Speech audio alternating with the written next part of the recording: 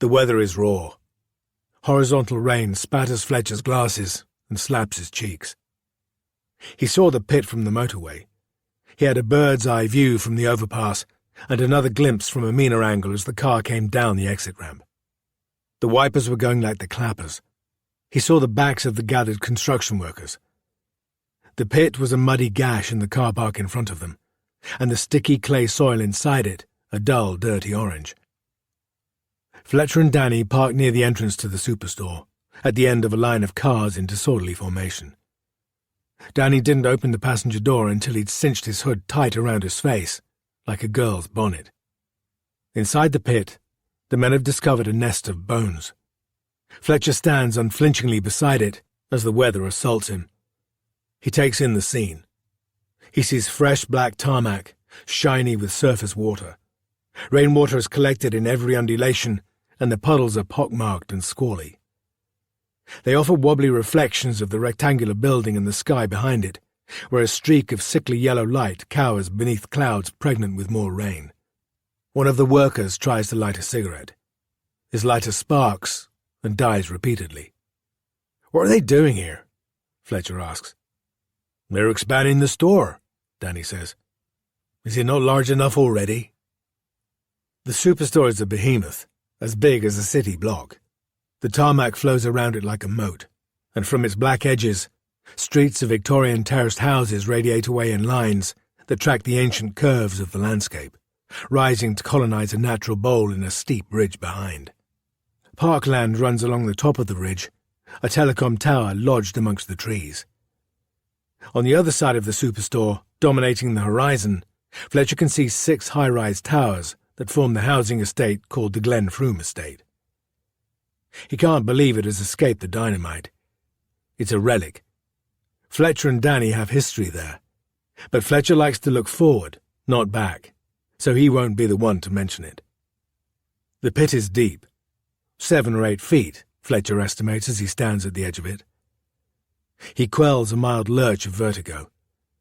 He's perturbed by the sight of the bone, the tip of a femur, he guesses from the size of it, and by the depth of the pit and the way it resembles a grave. The digger is abandoned beside them, the huge scraping tool quivering above. Danny shakes the hand of the site foreman. Beads of water hang like pearls from the edge of his hood. "We need to get this covered up," he says. Water is accumulating at the bottom of the pit, a few inches already. It'll be lapping the bone before long. To Fletcher, he says, "It's probably another fucking Julius Caesar." "Could be." Fletcher shudders. It's because of the weather, not the body. The cold has finally got to him. He can feel it in his bones. This isn't the first time he and Danny have investigated the discovery of suspected human remains. Once it turned out to be a Roman burial, another time a plague pit. This body is definitely not going to be fresh. So far as Fletcher knows, it has been 20 years or thereabouts since the superstore was built and the land under the deepest layers of tarmac was last dug. "Could be the missing link," he says to Danny. It gets a laugh. There's nothing much more to do until somebody can get out here to examine the bones and date them. Deciding how much of the car park to cordon off is probably the extent of it. Fletcher feels a wave of heartburn. Hot tongues of stomach acid defying gravity just when the rest of his body is giving up that fight. He extracts a strip of antacid tablets from his trouser pocket. It's not easy. The wind nearly takes them.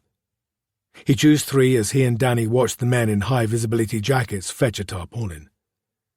The tablets taste unpleasantly of chalk dust, with an overtone of spearmint. "Do you know what?" Danny says. He's swiveling on his heel, looking around. "What?" Fletcher replies. The men struggle to spread the tarpaulin over the pit.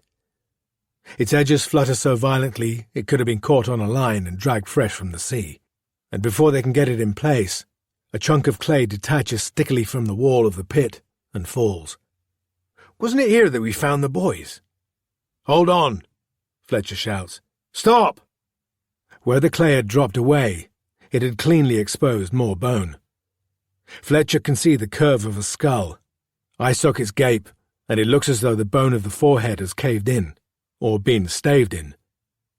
He can also see what looks like the end of a large metal spanner. He would bet 50 quid it was buried with the bones, and he thinks there might be some sort of material matted on it. It's definitely not a Roman artifact. See that? He turns to catch Danny's reaction. But Danny's puking a few feet away, bent double right behind the stand. The tips of long grasses obscure his head and tickle his ears. The heat intensifies the smell of his vomit. "He's still alive!" Fletcher shouts. He tries to drag the heavy roll of carpet, wanting to move it, but not wanting to hurt the boy any more than he already is. "Help me, for fuck's sake, Danny!" Danny comes, stumbling, wiping his mouth, still retching, and together they get the carpet off the lad who still has some rise and fall in his chest. Fletcher is sweating buckets into his brand-new suit. His wife brushed non-existent dust off the lapels before he left this morning and admired the expensive cut of it. But the suit doesn't cross his mind as he kneels on the bloody dirt. Nothing does, apart from this kid. It's too late for the other one. His body's motionless, without breath. His face is pulpy. That's what set Danny off. Yards away, the stand at the dog track is deserted. It's Monday morning, and there are only enough people in the stadium to fill a few tables at the bar terrace opposite. 3 bookies have turned out, though, and set up in the morning sunshine, their black bags already full of notes. A sign says the minimum wager is 2 quid. While they wait for the ambulance, a tractor skirts the track twice, smoothing the sand. Fletcher cradles the lad's head in his lap and carefully wipes his hair back from his forehead, avoiding the wounds. He takes one of the boy's small, soft hands in his own and tells him over and over again that he's all right now, that they've found him, that he's going to be okay, that he needs to hang in there, that help is on its way, and it won't be long. A leaning corrugated metal fence separates Fletcher and the boy from the back of the uncovered bleachers. The fence has gaps in it a slight man might be able to squeeze through. People have dumped rubbish here. Building site rubble, bits of metal, furniture carcasses, cracked old tires with no tread, a mattress, and a carpet roll, all marooned in the corner of half an acre of unmade ground that otherwise resembles a moonscape. Here and there, Fletcher sees remnants of an old coating of asphalt, peeled up pieces and sticky black clods oozing in the heat. From the dog track, a public address system plays a startlingly loud trumpet fanfare. Through a gap in the fence and the bleachers, Fletcher has a view of blue-coated handlers leading the dogs onto the track. Some of the men wear flat caps in spite of the heat, or maybe because of it. Fletcher wipes his brow. A gobbet of blood appears at the edge of the boy's mouth and drips down the side of his cheek.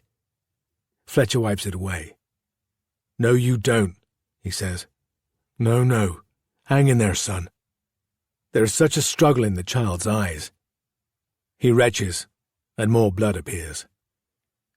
Fletcher gently pulls the kid further onto his lap and wraps his arms across him, willing some of his own vitality into the child, yet trying not to squeeze him too tightly. The track PA announces the names of the dogs that are ready to race. The words boom into the intense blue sky above Fletcher, and when they fade, he hears the whine of ambulance sirens from the overpass. Finally. 5 minutes left to place your bets, the voice on the PA warns. The boy's eyelids flutter. Flying insects buzz and whine at an unbearable pitch. "Come on, son," Fletcher says. "Hang in there. Do it for me." Danny has run back to their car. He sits in the passenger seat, door open, one leg out, foot on the ground. He's talking on the radio. His mouth is making the shapes of urgent words, but Fletcher can't hear them. He squints. Behind Danny, the ambulance is circling down the exit ramp, lights flashing. "Ambulance is here!" Fletcher roars at Danny. "Meet them at the gate! Bring them over here!" He and the boy are screened by a drift of California poppies growing amongst the rubbish. They're so fucking orange. A fly lands on the boy's nose, and Fletcher waves it away.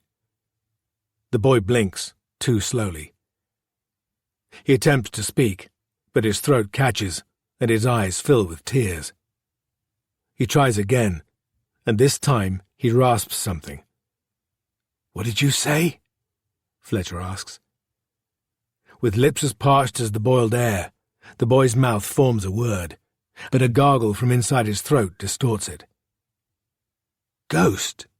Fletcher asks. "Did you say ghost?" From the track comes the sound of the gates crashing open and the dogs running. The commentary's a drone. In response to Fletcher's question, there is only fear in the boy's eyes. He dies 7 seconds later, as the dogs fly past on the other side of the stand. The speed of them, silky coats flashing by and clumps of sand kicked up behind.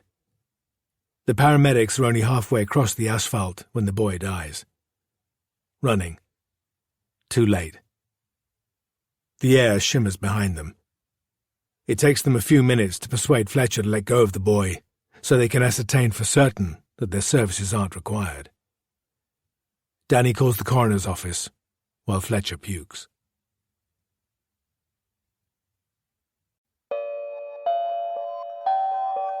It's Time to Tell. Episode 1. 3 Deaths and an Article. You are listening to It's Time to Tell, a Dishlicker podcast production. This podcast contains material that might not be suitable for younger listeners. Your discretion is advised. 20 years ago, 2 boys were brutally murdered, their bodies abandoned on wasteland. What happened to them remains a mystery to this day. Award-winning filmmaker Cody Swift, haunted by the murder of his 2 best friends, now returns to the Bristol estate he grew up on to find out if, for the people involved, it's time to tell. My name is Cody Swift. I'm a filmmaker and your host of It's Time to Tell, a Dishlicker podcast production. 2 months ago, on 7 February 2017, a man called Sidney Noyce died in prison. The coroner ruled that Noyce took his own life. He made use of his bed sheets to form a noose. He tied one end to a bedpost and asphyxiated himself with the other. On the day of his death, Sidney Noyce had been incarcerated for just over 20 years, since his conviction for the brutal murder of my 2 best friends, 11-year-old Scott Ashby and 10-year-old Charlie Page, back in 1996. Not everybody believed Sidney Noyce was guilty. Here's Owen Weston, a reporter who covered the original murder trial. Sidney Noyce was a bird in the hand for the police. Or a sitting duck, take your pick. He had confessed to hurting the boys, but I for one questioned his guilt from the moment I saw him in court. Noyce had substandard intelligence. He didn't seem to know what was going on. For me, that was the first red flag, but there were others. The police took a different view. This is Chief Constable David Tremaine, who was a detective chief superintendent at the time, issuing a statement to the press on the day of Noyce's sentencing. This has been one of the most deeply harrowing and disturbing cases myself and my colleagues have worked on in all our years of service. Sidney Noyce's actions on the night of August 18 imposed a life sentence on the families of Charlie Page and Scott Ashby when he ended the boys' lives in cold blood. It is my sincere hope that Noyce's sentencing today will help the community to feel safeguarded and reassured going forward, though it can never bring the boys back, and our thoughts remain with their families. When the judge in the trial sentenced Noyce to life imprisonment, he said the following: "The crime you committed was brutal and pointless. I am in no doubt that your mental difficulties have held you back in life, but I believe you well understand the difference between right and wrong. On 18 August, Charlie Page and Scott Ashby were out playing on a beautiful summer evening. They may have been on their way home to their families when they encountered you. You subjected both boys to a brutal beating, an ordeal that must have terrified them. Scott Ashby died that evening, but Charlie Page remained alive overnight. His suffering must have been dreadful. The word monstrous seems inadequate when describing what you did." Who to believe? Was Noyce a monster, or did he have clean hands? During the 20 years Sidney Noyce spent in prison, he never stopped proclaiming his innocence. After Noyce died, Owen Weston published an article expressing his sadness and frustration, and describing once again his long-held concerns about Noyce's conviction. I came across the article by chance. I opened the newspaper one Sunday morning, and there it was, illustrated with headshots of Scott and Charlie. Seeing their faces after all these years was like getting a punch in the gut. Reading the article gave me a similar feeling, because 20 years ago my family and I were not aware that there was any possibility that Noyce could have been innocent. We were delighted by his arrest and his conviction. On the estate where we lived, the predominant feeling amongst the other families was relief that he had been taken off the streets. Kids began to be allowed to come out and play again, after months of being kept in by nervous parents. The thought that Noyce could be innocent overturned everything for me. I wondered how my family and neighbours and friends from back in the day would feel about it. I wondered if they would even want to know. It kept me up at night. Having avoided any mention of the case for all these years, I began to look into it. I contacted Owen Weston and spoke to other individuals involved in the original investigation, and a story emerged. It pulled me in. As I got deeper into the research, I shared my findings with my girlfriend, Maya, a producer. "If you really can't get this out of your system," she said, "why don't you do something with it?" She mentioned a true crime podcast she'd been listening to. "It would be the perfect format for a story like this," she said.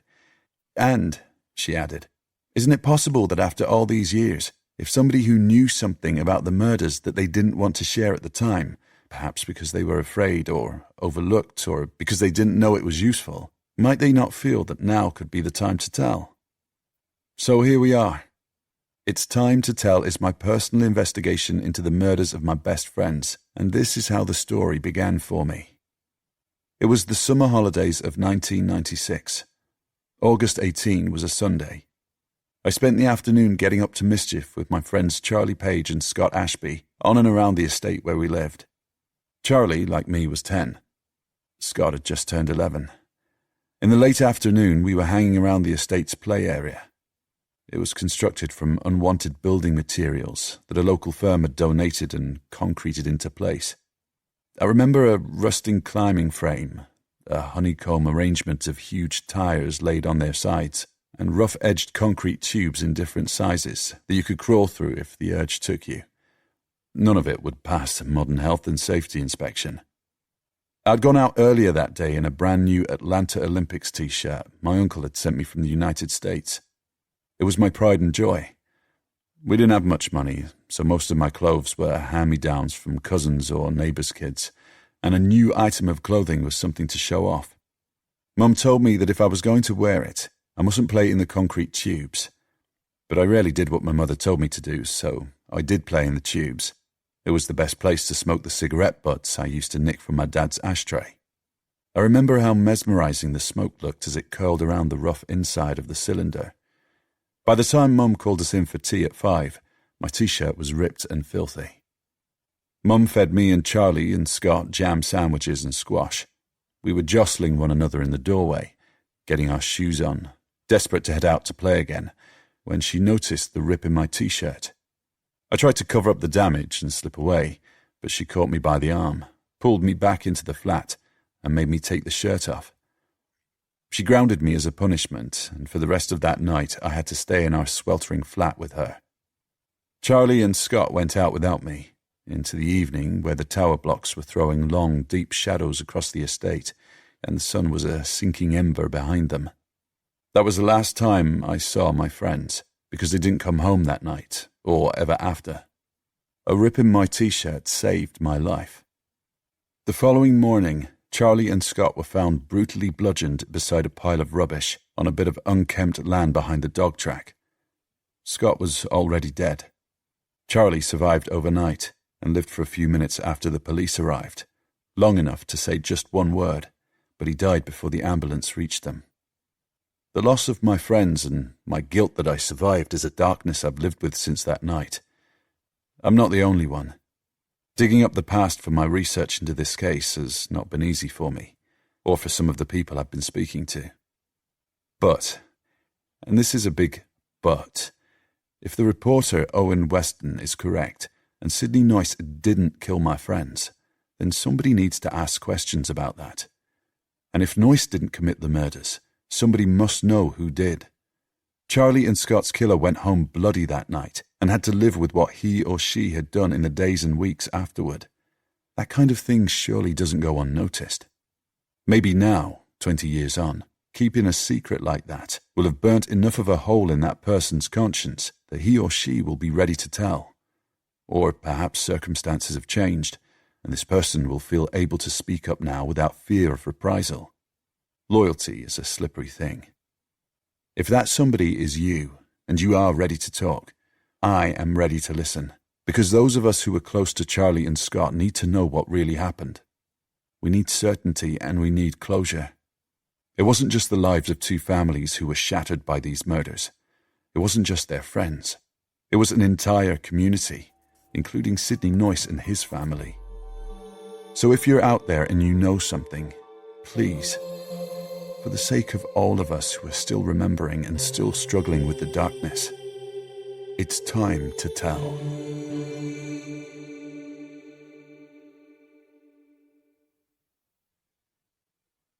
Jess stops off at the supermarket on her way home from yoga. She heads directly to the bakery aisle and takes a few moments to select candles for Nick's birthday cake. She opts for one fat one instead of 46 spindly ones. The packaging promises it will burn and sparkle like a firework. Nick will love it. Beneath his serious, hard-working front beats the heart of a big kid. Not many people know that, but it's one of the things Jess loves most about her husband. She believes Nick is a good man through and through. Decision made, she cruises down the wine aisle and grabs a bottle of bubbly. She splurges on a brand Nick likes. At the end of the aisle, she spends a couple of minutes looking at magazines. Jess is a student of lifestyle. She selects her two favourite titles, one fashion, the other interiors, and puts both in her trolley. She will spend hours poring over them later. She and Nick don't have lots of money, but there's enough to make them and their home look nice if she budgets carefully. Jess checks her watch and hums as she makes her way toward the checkout. Plenty of time to get home and get everything ready for Nick's return. She feels relaxed. It's a good day. She notices the newspaper headline when she's waiting in line to pay. She snatches the local rag from the shelf above the conveyor belt and tries to read it, but she doesn't have her reading glasses with her and the small print is a blur. The headline is not. It's crystal clear. Local boy Cody Swift returns to Bristol to investigate double murder of best friends. Headshots of the victims are printed below, side by side. They appear slightly out of focus to Jess, just as the small print does, but she doesn't need her glasses to recall every detail of these faces as if she last saw them yesterday, because the boys in the photographs are her son, Charlie, and his best friend, Scott. They are the same pictures that were plastered across the front pages of the local and national papers in the weeks after their murders and during the trial 20 years ago. They are bland school photographs, and the boys have the flattened, startled expressions of the flashlit. Both wear red school sweatshirts, and somebody, the school nurse perhaps, must have brushed their hair roughly and forced it into an unfamiliar parting seconds before the pictures were taken. This is it, Jess thinks. Game over. Over the past 20 years, she has learned to organise the different stages of her life into distinct strata. The lonely childhood, full of foster families she can barely remember. Then what she thinks of as the dirty years before and after Charlie was born.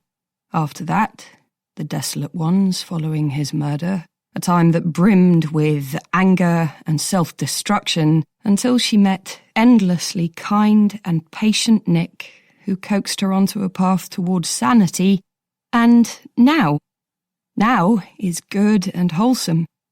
It has been like this ever since she learned to trust Nick, and it has only got better since Erica was born. It has been so good, in fact, that it might be perfect, if it hadn't been for Jess's guilt about what happened all those years ago. Jess's hands begin to shake and the paper trembles. Cody Swift has lit a stick of dynamite that could blow everything in her life to smithereens. She knows already that his podcast could be a new and dark dawn in her life. She ignores the man behind her who is nudging her trolley with his and asking if it belongs to her. She leaves the things she has carefully selected in the bottom of it and hands just the newspaper to the cashier. The cashier talks to Jess, but Jess doesn't reply. She grabs the paper and her change and hurries back to her car.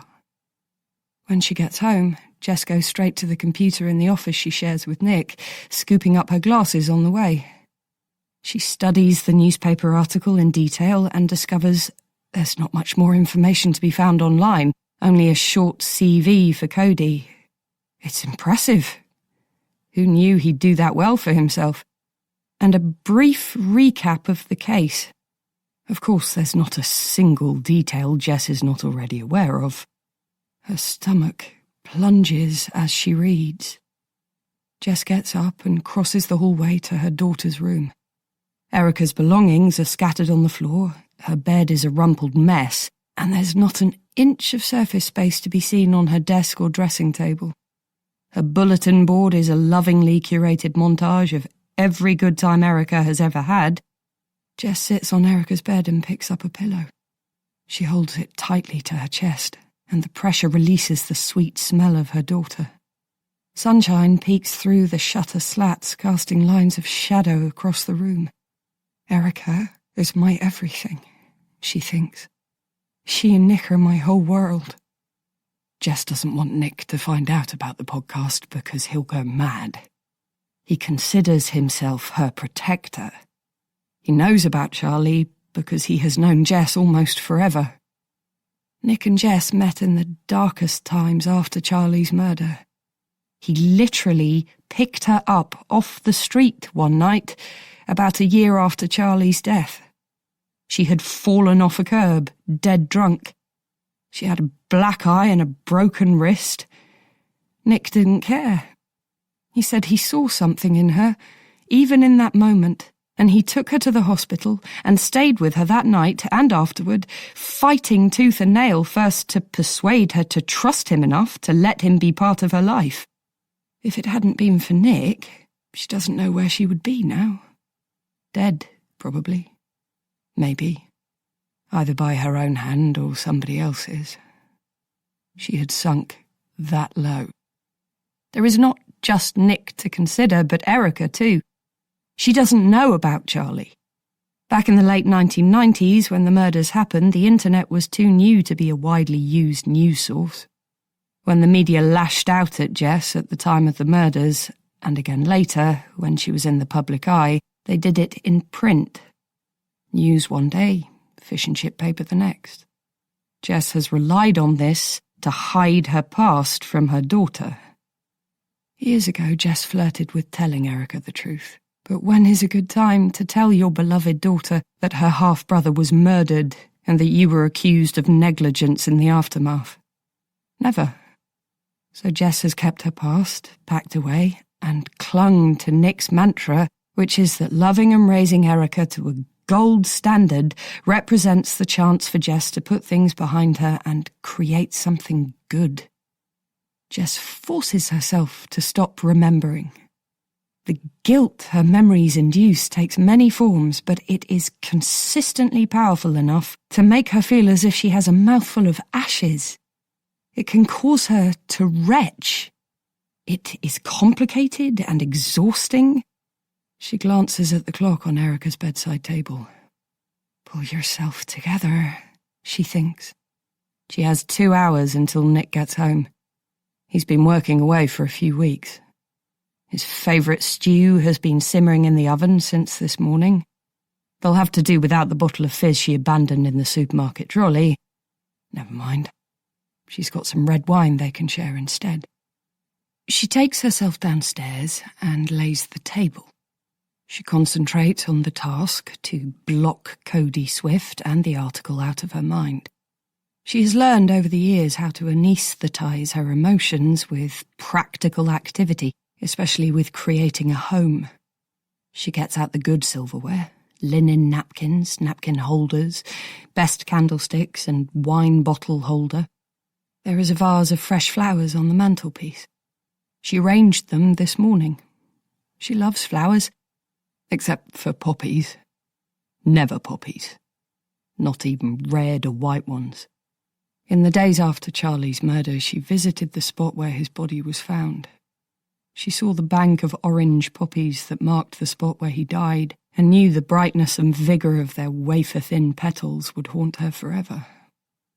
In the kitchen, she takes a chocolate mousse cake out of the fridge and decants it from the box it came in onto a glass plate with a gold rim.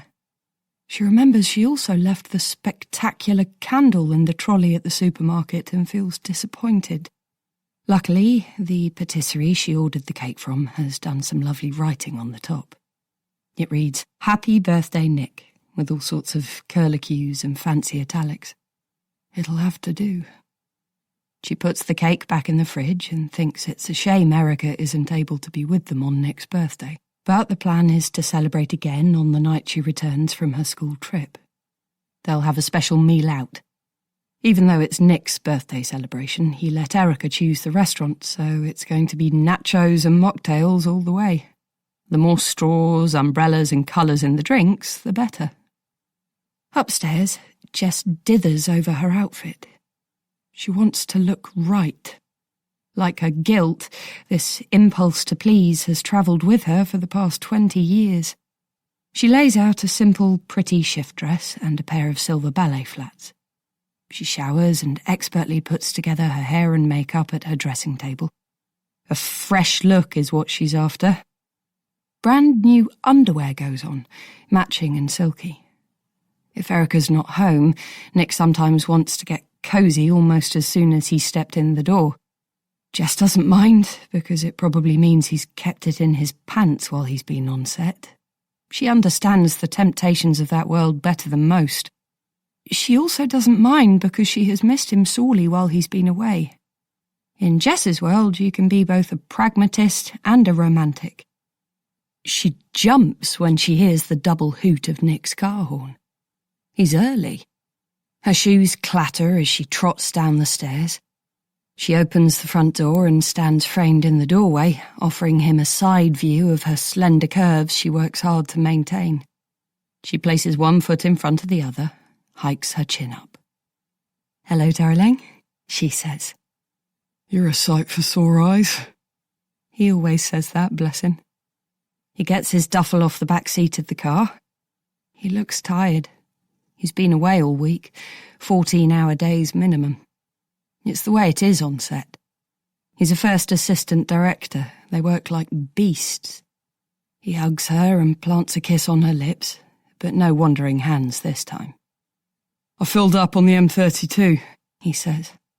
It's a petrol station that's only a couple of miles away, and she thinks, oh, crap, because she suspects she knows where this is going. "Have you seen this?" He gets the local newspaper off the passenger seat and holds it up to show her the article about Cody, the podcast, and the murders. "I'm not going to talk to Cody Swift. He's not getting a single word out of me." She says it tough as old leather, like she would if she was playing a mob wife, and Nick nods, but a sob escapes her. "Charlie," she says. Spoken aloud, there's no other word that can make her feel as raw as this one. She loses herself in Nick's chest and arms. She feels heat, a heartbeat, and takes comfort from the firm pressure of his embrace. Later, she pulls herself together, and he tells her more than once how much he loves his birthday meal. She holds his hand across the table and keeps her real feelings behind her smile as she proposes a toast. "Happy birthday, darling. Here's to being another year younger." The sign on the door says Wet Lab. Fletcher didn't have to come here in person, but he likes to see things for himself. Back in the day, it was a tactic that helped fast-track him up the ranks. Dr. Mary Hayward, senior forensic pathologist, is waiting for Fletcher in the lab. Her red hair is on the turn to grey, but her clear green eyes pack a punch that Fletcher feels somewhere in his stomach, just like he did the first day he met her. She wears pearl earrings and red lipstick, and her eyes are rimmed lightly in black. She appears to have grown even more groomed, glossy, and successful over the years, while Fletcher feels as if he's been incrementally fraying at the seams. "Mary," he says. "John." They shake hands and her cheeks dimple as she smiles. "Amazingly, we've got a full set of bones," she says. "Shall we?" She pulls on a pair of plastic gloves, and they move to a table where the bones found in the car park have been laid out on a thin foam sheet. The bones have been cleaned and reassembled into a two-dimensional skeleton. At the head of the table, the skull rests upright, supported by a white ring that reminds Fletcher of a vicar's dog collar.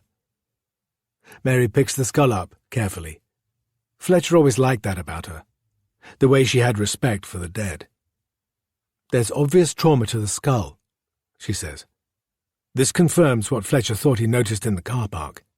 She swivels the skull so he can get a closer view. The front looks to have been caved in with a single deep blow. The bone surrounding the fissure is riddled with hairline cracks, as if it were no more robust than wall plaster. "Somebody took a good swing at him," Fletcher says. It's consistent with the blow from the spanner that was found with him. "Anything else?" To Fletcher, most of the bones on the table look like old brown sticks, but he knows Mary will have found clues to the identity and lifestyle of this person in every piece. She talks him through it. He's male, approximately 40 to 50 years old at the time of death, and approximately 6 feet tall. Large frame, Caucasian, historical fracture to his tibia and collarbone, probably sustained in childhood.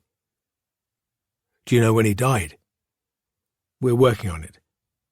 "It'll be before 1997, Fletcher says. "The car park he was found under was dug up and relayed then." "So I gather. We also have some scraps of clothing and footwear remnants. They'll help." "I guess." "You know I don't guess." He nods. He knows. Mary places the skull back onto its foam ring. "There is one thing you might like," she says.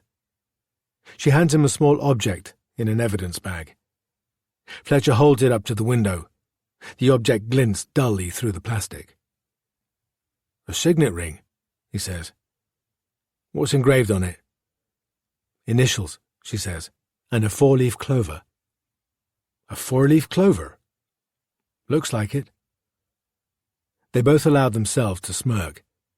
They share a love of gallows humour. "Not so lucky, then," Fletcher says. One of them had to. "The initials are PD, Mary says. "Obviously we'll run his DNA, but they might help you get you an ID sooner." Fletcher feels hopeful. He'll input details of the ring into the missing persons database when he gets back to the office and see if it throws up a link to anybody. Mary strips off her gloves and bins them. "I heard about Jane," Mary says. "I'm sorry." The comment takes Fletcher by surprise, because he likes to keep his private life private, and it pains him to think that the recent breakdown of his marriage might have become the subject of gossip. He manages a response. "Happens to the best of us." His reply acknowledges that he knows Mary's marriage has also ended. Fletcher could say more, and knows he probably should, but he's reached his limit on personal talk, so he changes the subject. "Do you remember the boys who were murdered by the dog track?" Mary nods. "Difficult to forget that one. We found this guy a hop and a skip from there." She raises an eyebrow. They both know better than to read anything into the coincidence, yet also realize that it should be kept in mind. And weirdly, something else happened related to that case. Lately, Fletcher has developed the habit of giving up on what he's saying in the middle of a sentence. It's usually because something has occurred to him. Mary prompts him. "Enlighten me." "I had a phone call at the end of last week from a man who says he was called Cody Swift." The name is a challenge to her powers of recollection, But Fletcher knows Mary has a superb memory for detail, and sure enough, it takes her only a moment to place the name. He was the best friend of the victims. Exactly. What did he want? He's come back to Bristol to do an investigation of his own into the case. An investigation of his own? Fletcher shrugs. What did he want from you? Mary asks. Cooperation? Information? But you can't share anything. I told him that, and I told him what he's doing is going to upset a lot of people, with consequences potentially. Why is he doing it? Why now? He wants closure. Fletcher understands that a longing for closure can become a noose that cannot easily be lifted from the necks of the victims' families. She exhales audibly. Closure? Wow. Good luck to him, but I think it's a Pandora's box. He's crazy. He says he's going to speak to Howard Smale. Smale won't talk. That's what I told him, but Swift said he'd already approached him and got an encouraging response. Do you believe him? No. Me neither. But never say never. Mary pauses before she says, well, shit. Fletcher doesn't think he's heard Mary swear before, but if ever there was a reason to, it's the possibility that disgraced ex-Detective Superintendent Howard Smale might be spilling the beans in public about this case. Mary is still shaking her head in disbelief as they move out of the lab and into her office next door. Coffee? She asks. Fletcher accepts because he always does, though when she turns her back on him to prepare it, he grimaces in anticipation of the fact that she won't add sugar.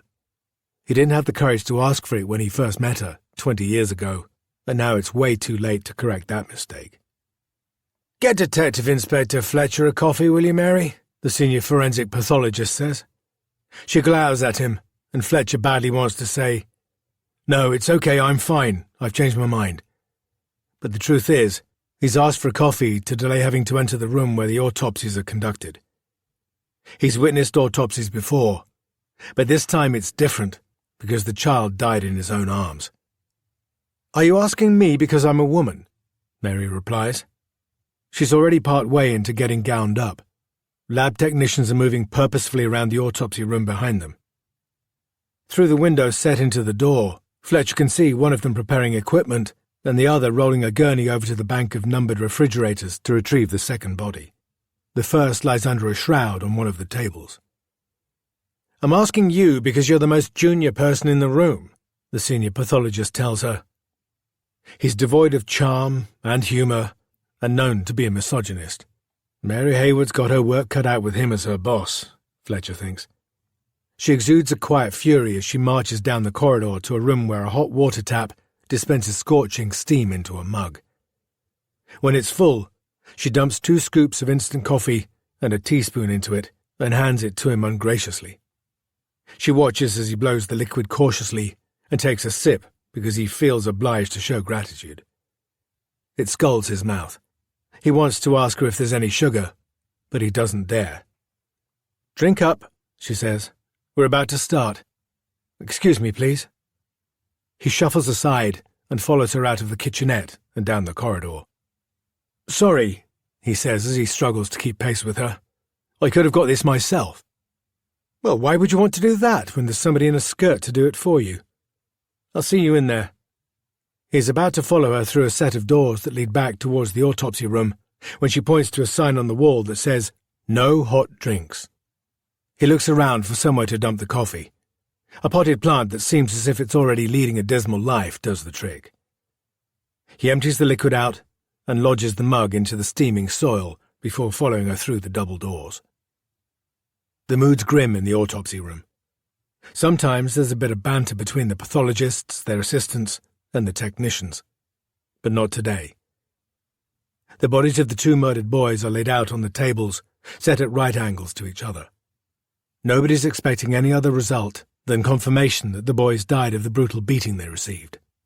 Fletcher volunteered to be here because he wants to be part of every stage of the boys' journey until whoever did this is brought to justice. The sight of the bodies on the tables stokes the fire that their discovery lit in him yesterday. He's only a year out of Bramshill, the police training college, and already a detective inspector. He didn't earn a fast-track promotion by sitting around scratching his arse. He's known to get results. He doesn't know the meaning of working hours. He lives the job. It feels crowded in the room. It helps him cope. The pathologists and their assistants move methodically around the bodies as they work in a well-rehearsed choreography. They periodically obscure the boys' bodies from Fletcher's view. He's able to breathe relatively normally only when that happens. Otherwise, he's mostly holding his breath. He experiences the autopsies as a collection of unpleasant sensations. The rasp of the pathologist's scissors as they cut through skin, and the more businesslike sound of the clippers that they use to tackle the small rib cages. Metal trays and implements clashing and water gushing. There's blood. One of the taps squeaks as it's turned on and off. The pathologists record their findings verbally, in an incantation of technical jargon that partially alleviates the violence of the examinations. But not enough. Fletcher can't keep his eyes fixed on anything that's happening on the tables. He tries because he doesn't want to lose face, but his gaze flutters away and settles anywhere else. The drainage channels set into the floor, the stained grouting, the pale white shins of Dr. Mary Hayward, reluctant maker of coffee, who's assisting at the table where they're working on the boy Fletcher now knows is called Charlie Page. The boy who died in Fletcher's arms. By the time the pathologist working on Charlie confirms that from an initial inspection the child does appear to have died as a result of his head injuries, Fletcher's on the point of having to bolt, wondering if the potted plant on the other side of the door will accommodate the contents of his stomach as well as his coffee. He is pathetically grateful when a lab administrator beckons him out of the room. In the corridor, a man leans against the wall. He's tall, sinewy, and dapper. Fletcher draws in breath sharply and hopes the intense nausea he's been feeling doesn't show on his face. He respects this man. Detective Superintendent Howard Smale is talking on a mobile phone. They haven't been issued at Fletcher's rank, but the top dogs have them. Smale finishes the call promptly when he sees Fletcher and says, "Take a walk with me." They step outside. It's only 6:30 a.m. The boys' autopsies have been fitted in before the scheduled ones. The hot weather broke overnight. Thunder and rain rattle the city during the dark hours, and although the storm has moved on, the air still feels heavy and oppressive.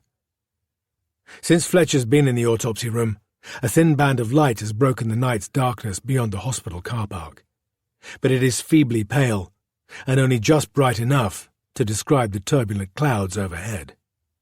Fletcher watches Smale carefully, wondering what he wants. It's unusual for somebody of his seniority to attend an autopsy. "Brutal in there?" Smale asks. His crisp features are tempered by a profusion of deeply pitted acne scars spread across both cheeks. Fletcher nods. "I'll be working this case as senior investigating officer," Smale says. Fletcher is not surprised. This is going to be a high-profile case. A Category A murder investigation, the most serious kind. He figures he's about to be sent on his way, but Smale says, "I'd like you to join me on the case as my deputy. I've heard very good things about your work." Fletcher tries not to let his surprise show. There are officers with years more of service whom you would have put your money on to get the role. His nausea and fatigue vanish instantly, replaced by a feeling of triumph. "Thank you, sir. I'm delighted to have the opportunity. It goes without saying that I'll do my very best. Thank you." "I've arrived," he thinks. A drop of rain hits the concrete pathway they're standing on. "The murder of a child is the hardest sort of case," Smale tells him, as if Fletcher didn't already know it, as if that child hadn't died in his arms. "I understand, sir," he says. "When a kid gets murdered, it's never just about one life. It's about everybody. It hits people at their core, makes every aspect of life feel unsafe. Until I catch who did this, it's going to feel like the bogeyman has moved in with every family on that estate, and probably in the rest of this city too." "Yes, sir. My investigation will not stop until we find who did this. It will be meticulous. We will leave no stone unturned. All my men are going to live this until we solve it. Smale has intense blue eyes. Fletcher feels as if he's being pinned against the wall by the other man's gaze. Yes, sir, he agrees, though it bothers him that Smale is referring to the case as my investigation and referring to the team as my men. Most officers use the term we and us, Fletcher included. Get back to the station and do what you have to do so you can make an immediate start on this. I'll speak to the pathologist and join you there. I'll be working on selecting the rest of my team. What about D.C. Fryer? Danny Fryer? He was with me when we found the bodies. He's a good detective, sir. If you say so, that's enough for me. But everybody on my team must pull their weight. No exceptions. Understood. Thank you, sir. After they part, Fletcher feels good about getting Danny on the team. He's always looked out for Danny Fryer. They've been friends since school. They have a strong bond. Fletcher plans to have a word with Danny as soon as he gets to the office. He'll warn Danny that Smale seems to be a stickler and tell him now is the time to put his best foot forward. Fletcher finds his car and begins the drive to Southmead Police Station, where the Criminal Investigations Department is based on a small campus of red brick buildings that are no longer fit for the purpose. As he cuts into the city traffic, still light because of the early hour, his hands tighten around the steering wheel. For the first time in his professional life, he has landed in the arena where the big boys fight. And if he knows one thing, it's that he's ready to prove himself.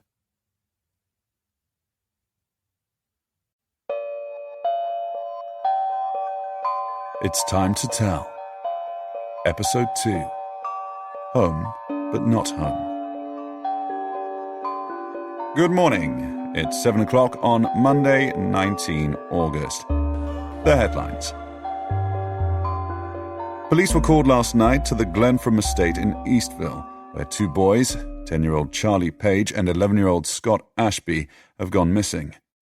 The boys were last seen at around 8 p.m. walking down Primrose Lane on the estate.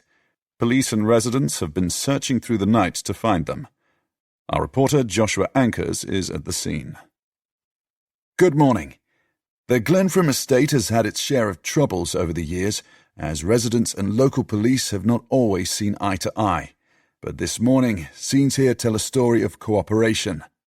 Residents and police have been working together throughout the night to search for missing boys Charlie Page and Scott Ashby, who we believe were last seen walking down this lane at around 8 p.m. yesterday evening.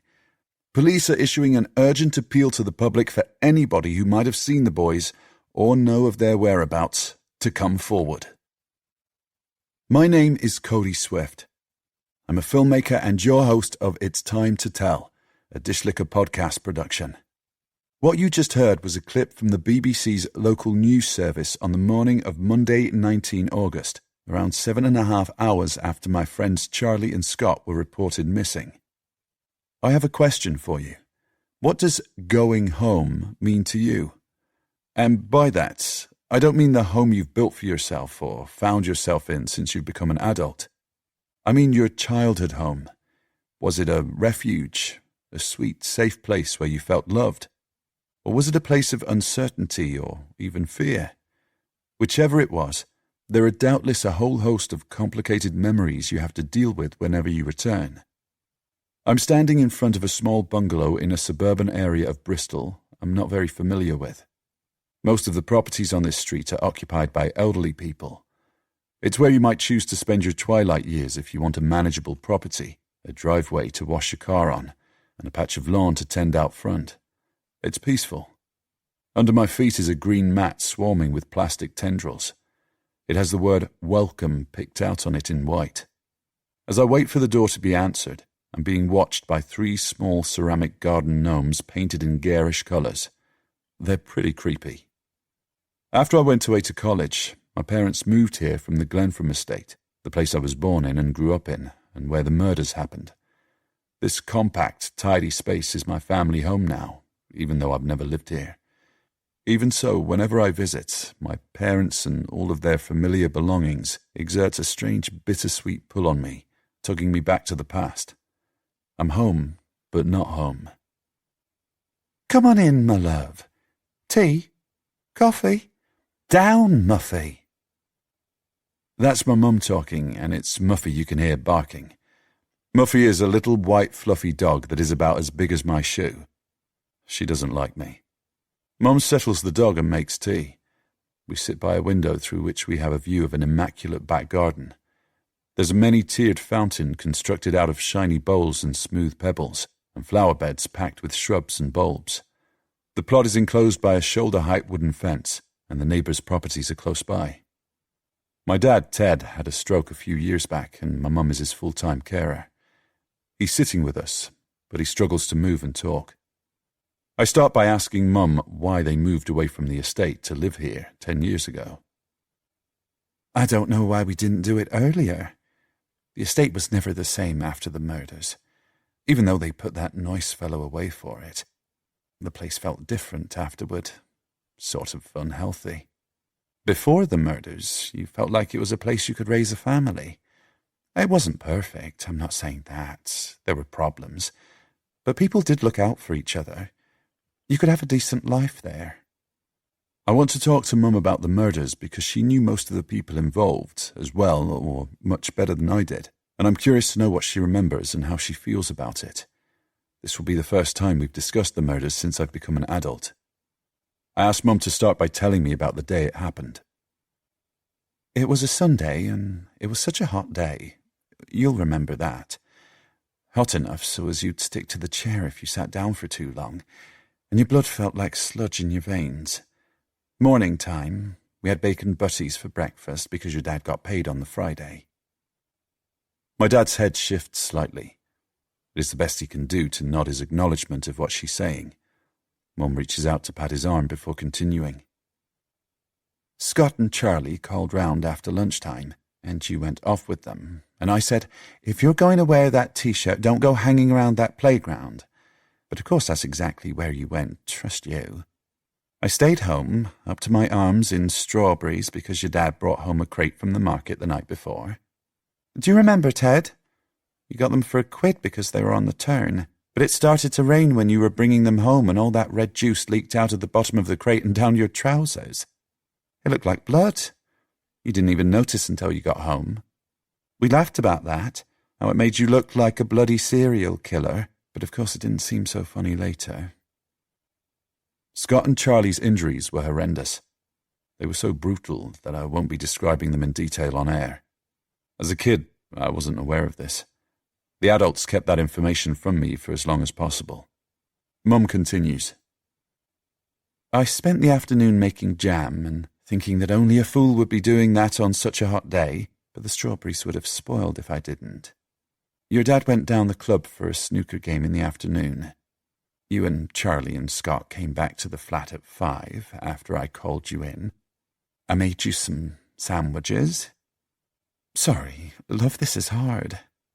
Anyway, after you had your tea, I saw that rip in your T-shirt when the three of you were putting your shoes on to go back out. You were trying to hide it, but you weren't doing a very good job. I felt so cross with you about ripping it, I didn't let you go back out with Scott and Charlie. I thank God for that every day. These are difficult memories for both me and for Mum. She dabs at her eyes with a lace-edged handkerchief and fingers a small gold cross hanging on a narrow chain around her neck. She's been a churchgoer all her life, though she struggled to persuade Dad or me to join her. Dad agreed to a church wedding only on condition he never had to set foot in the place again. We watched television that night. Do you remember? It was too hot to do anything else. I remember we had the door onto the balcony open and all the windows, but it was still baking inside. I wanted you to help me with my crossword puzzles because you were good with words, but you wouldn't answer when I read out the clues because you were cross with me for grounding you. I remember the cat was trying to catch flies in the window, and there were hot air balloons in the sky because it was the balloon festival that weekend. Your dad got home just after dark, just before 10, I think it was. He sent you to bed, and me and him weren't sat there long before the phone rang.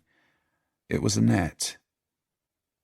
Mum is referring to Annette Ashby, Scott's mother. Annette was one of Mum's best friends on the estate. As I was listening to Mum, it occurred to me that memory is a funny thing. I remember some of the things she mentions, but not all of them. I don't remember the cat or the crossword puzzles. I do remember feeling hard done by because I was stuck inside with her. I remember the estate dogs barking at dusk like they always did and the lights coming on in the building opposite. I remember the sounds of other people's TVs and the smell of barbecue. I don't remember the phone call. I fell asleep to a small, noisy fan in my bedroom. It drowned out the noise of the phone. Your dad answered and he passed the phone to me. Annette asked had we seen Scott or Charlie at all. I said no, not for hours. I asked her why. She said they hadn't come home yet. She said Jessie was supposed to be looking after the boys, taking them to the Lido over at Portishead or something. But she wasn't answering her phone and there was nobody at her flat. Annette thought you'd been with them too, but I explained that I kept you in. The Jessie whom my mum is referring to is Jessica Page, Charlie's mother. She married later in life and took her husband's name, so she's called Jessica Guttridge now. But for the purposes of the podcast, we're going to refer to her as Jessica Page, to avoid confusion. You'll hear more about her in episode 3. Here's Mum again. Annette told me she convinced herself not to worry at first when they were late, because Jessie was a really bad timekeeper, but she was panicking by then. It's Sunday night, she kept saying. Where could they be this late on Sunday night? My heart started going the clappers when I realized it was over an hour since they were supposed to be home. It had been Annette's specific understanding that Scott would be back home before it got dark. Scott and Charlie had assured her they would be when they left her house at lunchtime. At that point, there had been a plan for Charlie's mother to take them for a swim at the Lido. I had known about it too.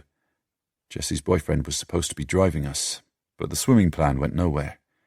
To our disappointment, it fell through in the early afternoon before I even mentioned it to my mum. It fell through because Jessie and her boyfriend realized they needed to be elsewhere. Nobody told Annette. On 18 August 1996, in Bristol, dusk was officially recorded as being at 9:01 p.m, so by the time she phoned Mum, Annette's anxiety had been mounting for a while. Mum and Annette went out onto the estate to look for the boys. Nobody they talked to had seen Scott or Charlie since around 8, when a neighbour said she'd spotted them walking down a path in the estate. The neighbour had assumed they were on their way home. She hadn't spoken to them. That was the first clue Annette had that the Lido plan had gone awry. Here's Mum again. When we realised they probably hadn't gone to the Lido, we started to get really worried. We searched in all the places we could think of, and then we went back to Annette's and phoned everybody we knew. And I mean everybody. We kept phoning Jessie's flat, but no answer.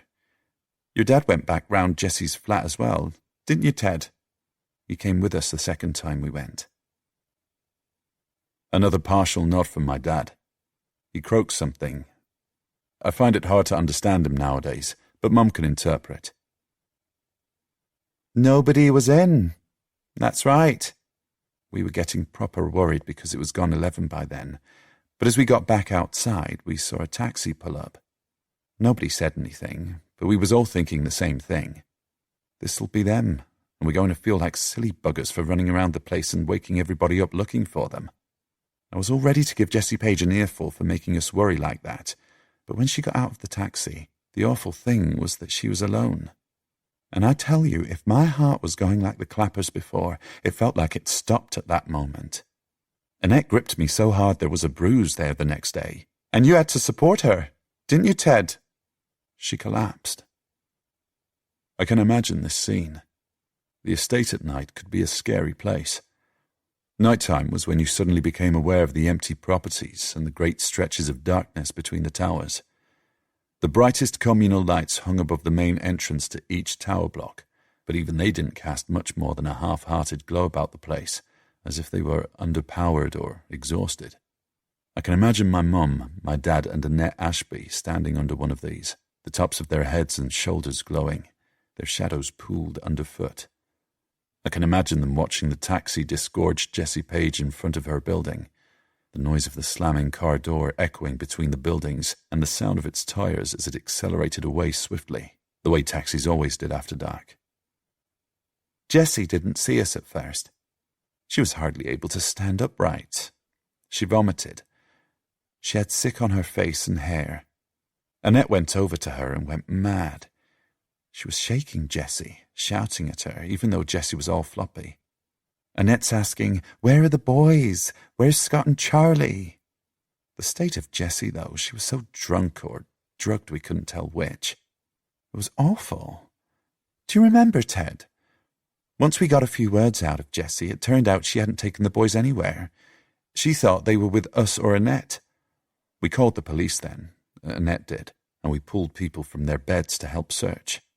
By the time it got to midnight, the crowd had grown and loads of people on the estate was searching around the place, walking the paths, checking the stairwells, and calling for Scott and Charlie. It was so hot, everybody who was awake was asking out their windows, "What's going on?" So we told them, and word kept spreading. Lots of people came out to search, but there was no sign of Scott and Charlie. It was like they disappeared off the face of the earth. I interrupt to ask a question. It has become quite dark in the house now, but none of us has bothered to turn on the lights. The dog is asleep on Mum's lap. This is a question I have been nervous to ask. There is something I want to know because it has preyed on my mind over all the years since Charlie and Scott were murdered. I'm not nervous because I think Mum might be angry, but because it's a question she has probably asked herself many times too. It's a what-if question, and they often come with regrets. Why didn't you wake me up and ask me where Charlie and Scott might have been? Mum strokes the dog for a moment or two before responding. Then she sighs. Love, I wish we had. I don't know why we didn't. I suppose we got caught up in the search and all the panic. How I wish we had, though. I do wish that. Every time I think about it. If they had asked me, at least one of my friends might have survived, because I would have told them to search by the track. It was one of the places we hung out, even though we weren't supposed to. Instead, my parents left me sleeping and got a neighbour's daughter to babysit while they went out searching. Mum picks up the story again. We searched all night. It was about 11 the next morning when they found Scott and Charlie. All that searching, but nobody thought to go around the back of the dog track until then. Them two detectives found them. They tried to save Charlie, but Scott was already dead. That was when all hell broke loose. She makes a minute adjustment to a coaster that's on the polished table beside her. She turns on a reading lamp and the bulb is reflected in the film of tears on each of her eyes. As I prepare to leave, Mum says she has a question for me. Have you thought about what you're doing? Digging up the past? People might not like it. They might have learned to live with their feelings by now, but the feelings haven't gone away. They never will. Be careful what you stir up. I've thought a lot about this, about the pros and cons of revisiting something so painful after all these years. But the conclusion I came to is this. Isn't it better, always, to have answers? Mum and I are going to have to agree to disagree on this one. As I'm leaving, Mum hands me something. It's the last photograph I've got of the three of you together. Your dad took it the week before the murders.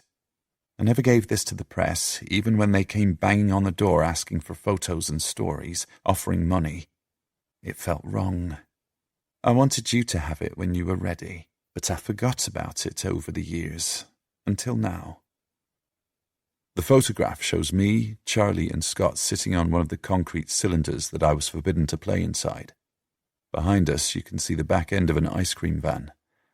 We are sitting shoulder to shoulder and each of us is holding a 99-flake ice cream.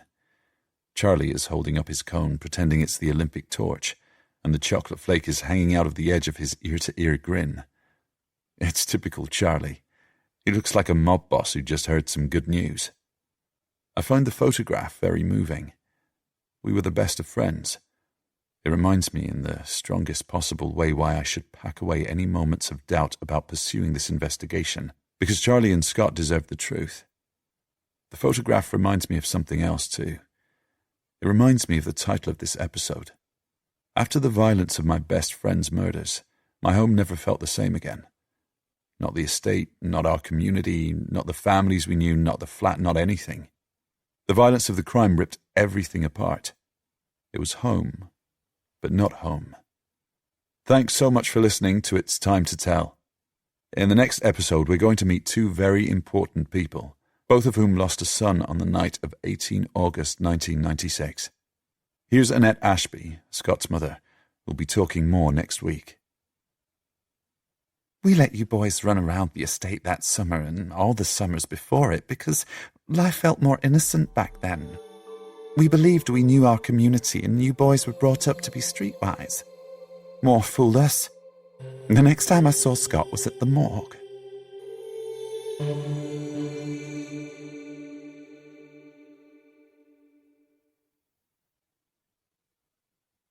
On the evening Erica is due back from her school English trip to London, Jess and Nick go to collect her. Nick has a new job lined up, but shooting doesn't start for a few days. He and Jess have been trying to relax after the shock of the news about Cody Swift and his podcast. They have gone about their normal routines and tried to enjoy Nick's downtime. They have been out to breakfast together and shopping. Jess has cooked something nice for them every night. The house feels empty without Erica. So far, Cody Swift hasn't tried to contact Jess. She and Nick have decided not to listen to the podcast and not to mention it to Erica. They're hoping it'll stay under her radar. Nick has looked the podcast up on iTunes and seen that it has fewer than 50 subscribers. It feels like less of a threat than it did at first, but since she became aware of it, Jess's nights have involved bad dreams interspersed with violent awakenings in which she finds herself gasping for air as if she were being throttled. When they arrive at the school to collect Erica, Jess and Nick join a group of parents waiting at the gates. Erica looks to be in fine form when she emerges from the coach. She drags her bag and assorted items she's failed to fit into it. Once she's navigated her way through the throng of kids, she drops everything and throws herself into Nick's arms first. That's my girl, Jess thinks, and her heart fills. Erica is a bundle of energy. She wears every emotion on her sleeve. She is Jess's greatest achievement. She is also a daily reminder of the child Jess failed to keep alive, which means that on a bad day, Jess feels unworthy of having her. Who, she thinks as she watches Nick and Erica embrace, deserves the daughter they always wanted when they couldn't do enough to keep their son alive? The thought nags distractingly, and the familiar taste of ashes fills her mouth. But she is practiced at keeping her composure and manages to hold the smile on her face. It's Jess's turn for a hug next. Erica smells strongly of a new perfume, and Jess wonders how much shopping her daughter has managed to fit in between cultural experiences in London. Quite a lot, judging by the amount of stuff she has. "What the bloody hell have you got in here?" Nick asks when he picks it up. "How much spending money did you take?" Jess smiles. Nick was the one who pressed a wad of £20 notes into Erica's hand before she left. Nick and Jess wait in the car while Erica says goodbye to her brand new boyfriend. They learnt about this relationship via a series of excitable text messages from Erica while she was away.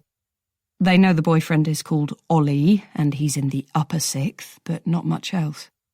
Jess assesses him through the car window, tall and skinny with floppy brown hair, shades of a young Hugh Grant. Nick's also watching him like a hawk, though Jess doesn't think he has much to worry about. From the look of Ollie, she doubts he's got it in him to do a single thing that Erica doesn't want him to. Her daughter is nothing if not strong-willed. Jess winds down the window as Erica approaches, dragging Ollie by the hand. "Can we go straight to Pete's Cantina?" Erica says. "Now? I'm so hungry." "So you want to go home and take a shower first? And change your clothes, maybe?" Erica's wearing sweatpants and a hoodie. Her long blonde hair looks as if she used it as a nest to sleep in on the coach. Jess would like Erica to give it a brush, at least. Her daughter has other ideas. "I really want to go straight there. Then Ollie can come too, please? Jess and Nick exchange glances, and she shrugs, because what Erica wants, Erica usually gets. It's not the way Jess brought Charlie up, but that's the point.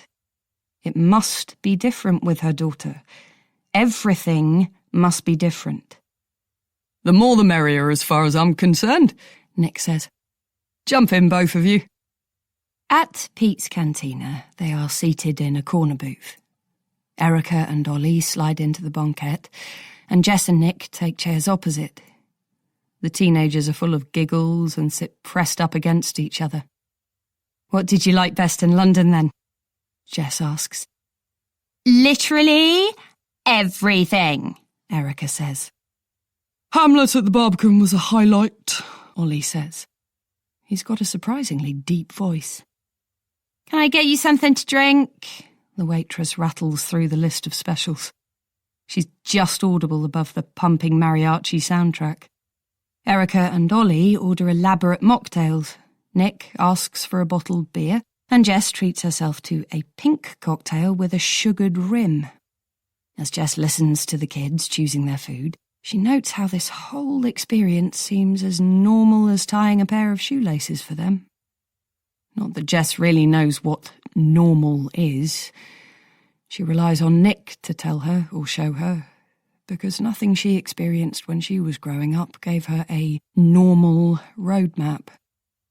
The closest Jess ever got to eating out in a restaurant when she was a teenager was eggs, beans, chips and a tea at a little chef restaurant in a service area just off the A361.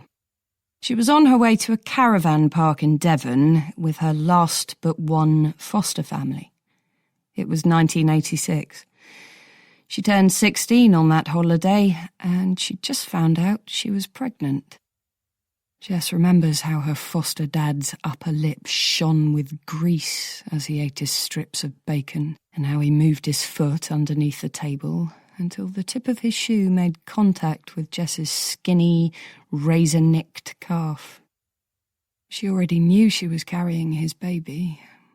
She'd spent her holiday cash on a pregnancy test and done it in the loo while they waited for the food. She kicked her foster dad's shin as hard as she could and watched him try to suppress his reaction to the pain in front of his family. He would be grateful to her very soon, Jess knew, because she would never admit he was the father of her child. She wanted to keep the baby for herself, because she had nobody else.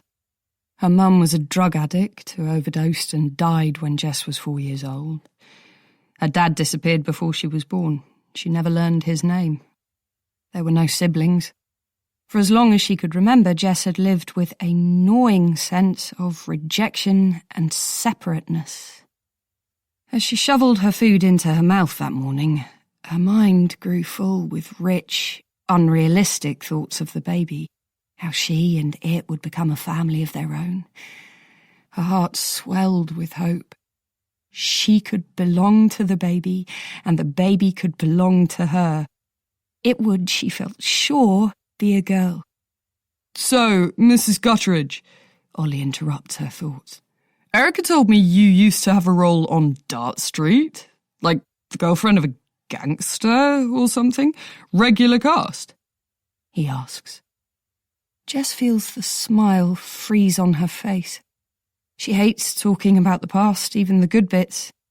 She feels as if she's already spent too much time thinking about it and they haven't even got their main courses yet.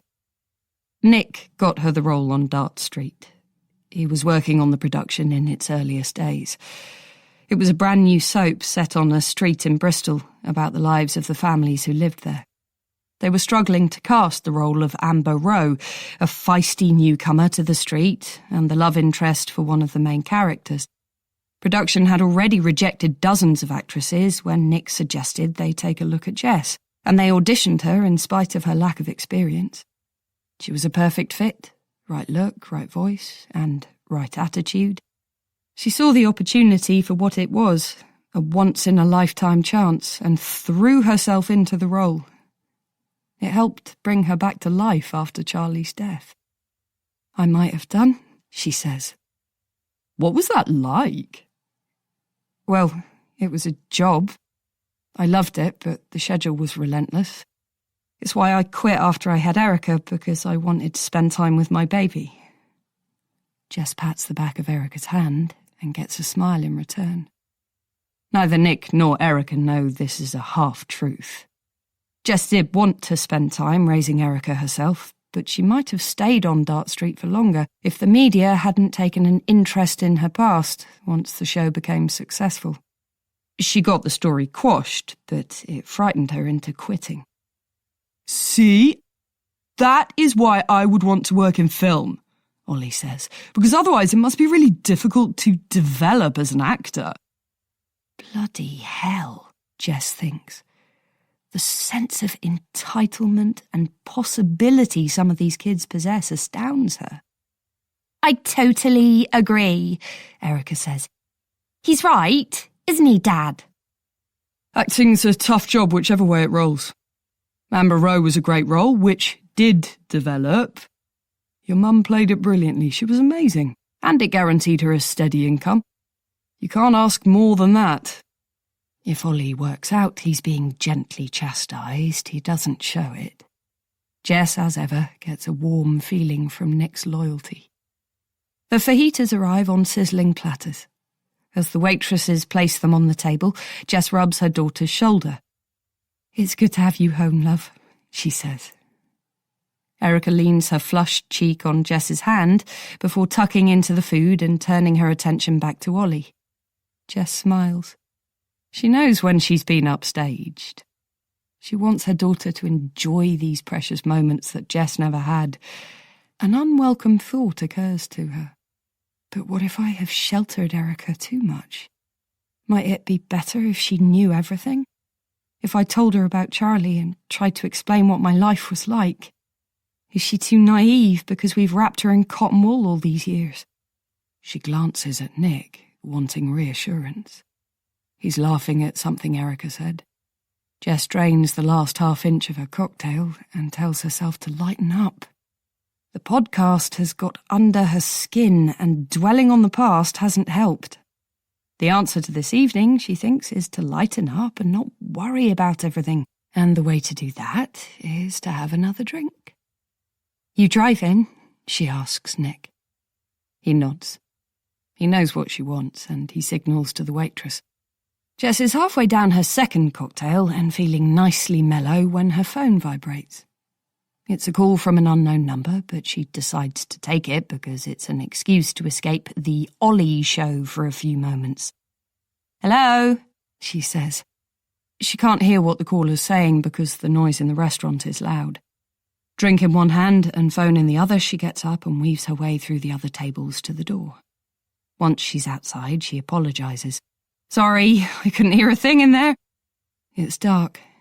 She stands beneath the restaurant's awning. It glows a dull red, lit by strings of bulbs hanging from its underside. Jess is alone. "Is that Jessie?" Nobody calls her Jessie anymore. Very few people ever did. "Who's this?" she asks, but she thinks she knows. "It's Cody Swift, Charlie's friend." She hangs up and downs her drink, although she's never felt so sober.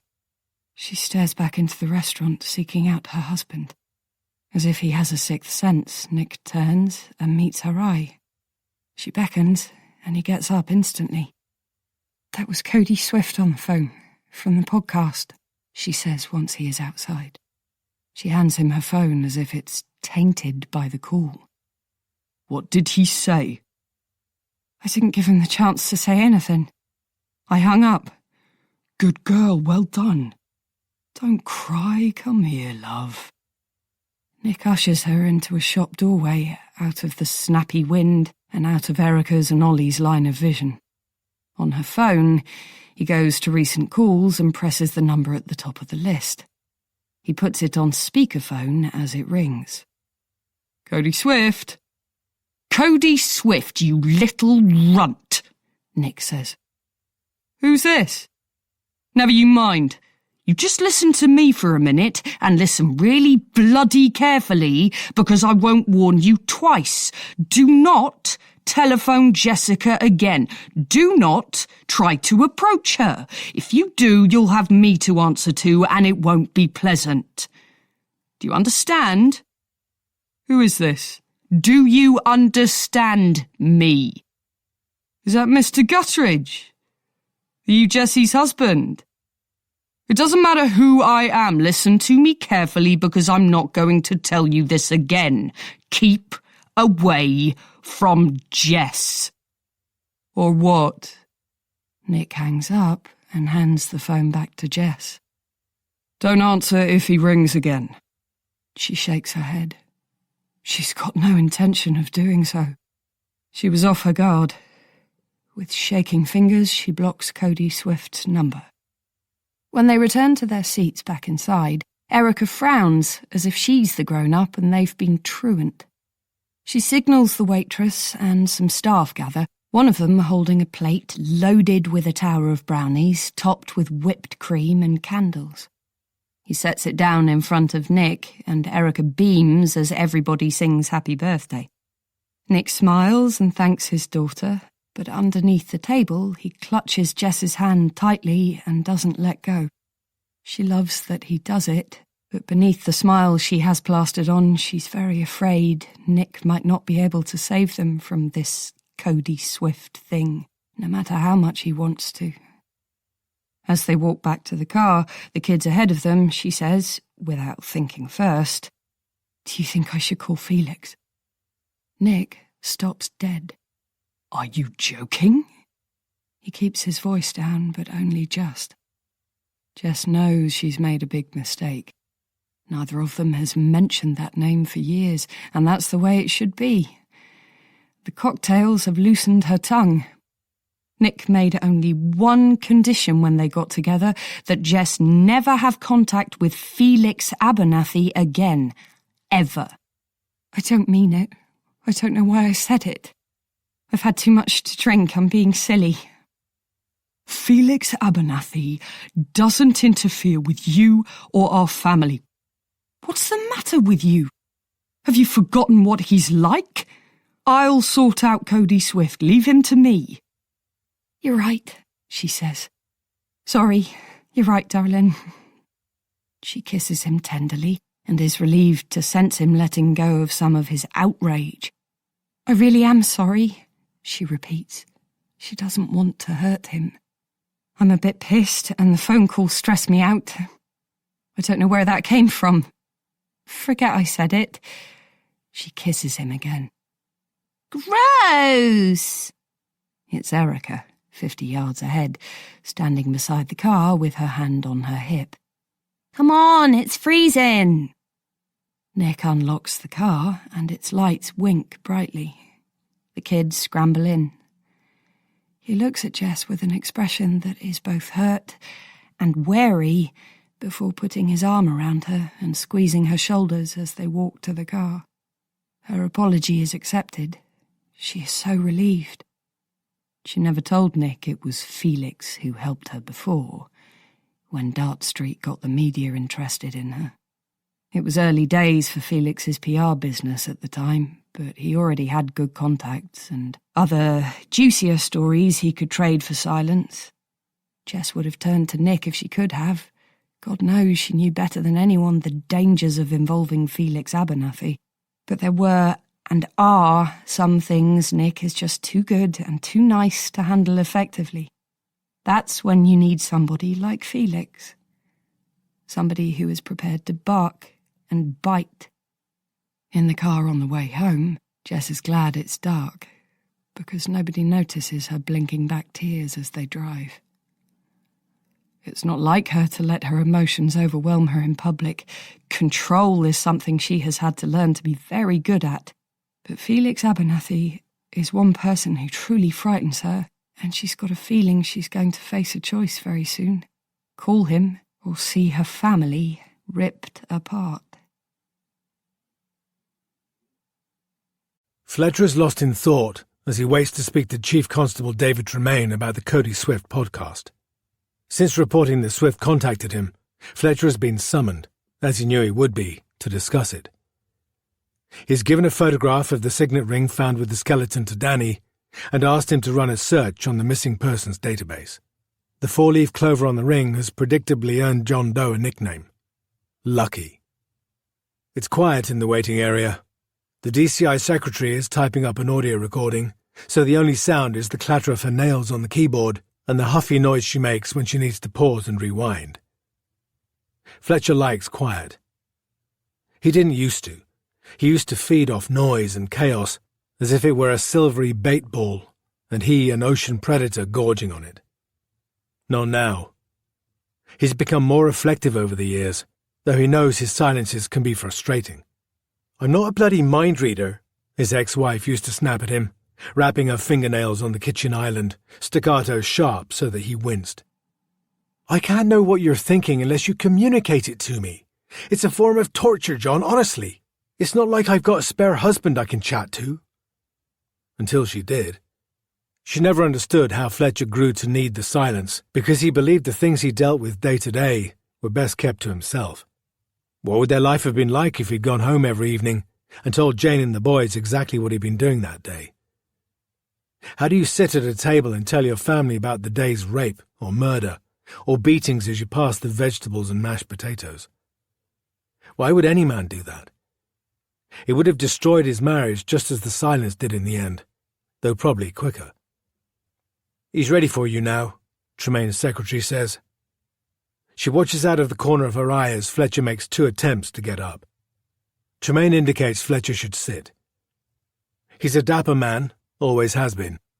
He has starched collars and crisp creases in the front of his trousers. Being around Tremaine makes Fletcher hyper-aware of his own dishevelment, though he doesn't attempt to adjust any part of his appearance. Neither man speaks at first, because the first episode of the podcast is playing on Tremaine's computer. Cody Swift's voice comes through loud and clear. "I find the photograph very moving. We were the best of friends. It reminds me in the strongest possible way why I should pack away any moments of doubt about pursuing this investigation, because Charlie and Scott deserve the truth." Tremaine lets the last few minutes of the podcast play out. He turns it off and sighs. "Did you listen to this?" "I did." "What did you think?" "So far, so mediocre." "That's a more relaxed approach than I was expecting." "Cody Swift chatting with his mum doesn't worry me too much." "I'm going to disagree, John. I think we have to be proactive. Any ideas?" "Leave him be. He'll hang himself if we give him enough rope." "I'm not sure about that." "Nobody on the Glenfroom estate will talk to him." "I'm not so sure about that either. Did you read Weston's article?" Fletcher nods. As far as he is concerned, the article said nothing that should worry them. He remembers Owen Weston from the courtroom. The reporter got under Fletcher's skin with his moral outrage and his persistence, but it didn't get him anywhere in the end, and Fletcher doesn't believe things will be any different this time around. Weston's blowing smoke. He's trying to get attention by coming up with an innocence theory because it's all the rage. Tremaine's expression suggests he is doubtful, but Fletcher has said what he thinks, and he doesn't feel the need to elaborate or defend his position. He looks steadily at his superior officer. Tremaine has been around in the force for as long as Fletcher has, but he stepped away from detective work to seek promotion 10 years ago. In Fletcher's opinion, that dulls your street instincts and has an effect on your psyche like agar does for bacteria, breeding neurosis and self-regard in equal measure. For 20 years, since the day Tremaine dealt an immutable blow to Fletcher's career, they have coexisted professionally with the mutual admiration of cats and dogs. Tremaine sighs. "Hoping Weston and Swift spontaneously go back down their burrows is not what I'd call a proactive approach. I'd like you to talk to Swift, cooperate with him, or appear to cooperate. Obviously, it'll have to be within the restrictions on what we can legally share." Tremaine tweaks the knot of his tie. "Swift told you that he was expecting to get Howard Smale on the record?" he adds, and Fletcher nods. "So if we don't cooperate with Swift directly, and Howard Smale breaks his silence, his voice is going to be the only one representing the police. It's the kind of PR we could do without, don't you think?" The smile he offers Fletcher is a rictus grin. Power dances behind his eyes. Fletcher has no choice but to agree. Privately, Fletcher believes Smale fell too far from grace too long ago for anybody to pay attention to him now, but it would be unwise to argue with Tremaine. "Of course, boss," he says. When he gets back to his desk, he's hoping to find out if there's been an ID on John Doe, but Danny's away from his desk. Fletcher calls Cody Swift and bows to the pressure that Swift applies to meet in person. There's no need for a face-to-face. They could easily do this over the phone, but a meet in person is a bone that's easy to throw, and Fletcher knows there can be value in giving what you can easily afford to. He's also curious to clap eyes on Cody Swift after all these years. He wants to know who that grubby little kid with the sharp eyes and bruised knees became. Fletcher makes sure to control the venue of the meet, though. If you can control where an interview takes place, you are part of the way to controlling the interview itself. Location matters. Fletcher's wife announced she was leaving him when they were in the Costco car park. He didn't see it coming. He remembers acutely the humiliation of loading bags into the boot of the car while she explained across the laden shopping trolley that their marriage was over. "Well, why are we buying in bulk then?" was all he could think to ask. "Because I'm taking it with me to Almondsbury." Fletcher stopped packing the car. He detected a hint of possibility in his wife's eye as she described how she had a new love and how they planned to build a new life together. Listening to her, he was seized by a feeling of disorientation and loss, as if he was being left behind in life's gloaming. Fletcher tells Cody Swift they can meet in his car, in 1 hour, in the underground parking area of the middle-class mecca that is the Cribbs Causeway shopping mall on the outskirts of the city. It's a good location because it's bland and offers an illusion of subterfuge that Fletcher feels Swift might enjoy if he's playing private investigator. Fletcher's been told to get Swift on side, so he'll do his best. He sets off for their meeting immediately in order to arrive early. He's already parked and watching the entrance when Swift appears exactly on time. Swift is driving a battered old Land Rover. He parks it badly. Fletcher signals to him, and Swift climbs into Fletcher's car carrying an armful of recording kit. He's taller than Fletcher thought he would be, and he looks nervous. "Thanks for meeting me," Swift says.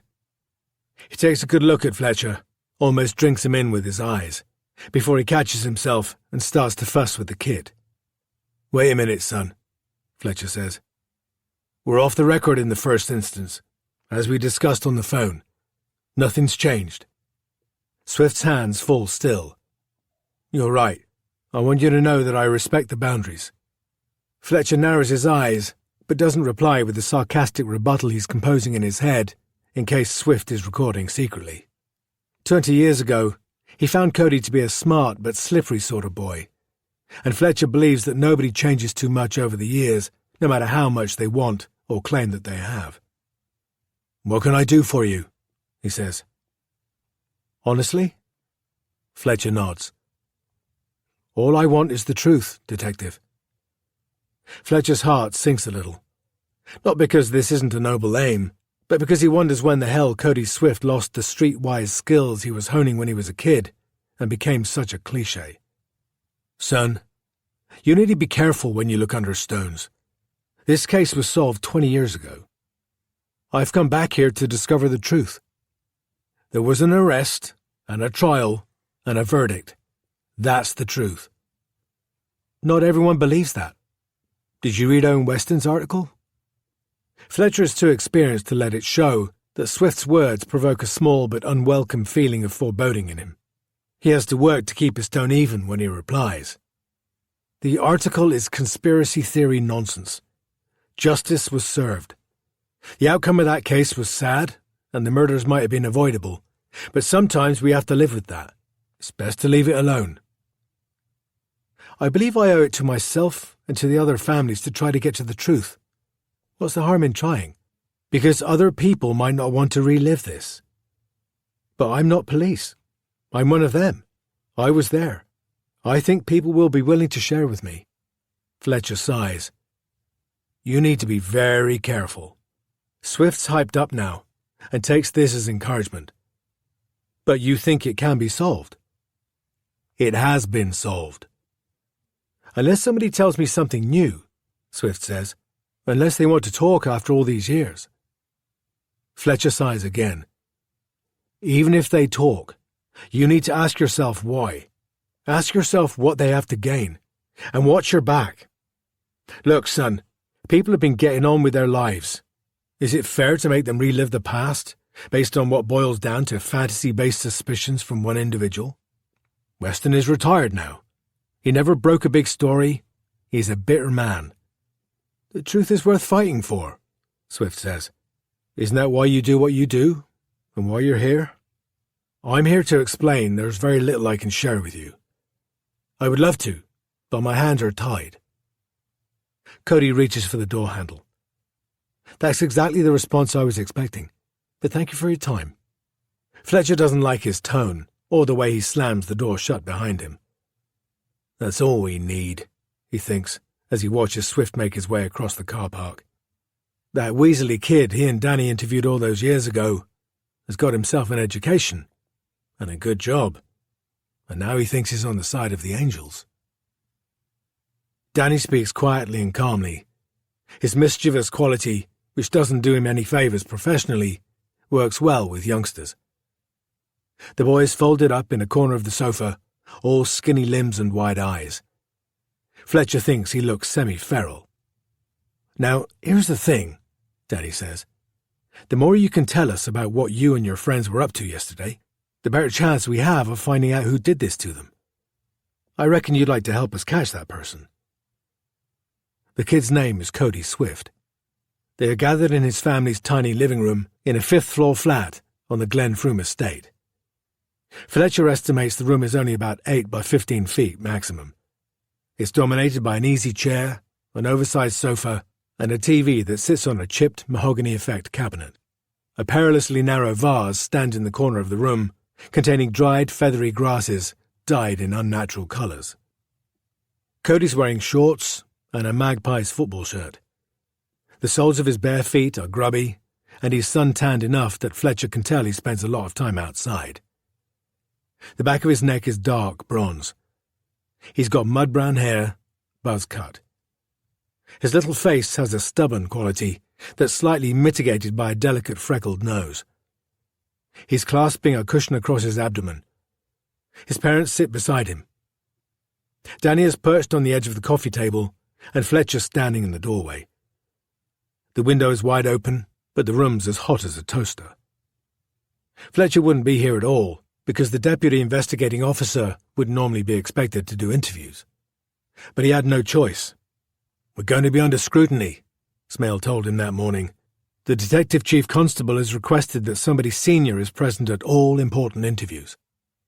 The expression on Smale's face made it clear that while they were going to obey the order, he thought it was an overreaction. Fletcher wasn't surprised to hear it. The DCC was a nervy, press and politics-sensitive sort. Smale did his bit by visiting the bereaved parents personally to assure them that everything possible would be done in his investigation. He wasn't lying. Everything is being thrown at this, he said after emerging from a meeting with the top dogs. Unlimited budget. Fletcher thought Smale sounded self-important, as if he himself was the reason the money was flowing, not the 2 dead boys. Now Smale has tucked himself in the back at the station and sent Fletcher out onto the front line in his place. Fletcher is frustrated. He feels he's wasting his time standing in on an interview that a well-trained detective constable could easily handle. He should be sitting down with Smale right now, making decisions on how to direct inquiries and proceedings. The beginning of a major investigation is always chaos, but this is the first time Fletcher's borne any personal responsibility for creating order out of the mayhem. He wants to prove his worth, and he can't do that standing here watching Danny interview Cody Smith, the 3rd boy in the friendship, the one who got away. Can you tell us what you did yesterday? Danny asked the lad. With your friends. The mother starts to answer for him, but Danny says, in his own words, if you don't mind. We went to the dog track, Cody says. You went to the dog track? Yes.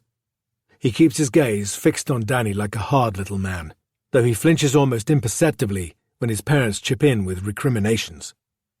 You're not bloody allowed there, you know you're not, his dad says. The man's skinny, but looks strong. He's wearing a pale grey V-neck t-shirt. A few white chest hairs emerge at his neckline. The skin on his face is red and rough, and what remains of his receding hair has been slicked back. It's so oiled that the tines of a comb have left furrows in their wake, revealing the dull white of his scalp. Deep lines score his forehead, and his cheeks sag and bristle with a few days' worth of stubble. His eyes are dark, sharp, and wary. He's smoked non-stop since Danny and Fletcher arrived, lighting one cigarette from the last. Fletcher estimates he's 10 years younger than he looks.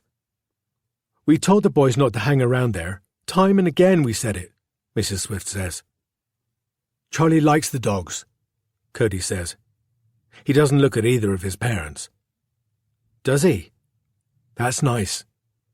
Is there one dog in particular he likes? Danny asks. He likes them all. You said you was at the play area. Mrs. Swift isn't happy.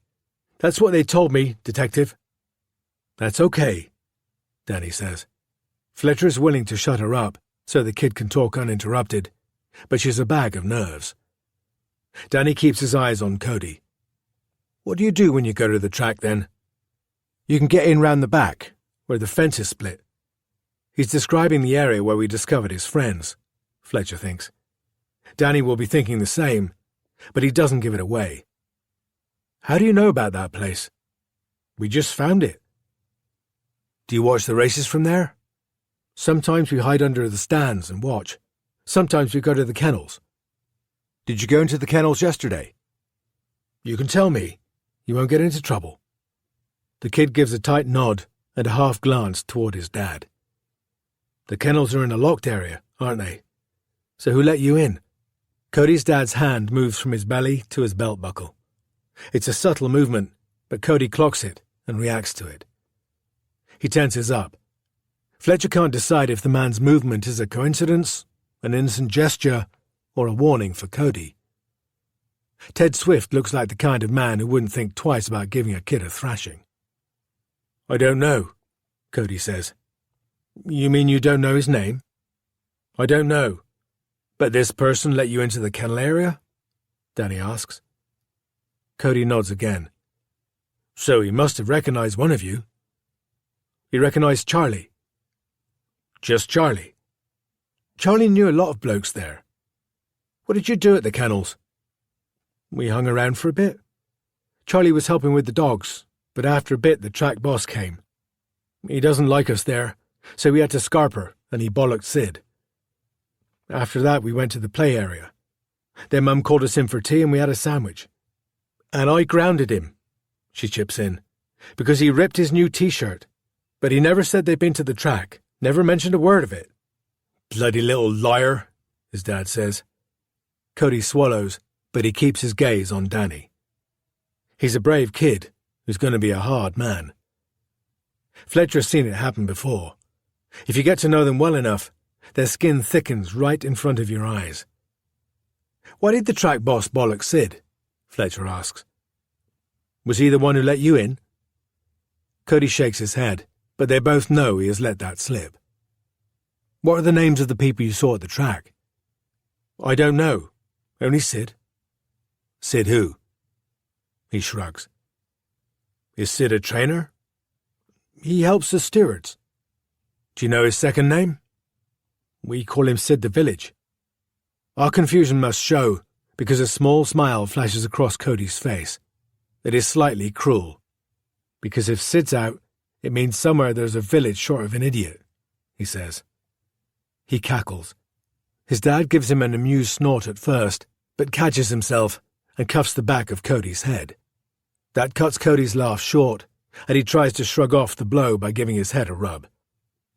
He attempts to give Danny good eye contact again, though Fletcher thinks there's a touch of defiance in his gaze and a thin wash of tears. I'm sorry, Detective, Mrs. Swift says. We brought him up better than that, honest. Fletcher looks at Cody with interest. He thinks there may still be something the boy's not telling, but he doesn't think Danny's going to get it out of him here and now. Danny senses this too. He tries a soft touch. Son, you've been really helpful. We'll talk again, maybe tomorrow. I'm really sorry about your friends. The kind words released tears from Cody's eyes. He looks up at Fletcher. They said Charlie was alive when you found him. Fletcher nods. He has no idea how the kid knows that. He wants to say that Charlie died peacefully, but he can't lie. Not about the death of a kid. I was with Charlie when he passed away, he manages. He said a word to me. He said, "Ghost." I think that's what he said. Does that mean anything to you, son? Cody shakes his head, and his chin trembles. All traces of his bravado disappear as he covers his face with both hands and sobs so hard his shoulders shake. Danny stands, signalling an end to the interview, and Fletcher is relieved to see Cody's mother take the lad in her arms. Ted Swift's head hangs low and heavy. A slender trail of smoke rises from the cigarette between his fingers and disperses in curls and tendrils into the stifling air.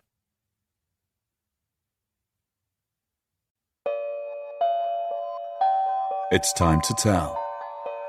Episode 3. The Other Mothers. Police. Emergency. Yes, I'm calling to report my son is missing. Okay. How old is your son? He's 11.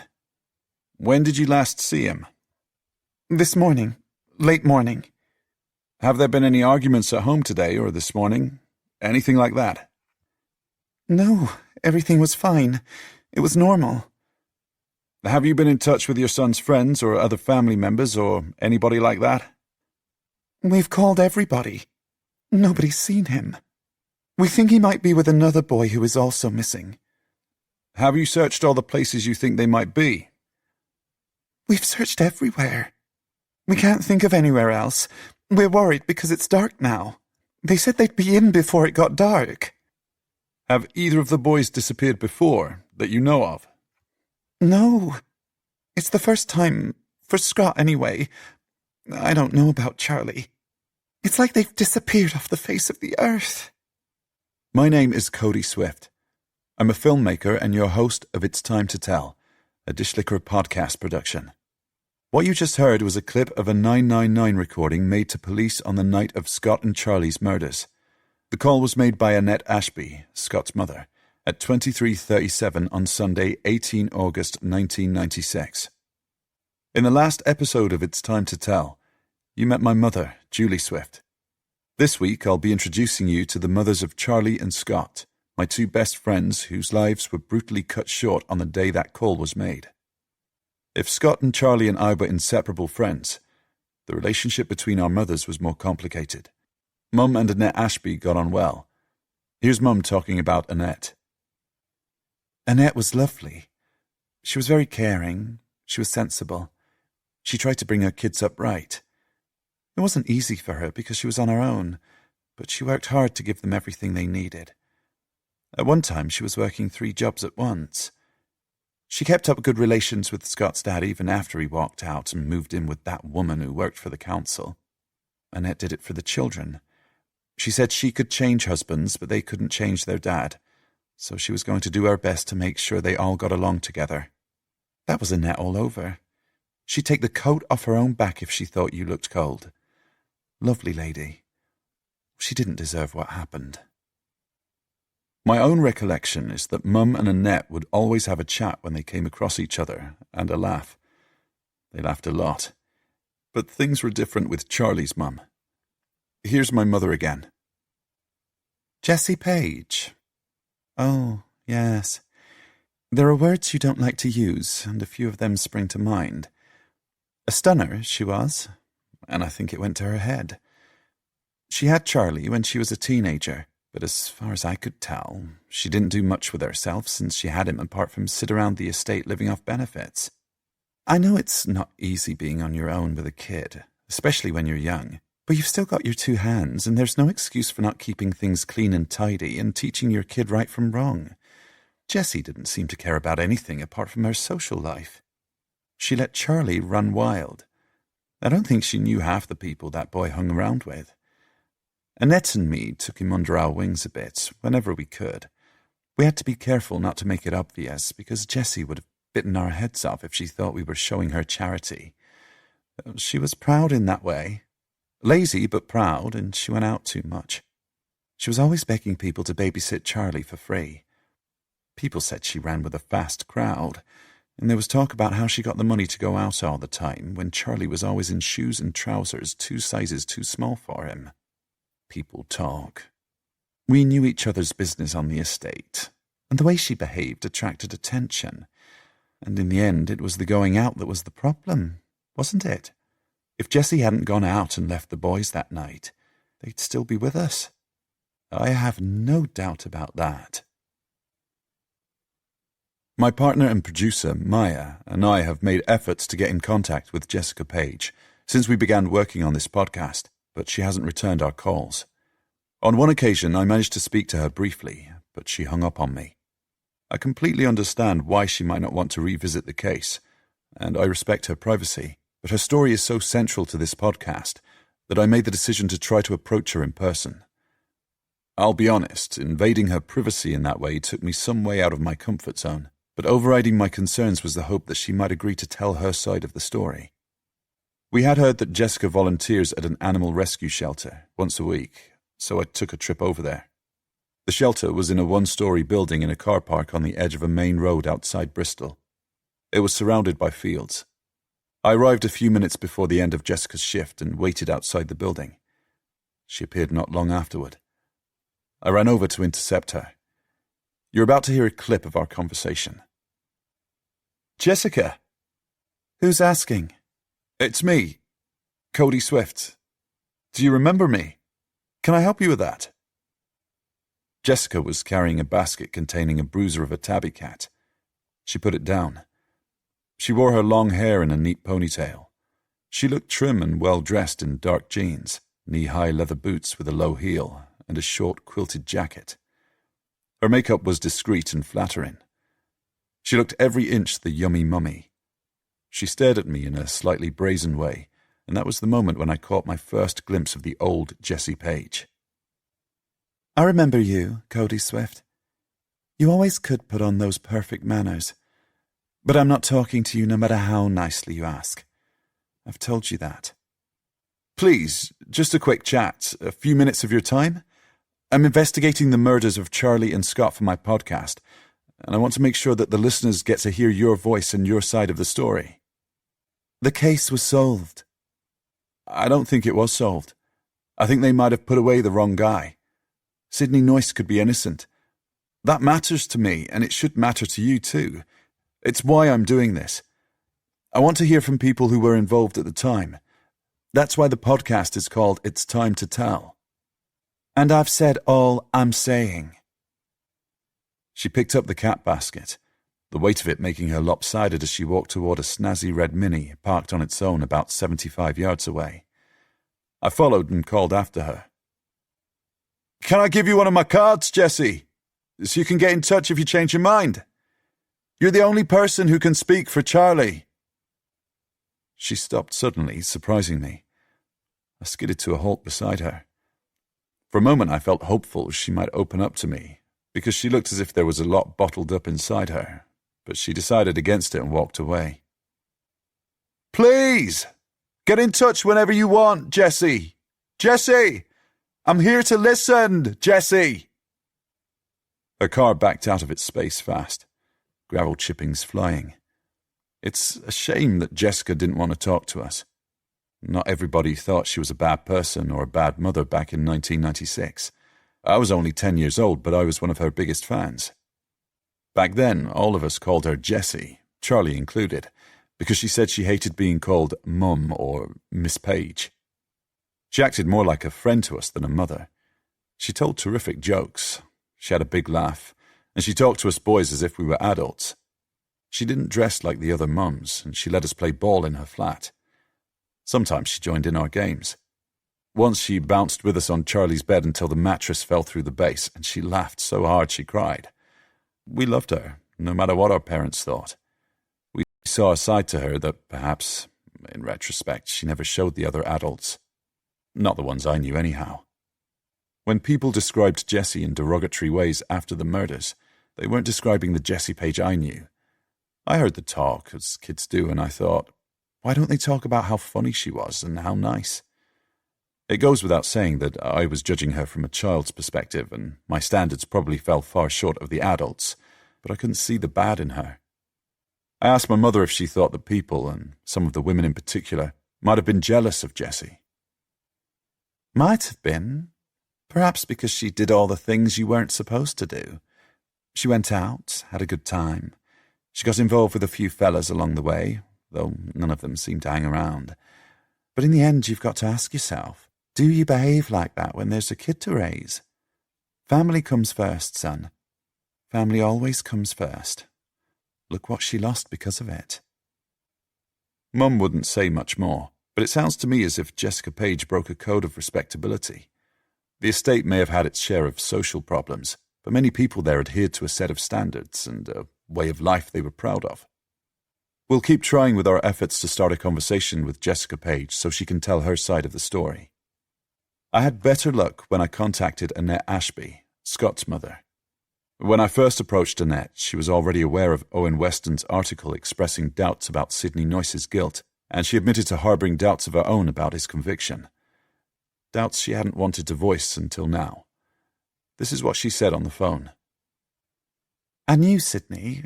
I used to chat to him in the Tesco car park sometimes. I didn't think he would harm a fly. But when something like that happens, you doubt everything you ever knew. By the time he was convicted, I was sure he'd done it. Annette agreed to meet so that I could record an interview and suggested we get together in a coffee concession in a shopping outlet centre on the outskirts of Swindon, the town she lives in now. The coffee bar is in the middle of the mall.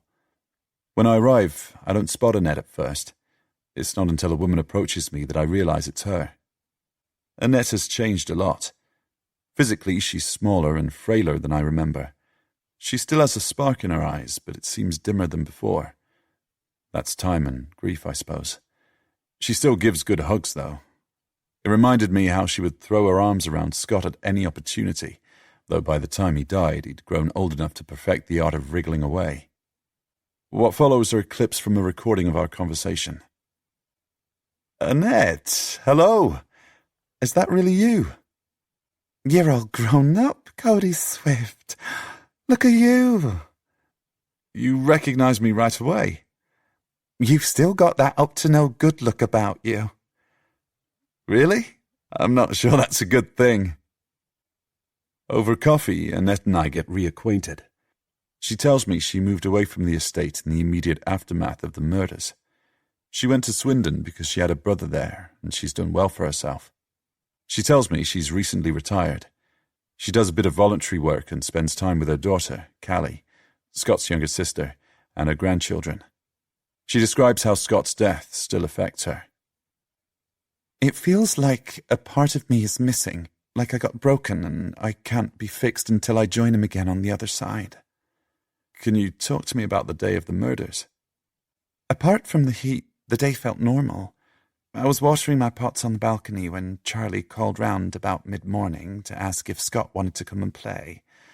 Course Scott did. You three were like the Three Musketeers that summer, inseparable.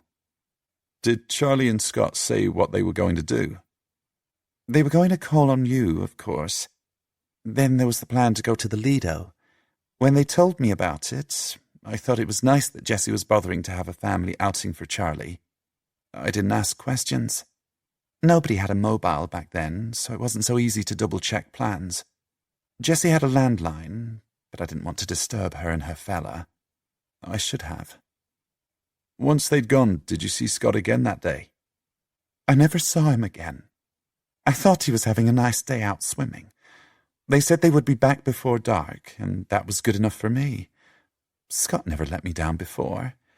He might have been naughty in other ways, but he was always home when he said he would be. We let you boys run around the estate that summer and all the summers before it because life felt more innocent back then. We believed we knew our community and you boys were brought up to be streetwise. More fooled us. The next time I saw Scott was at the morgue. That word sinks in for both of us, and as it does, It seems very odd to be in this random coffee shop in this unfamiliar town, talking about the murders. Wrong, somehow. Yet a reminder of how life shuffles on past any event, however traumatic, and you need to try to hold on to its coattails and keep moving with it, even if you feel as if that's the last thing you want to do. Can you talk me through what happened for the rest of the evening? Sorry, Cody. Love, this bit's hard. Even now. Take your time. Annette describes a timeline for the evening that dovetails with the one my mother described. She mentions one complication that was missing from my mum's account. Once I realised they weren't with Jessie, I thought the boys might have gone to Scott's dad's house. It was only a 20-minute walk away. You'll remember. He lived up by Purdown. Purdown is the parkland you can see if you drive into Bristol on the M32 motorway. It runs alongside the motorway between Filton and Eastville, and is dominated by a tall communications tower and a yellow mansion house. Both are local landmarks. Annette continues. I went up there to his house because nobody had answered the phone all evening. It was after I rang the police that I went. I didn't want to wait for them to arrive, and I didn't have a car, so I ran. Malcolm, that's Scott's dad, he wasn't in. Nobody was, and I don't know what got into me, but I thought they might have taken Scott. You know, kidnapped him, like you read about. It was just so odd for Malcolm and Sal to be out on a Sunday night. No car in the drive, no lights left on. I couldn't hear the dogs barking, nothing. It was gone midnight by the time I got back to the estate, and I was so stupid I told one of the police officers what I was thinking. I spoke to Scott's father, Malcolm Ashby, about this. Here's a clip from our conversation. Malcolm is speaking from his home in Australia about that night. I was at work and my partner Sal was at a barbecue. She took the dogs with her. Well, I don't know what got into Annette. First thing I knew about any of it was when I arrived back at the depot at the end of my shift and a squad car and 2 coppers were waiting. Scott's dad was a coach driver. He had been out all day and evening taking a sports team halfway across the country for a tournament and arrived back at the depot at midnight. He continues. The police drove me back to the estate and I joined the search. I can't really describe how desperate it felt. Every time somebody came back with no news, you felt as if a piece of you had been taken away. We searched all night and into the next morning. We weren't going to stop until we found them. We concentrated on the estate and the area around the sluice gates and under the motorway overpass. Some people went down to Purdown to search the old gun pits. Nobody thought to look by the dog track that night, and I wonder if that was my fault, because I told them Scotty used to like to take our dogs walking on Purdown with me, so the police concentrated the search on that area. I wish I never said it. If I could take one thing back in my life, it would be that. It might have saved Charlie's life even if it was too late for Scotty. Were you angry with Annette for pointing the finger at you? She could point the finger at whoever she liked if it would have got our boy back. No, I wasn't angry. What would be the point? I knew how she was feeling. We had that in common that night, and we still have it in common now. Nobody else can understand what a parent is going through. Malcolm Ashby's words tell us everything. This isn't just a story about a brutal crime. It's a story about people who will have to live the greater part of their lifetime with grief and with regret.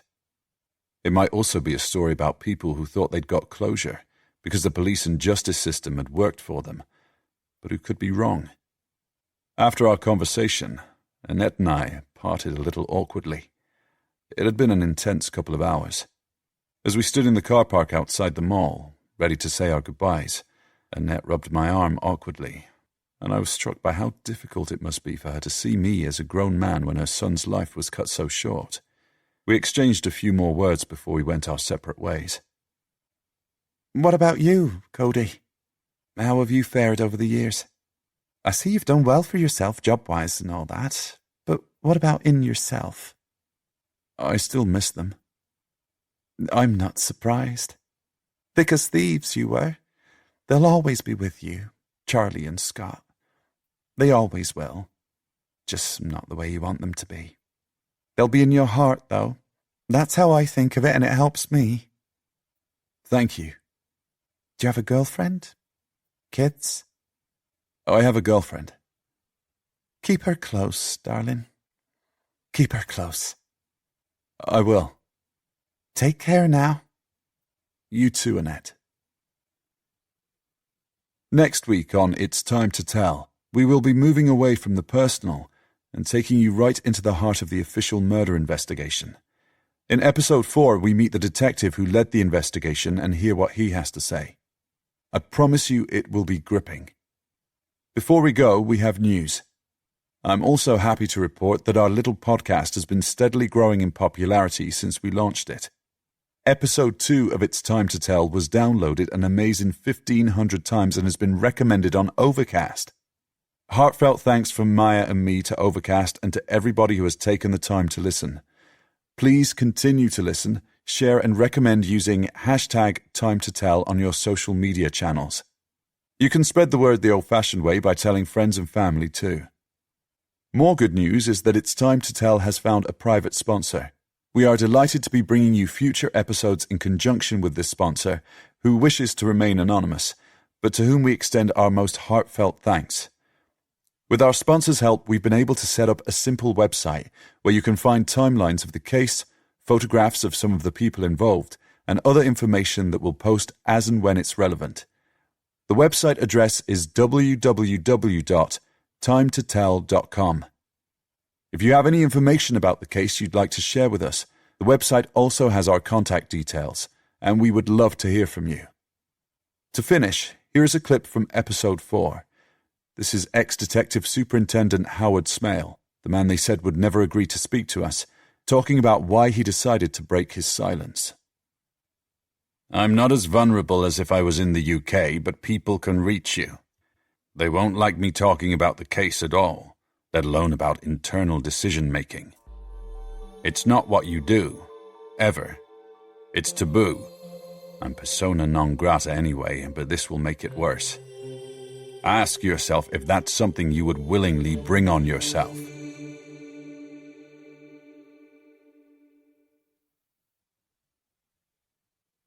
Jesse doesn't know what Felix's surname is until he slaps his gold Amex card down. From where she's sitting, the card's upside down, so it's hard to see, but she thinks it reads Abernathy F.G. Abernathy. Posh, she thinks. Or Scottish. Not that he sounds as if he's either. Jessie's sitting at a table in the private members area of a nightclub. She and Felix have shared a bottle of champagne. Enjoy the Silence by Depeche Mode is playing loud enough to make you feel like your eardrums are going to burst. I love this song, she says, but she doesn't know if he can hear her. She snuggles closer to him, rubbing her arm against his. What's your middle name then? She says. This time she shouts right up close to him, brushing his ear with her lips. It's velvet soft. He looks at her with a hint of a smirk. He doesn't seem drunk at all, though she knows if she stands up the room will spin around her. That would be telling, he says. What do you think it is? He's been like this all night, coming forward, backing off, treating her keen, treating her mean. She loves the game of it. It makes her feel something. Little fireworks are going off inside her body.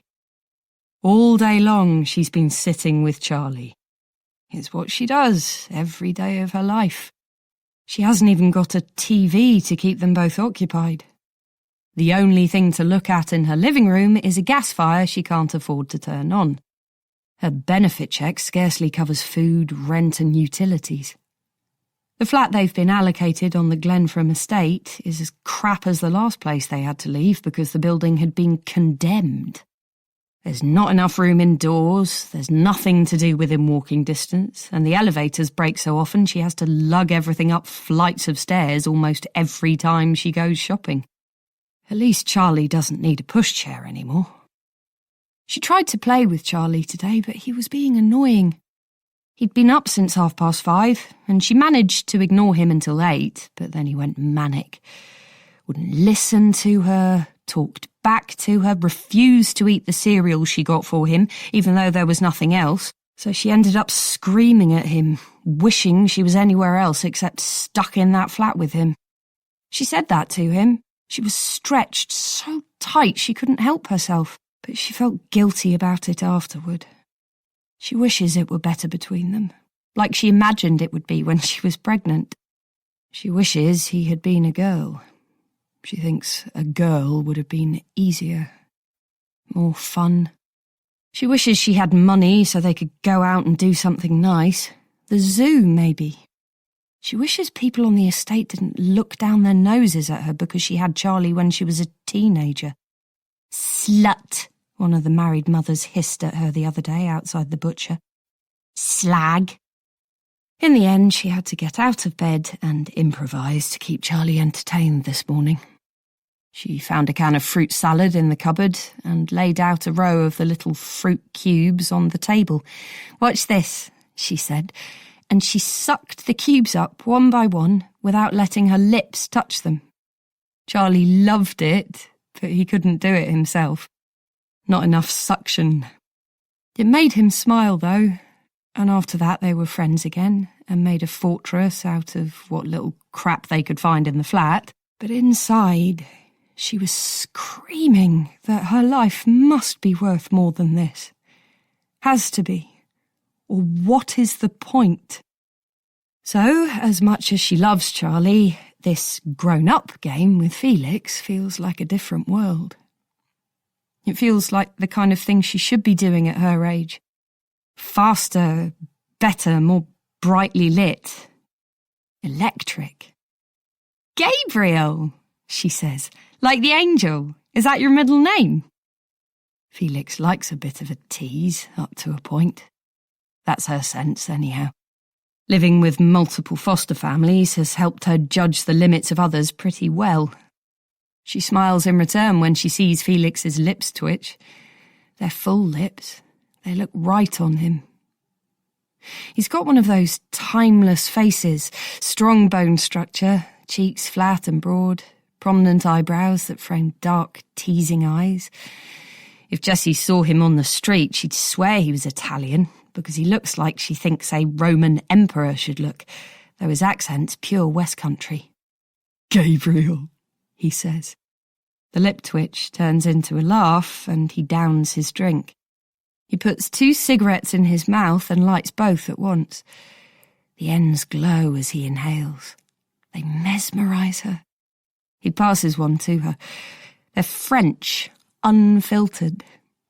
She knows to take only a small toke or she'll end up coughing half to death, like she did the first time he offered her one.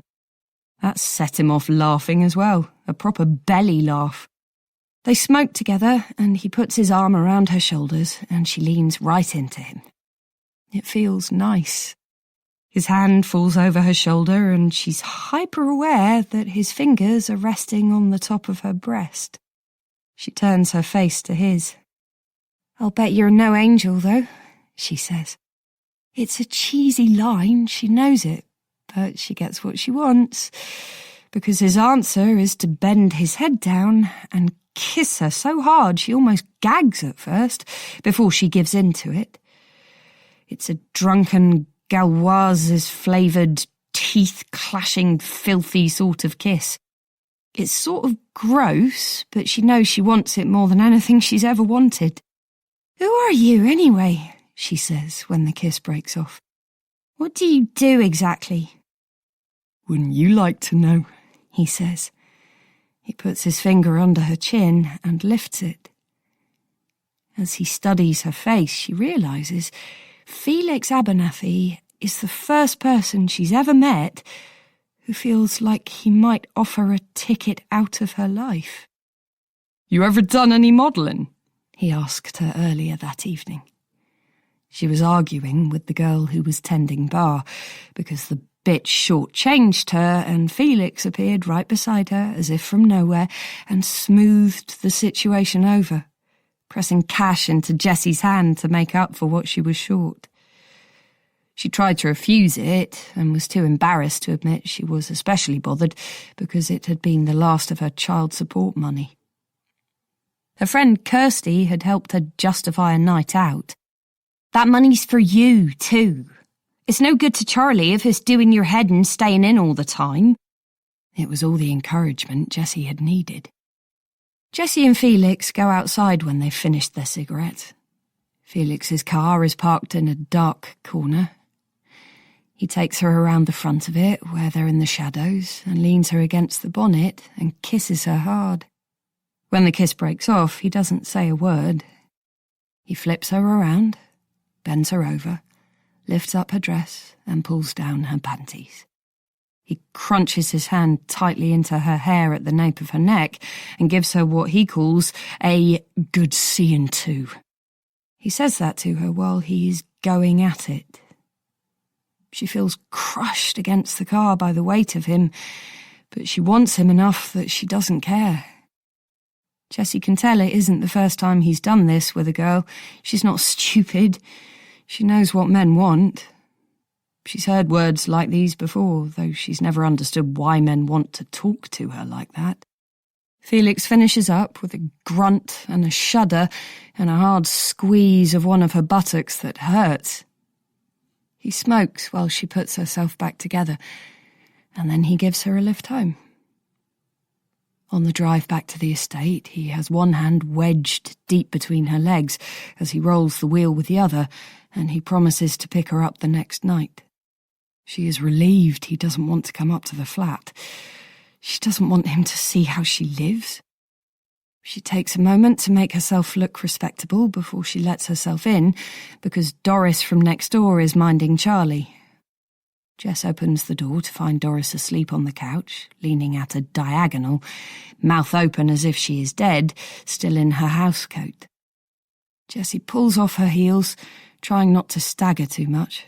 The sex is still making her body thrum.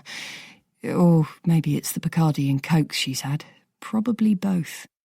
She takes a hard look at Doris before she wakes her. I don't want to end up like that, she thinks.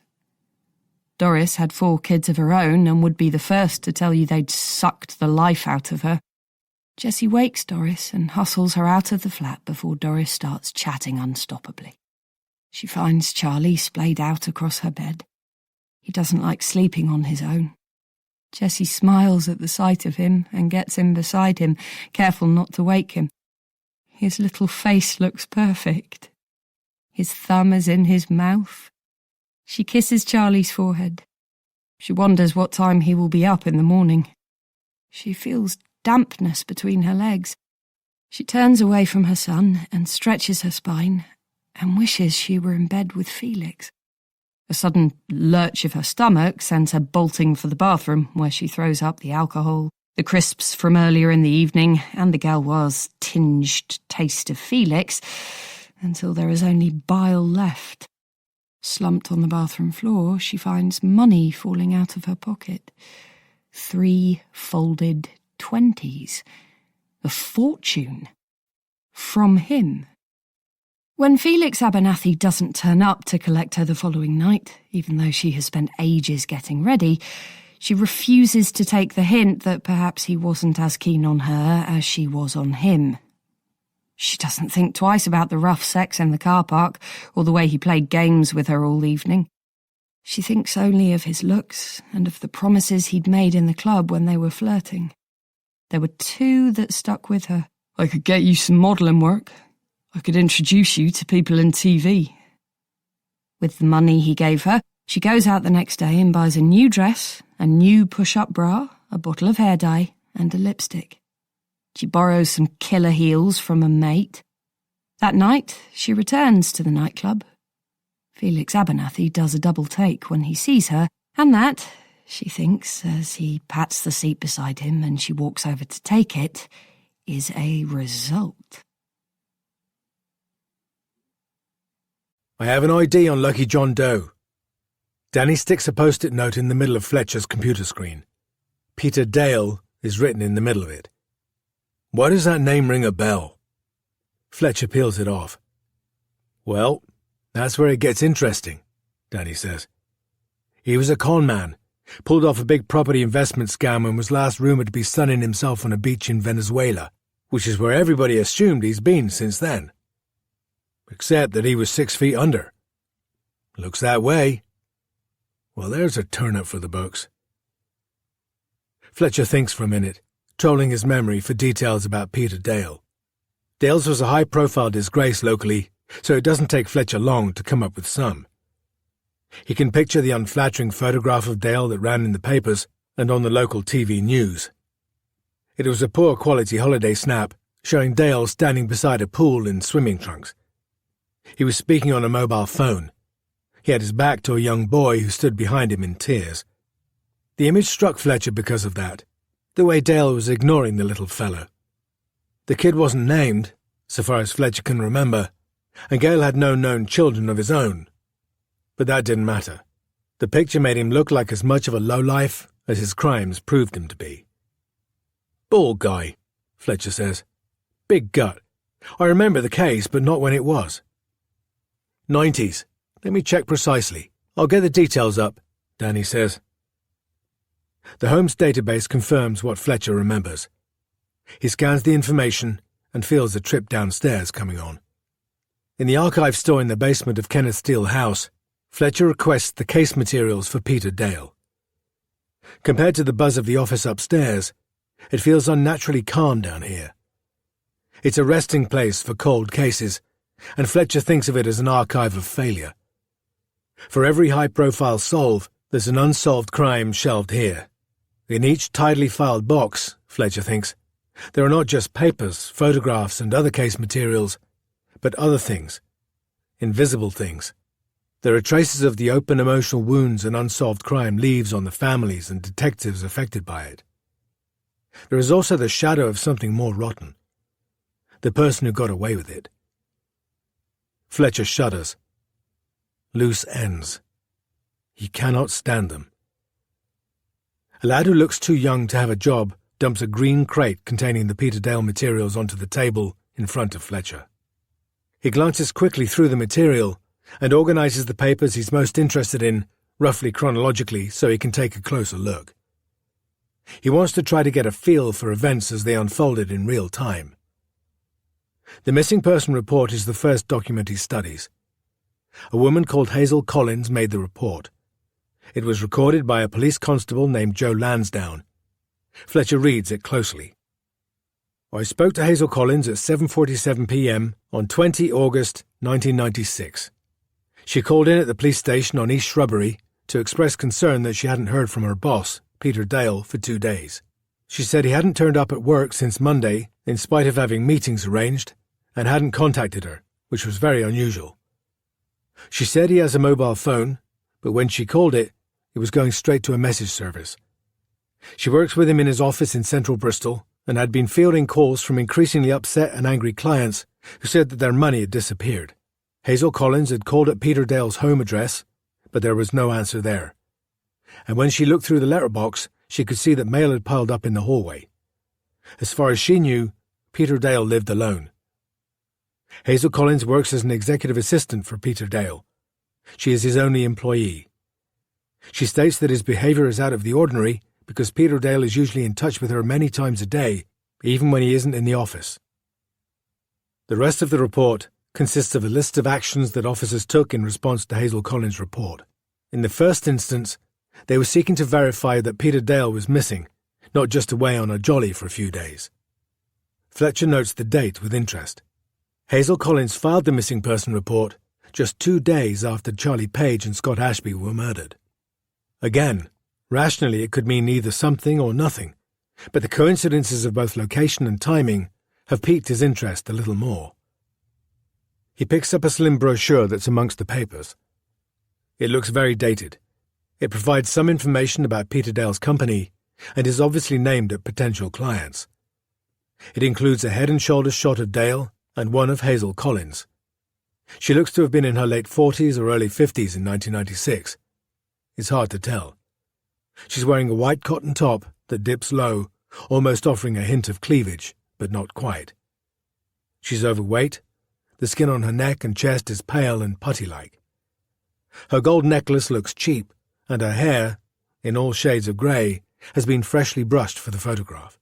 It's blunt cut at shoulder length around the back and sides, and an uncompromising fringe obscures both eyebrows. She was either without vanity, Fletcher thinks, or without money, or both. He'd like to speak to her as a priority. Fletcher sifts through more papers. Some of them document the filtering of the case into the police's awareness and the public eye. It happened rapidly. As the days went by after the missing person report was filed, more and more people came forward to say they'd been victims of Peter Dale's scam. They weren't rich people trying to get richer, but families and small business owners who'd been seeking to invest their money well. They were angry, bitter, and in a few cases, depending on the extent of their financial exposure, totally ruined. One committed suicide. It made for sobering reading. Fletcher was a veteran of seeing security and safety snatched from people who are living good, ordinary lives, but the calculated nature of this crime appalls him especially. For 2 or 3 days, as the extent of the fiscal and emotional devastation he'd caused became clearer, the police had searched for Peter Dale. It didn't take them long to discover that his passport was missing, and so was his money. He'd emptied out his business accounts and transferred the money offshore. Tracking it down was going to be complicated, if not impossible. The chances of his victims getting a penny back from him seemed vanishingly small. On Friday, 23rd of August, 3 days after Fletcher attended the murdered boys' autopsies, the investigation team on the Peter Dale case received a bit of information that confirmed their mounting suspicions. It was a sighting of him in Venezuela, at a marina. It was apparently from a trustworthy and independent source. At the time, Venezuela had no extradition treaty with Britain. Peter Dale was known to have visited the country previously. It was a place where a man could easily disappear and live very well if he had money, which Dale most certainly did.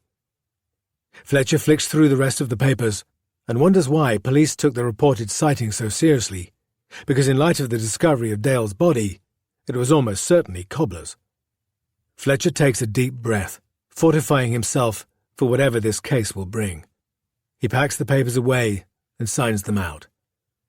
As he makes his way back upstairs, he thinks of the murdered boys again, how their case files will have been archived off-site, sealed, because their case was solved by Fletcher himself. He pauses on a landing to catch his breath and rests the crate on the banister. He feels a pulse of contempt for Cody Swift, for trying to overturn stones that should be left as they are, settling quietly into the landscape until they look as if they've always been a part of it. The incident room is packed for Detective Superintendent Smale's briefing. For the first time in his career, Fletcher takes a seat facing the room. It feels good. It is 30 hours since the bodies of Charlie Page and Scott Ashby were discovered. So far, the investigation feels like an explosion that's hurling pieces of debris in every direction. News of the murders broke last night, and the team have been fielding phone calls from the public ever since. Crackpots and pet theorists have been having a field day, calling in with tips, most of which everyone knows will turn out to be a load of rubbish. Smale stands straight-backed in front of the team. On a desk between him and Fletcher rests his policy book, in which he records every decision he makes on the case and the rationale behind it. He's already filled a few pages as he and Fletcher have begun to impose order on the proceedings. They have formed teams to focus on victims, suspects, media, location, and vehicles. Fletcher has experienced a few moments of professional vertigo. He's acutely aware that his new position is a new opportunity, but also a new level of exposure. Smale addresses the team. The pathologist estimates time of death for Scott Ashby to be between 8 and 11 p.m. on the night of Sunday, 18 August. Charlie Page, as we know, died at 11 a.m. on Monday, 19 August. Yesterday, in other words, but we must assume that he sustained his injuries at the same time as Scott. Given what we know of the boys' last movements, they are unaccounted for from approximately 8 p.m., when one of the residents of the Glen Froome estate saw them walking down a lane on the estate, until their discovery on Monday morning. We've talked to the boys' families and broken the news to them. Members of Scott Ashby's family have given us some helpful stuff for timelines, but Charlie Page's mother, Jessica, was not in a fit state for interview, so we'll be trying to speak to her again today. We suspect that she was under the influence when we first spoke to her. Our priority now is to talk to wider family and friends of the victims' families, as well as neighbours. I want teams to divide up the buildings on the estate, I want every single door knocked on and a statement taken from every single person who knows the families or may have seen the boys. People are going to be scared. Mums and dads are going to be scared. Kiddies are going to be scared. Be sensitive to that. There's no racing at the track tonight, but we'll be interviewing there tomorrow, starting in the morning when it opens. I want statements from punters, trainers, track officials, and anyone else who knew or might have seen the boys. Particular attention needs to be paid to the kennels and the lads and lasses that work there. We'll talk to the builders on the site next door, to everyone who uses the community club between the estate and the track, and to the residents of the houses opposite. We need to cast our net as widely as possible, as quickly as possible, and see what we catch. I want this investigation to be efficient and effective. Don't let me down. Fletcher wonders if anybody else in the room is catching a whiff of Smale's ego. He spies Danny at the back of the room, his preferred place to sit ever since he and Fletcher were in school together. Danny will have caught it, for sure. The men and women disperse quickly after the meeting, once actions have been allocated and recorded. Their expressions are grim and determined. The case cuts close to the bone for everybody. Smale turns to Fletcher as the room empties. Lynn Rawlins has agreed to be FLO for Jessica Page, Charlie's mother. Fletcher nods his approval. The role of the family liaison officer is an important one, and Lynn Rawlins is perfect for it. She's sharp enough to watch Jessica Page like a hawk and emotionally intelligent enough to offer support. "Go with her to meet Jessica Page, will you?" Smale says. "When I spoke to Miss Page yesterday, I couldn't get a word out of her about where she was on Sunday night. She said she couldn't remember. Go easy on her. I want you to reinforce the message that we'll be doing everything we can on her behalf and on Charlie's, but try and get some sense out of her." Jessica Page's flat is on the 15th floor of one of the estate's 6 identical monolithic towers that loom against a turbulent cloudscape. There are 2 elevators in the lobby of Jessica Page's building. One serves the odd-numbered floors, and the other the even numbers. After snatching only 4 hours of sleep last night, Fletcher is grateful they're working. He rings Jessica Page's doorbell 3 times before she answers. She looks like crap. Fletcher wouldn't expect anybody to be looking together after losing a child, but his instinct is that there's a deeper level of neglect on display here. Jessica's hair is greasy and her skin is pallid. So far, so understandable. She's wearing a vest top and a translucent sarong knotted around her waist so loosely it looks as if it'll fall at any second. Okay, she got dressed in a hurry. She's too skinny. You don't get skinny in a day. Fletcher notes a bruise on one of her upper arms. He wants to know who put it there. There are no visible track marks, at least. If she has a drug problem, she's not shooting up. That's something. Fletcher and Rawlings follow Jessica into the flat. It's compact. Visible from the tiny entrance area is a child's bedroom, a bathroom that's seen better days, a poky kitchen dominated with a 2-person table against the wall, and a living space where the window opens onto the balcony. Another door is shut. Fletcher assumes it's Jessica's bedroom. She has minimal furniture. There's one small couch in the sitting room that looks as if it might have had previous owners over a couple of decades, a TV resting on a pile of magazines, and a plastic box upturned and in use as a coffee table. The carpet is covered with garish swirls in black and yellow. There are magazines, comics, dirty cups, plates, and cutlery on the floor. A flattened beanbag pulls onto the carpet in front of the TV. Its black, plasticky cover is peeling off in places, and it sits in a puddle of polystyrene balls. Fletcher wonders if the dent in the middle of it was made by Charlie. Net curtains hang across the sitting room window, smudging the light. There's enough filtering in for Fletcher to see that the flat isn't much different in size from Scott Ashby's family's place, but the state of it is shocking in comparison. Nobody who lives here takes pride in their surroundings. He thinks briefly of his own home. It's immaculate. There's not a day goes by when Mrs. Fletcher doesn't dust or clean the kitchen floor and surfaces, or run the vacuum cleaner around the place. She manages to fit it in when the baby goes down for his nap. On second glance, Fletcher finds one or two signs of domesticity in Jessica Page's flat. A monochrome poster of Audrey Hepburn looking impossibly elegant has been tacked on the wall, so Jessica has aspirations perhaps, however unrealistic. Beside it, there are some childish drawings. When Fletcher looks more closely, he sees Charlie has signed his name on most of them with varying levels of penmanship. Jessica seems sober. She sits on the sofa and pulls a blanket over her, reducing what's visible of her to a pale face and large dark eyes. Fletcher's relieved she's covered up. He's already seen enough of her underwear. It strikes him that she's very young to have a 10-year-old kid. Fletcher introduces Lynn Rawlins, but decides to do the talking himself. He's glad Danny's not here. Danny's got it in him to run a bit roughshod over female witnesses. Fletcher takes a seat at the other end of the couch from Jessica. Lynn takes a seat on the beanbag.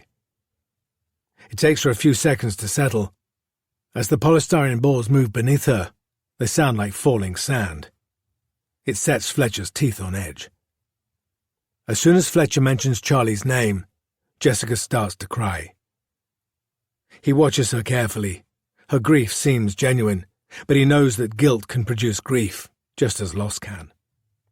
"Anything you can tell us could be helpful," he says. "You knew Charlie best. Has anything come back to you about Sunday night? Anything at all?" "I can't remember." "What? Nothing? I remember getting out of the taxi, and everybody was waiting there for me, but I don't remember what happened before." Her voice is so low it might be a whisper. "Did you black out?" "I might have." "Had you been drinking?" She nods. "What's your last memory before the taxi?" She shakes her head, and the tears come again, and seem unstoppable. Lynn Rawlins excuses herself and beckons to Fletcher to follow her into the hallway. "Let's give her some time," she says. "Leave her with me. I'll make her some tea and something to eat and take it from there." Fletcher nods. He can't wait to get out of there. "Any priorities?" Rawlins asks. Where she was on Sunday evening and who she was with. Jessica calls out something that neither Fletcher nor Rawlins can make out. "What was that, love?" Rawlins asks. She and Fletcher move to the doorway. Jessica looks up at them from the sofa, shadows carving holes out of her face. "Where I was," she says. She must have overheard them. "Where were you, darling?" Rawlins asks. "Paradise. I remember now." Jessica laughs. It sounds artificial and loud, and Fletcher's heart sinks. She's playing games with them. Maybe she's still high, or drunk. The look on Rawlins' face tells him she's come to the same conclusion. "There's no point in both of us hanging around," she says. "Let me get on with it. I'll page you if I learn anything useful." Fletcher takes his leave. On the way down in the elevator, he realizes Jessica might have been more helpful than she seemed. Paradise, he remembers, is the name of a casino. Jessica is fostering the rescue cat for the time being. She felt sorry for it at the shelter because it looked depressed in its cage. Its fur is cotton wool soft, and it is generally a sweet old thing, though Jess has learned to beware when it rolls onto its back. If she tries to stroke its tummy, it strikes lightning fast with claws and teeth. 2 days have passed since Cody Swift ambushed Jess in the car park, and she is still rattled, though not rattled enough to contact Felix yet. She has been working hard to push that impulse back into the cage it should never have escaped from. She was too upset after the incident with Cody to hide what had happened from Nick. After she told him about it, she watched a red flush spread swiftly across his neck and cheeks. "I'm going to call him again," Nick said, "and tell him—" "Don't bother," she said. "Honestly, don't." "I'll find out where he lives and tell him face to face." "Don't lower yourself. He's not worth it. I told him to get lost. He got the message." She was already regretting letting slip what had happened. She learned years ago how to keep things a secret and to deal with them herself, but her instincts have got soft since she married Nick. I want to protect you from this, Nick said. I don't want you to have to, Jess thought. She adores him when he says this kind of thing, but finds it uncomfortable too. Because whatever Nick says or does to prove how much he loves her, she will always believe she is damaged goods and not worth the ground he walks on. Darling, I'm fine, she said. Please don't get worked up.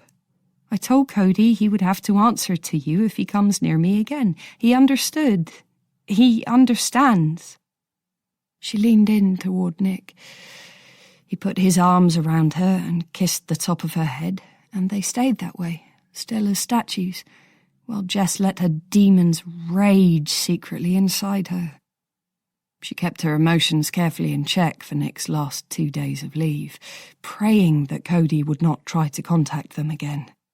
She put on her best wife and mother game face and went out of her way to make everything as nice as possible for Nick and for Erica. This is something she's discovered she's good at, buffing her small family's domestic experience until it shines. Now, she waves Nick goodbye as a cab takes him to the station. He's on his way to London for days of pre-production meetings. Erica is out with Ollie. As soon as Nick has gone, Jess shuts the front door behind her and bolts it. She lowers the slats on the shutters covering the front windows. The house darkens inside, but she doesn't care. She stands in the gloom and takes deep breaths. With Nick gone, it is almost a relief to allow herself to taste and feel her fear. Keeping it bottled up has taken a toll on her. She is exhausted, but she feels she has time and space to think now, and her first thought is that if Cody Swift is planning on coming to her house, she's not going to make it easy for him to snoop. She nips out to the bins by the back door and pulls out the 2 bags of rubbish that are in there. She puts them in the garage and double-checks that the up-and-over door is locked. She knows better than to leave anything around that a stranger can get their hands on. After the murders and during the trial, Jess was stalked by reporters for weeks. When Erica gets home, she probably won't notice the extra security measures. She lives too much in her own sweet 16 bubble. But if she asks about the gloom, Jess will say she has a migraine. Or should I tell her what's happening? Jess thinks. Should I? Would Erica be safer? She checks herself as soon as she's had the thought. Erica is not in any real danger, she tells herself. Not yet. Not nearly. Not if I can help it. In Jess's wary mind, that train of thought leads inevitably to another. She can't help thinking how she herself was used and abused by men as a teenager and later, until she met Nick. That, at least, is a danger her and Nick's careful parenting has spared Erica from. That safety is something her daughter has that Jess never did. The thought stirs pride, but also a familiar swell of anger in her. She battled her anger so hard after Charlie's death, anger that he had been murdered, anger at what she had been through herself, anger at what people said about her, anger at herself for not being a better mother. Being safe with Nick let the anger rise. He encouraged her to feel it. You need to, he said, or it'll eat you up from the inside. How she raged. Now that she feels less vulnerable in the house, she goes upstairs to her office and sits in front of the computer. She will resist looking up the podcast, she tells herself. She fears it. Instead, she types 2 words into the search engine. Felix Abernathy. She clicks on the link to his website. When it loads, she flinches. Felix Abernathy Public Relations scrolls across a black screen. And then she is face to face with an almost life-size headshot of Felix himself. A photograph can't hurt me, she has to tell herself, though her heart has begun to pound and goosebumps are rising on her arms. She can hear her own breathing. Calm down, she thinks. The cat has begun to move in silky figures of 8 between her feet. She reaches down and scoops him up onto her lap. She clicks further into the website. "Face your fears," Felix told her once, with a crooked smile that was part encouragement, part threat. She can hear his voice as she sits in her study today, even though he spoke those words to her more than 20 years ago. She shudders as she remembers how his fingertips were poised on the handle of a hotel room door when he said it, and how his other hand was in the small of her back, exerting pressure, ushering her into a room where a man was waiting. She has to shake her head to rid herself of the memory. The cat gazes up at her levelly as she does. "Waifs and strays, the pair of us," Jess tells it. She takes a deep breath and explores the website further, but it contains minimal personal information about Felix. She didn't really expect to find any, but she can't help feeling a twinge of disappointment, because while this is stressful, she can't deny she's also curious about what Felix is like now, perhaps morbidly so. Just the thought of him creates a pull in her gut, even after all these years. She hates that it does. It feels like a dirty part of her, but it also keeps her finger on the mouse and her eyes on the screen as she clicks through each page on the website and examines every photograph of him. In most of the pictures, Felix has his arm slung around a client. The majority of his clients are instantly recognisable to Jess as celebrities.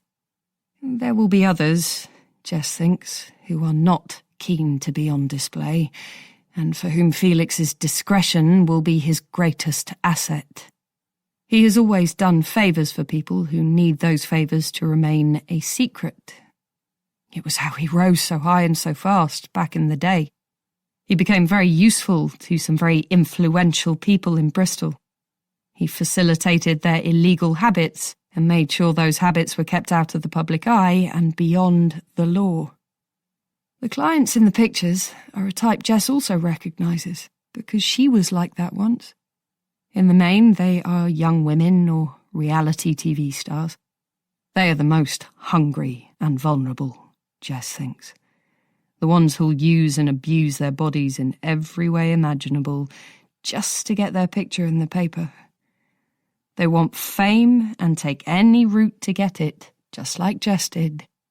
How ironic that it was Nick who finally got her work in the industry, after all the promises Felix made. She strokes the cat as her eyes rove over the images on screen. Its purr sounds like an idling engine. There's no denying Felix has aged well. He looks good. Well-groomed and well-dressed in a way that only money can buy. He has a bright white smile, and there's no sign of the gap between his front teeth she used to find attractive. "Your dream came true then," she says aloud. She's not sure what it is, maybe the sight of all those desperate young women hooked on Felix's arm, or the contrast between Felix's lifestyle and her own quiet domestic life. But suddenly she's had enough of snooping on him. She clicks the small red circle on the top corner of her browsing window, and Felix disappears. She rests her eyes on the computer wallpaper, a professional photograph of herself with Nick and Erica. This is what she should be concentrating on. She stands up abruptly, and the cat falls to the carpet, hissing its disapproval. "Tough luck," she says to it. "We can't always get what we want." She will go for a run, she thinks. It will help her get rid of the tension she's been carrying around for days. She'll push herself and go for one of her longer routes. 10 minutes later, she's changed and stepping out, earbuds in, house key zipped safely into a pocket, determination to maintain control of her life, launching her run at a challenging pace. The woman opens the door of her car as Jess is about to jog past. She's only a few yards from her driveway and getting into her stride. The door takes up most of the pavement and forces Jess to stop abruptly. "I'm so sorry," the woman says, and Jess grimaces, jogging on the spot and waiting for her to shut the door, when the woman asks, "Are you Jessica Page?" Jess isn't sure she's heard correctly at first. Her music's on quite loudly. She turns. She'll run around the car if this stupid cow won't shut her door like a normal person, but the woman repeats, loudly enough that Jess hears it crystal clear this time, "Jessica Page?" Jess's heart skips a beat. She stops. "I'm from the Bristol Echo. Have you got a minute?" The small smile curling the edge of the woman's lip has a callous shape that Jess dislikes. This has got to be about the podcast. Jess pretends she didn't hear. She flashes the woman her best bland smile and runs as fast as she can, cutting down random roads and into narrow alleyways. She doesn't stop until she reaches her local park, and by the time she gets there, she's so out of breath she sinks onto a bench. "Fuck!" she says. There's nobody close enough to hear her. At first, she can do nothing more than wait for her breathing to slow and the pounding of her heart to subside. As they do, she becomes aware of the ache in her legs. She doesn't normally sprint that hard. She tries to get her thoughts together. She needs to figure out how to get home without running into that woman again. She needs to know whether this was simply a random journalist trying it on in response to the podcast, because there's no other news today, or if there's a bigger problem. She tries not to think about Felix. He must be a last resort. 2 days, she thinks. For 2 days it felt as if there was a chance things could go back to normal again, and now this. She turns off her music so she can try to think straight, but the noises of the park intrude immediately. Dogs barking, the squeak of another runner's shoes, and worst of all, children's voices from somewhere nearby. It's a reel of playtime sound effects. Shrieks, yells, the scuffs and shoe slaps of running and dodging and laughter. It triggers a physical reaction in Jess. Her breathing quickens as if she's still running, and her chest tightens. She knows what's happening because it has happened before, though not for a very long time. It's a panic attack. Her vision blurs and she screws her eyes shut. She wraps her arms around her stomach and leans forward. It's as if the whole of her life is concentrated in this one moment and she can never move beyond it. It feels both painful and hollow. She moans. It's a feral sound, long and low and empty of hope. It expresses only a fraction of the guilt Jess has felt for the past 20 years. She'll never stop blaming herself for Charlie's death. Never. Sometimes she wins the fight against the guilt. As the years have gone by, she's won more often than not. Though even if she does, it still feels close. But sometimes she loses badly. There have been weeks on end when she has felt as if the simplest things, getting dressed, taking a shower, making a cup of tea, require Herculean amounts of effort. During those weeks, she feels disengaged from Nick and from Erica. When she is at her lowest, all she knows for certain is that she's no better than a dirty, filthy thing. An unfit mother. A whore. She fully inhabits the names that people called her all those years ago, and she does not attempt to check the self-hatred she feels because she believes it is what she deserves. In the park, when the first wave of panic begins to subside, she opens her eyes and sees a pair of neon trainers. Somebody is standing in front of her and speaking to her. "Are you all right? Excuse me, are you okay?" It's a young man. He has a hand stretched out toward her as if he wants to touch her, but knows that's not okay. She has a sudden urge to lash out and say something vicious to him, but she doesn't. She has spent 20 years training herself out of the aggression she sometimes had to use to protect or defend herself and Charlie on the estate. "I'm fine," she says. "Thank you." Are you sure? "Very sure. Sorry, thank you." Jess gets up to demonstrate that she's fine, and he says, "OK," though he doesn't look sure until she fixes on a smile and attempts a stretch. As soon as he's gone, she sits back down and stays there for a long time before she makes her way home at a careful jog. On the way, she thinks, if that woman is still outside my house, I'll call Felix. If she's not, I won't. It feels decisive. It gives her the illusion of control. It allows her to put one foot in front of the other.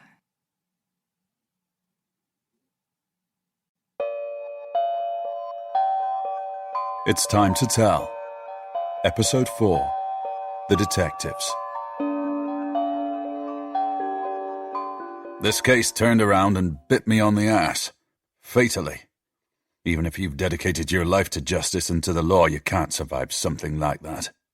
I was set up. My name is Cody Swift. I'm a filmmaker and your host of It's Time to Tell, a Dishlicker podcast production. Those are the words of ex-detective Superintendent Howard Smale, the man in charge of the investigation into Charlie's and Scott's murders. I didn't meet him personally 20 years ago, but his name was on everybody's lips. Here's what his deputy on the case, John Fletcher, had to say about him. I looked up to Howard Smale. I wanted to learn from him and I was eager to work with him, but he behaved unacceptably and he paid the price for that when he lost his job. It was hugely disappointing. Not just for me as his deputy, but for the team and for the families of Scott and Charlie. Thank God we were able to solve the case regardless. You say Howard Smale is living abroad now. I wonder if he remembers us. There are a lot of people here in Bristol waiting for an apology for what he did. I was familiar with the police from a young age. It was not unusual to see a squad car pull into one of the Glenfram Estate car parks, though unusual enough to attract interest. My mother would twitch back a curtain to better see where the officers might be headed. My dad would glance, then shrug and get on with what he was doing. In other households, the occupants might step carefully back from the window and think about alternative exit routes from the building. Depending on what they had done, neighbours might help cover their tracks. There was a code of silence on the estate. You protected your own. That code shattered if the crime involved children, though. People who hurt children were considered no better than scum. So when Detective Inspector John Fletcher and Detective Constable Danny Fryer came to call on our family, after Charlie and Scott's bodies were found, they weren't the first police officers I'd seen or spoken to, but they were the first detectives. The title had a sort of glamour to it. Perhaps that's why their visit is the only thing I can remember from that time. Detective Fryer wore a business suit with creases in the trousers. He had brown eyes and a silky handkerchief in the pocket of his jacket. He looked sharp, but he was kind. I suppose Detective Fletcher was wearing a suit and tie too, but I can't recall. All I remember about him is that he stood in the doorway of our living room and watched us. I felt as if I was on display, as if he could see right through me. Fletcher and Fryer worked the investigation, but it was led, as I've mentioned, by Detective Superintendent Howard Smale. He was the senior investigating officer on the case, and his was the voice you heard at the start of this episode. Smale worked on the case for just 1 week before being forced to step down. Since then, he has been a recluse. He won't give interviews. Any reporters who have managed to track him down have had doors slammed in their faces and threats of legal action against them. I contacted one of those journalists. This is what he had to say in an email. I can give you an address for Smale, but I have 2 bits of advice. 1. Pack your thermals. 2. He does not speak to anybody, even if you offer very good money. Don't think there's anything different about you. I thought there was something different about me, though. Who else was as intimately connected to the case as I was? Which explains how Maya and I find ourselves in a hired car, driving along a coastal highway that links an archipelago of islands off the coast of northern Norway. We have taken 2 flights to get here so far, and set out on a long highway which stretches over 100 miles. At the end of it, we hope to meet and interview ex-Detective Superintendent Howard Smale. To say that the place we are headed to is remote would be an understatement. Howard Smale has done reclusive in style. We arrive at his village in the late afternoon. It feels as if it is on the edge of the world. Old fishermen's cottages teeter on the edge of the land, held up on stilts that disappear into glassy water. Dominating the roadside where we stop is a large wooden structure that resembles the skeleton of an old chapel. Stockfish are draped over every horizontal beam, yellow-brown and tightly packed. They smell fetid and salty. There is snow on the ground, but not as much as I was expecting. We scramble across the rocks to look at the water in the inlet. It seems bottomless. Reflections of the dark mountains surrounding us float on the surface. Below, large jellyfish drift, transparent tentacles wafting unhurriedly. Everything we see is beautiful and mesmerizing, yet harsh. Howard Smale's house is only 2 miles down the road. We park the car and I get out. I'm standing beside a 5-bar gate at the entrance to the driveway of a modest traditional property. It's late afternoon and the light has almost faded completely. There's a sign on the gate. I can't read Norwegian, but the picture of a large dog tells me everything I need to know. Maya stays in the car. I open the gate and walk toward the door. I can see lights on inside the property and hear a dog barking. I ring the bell and chimes sound from inside the house. The door opens a crack. Hello? Hello, Mr. Smale. Sir, my name is Cody Swift. I don't know if you remember me. No? Well, that's okay. I've come here to see you because I'm working on a podcast about the murders of Scott Ashby and Charlie Page. That sound you just heard, that was the sound of Smale's front door slamming in my face. I tried calling out to him. Charlie and Scott were my best friends, Mr. Smale. I don't know if you know, but Sidney Noyce took his own life recently. I'm investigating allegations that police put the wrong man behind bars. Do you have a comment for me, Mr. Smale? He didn't. The door remains shut, and the dog continues to bark. Maya watches from the car, her face white behind the windscreen. I retreated. That night, as the northern lights snaked across the sky, Maya and I decided I should write Howard Smale a letter. We could afford to spend only one more full day in the Lofoten Islands before starting our trek back to the airport. So we hand-delivered the letter first thing the following morning. Howard Smale called early afternoon, just when we were beginning to give up hope. He said 4 words. You can come now. The sound of the dog barking is more distant when I approach his house for the second time. The daylight will not last much longer, but today there is enough of it that I can see his house is positioned on the rocky shore of an inlet and in the shadow of a sheer mountainside. Smale shows me in with few words and invites me to sit in a small lounge, panelled in cream-painted wood and warmed by a stove. A fine antique telescope is mounted on a stand and points at the mountainside. What follows is a recording of our conversation. Smale took control of the interview at the start. He immediately addressed what might otherwise have been the elephant in the room, the scandal that forced him out of his job during the investigation into Charlie and Scott's deaths. I'm going to say this once, and I will not repeat it. I did not assault Jessica Page. I exhibited no inappropriate behavior around her.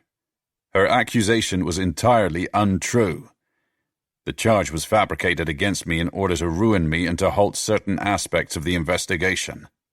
I'm prepared to discuss the investigation with you because your letter was very honest, but on condition we don't talk about the accusation, and you report that I maintain my innocence. Of course. So, what do you want to know? I have a list of questions we can work through, or you can start by telling me what you remember and we can go from there. Is that thing recording already? Yes. The case was a Category A murder investigation. That's as serious as it gets. Resources were not a problem. I picked the best men for my team. I launched that investigation meticulously. This is the kind of case where you don't even care if you're paid or not because it involves kids. Your only goal is to catch whoever took the lives of those 2 boys, and you are prepared to do whatever it takes. Nobody wants to see this investigation fail. Nobody apart from the person who committed the crime. Can you tell me about your team? My team was excellent. I picked John Fletcher to be my deputy because he'd come to my attention as a very bright up-and-coming detective, and I wanted to give him an opportunity. Plus, he was one of the officers who found the boys. He found them, and Charlie Page died in his arms. That's the kind of thing that stays with you your whole career, probably until your dying day. Even if he wouldn't admit to it because he is not the type of guy to show emotions. I'm sure that moment still haunts John Fletcher today and will do so until the end of his own life. It meant that by the time I appointed Fletcher to Deputy Investigating Officer, the case was already in his bones. Can you talk about the first few days of the case? A murder case is a complicated thing, always. The lead detective must take his or her time at first, even though time is the one thing you haven't got. You need to ignore that. No matter how crazy the press is going around you and how much pressure is on you from families and senior officers to solve the case quickly, you cannot rush in. See out that window? Where the telescope is pointing? The mountainside. See how the clouds send shadows scudding across it. So one moment it looks black, then it's dark green, then sunshine glints off one particular area, but that changes after a few seconds. There is snow, but it can melt or be replenished. It disguises the contours. To get the measure of that mountain, you need to look at it over time. You cannot make a swift assessment of the lay of the land. A murder case is like that. There are 2 sea eagle families who live around this fjord. Imagine one of them is hovering above the landscape, searching the water for signs of prey. He's assessing if the water is choppy or glassy, if he can see what he's looking for or not. That's the first stage of an investigation. You need an overview of everything. You are looking for facts. What are the facts? They will begin to emerge if you are patient, and if you don't form your own theories before the investigation has even begun. When the sea eagle is satisfied that he has a good overview of what is going on, he drops down lower. Maybe he's seen something that draws his attention to a particular spot. He's hovering closer to the water now, strategizing about how to make his catch, the speed he'll need, angles of attack, working out if what he thinks he can see is really prey or just a shadow or a piece of plastic floating in the water. If he drops down too early on the wrong way, he's blown it. The prey will get away and the eagle will go hungry. So he makes sure he knows what he's looking at. He makes sure he's sure. The first few hours and days of an investigation are all about establishing facts, finding out what is true and working with that, forming theories based on the facts. Then, when you are sure, and only then, do you swoop down and bag your prey. That's the idea, anyway. Does that mean you were looking at a wide pool of suspects? Families of victims are always of immediate interest. Statistics tell you a family member can be a likely perpetrator in any homicide. But we never assume. We were gathering information about the boys, their families, but also their friends, their neighbors, the community, people's habits and patterns, and so on. By this point in our conversation, the light in the room has become grainy, smudging Smale's features. He gets up with a grunt to switch on a lamp, and at the same time retrieves a sheaf of papers from a desk drawer. He sits down with the papers on his lap. I'm the first to speak. Was there agreement amongst the team about which leads you should pursue? There may be repercussions if I discuss that. Even here, now? I'm not as vulnerable as if I was in the UK, but people can reach you. They won't like me talking about the case at all, let alone about internal decision-making. It's not what you do, ever. It's taboo. I'm persona non grata anyway, but this will make it worse. Ask yourself if that's something you would willingly bring on yourself. I understand. I will say that there were disagreements, but I was the senior investigating officer, so I should have had the final call on any decisions. Unfortunately, I was not on the investigation for long enough to enforce those decisions. Because of the accusation made by Jessica Page? Because of that. I was set up. Who set you up? I won't speculate about that on tape. But you might ask yourself who had the most to gain from my disgrace. Smale looks agitated. He puts the papers down just far enough away so I can't make out what they are. He gets up and feeds the stove with a few logs that have been precisely chopped into small pieces. Flames surge around them after he closes the stove door. When he retakes his seat, he grabs the papers and holds them up. This is a copy of my policy book from the case. Can you explain what that is? A policy book is kept by the lead detective on every case. He uses it to make a record of each of the decisions he makes and the rationale behind them. Obviously, this isn't the actual book. That will be under lock and key in Bristol with the original case files. This is a photocopy. Why do you have a photocopy? I wouldn't be the first officer who took a copy of a document that's officially police property and mailed it to himself. It's an insurance policy.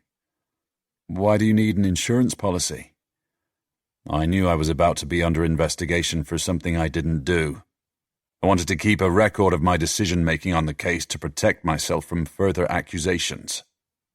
Are you saying you were concerned people might tamper with your policy book after you left the investigation, in order to misrepresent your work?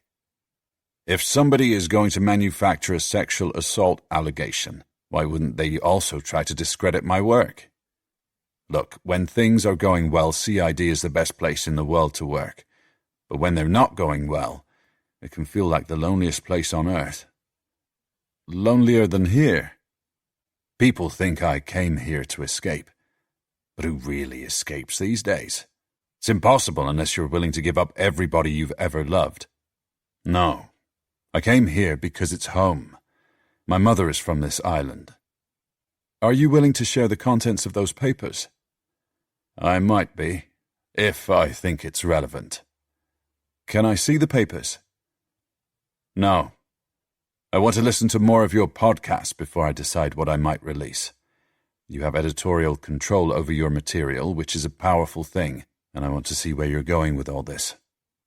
I have to prove myself. We all have to prove ourselves. And how do I know you are telling the truth? That's up to you to decide. Personally, I've nothing to prove. Except that the accusation against you was fabricated. Except for that, yes. Howard Smale and I spoke late into the night, and I'll share more of our conversation in future episodes. He continues to talk about the case with the same strange mixture of defensiveness, paranoia, and acuity. He had such good recall of the details, it was as if it had happened yesterday. He gave me a lot to think about. He also agreed to keep in touch. Maya and I made the long drive back to the airport feeling elated. On our return to Bristol, I made efforts to contact Detective Inspector John Fletcher. He is still in service in the Criminal Investigations Department, and his rank hasn't changed. A little while ago, after a frustrating few days of leaving messages, I got a call back from him and we met in a mall car park, a location suggested by him. It was very strange to see Detective Fletcher in person again after all these years. He still had the steely detective's gaze. He explained he was unable to share details about the investigation and could discuss only what is already in the public domain. He explained that the case remained closed as far as police were concerned, regardless of Weston's allegations, but that police would of course consider any new evidence should it arise. He was utterly professional. He wished me well. I wouldn't have expected him to say anything different, however frustrating it might be, because his hands are tied. He also told me I could call him any time, and it's good to have the lines of communication open. In the next episode, we'll be discovering more about the prime suspect in the case, Sidney Noyce. He was charged and convicted of the murders of Charlie and Scott. This is Valerie Noyce, His mother. Sidney grew bigger than his dad before he was 17, but he never developed in his head. The doctors and the social workers told us he would only ever have the sense of a 10-year-old, and they were right. They call it mental impairment these days. Back then, they said Sid was a retard. It's not a nice word, is it?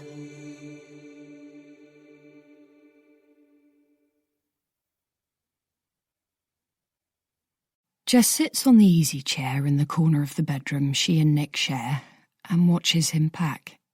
She loves the way he does it so precisely, garments rolled or carefully folded and neatly tucked into place. He's finally off to Morocco for his 6-week shoot and has managed to fit everything he needs into a modest-sized bag. He zips it shut. Done, he says. Good job. Jess hasn't told Nick about the journalist who ambushed her outside the house when he was away before. She's worked hard to cover the agitation she felt in the aftermath of that. Nor has she mentioned the email she received this morning. Come and visit me in Morocco, Nick says. Please? Maybe Erica could come too, if you make it half-term. And bring Ollie. They could come to the set. I'll price up flights, she says. Do you mean it? Of course. She doesn't mean it, though. The email that landed in her inbox this morning has made a trip impossible, but she can't tell him. Once again, she needs him to leave so she has time and headspace to deal with this her way. The email was from a woman called Maya Summers, who described herself as Cody Swift's life partner and explained that she was working on the podcast with him. Would it be possible, the note had asked, if Jess didn't want to meet with Cody, for Jess and Maya to maybe get to know each other over email in the first instance, woman to woman?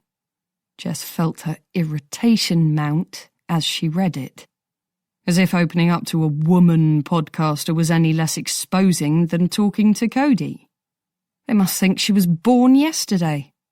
She snorted as she read the ridiculous email. But she also felt her dread ratchet back up, because it wasn't looking likely that Cody was going to back off any time soon. It's tempting to get on a plane to Morocco and hope the whole thing will go away, but what if it doesn't die down, but balloons instead? She wouldn't be able to stay away forever. She needs to act. As soon as Nick has left, Jess finds Felix's website online once again, and clicks through to the Contact Us page. She dials his office. A call is answered by a woman with a clipped voice. Felix Abernathy PR. Can I speak to Felix, please? He's unavailable just now. Can I help you? I need to speak to him urgently. I'm an old friend. Can I take your name? Jessie Page. Jess can hear a keyboard clacking at the other end of the line. It's a bit of business, she adds, because she knows that money talks louder than anything else for Felix. She's pleased with how she's coming over. She sounds businesslike. She recites her phone number, says a polite goodbye, hangs up, and gives in to her nerves. Her forehead is still resting on the cool surface of her desk when her mobile rings. She sits up and looks at the screen. It's a London number. She takes a deep breath before answering. Hello? Jessie Page. Felix's voice resonates down the line. It hasn't changed a bit. He sounds so confident, as if he owns her still. She shuts her eyes. Thanks for calling me back. I wouldn't miss a catch-up with you for the world. How are you? How's married life treating you? The question is more harmful than it seems. Jess is pretty sure he is purposely echoing words she spat at him years ago, after she had met Nick and when she finally stood up to Felix and refused to take part in one of his sex parties. I'm with someone now, someone good, she had said, prying his fingers off her arm. I want normal. We're getting married. That doesn't mean you can't be nice to other men now and then, he'd replied. Since when did you zip your knickers up and get so bloody bourgeois? He'd followed that up with a direct hit. Probably for the best, though, darling. I've had complaints about your dead eyes. She used to be able to disarm Felix occasionally by being completely honest, and she goes for that tactic over the phone now. It's really lovely, she says. I'm very happy. How about you? Oh, I'm happy as a bloody bandicoot, darling. Or I was, until my girl said you had a bit of business for me, which makes me think you're in a spot of bother like last time you rang. What was that, 16 years ago? He's referring to the time when she was on Dart Street, and he quashed the story about Charlie for her. It was before the millennium, long enough ago that the internet didn't instantly deliver every news item straight to people's fingertips. She knows she won't be so lucky if the story goes big nowadays. Yes, she says. Near enough? What's the problem? What can I do? Do you recall the name Cody Swift? Refresh my memory. She tells Felix about the podcast, how she is afraid her life will be ripped apart if he can't help her put a stop to it. When she's finished talking, he remains quiet for so long, she wonders if he's going to hang her out to dry on this one. Jessie, he says eventually. I wouldn't do this for anybody, but you know I think of you as family. I can help you, but I think it would be best if we meet to talk about it. You know I don't trust phones. Can you come and see me tomorrow? She doesn't want to. The thought of it makes her skin crawl, but she doesn't see that she has a choice if a meeting is what he wants. This favour is on a bigger scale than the last time. It'll be more difficult for him. They agree on a lunchtime appointment. It means she can be back in Bristol by the time Erica gets home from her course, which is something at least. Once the call has ended, Jess goes to the bedroom and sits at her dressing table. She gazes at her reflection in the mirror, then gently pushes the skin on her cheeks back and upward and glimpses a version of her younger self. She glimpses Erica in her own features too. They look alike. She has raised Erica so differently from Charlie, and she wonders again if she should have taught her daughter to be more streetwise.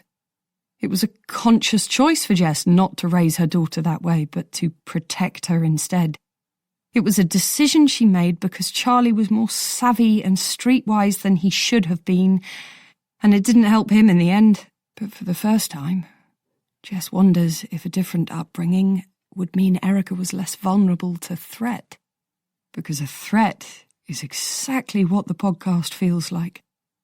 She releases her skin and it settles back into place. She wonders what Felix will think of her now. She wonders what she will think of him and whether there will be any attraction between them after all these years, and immediately feels guilty for the thought. She opens her wardrobe and begins to lay clothes on her bed, putting together outfits that might work for the trip to London. In the end, she narrows it down to two possibilities. Both cover as much flesh as possible. Fletcher takes the Peterdale case files home and dumps the crate on the dining table. The high sheen his wife used to rub into the table every week has been gone for as long as she has. The surface is dull and marked by a pattern of pale interlocking rings left by the base of mugs, wine glasses, and the noodle pots Fletcher has been eating most nights, interspersed with a bit of frying. Fletcher decants the contents of the crate onto the table and sits down before remembering he's forgotten to take his coat off. He can't be bothered to get up again, so he wriggles out of the coat and drops it on the floor. Since his wife left, he's found bittersweet pleasure in doing things she would have chided him for. He fixes himself baked beans on toast and eats it at the table. He drinks a glass of wine with it and finds himself staring at the space on top of the upright piano where the family photos used to be. 2 sons, he thinks, and neither one loyal to him after the divorce. He expected it of Theo, his younger child, always a mother's boy, but for his elder son Andrew, to side with his mother feels like a sharp betrayal to Fletcher. Andrew is a son to be proud of. Fletcher tries to give him a call, but Andrew's voicemail picks up with its familiar and never-fulfilled promise that he'll return the call ASAP. In the silence after he's left his son a message, Fletcher once again considers the photograph of Hazel Collins, the secretary of the missing man. He estimates she must be in her 70s by now. He hopes she's alive because she's a person of immediate interest to him. She reported Peter Dale missing, and she worked closely with him. He pours another glass of wine and begins to go through each and every paper carefully. He intends to build a list of persons of interest. Hazel Collins is the first name he writes down. The following morning starts well. Good news and the buzz of the office help Fletcher shake off the blues after a sleepless night. Hazel Collins proves easy to track down, even though she has moved from the address they had for her originally. Her new home is on a smart street overlooking the Clifton Suspension Bridge. It's the very best view in town. Danny speaks to her daughter, Annabelle, who lives with Hazel, and learns that the older woman is in reasonable but not entire possession of her faculties and will be happy to see them at any time after 11 a.m. At 10 minutes past 11, Fletcher and Danny climb the black and white tiled front steps of Hazel Collins' address. It's a 4-story Georgian house painted pastel blue. The original decorative balcony adorns the first floor, and its black and white striped awning has been freshly painted. Hazel Collins' property is on the ground floor. Inside the building, the staircase in the atrium is ornate. Wood panelling wraps around the space to waist height, with striped wallpaper above it. 3 letter trays are neatly arranged on a console table, labelled with residents' names. Hanging above the table is a large watercolour of the suspension bridge in a gilt frame. This place isn't what Fletcher imagined, based on the photograph he saw of Hazel Collins in the case notes. He wonders where the money has come from. A woman stands in the doorway of the ground floor flat. She's young but well-dressed in ballet pumps, form-fitting jeans, and a tucked-in shirt. "Annabelle Collins," she says. Her handshake is firm. At her invitation, they step directly into a generous-sized sitting room. Fletcher takes in a grand piano and floor-to-ceiling windows offering a spectacular view of the bridge. Sunlight glints on the bridge's parabolic steel girders, and behind it, the sheer face of the densely wooded gorge is in shadow, creating a still, dark backdrop. Annabelle Collins shows them through a formal dining area and a mid-sized but grandly appointed kitchen to a courtyard garden, where an elderly woman is kneeling beside a bed of roses. She's mulching them carefully. Fletcher's nostrils curl at the mild whiff of manure. "She still likes to garden," Annabelle says to the detectives, and then louder says, "Mum, do you want to come in and have a chat? About Peter? Remember I told you the detectives were coming?"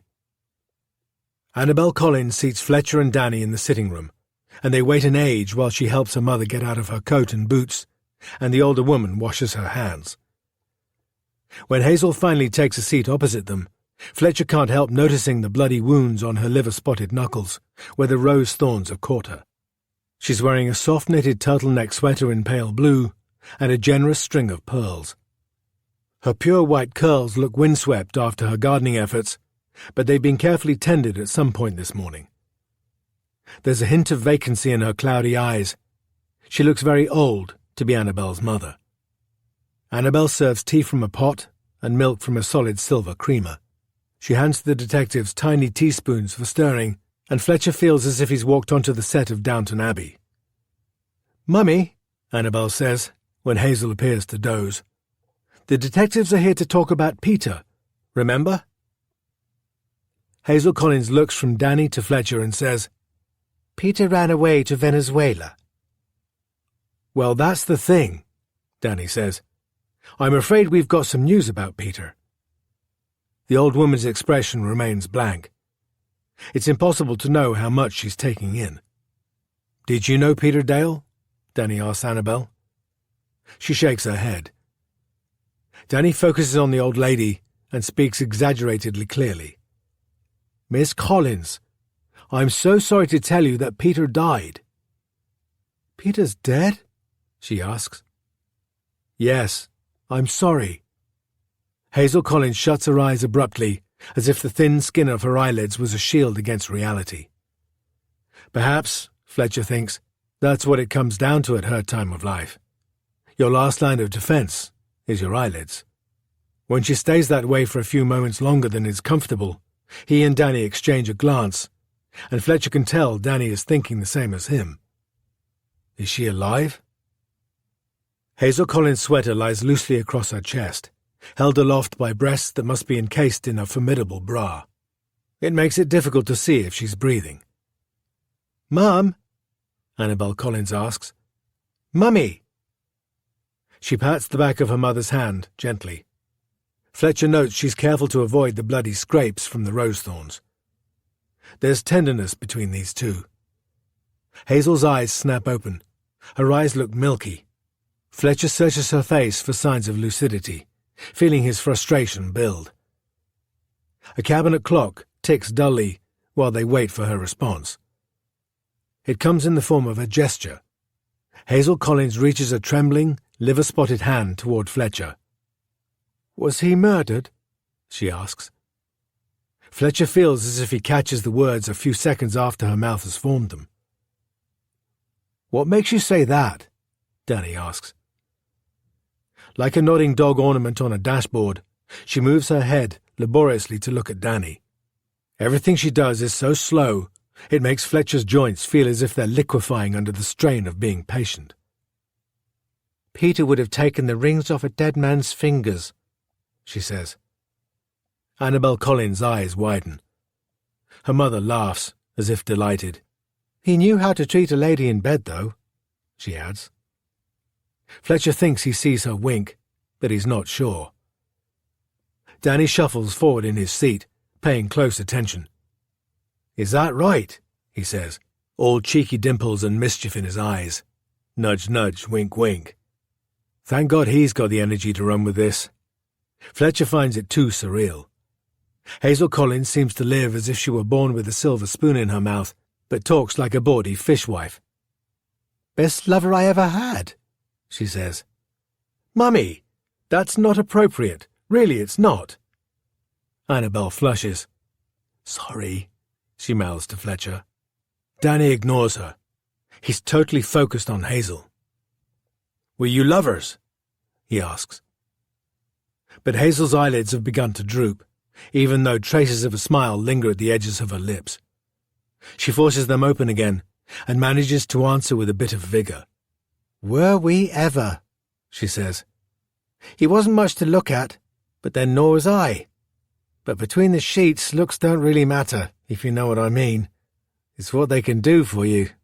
"You're not wrong," Danny says, though Fletcher notices even he's pinking up a little on the cheeks now. "Happy days," Hazel Collins says. "Happy bloody days." Her eyelids droop once again, and this time they remain shut. It's as if she's delivered a definitive pearl of wisdom and considers her work is done. Her mouth falls open wide as if her jaw pivots on a broken hinge, and Fletcher notices her dentures slacken. Within seconds, she's snoring. "I'm so sorry," Annabel says. "I don't know what's got into her. She's not normally crude." The way Annabel says crude makes it sound as if it's a rude word itself. She's prim, Fletcher thinks. He can see her reflection in the raised lid of the baby grand piano as she stands up. Polished to a shine, it reminds him of his ex-wife. "Do you play?" he asks Annabel.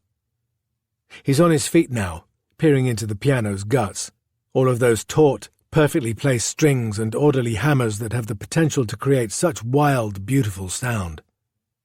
"I do," she replies. She doesn't elaborate, and Fletcher feels a bit piqued. He knows his Chopin from his Beethoven well enough, but he also knows he probably doesn't give that impression. When he was young, he had a fire in his eyes that elevated him in people's estimation, in spite of his scruffy appearance. They excused his sartorial failings as part and parcel of his brilliance. It was allowed when he was getting results, but age and the ebbing of ambition have robbed him of that exemption. Painful as it is to him, he understands how unappealing he can seem to the young, so he resists the temptation to say anything more. Annabel walks toward the door, words tossed back over her shoulder as she does. "I'll get your coats. You'll have to come back if you want to talk to Mum. She'll be asleep for a few hours after the gardening and everything." On the doorstep, Fletcher wraps a scarf around his neck and buttons up his overcoat. He takes his time. No rush on this job, with the body being 20 years old. He sucks in the cold air. "Did you notice?" he asked Danny as they walk. "What?" The penny hasn't dropped for Danny, probably because he hasn't studied the file in as much detail as Fletcher. Annabel Collins is the spit of Peter Dale. Danny stops. "No shit," he says. He forages around his mouth with his tongue, as if he's got something stuck in his teeth, and the crease between his eyes deepens. Did the original investigators know that Hazel Collins had a relationship with Dale? "It's not in the files," Fletcher says. "Who ran the case?" "A DS. I'll have to remind myself what his name is. He's long gone. He retired in 2003. They'll be referring to me like that soon," Fletcher thinks as he says it, "as if I never existed."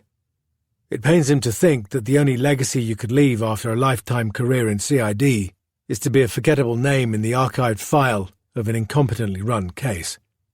It would be good to speak to him. "If you're right, it puts Hazel Collins front and centre as a suspect," Danny says. "It does.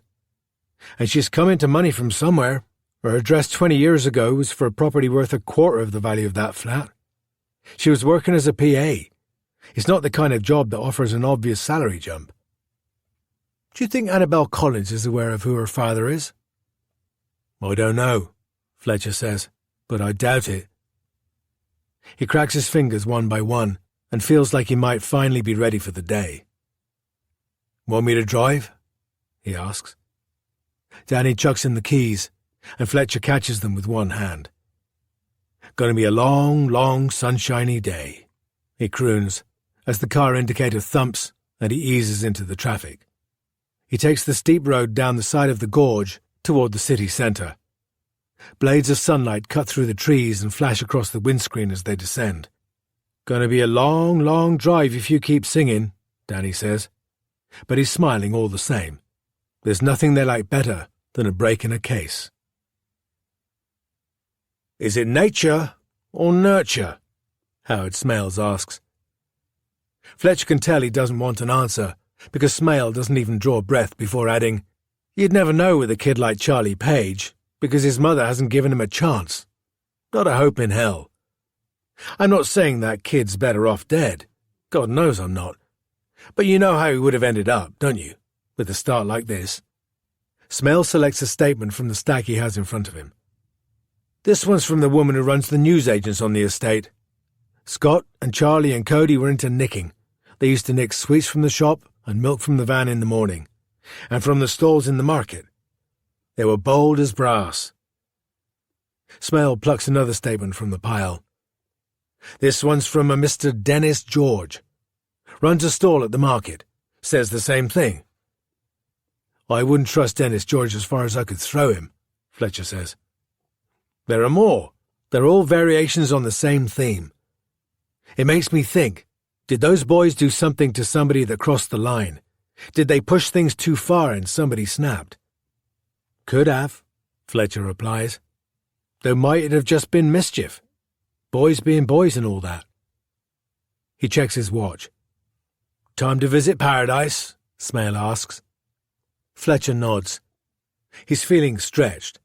This won't be the only moment during the investigation when he wishes he could be in two places at once. He could do with time to look over the sheaf of statements in more detail alongside Smale, and to work on their evolving strategy. He's running on cups of instant coffee and canteen sandwiches that have been refrigerated long enough to turn the bread to rubber. A visit to Paradise Casino is important, though, and they're about to open their doors for the early crowd. Fletcher wants to be there when they do. The casino is a single-story, nondescript building that looks more like an industrial warehouse than a gambling mecca. It sits on a bit of undeveloped land beside the floating harbour and a stonemason's yard. The parking area is almost empty. At the door, Fletcher has a low-key word with a security guard who could have been picked out of central casting. Fletcher wants cooperation, so he's careful not to draw overt attention to the fact that he and Danny are police officers. Not that there are many punters to take notice. While they wait, Fletcher takes a look around. It's lunchtime, but it could be the middle of the night. There are no windows. Everything is artificially lit. Camera lenses glint amongst the mirrored tiles in the ceiling. There are rows of one-armed bandits and 5 blackjack tables. A game is already underway at one of them. The dealer's a kid who doesn't look old enough to have left school. He's wearing a bow tie and a waistcoat over a crisp white shirt that has picked up a blue hue from the lighting. His hair is slicked back with something oily. A middle-aged woman and a man in his 20s sit on the other side of the table. Smoke curls from a cigarette that's resting on an ashtray on the edge of the baize. The woman makes eyes at the dealer. Fletcher doesn't think she's here just for the gambling. The young man stares at his cards and plays with his chips. He cups them in his palm before dropping them onto the table, one upon the other. A paltry stack. Dinner money. Beyond their immediate environs, Fletcher can see a bar and the entrance to at least one other room, where he suspects more serious gambling takes place. The bar is empty, apart from a woman who's pushing a vacuum cleaner across the floor. A cascade of electronic sounds from the slot machines drowns out any noise it might be making. The security guard returns and deferentially ushers Fletcher and Danny through a door you wouldn't notice unless you knew it was there. The scene behind it is a world away from the casino floor. They walk down a bare-walled corridor. The walls have been glossed in off-white so long they've acquired a creamy hue and a greasy texture. The grey linoleum floor has seen better days. They reach a door that has a paper sign pinned on it. It says, "The Boss." The security guard knocks, opens the door without waiting for an answer, and shows Fletcher and Danny into a decent-sized office. A man steps out from behind the desk. He is wearing a sharp grey suit jacket that he buttons up with one hand as he offers them the other. Fletcher suspects he's had a hair transplant. He doesn't smile, but Fletcher isn't sensing hostility either. "Stuart Legrand, what can I do for you, detectives?" "We're interested in some visitors to the casino on Sunday night, specifically a woman called Jessica Page. Apparently she goes by Jessie." "I don't know her." It's a quick response. 26 years old, brunette, brown eyes, about 5'4". Legrand shakes his head. "Do you know what time she was here?" "Any time up until approximately 11 p.m. This is Fletcher's best guess. It fits with her arrival back at the estate and takes into account the fact that she may have gone somewhere else between the casino and home. "Do you know what she played?" "I'm hoping you can tell me that," Fletcher says. "It's likely she was drinking here." "We'll start with the bar cameras. I hope you've got some time." Legrand takes them back out into the corridor and through a chipped, unmarked door into another room, where there's an impressive bank of CCTV monitors. A skinny guy has his feet up on the desk. He's eating crisps from a packet. An open newspaper is balanced on his thigh. He makes no move to adjust his position. Legrand sets up the detectives in front of a different screen that's hooked up to a VCR. He inserts a tape of the bar footage from Sunday night for them to review. Danny offers to stay and look through it all, and Fletcher agrees so he can get back to the office. But he hasn't even stepped out of the room when Danny says, "That's her." The quality of the footage is good. Jessica Page is clearly visible sitting on a bar stool. Or rather, she's half sitting and half standing, perched on the edge of the stool with her legs stretched out in front of her, as if to keep herself from falling. She's dishevelled and looks drunk. Her dress is scanty and rucked up too high on her thighs.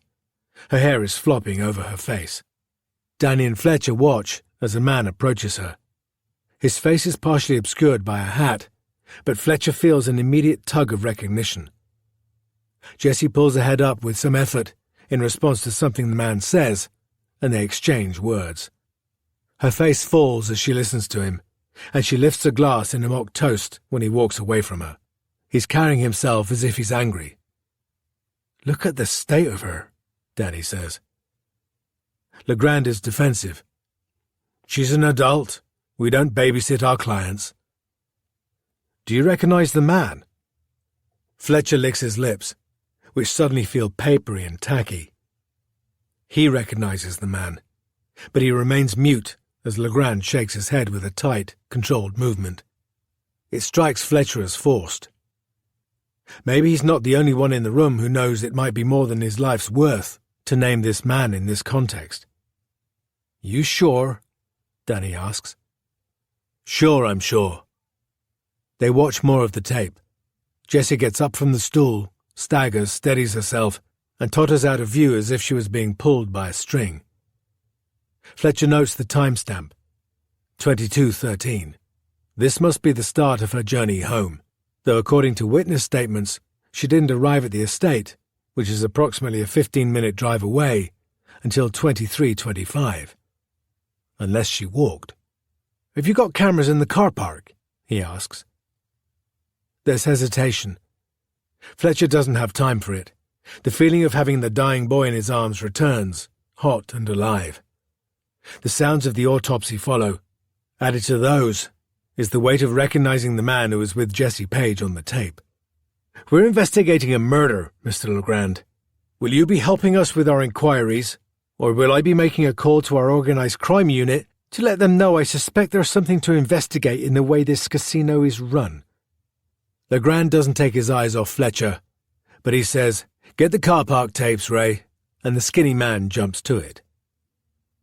The quality of the car park tapes isn't as clear as the footage from inside. No need for it, Fletcher supposes. But they see well enough that a man exits the casino at 22:13 and Jesse Page follows him 30 seconds later. It's the same man she was talking to in the bar. Once again, his face is partially obscured. Fletcher holds himself very still as he watches. On the tape, the man strides to a car and gets into it. Jessie follows drunkenly, weaving her way between the few other parked cars as laboriously as if she was in a complicated maze. The car headlights switch on when she is at least 30 yards away. As she totters along, the driver aggressively backs out of the parking spot and accelerates toward her. Jessie stops, blinded by the headlights, and puts a hand up to cover her eyes. She's standing a few feet in front of the car and looks as functional as a rag doll. Her hair is stringy, and in the shadow of her arm, her eyes are dark bruises. The car lurches forward again, another few feet toward her, and then another. Jessie stands her ground lopsidedly. When the car has remained stationary for a few seconds, she walks toward it and slams her hands on the bonnet. Fletcher is certain the engine is gunning, but there's no sound on the tape, so he can't be sure. Jesse Page stares through the windscreen at the driver. Fletcher has never seen anybody look so broken and so defiant all at once. He feels a small spark of admiration, but it's tempered by fear, because it's crystal clear that Jesse Page was playing with fire the night her son went missing. "Jesus," Danny says. "She's going to go with him, isn't she?" They watch as she walks around the car, opens the passenger door, and gets in. The driver reaches a hand toward her and grabs her by the back of the neck. She tenses and stays very still, eyes shut. Her face is obscured when he leans in and kisses her. The kiss doesn't last long. It is not loving, more a gesture of violent possession. The driver straightens up and accelerates away. As the car pulls out of the parking area, the tape allows a quick final glimpse of Jessica's face, pale as a moon, turned toward the camera as she looks out of the window. Fletcher would give good money to know what she was thinking. "Fit bird," Danny says. "She's got some bollocks, too." Fletcher bites his tongue. "Are you sure you don't recognize this man?" Danny asks again. It's a negative from both Legrand and his employee. "We'll run the number plate," Fletcher says to divert Danny's attention, and because that's what Danny will be expecting them to do. "We'll take the tapes with us." Fletcher eyeballs Legrand with his best cop stare. "You can hand them over now, or I'll be back in half an hour with a warrant and a few uniformed officers who might want to chat with your punters." The detectives leave the casino 5 minutes later. Fletcher holds a rattling box of videocassettes in his arms.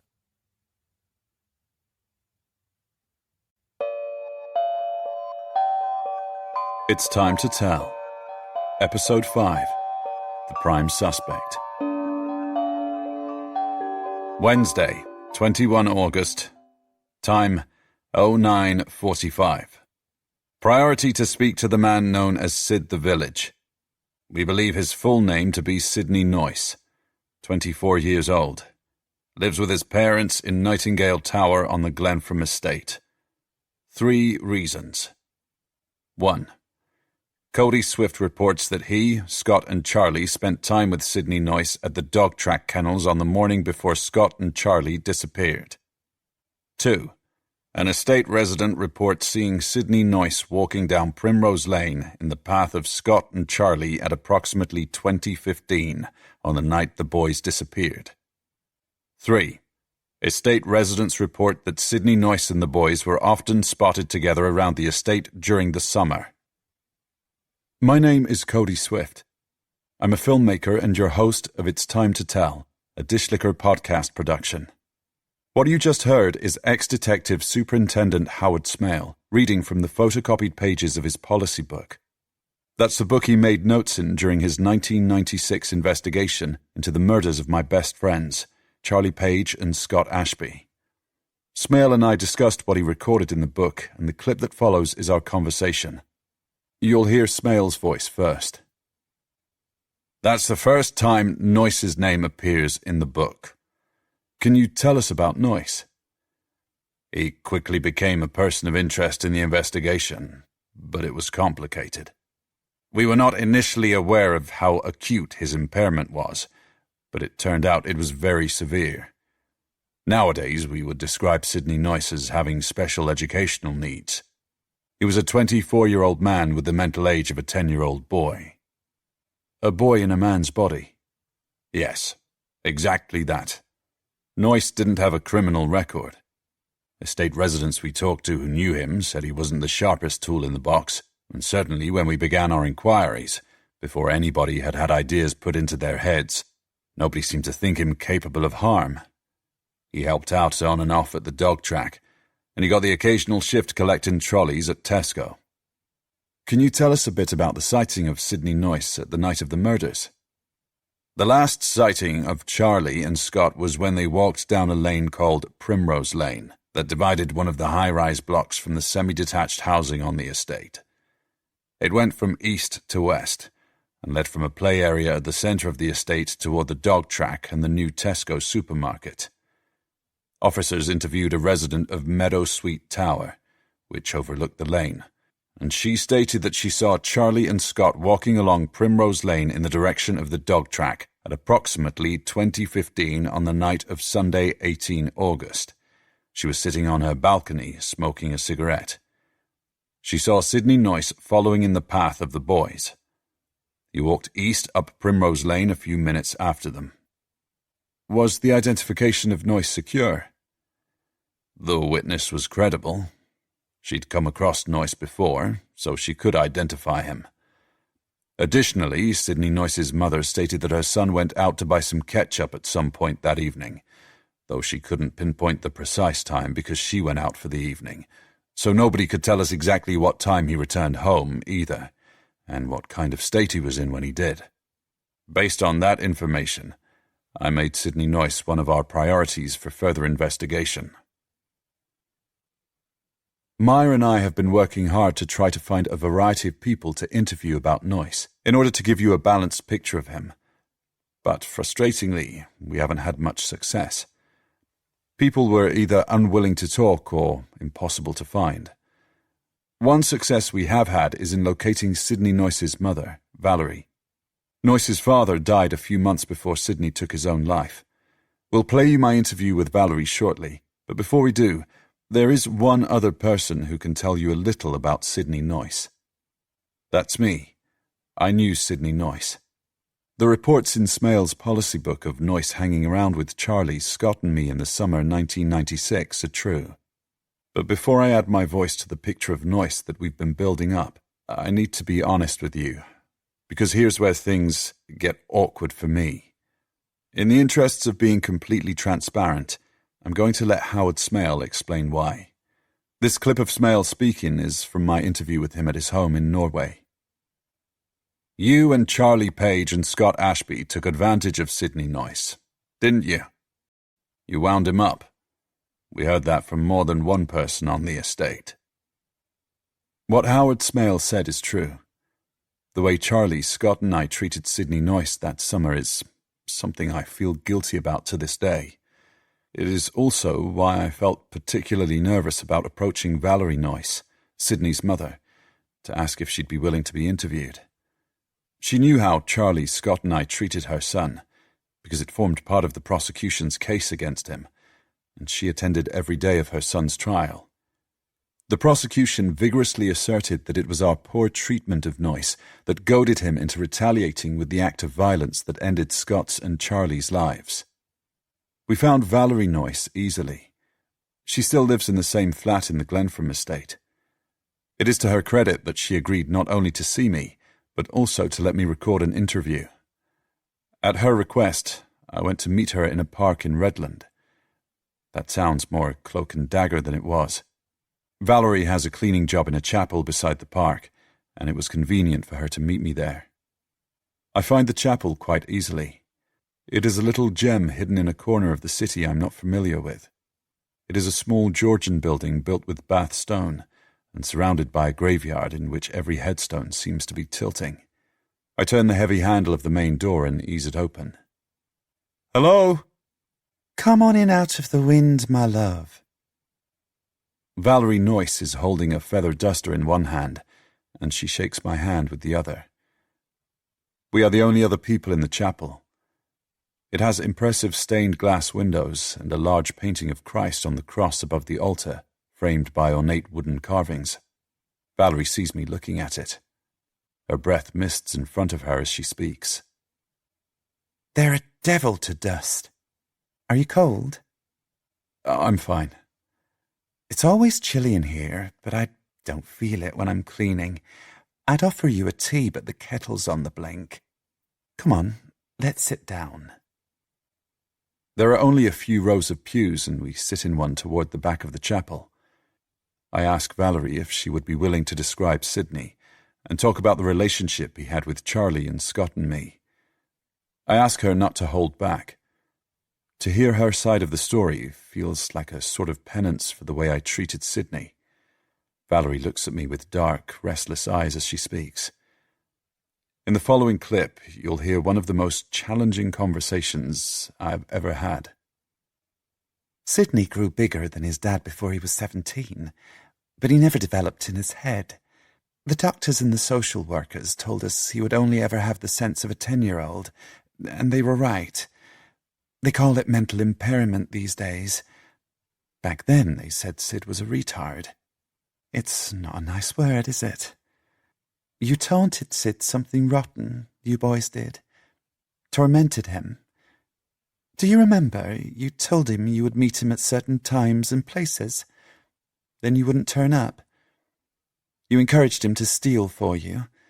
Milk bottles from the van or from people's steps. Bits from the shop. You got him to buy you cans of Black Label because he was old enough. On paper, anyway. Did you know because of the stealing, Sid got banned from the corner shop on the estate, so he had to go all the way to Tesco if I sent him out to get something for me? They sound like little things, but they never stopped. It really affected him. I told him until I was blue in the face to keep away from you three, but he couldn't see the harm in you because the problem was, no matter how bad you treated him, he wanted to play. He was lonely. To him, it felt like you little daredevils should be his friends, because you were into all the things he wanted to be into. He thought you were fun, and in his head he was just like you. I understand that now that I'm an adult, and I'm not making excuses, because I'm very, very ashamed of what we did, and extremely sorry for how we treated Sid back then. But I don't think any of us understood him or his condition. Course you didn't. Sidney seemed disgusting to you because he was as big as a man, but he didn't act like one. That's not natural. You weren't the only ones who thought that, but you were the ones who truly made his life a misery. Do you remember one day you had him carrying an armchair somebody left in the foyer while they moved in and putting it in the middle of the green by the estate? You sat on it like little princes, that Charlie smoking a cigarette bold as brass, and you told him to, you know, F off, and threw stuff at him. Stones! They left bruises on Sid. I witnessed that with my own eyes. You wouldn't treat an animal like that. You boys hurt his feelings all the time, but he couldn't keep away from you. He didn't have enough sense in him. I'm so sorry. I can't tell you how sorry I am. We were stupid and thoughtless and, well, I'm incredibly sorry. You were kids. Have I upset you? Did I say too much? You said I should be honest, love. I meant it. The listeners need to hear what Sydney went through. Ask me something else. Change the subject. Can you tell me about Sid's work at the dog track? Sid loved them dogs, and he couldn't keep away from them either. Harry Jacks, one of the kennel stewards, was a friend of Sid's dad. He took Sid down there whenever he could. Sid was ever so good with them dogs. He knew how to take care of them before they raced and after. He tidied up and cleaned the kennels. He did the water bowls after the race. Me and his dad hoped he could get a permanent position there, a few hours a week maybe, but one of the trainers took against him. Why? He said Sid couldn't be trusted. There's money riding on them dogs.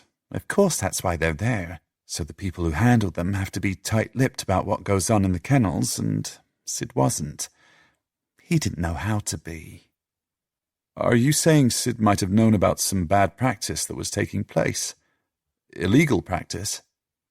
I'm saying that if you work close with the dogs, you know their form better than anyone else and you know what goes on. I'm not accusing nobody of nothing illegal. Sid loved it when you boys came down the kennels.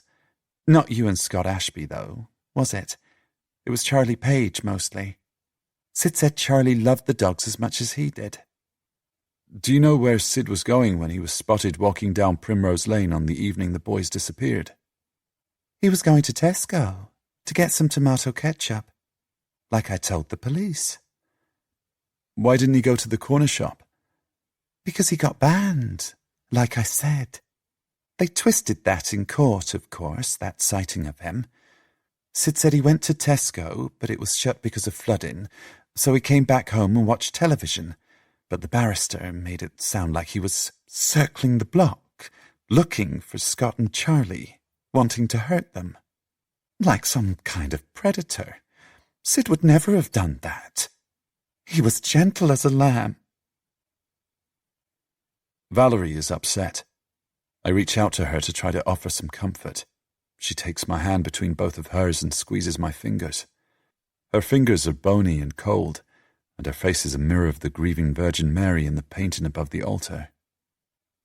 Cody, you must think hard about what you are doing. For what it's worth, I don't think any good will come from this. You should walk away and get on with your life before it gets snatched away from you. Seize life while you can, dear. Don't you want justice for Sid? I want peace for Sid. What if he was innocent? He was innocent. I know that. I've always known it. I don't need the world to know it anymore. I used to want them to. I used to feel so much rage about it. I thought it would eat me from the inside out. But what good would it do now that he's dead? It could restore his reputation. It could give you closure. I'm his mother.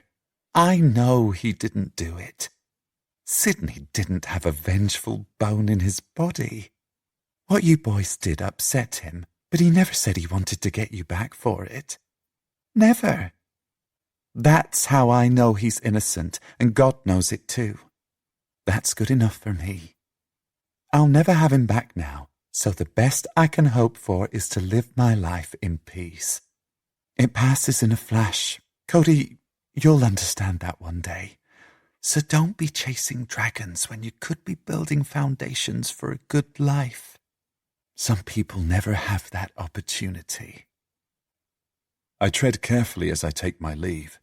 anxious to avoid stepping on the worn plaques set into the chapel floor, marking graves. I pause at the chapel door and turn back to face the altar. I watch as Valerie begins to move a mop across the flagstones in smooth, circular motions. When her back is to me, I dip my knee and make the sign of the cross, a memory of how to do so rescued from a decades-long dormancy with surprising ease. Outside, the wind is sharp and strong, shifting mountains of cloud above me and bending the branches on the trees. I shudder and feel foolish for genuflecting to a God I haven't believed in since I was a child, but I also reflect on why I did it. Any port, as they say, in a storm, even for the unbeliever. My interview with Valerie Noyce certainly unnerved me, but not for the reasons I thought it would.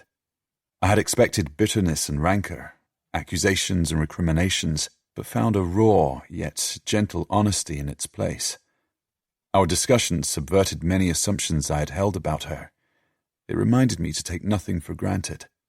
But it did not discourage me from continuing with this podcast. Why? Because Valerie Noyce might not want justice for her son, but I do. I would like to deliver justice through this podcast to Sidney Noyce. Why?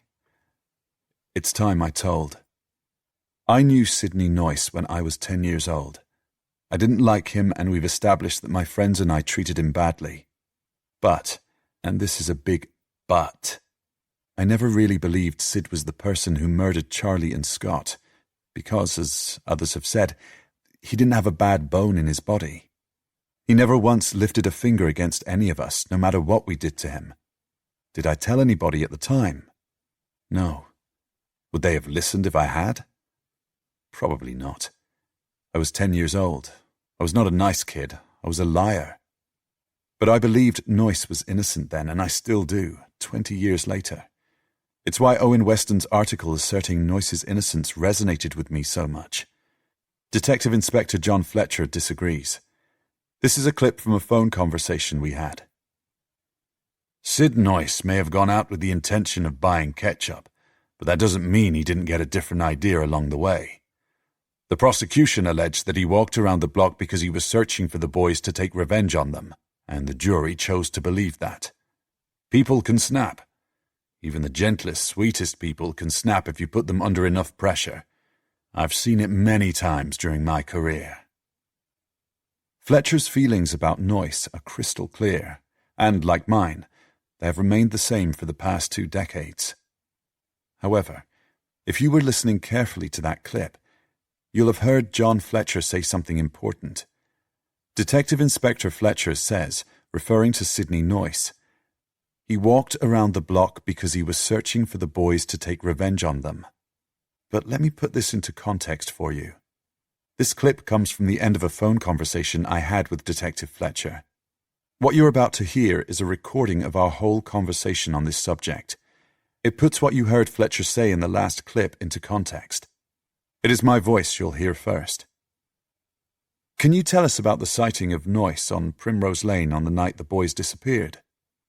Detective Constable Fryer let us know that he'd interviewed a woman called Sonia Matthews as part of our door-to-door inquiries. She lived in Meadow Sweet Tower in a flat overlooking Primrose Lane. You have a good recall of her name. You don't forget the details of a case like this. Sonia Matthews told D.C. Fryer that she saw Noyce walking up and down Primrose Lane after 2015, calling out the boys' names. Excuse me, did you say up and down? No, I said up. So the witness saw Sidney Noyce walk up Primrose Lane once? That is correct. And when she saw him on that occasion, he was walking in the direction of the supermarket, in the path of the boys? Yes. And then she saw him walking back the other way? No, that is incorrect. So, just to be clear, when she saw him the second time, he was walking the same way as the first time she saw him? Correct. She didn't see him backtracking between those 2 sightings? She did not. So, how did he come to be walking the same way down the same alleyway at 8:15 p.m., and then again 20 minutes later? We came to the conclusion he had walked around the block. You're saying he walked in a circle? That was the assumption the prosecution made based on the sightings, yes.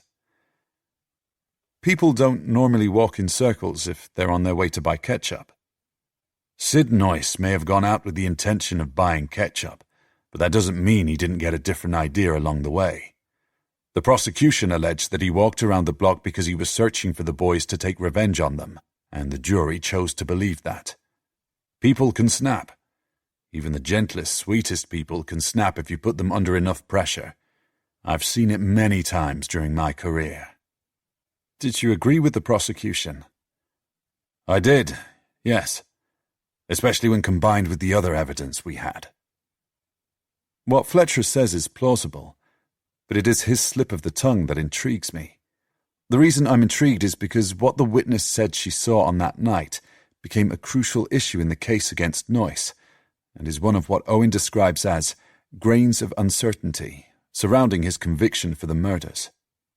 Even Noyce's defense team, in what was apparently an unusual display of vigor, claimed that the witness had changed her story at some point before the case got to trial, and that she had in fact originally stated she saw Noyce going in the opposite direction the second time he passed down Primrose Lane. That is, away from the boys. That is, toward his home, where he said he went. Here's journalist Owen Weston explaining why there is unfortunately no proof of whether Noyce ever made it to Tesco to buy ketchup, as he said he did. Sidney Noyce had bad luck. That night, Tesco's air conditioning packed up and flooded the store, so it was closed down. He couldn't have bought ketchup even if he did go to the store, so there's no proof of whether he ever made it to Tesco or not. There were CCTV cameras in the Tesco car park that might have caught him arriving there, but by the time his defense team woke up and requested the footage from the store, it had been taped over. Myra and I have tried very hard to gain access to the court records of Sidney Noyce's trial, but we weren't able to. They're not on the public record yet. Most of the information we have about what went on in the courtroom during Noyce's trial has come from the reporting done by Owen Weston when he covered the trial for the Bristol Echo. Like Valerie Noyce, he attended court every day. In the next episode of It's Time to Tell, we are going to talk to Weston about some of the other grains of uncertainty in Noyce's conviction, and about where he thinks police should have been looking. Before we leave you today, I have 2 brief news items. Maya and I are thrilled to report that the number of downloads of It's Time to Tell has doubled over the past week, taking us into the top 10 for our category on Overcast, and what's more, we are now a featured listen on iTunes too. Thank you to each and every one of our listeners for your support. Please keep listening and keep spreading the word using #TimeToTell. It means the world to us. Something we are less excited to report is a bit of negative news. We wondered whether to keep this from you, but decided once again in the interests of transparency to share it. Yesterday we received by post an A5 envelope containing 3 photographs of Maya and I. One of us leaving our flat, one of us in our car, and, most disturbingly, one of Maya in the bathroom of our flat, taken through a window. At the bottom of this photo, one word was printed in ballpoint. Stop. We have handed the photographs over to the police and are still processing what it might mean for us and for the podcast. It certainly makes the following clip even more pertinent. Back to Owen Weston, the man whose article got me started on this journey in the first place. This is a clip from my interview with Owen. You'll hear more from this interview in the next episode of It's Time to Tell. The case the police built against Noyce is a classic example of detectives seeing a suspect who looked good for the crime and making the facts fit the face so they could get a quick and tidy result. Remember this, though. If Sidney Noyce was innocent, somebody else is guilty. There will be information you might be closing in on that they don't want uncovered. And that person has murdered before.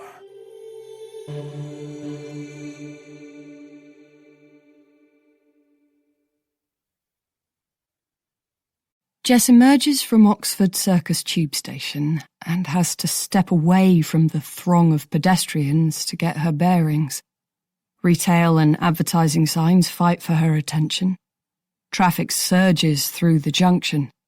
She hates looking like a tourist as she consults her phone to find her way to Felix's office, but it does the job, and a few minutes later she finds herself on a narrow street in Soho, standing in front of a door beside which 5 buzzers nestled discreetly on a modest brass plaque. Felix Abernathy PR is engraved next to one of them. Jess straightens her jacket and stoops to try to check her hair in the shiny plaque before pushing the buzzer. She announces herself and is buzzed in. Inside the building there's a small elevator, but Jess takes the stairs at a steady pace up all 5 floors. As she walks up, she is completely focused on the meeting ahead of her. When she reaches the office, she's struck by how small it is. Cosy, almost. There seem to be only a couple of rooms, yet his website would have you believe Felix is running an empire. In the reception space, 3 women sit at desks. They are smartly dressed. A large window offers a partial view over Golden Square. One of the women rises, smiles nicely at Jess, and asks her to take a seat for a few minutes. Felix is on a call, but he's expecting you, she explains. Jess looks out of the window. It's lunchtime. Down in the square, young and pretty television types are eating, vaping, flirting, posing in the sun and looking beautiful before they go back to their jobs running crappy errands for post-production companies. Jess feels a pang for the things she might have done if she hadn't had Charlie when she was so young. After a few minutes, Felix flings open a frosted glass door at the back of the room. He doesn't say a word, but smiles and opens his arms to her, and Jess understands he wants her to come to him the way she used to. He always did like to make an entrance and control a room. She stands up and puts on a smile. She knows how to make her cheeks dimple. She walks steadily toward Felix and hugs him, and they kiss each other chastely on either cheek. "You look $1,000,000, he says. She endures the feeling of his eyes travelling down her body. "Come on in." Before he shuts the door behind him, he addresses the women at the desks. "I hope you've been looking after my Jessie. She's a very old friend of mine. Bring us some tea, would you, Sarah?" My Jessie, Jess notes as the door closes. "Take a seat, get off your feet. Don't stand about on ceremony." Felix settles into his desk chair in front of the window and gestures to the seat opposite. Jess sits. He leans back and crosses his arms loosely. It is such a benign gesture, and he's wearing an expression so affable, as if she's a pet he's very fond of, that out of the blue a sense of farce overcomes her, and she feels as if he's her bank manager. The thought brings a smile to her face. Of all the things she didn't think they'd ever come to, after the terrible, filthy acts they were involved in together and inflicted on each other, it was this. "What's so funny?" Nothing. But she can't help a smile. It's because he's presenting such a sanitized, successful version of himself. She knew he was capable of success. Everybody knew it back in the day, but sitting here with him like this, she suddenly can't believe he's done so well. It's hard to take in the reality of it. She gestures to their surroundings, encompassing the office, the view outside. All of this. "It's all right, isn't it?" He tilts back in his chair. He looks smug, but he's watching her carefully. "You've done well," she says. He always liked flattery. "Thank you. And you have too, by the sound of it." "I've done okay." She feels her sense of unreality ebbing as quickly as it arrived. He's faking it as much as you are, she thinks. Be careful. "We came from nothing, you and me," he says. "We should be proud of what we've achieved. Everything we've got, we built with our own hands." She nods, though she doesn't exactly agree. Me, not so much, she thinks. But it's true that Felix clawed his way up to this all by himself. When she first met him, he was so proud to be driving for his boss, a local businessman with his hand in the TV business, amongst other things. Felix remained proud when he moved on to doing more than just drive for the man. He started fixing things, and not the plumbing. Parties, discreet rendezvous, drugs. Felix made contacts of his own as soon as he could, with powerful people, people in authority, and he stopped working for somebody else. He had his hand in so many things.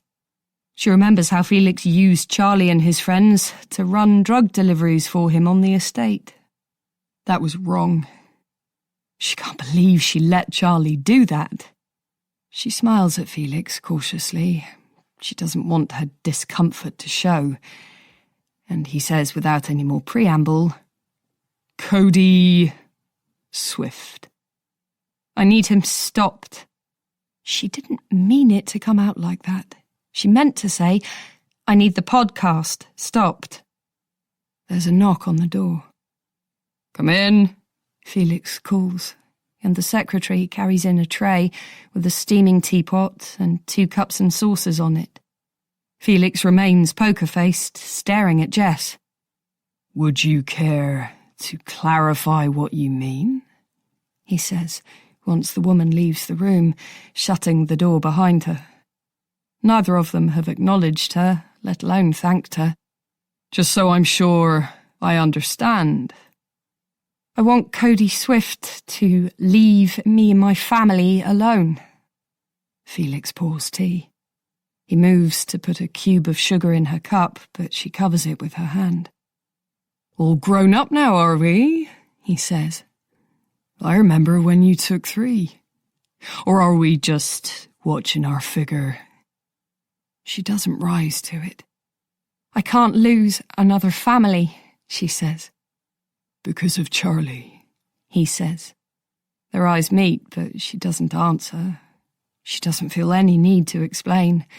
He's seen her rawest emotions before. To display them again now would increase her vulnerability. "Do you have any thoughts about how to achieve this?" he asks.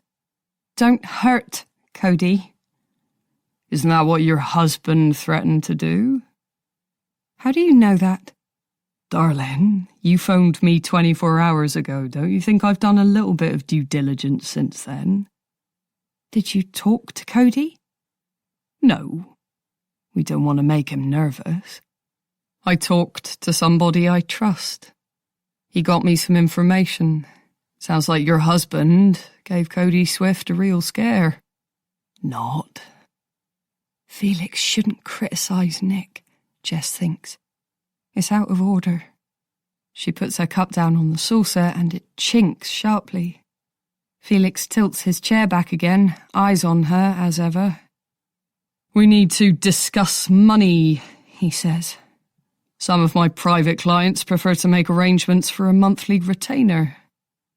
She can't believe he's got the brass neck to try this on. She leans forward. "We both know I'm not paying you a penny," she says. She takes a pointed look around his office so he can see her taking in the view of central London, the framed photographs and articles, the fancy clients and fancy china. If Cody Swift digs as deep as he says he's going to, you might have as much to lose as I do. Don't you think? Felix blinks, but otherwise doesn't move a muscle. The cogs are turning, Jess thinks. Hold your nerve. Fletcher and Danny listen to the latest episode of the podcast in the car on the way to the prison. Fletcher winces when he hears the sound of his own voice. Both snigger when Swift quotes Owen Weston's Grains of Uncertainty. "He thinks he's a poet," Danny says. "Always did." At the end of the episode, Danny says, "Who would be threatening them? I have no idea. Someone who doesn't like meddling, I expect." "Let sleeping dogs lie," Danny says, as he pulls into a parking space outside the jail. "Correct." Fletcher looks at the high-security wall in front of them and thinks of the man behind it they've come to visit. I'm looking forward to hearing what this paragon of virtue can tell us. As they head between prison buildings, Fletcher ducks his head into his scarf, unsure of whether what's buffeting him is snow, sleet, hail or rain. He and Danny follow the prison officer into B Block, a low-security wing where they're due to meet Damien Saint, whose criminal record shows a repetitive string of timeshare frauds and an incompetent attempt at armed robbery. Fletcher and Danny are shown into a small room where a table and 4 chairs are bolted to the floor and a panic strip runs across 2 walls, a blue neon glow threading through the centre of it. They sit and wait for the prison officer to bring Saint to them. Through a barred window, the view includes a slice of the roof of another prison block, a section of the bladed wire that runs along the prison's external wall, and a metallic sky. The prison officer ushers Saint in. Clean-shaven and sallow-skinned, he's a skinny fellow in a prison regulation pale blue shirt and beltless blue jeans that hang off his frame. He has buzz-cut white hair on the back and sides of his head and a shiny pate above. His chin is receding. His eyebrows are dark grey and bushy, and the skin under his eyes is baggy and loose. There's something unremarkable yet depressing about him that reminds Fletcher of a dozen other small-time criminals he's met over the years. The only notable thing about him is that he's missing 2 fingers on his left hand. Saint sees Fletcher looking. "Motorcycle accident," he says, "before you ask." "You're assuming I'm interested." Fletcher takes off his glasses and rubs them clean on the corner of his scarf. He squints at Saint as he does so, as if that sharpens his view of the man. In fact, it doesn't. Without his glasses on, Saint's face blurs formlessly. There was a time when Fletcher enjoyed the game of interviewing, when he watched his interviewee with the implacable gaze of a large cat who knows they'll be playing before slaying and is looking forward to it. But over the years, he's become tired of the process. Tired of the fact that if you get rid of one of them, another nasty piece of work just shuffles in to take his or her place. A smile flickers and expires on Saint's mouth as he realizes this meeting might not be the interesting break in routine he'd been anticipating. Fletcher notices the dying pleasantry as he replaces his glasses and feels nothing but contempt for Saint because he's obviously weak. White collars are often like this. Pleasers, ultimately, many of them, wanting to do well for themselves to show off to friends and family, but without the smarts or the work ethic to achieve it legally. Even Danny can't be bothered to play nice. "Peter Dale," he says to Saint. "Remember him?" "I knew him back in the 80s. We did a bit of business together." "What kind of business?" "We had a share in a pub. He screwed me over when he took off." Fletcher is roused to raise his eyebrows at the note of self-pity. "You think that's unfair, do you?" he asks. He plants his elbows on the table and leans towards Saint. Saint blinks and swallows and recrosses his legs but says nothing, and it's a subservient enough response that Fletcher loses interest in going in for the kill. He needs Saint to talk, not quiver. "What was Peter Dale's setup?" "He had an office on Cheltenham Road, above the Barbers by the Arches. I went there maybe once or twice a week, I think." Saint's voice slows as caution sets in. Obviously Saint's not sure why he's here, and he's too chicken to ask outright.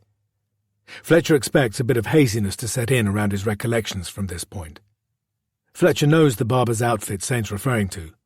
It's still in business, but the frontage needs repainting, and the turning red and white signs out the front are encased in tubes yellowed by age and pollution.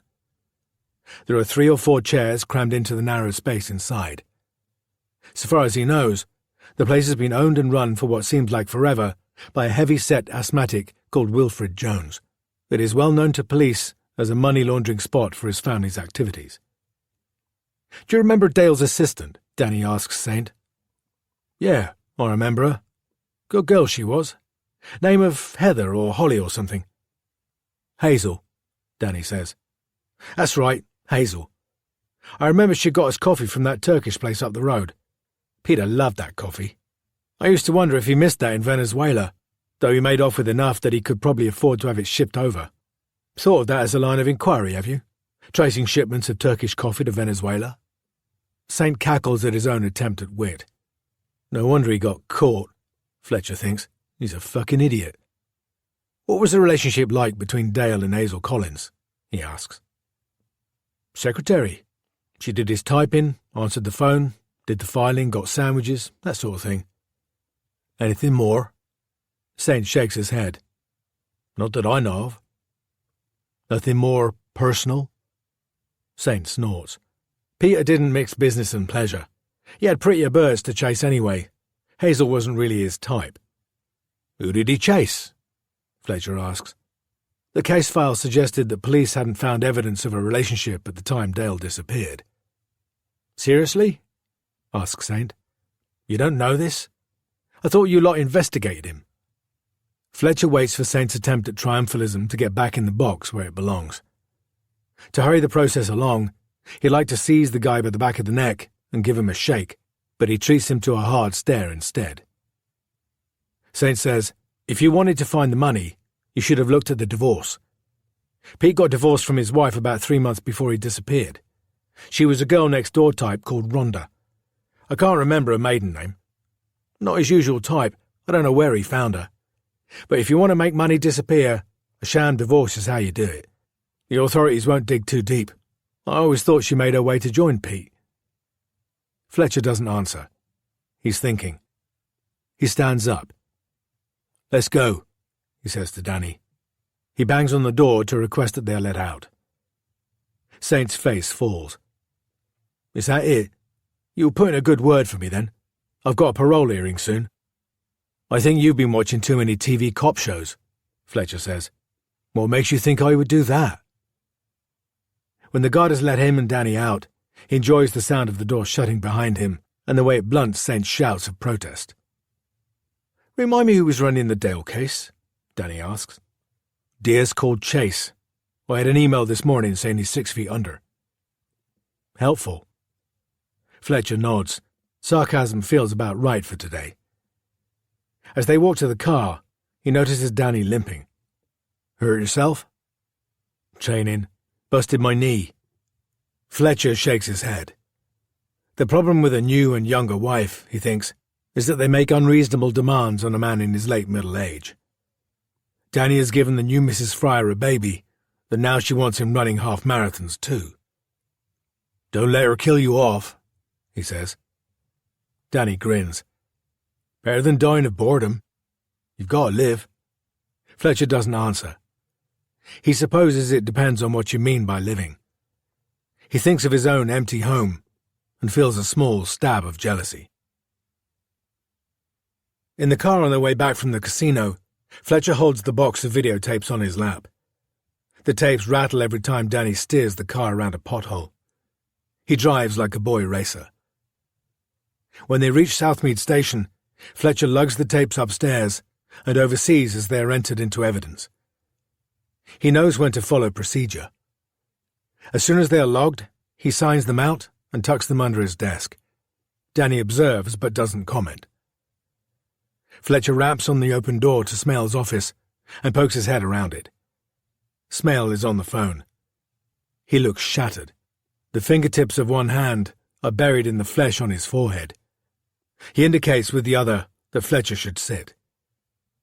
What have you got for me, John? He asks when he puts down the phone. Video footage of Jessica Page at the Paradise Casino on Sunday evening. Classy, Smale says. While her kid's out running wild. Does it give her an alibi? A partial alibi. She left the casino at 22:13, so about 72 minutes are unaccounted for between then and her arrival back at the estate. She left the casino in a car with an unknown male. Have you asked her who he is? Not yet, but I will.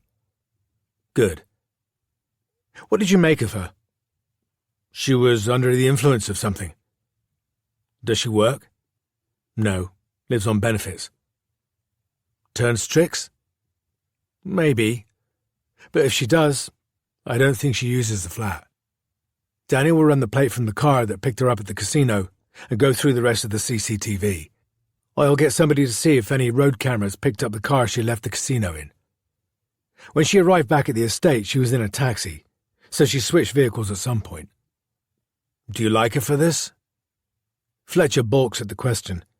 Infanticide is vanishingly rare, even amongst unfit mothers.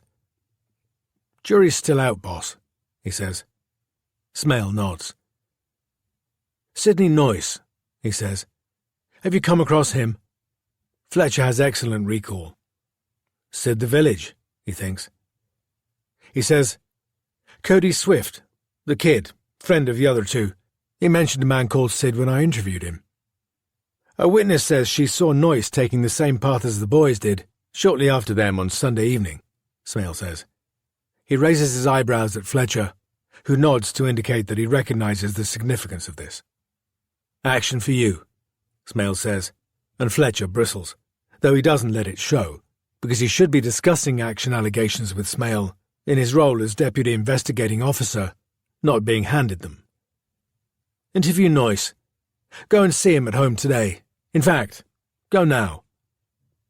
"Can we discuss strategy when I get back?" "Of course." The smile Smale gives him looks more like a wince.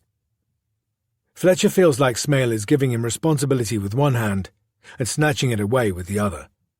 The thought blackens his mood as he heads out, but he has a call to make that requires all his focus. He walks out of the station and down Southmead Road. There's a public phone box a quarter of a mile away, opposite the hospital.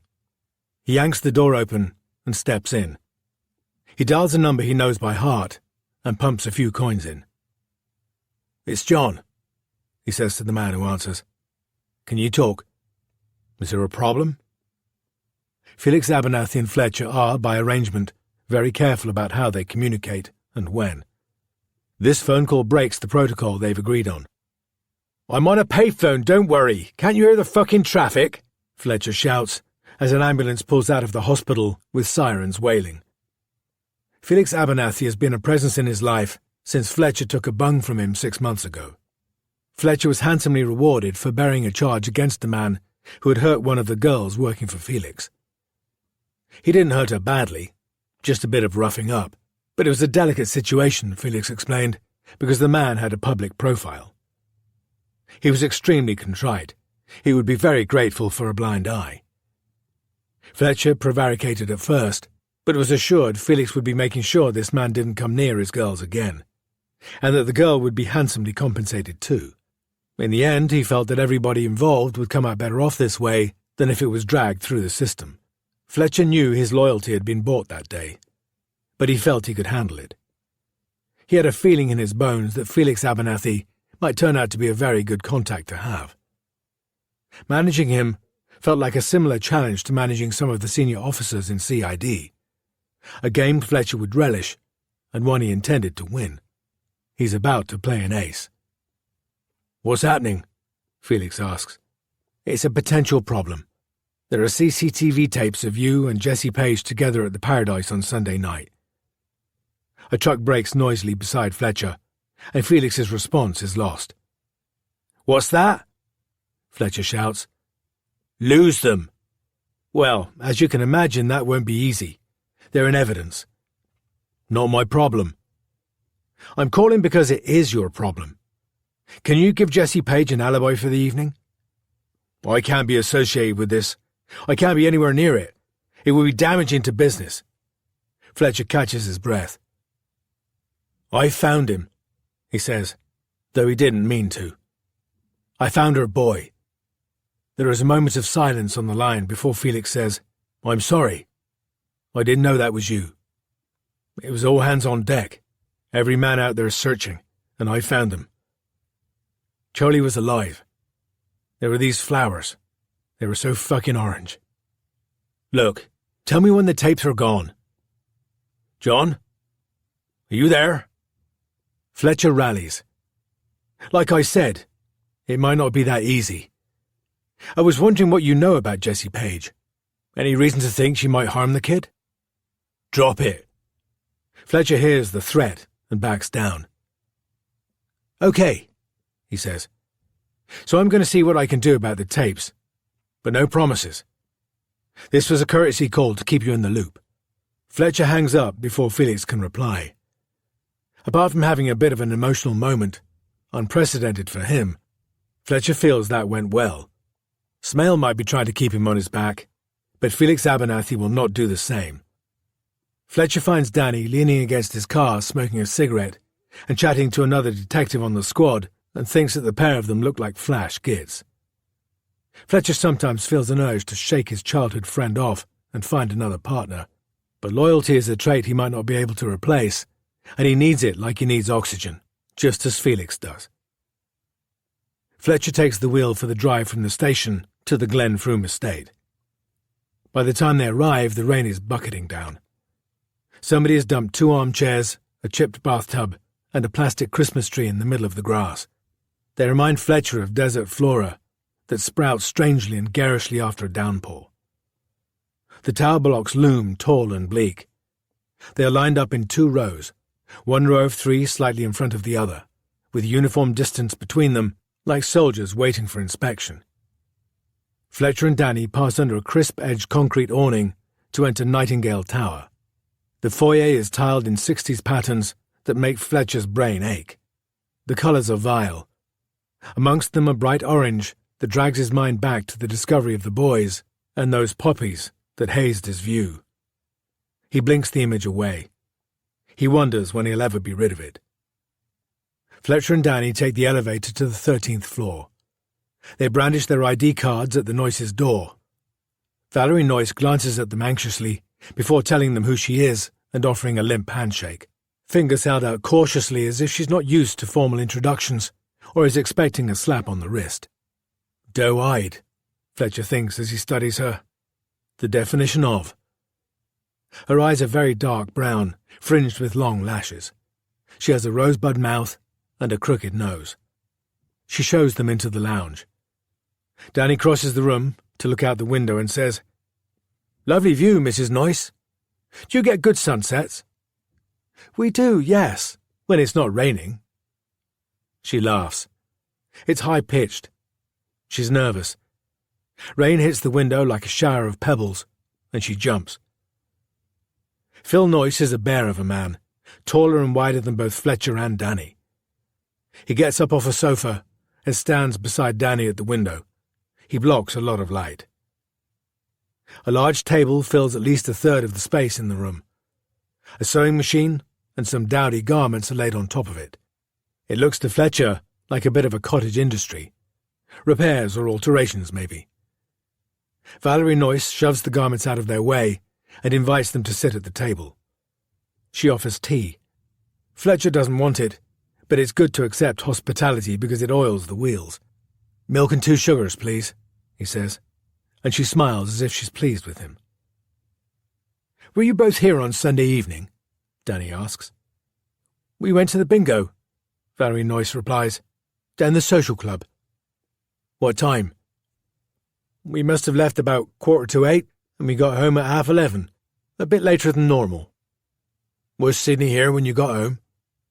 She nods. "In his room." "Did you see him?" "No, I just called out, 'You all right, love?' And he said, 'Yeah.' And I said, 'Didn't you get the ketchup then?'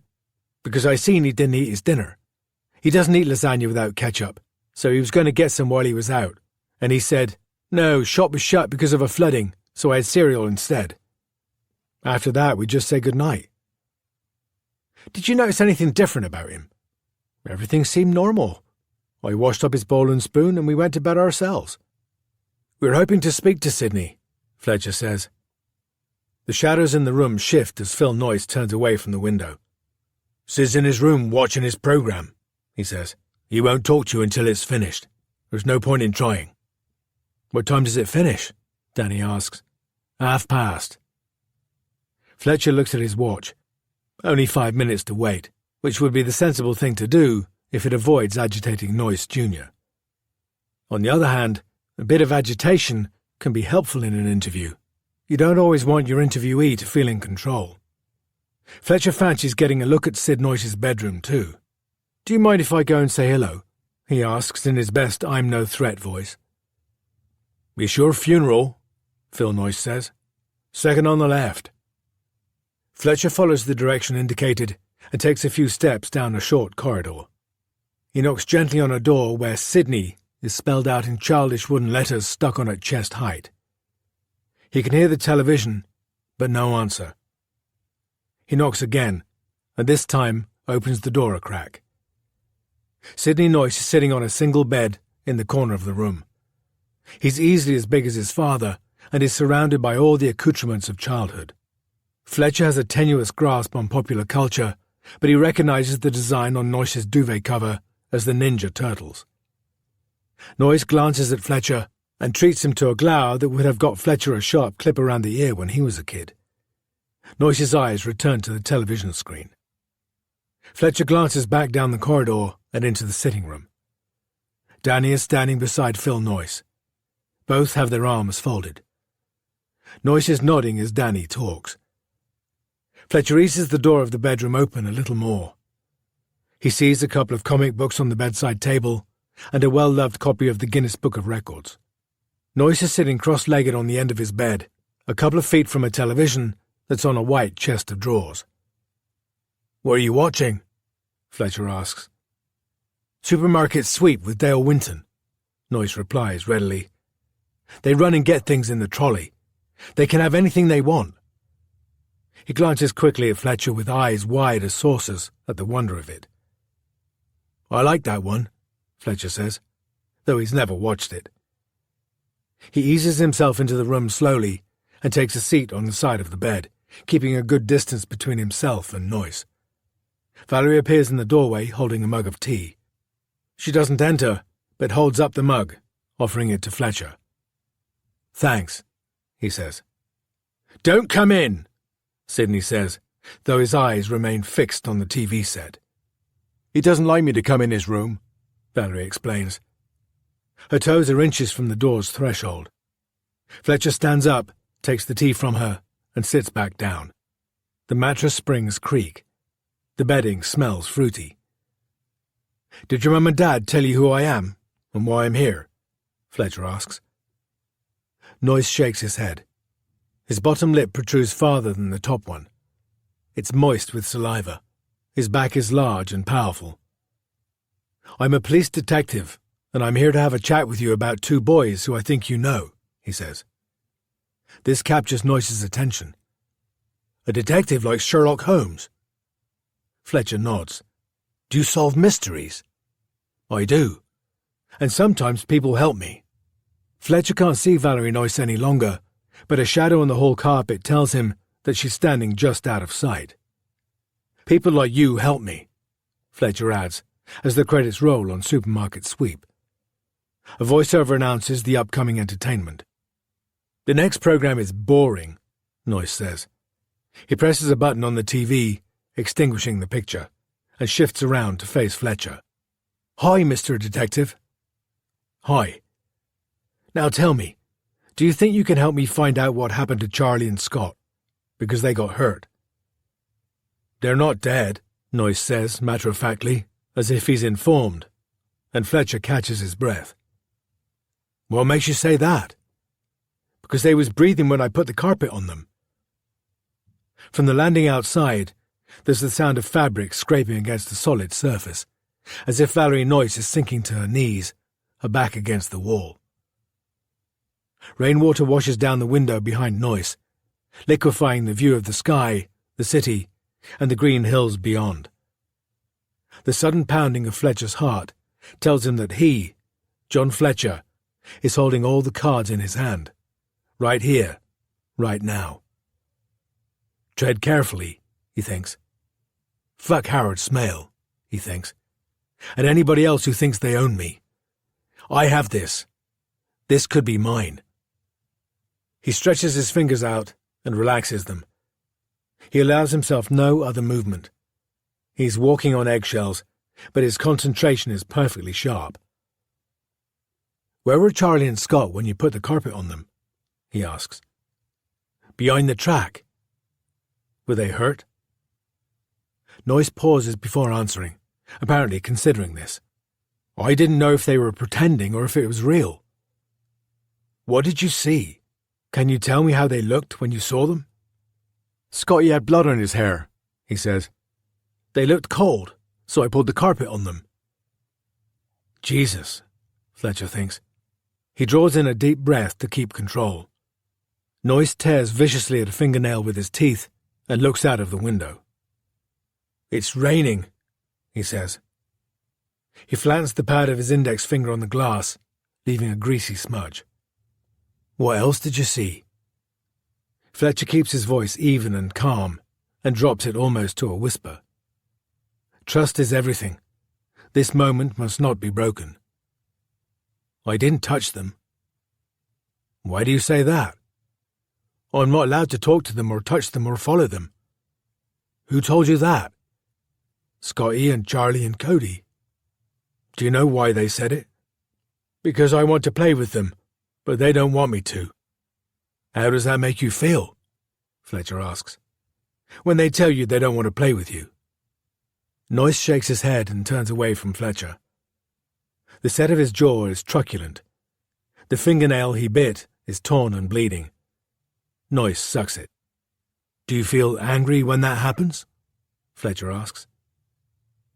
"Sometimes." "What do you do when you feel angry?" "I hit, and I hit, but I'm not allowed to hit." From the corridor comes the sound of a suppressed sob. Fletcher feels his heart rate quicken. "Did you hit Charlie and Scott?" "No." "Are you sure?" "It's important to tell the truth." "I only found them. I didn't know if they was pretending, but I checked them and they was still breathing." Fletcher wants to ask more. He's desperate to. He'd love to squeeze a confession out of Noyce here and now, but they've got to do this properly, or anything this man-child says won't be admissible in court. "Sid," he says, "have you ever had a ride in a police car?" "With the lights on?" "With a radio. A real police radio. Would you like to? You could come and see the police station where the detectives work, and we could carry on talking there." Sid jumps to his feet. "Let's go!" Fletcher avoids Valerie Noyce's gaze as he walks out of the room with his hand on Sid's shoulder. He remains focused, turning possibilities over in his mind, one after the other. If he's right in thinking he may have just been dealt a winning hand, and he's feeling increasingly certain that he has, then he needs to use it as wisely as he can. "Sid's going to come down the station and have a chat with us," he tells Danny, who nods as if that was nothing special. Fletcher turns to Phil Noyce. "We would prefer it if one of you could come with him, if that's possible. If not, we'll make sure he has an appropriate adult with him at all times." "We'll come," Valerie Noyce answers from behind Fletcher. She's as pale as a ghost. "There won't be room for both of you in our car, I'm afraid," Fletcher says. He feels as if a band is tightening around his chest as he says it, because it's not true, and he hasn't got a plan B if they call him out on this. "Do you have your own transport?" Danny doesn't move a muscle as Fletcher lies. Phil Noyce nods in acceptance, and Fletcher scribbles down the address of the Southmead station in a businesslike way, even while his adrenaline surges in anticipation of what he wants to do next. Downstairs in the parking area, they jog through the rain, Sid Noyce acting like it's a game. Fletcher gets into the back of the car with Noyce, and Danny takes the wheel. Noyce's parents climb into a beaten-up Ford Fiesta, and Fletcher sees the taillights come on and off as they try to get it started. "Where's the radio?" Noyce asks, as Danny starts the ignition and the wipers slice across the windscreen. "It's in the front, built into the dashboard, look." Danny turns on the radio, and it obliges by crackling with speech. "Not many people get to see that," Fletcher says. Noyce leans forward to inspect the radio more closely. He reaches out to touch the handset that's clipped to the side. "Don't touch," Fletcher says. Noyce snatches his hand back and looks upset. "Sorry," Fletcher says. He mustn't lose Noyce. "We can't touch it now. We're just listening, in case there are any burglars we need to chase. You're part of the team now." "Which station?" Danny asks. They are closest to Trinity Road, but Fletcher needs as much time as possible in the car with Noyce. They could go the pretty way to Trinity. They've done that before plenty of times. But he thinks it's safer to head back to base. "Southmead," he says. "I think Sydney would like to see the detective headquarters. Wouldn't you, Sid?" Danny's and Fletcher's eyes meet in the rearview mirror, and Danny nods.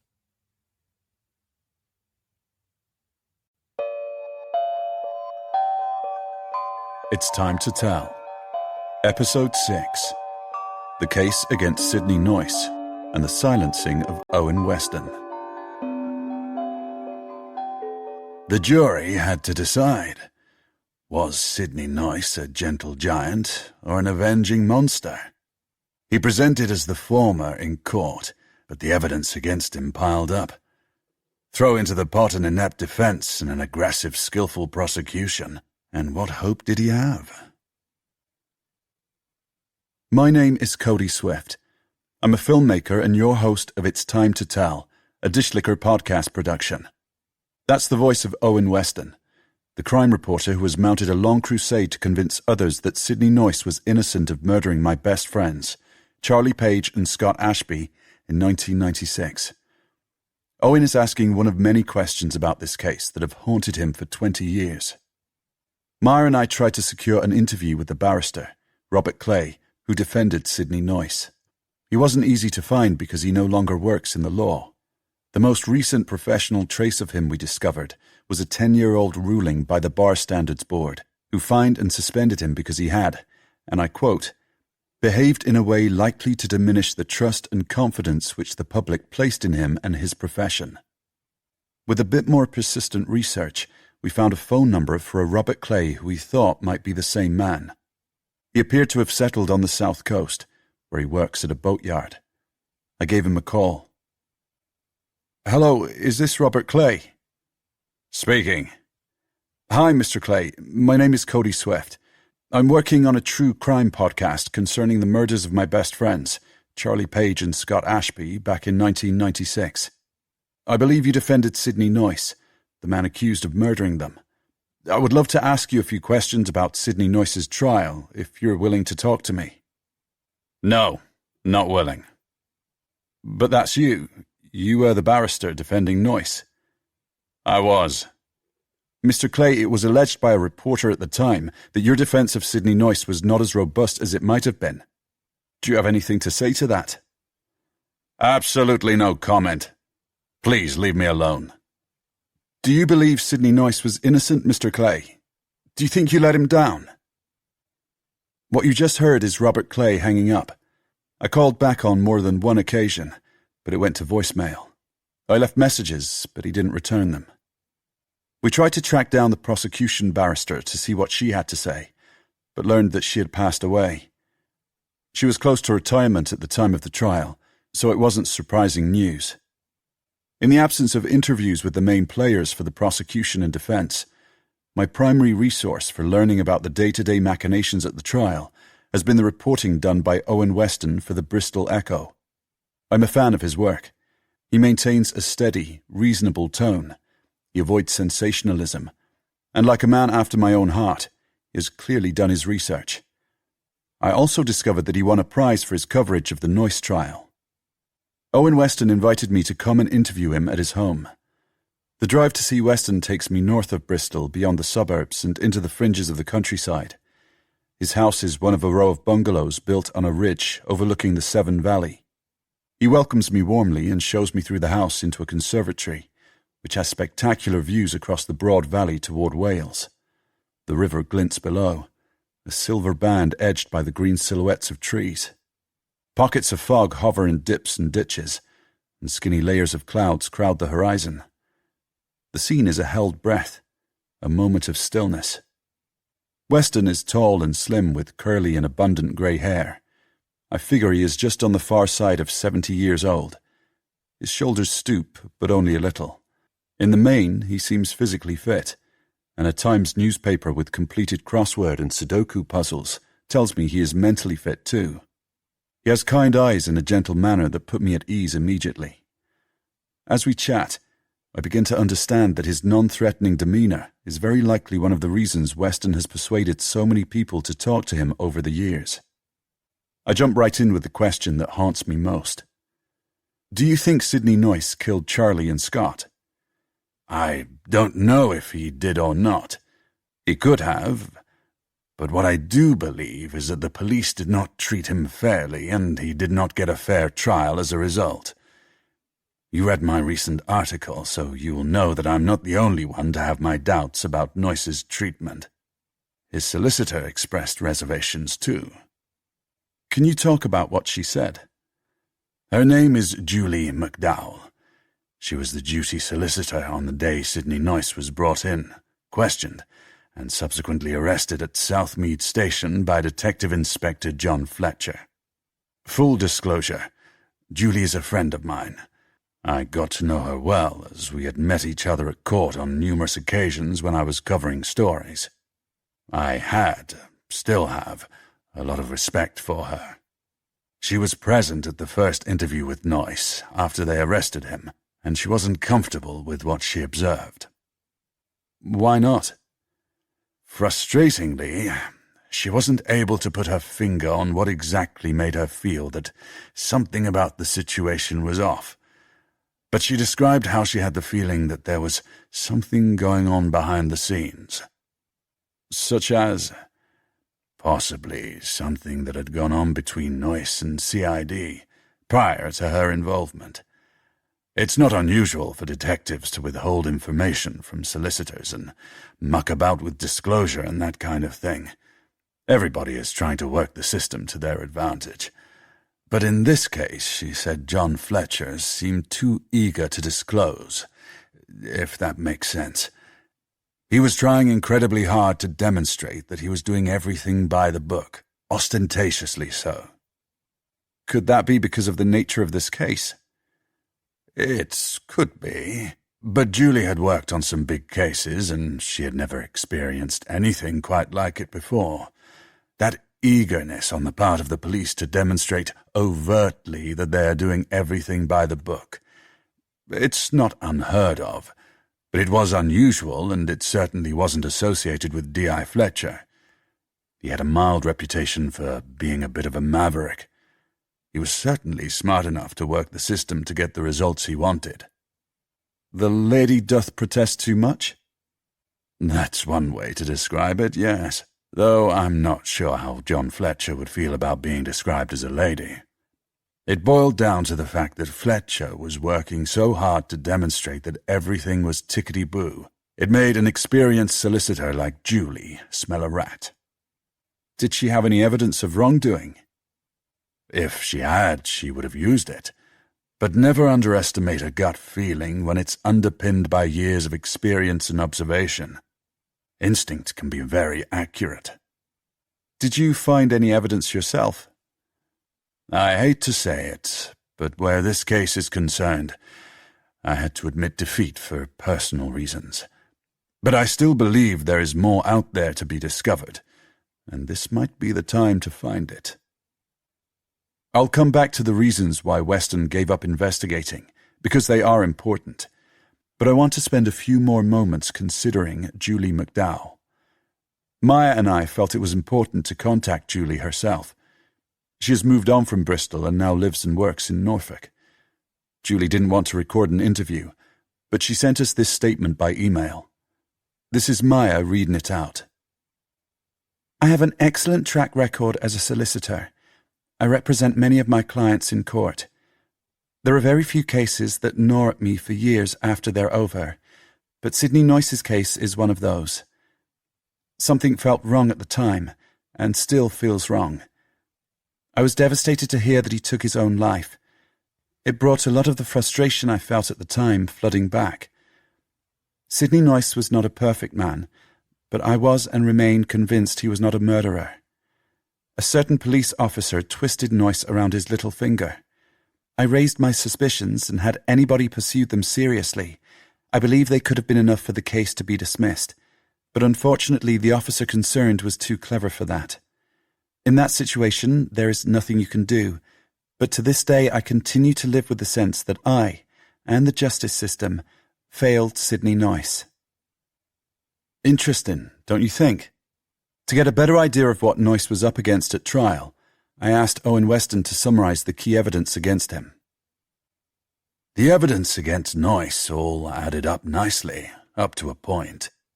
A lot of people on the estate attested to the fact that he used to spend time with you boys, and that you three taunted him. A key witness described Noyce following Charlie and Scott down Primrose Lane. That was the final sighting of the boys. She also described how Noyce circled the block and how she heard him calling the boys. That was contested by the defense because they claimed to have discovered that her story had changed since her original statement, but not effectively enough. What else? The bodies were discovered on a patch of land behind the dog track, a place that Sid is likely to have known because he spent time at the track. This location was also near Tesco, where Noyce worked. But even given all that, there was no doubt in my mind that reasonable doubt existed, because the bulk of what the prosecution had against him was circumstantial. Unfortunately, Noyce's barrister was unbelievably ineffective. I told his parents to make a complaint, but they wouldn't. They were scared of offending him and that it might damage Sydney's defense. But a good defense should have been able to cast reasonable doubt on each and every one of those things. What about the blood? Ah, the blood. Yes, that's what swayed the jury in the end, of course, even though Noyce refused to say how it got there when they questioned him. I believe they judged him first and listened to the evidence afterward, just like the police. Did you speak to any jury members? It's illegal in our system. They're protected. I wish I could have. I would have given anything to be a fly on the wall in the jury room. That verdict got returned so fast, it was as if they'd agreed what they were going to say before they even went in there. I think it was the blood that got Noyce, though. I'd put money on that. It was by far the most damning piece of evidence. Even a good defense would have found it a challenge. The tiny droplets of blood found on Sidney Noyce's trousers were enough to damn him because a forensic expert testified, albeit vaguely, according to Owen Weston, that the droplets appeared to have been transferred at the time an injury occurred. They constituted evidence that Noyce had been with the boys at the time they were attacked, and not afterward as he claimed. Without access to the photographs of the spatter pattern, we are unable to draw our own conclusion or get them independently examined. The photographs remain archived in the police case files. I had an important question to ask Owen Weston. If you don't think Noyce murdered Charlie and Scott, then who do you think did? I don't know. I have theories, but I don't know for sure. Whoever it was put a lot of effort into stopping me reporting on the case. Can you explain what you mean? Somebody tried to intimidate me. At first, it built up slowly. When my first few articles about the case were published, I began to get silent phone calls. Infrequent at first, then daily, then a few times a day. Usually at my office number, but some at home too. Then the threatening letters started. They went to the office at first, but we received one here too. It said some horrible things, and my wife saw it. I told her the best thing to do would be to ignore it and assured her everything would be okay. But it escalated quickly.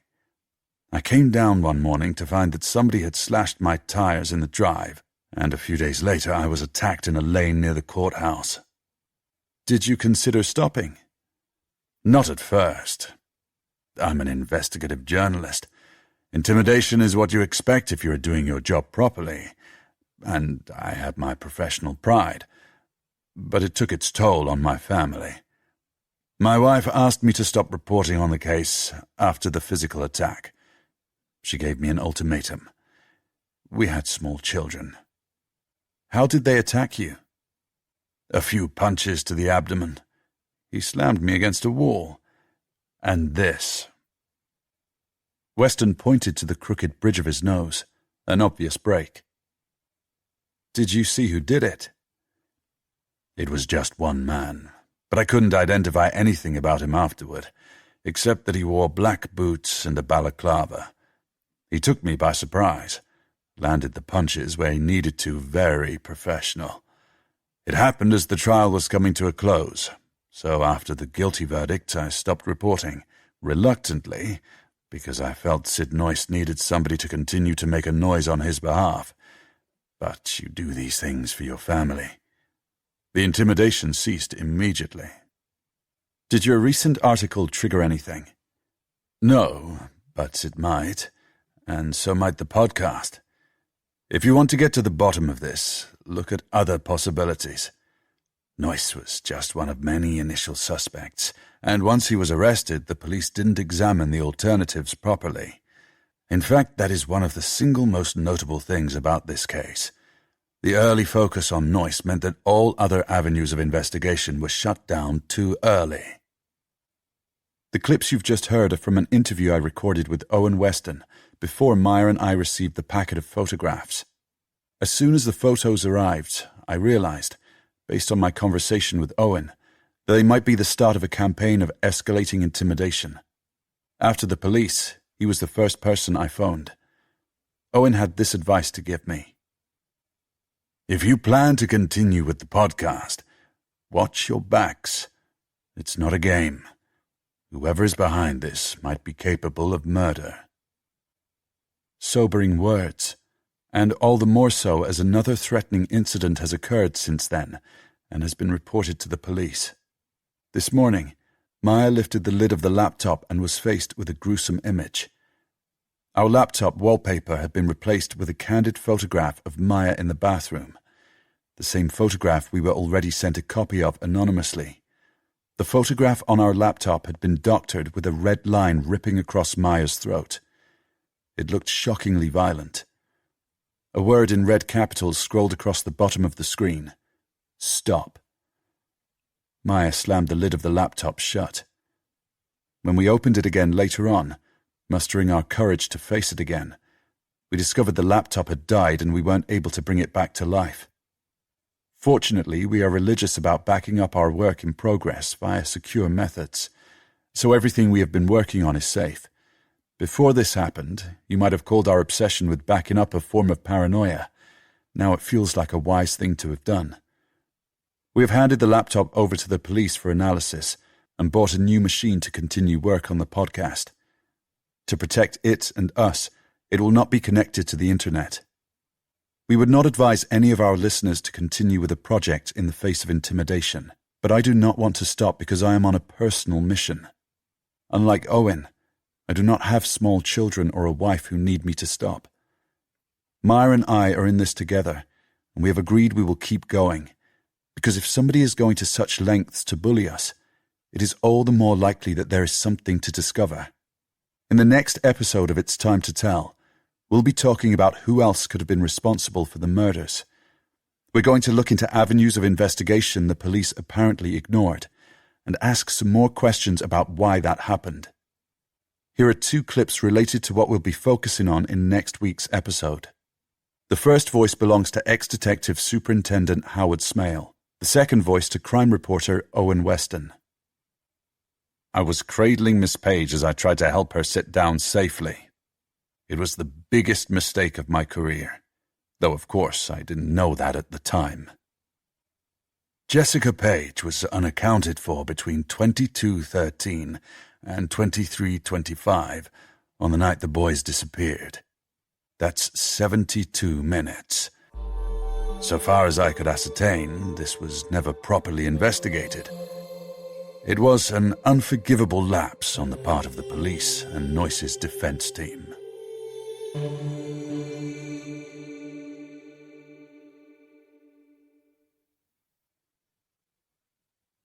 Felix invites Jess to lunch, and she doesn't feel she can refuse. In the taxi on the way to the restaurant, Felix works on his phone while Jess watches London pass by. A notification pings. New episode of the podcast just dropped, he says. Want to listen? His thumb hovers over the play button. No! Joking. Keep your hair on, darling. I think it's best if you don't, actually. He reads out the podcast title. The Case Against Sidney Noyce and the Silencing of Owen Weston. Cody Swift likes his fancy titles, doesn't he? Makes him sound like Sherlock Holmes. He laughs, but Jess doesn't see the funny side.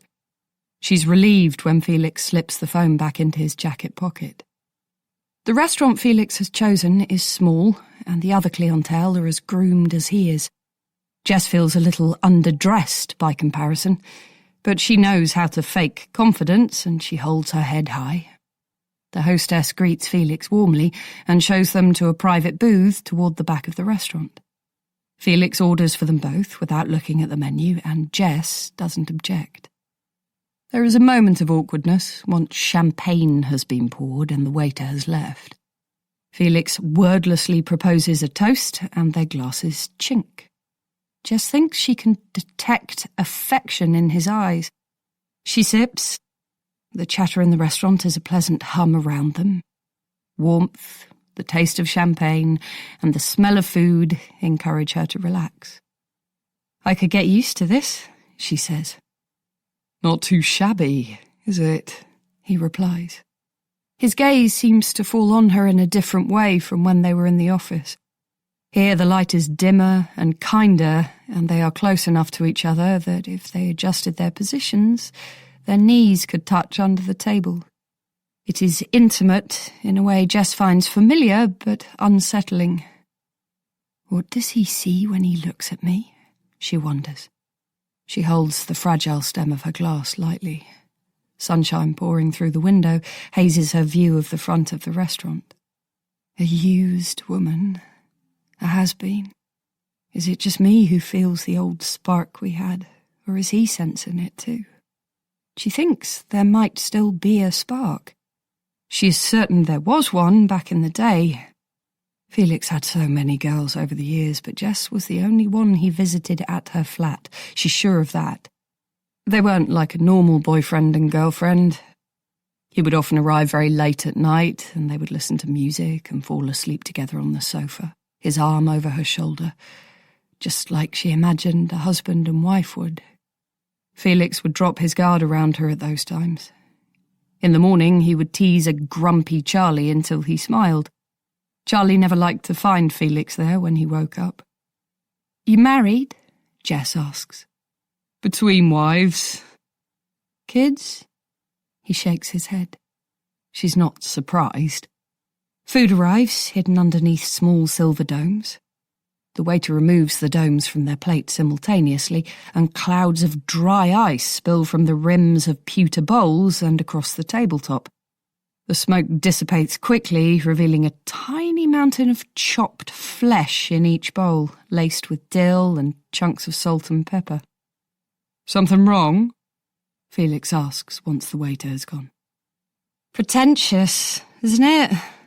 She can't be asked to pretend. "Pretentious as fuck." She burst out laughing. It's not what she was expecting him to say. This is a glimpse of the old Felix.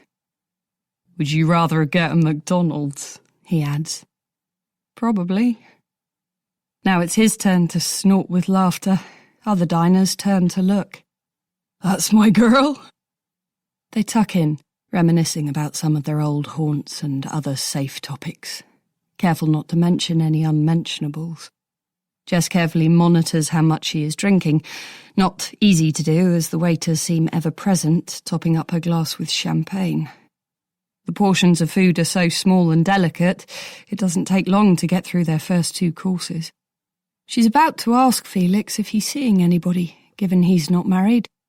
She wants to know if he's bagged a celebrity girlfriend, but he speaks first. "Can you get away for a bit?" "Away?" "From Bristol. Ideally for a few weeks. I think Cody Swift's podcast has a naturally short shelf life, and his interest in you has a shorter one. If you're not in Bristol, he can't get to you, and with a bit of luck, the whole thing will have run out of steam by the time you get back home." "Nick's on a shoot in Morocco," she says. "Operation Crusader." "How did you know?" "I've got a client on it." She wants to ask who, but knows better. Felix can make you feel special. He can make you feel like the centre of his world. But no matter how special you feel, you never get to hear about the other people in his life, so you don't ask. "You should go, if you can. Take the kid. I'll deal with our little problem here." He smiles. It's an incredibly tempting idea, but Jess is sceptical. Wouldn't it be just too easy to disappear and leave everything with him? But on the other hand, God knows she'd give her right arm for an easy solution, and hasn't she been through enough tough stuff to deserve an easy ride in life sometimes? A wave of tiredness flattens the adrenaline that's kept Jess going all day. She's not sure if she's feeling her age or the champagne. Both, probably. She glances at Felix. "I want to know what you're thinking of doing," she says. Do you ask Nick to tell you every detail of what he does when he's on a shoot? Do you ask Erica to describe how she studies for all those exams she's doing at school, or learns her lines for those plays she's in? Jess freezes. Felix's tone is friendly, but these are details about her daughter that Jess hasn't shared with him. She shakes her head. Then let me do my job. Don't hurt him. I heard you the first time. There's no need to be paranoid, darling. Felix. Relax.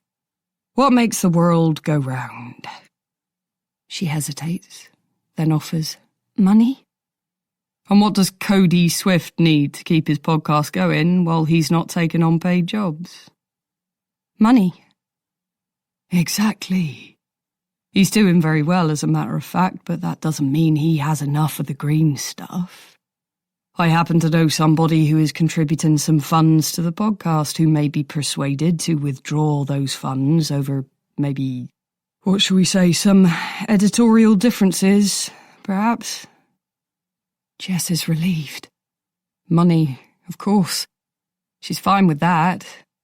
What was she thinking? Felix is respectable now. He's got a public profile.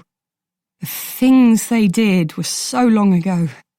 Water under the bridge for them both. Nobody needs to get hurt in the present day for them to get what they want. She tells herself to relax, that she doesn't need to be hypervigilant. "Sorry," she says. "Thank you." Book yourself and the kid a flight to Morocco. Have a holiday. Spend some time with the other half. Treat yourselves. Don't worry about a thing. She reaches for his hand and squeezes it. "Thank you." She means it, because she wants to believe in the possibility that the different parts of your life can remain distinct, that old selves and new cannot bleed into one another. Felix turns her hand over and draws a circle in the middle of her palm with the tip of his finger before letting go again. You're welcome. She pulls her hand back. She takes the starched napkin from her lap and twists it with both hands. "Can I get a coffee?" she asks. "Anything you like." He orders 2 espressos.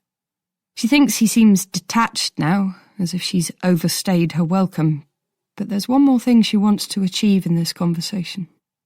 "Are you worried about the podcast?" she asks. Not in the slightest. "But what if you talk about what happened that night? Is that what you're going to say? After a nice lunch like this and a generous offer of help from me?" "And what if I do?" She wants him to feel a tiny edge of threat from her, to know that he is not 100% in control. You won't. He leans on one elbow. It's a relaxed pose, but threat laces the atmosphere and feels as familiar from the past as the tug inside Jess telling her she wants to be with him. You're not that stupid. "Aren't I?"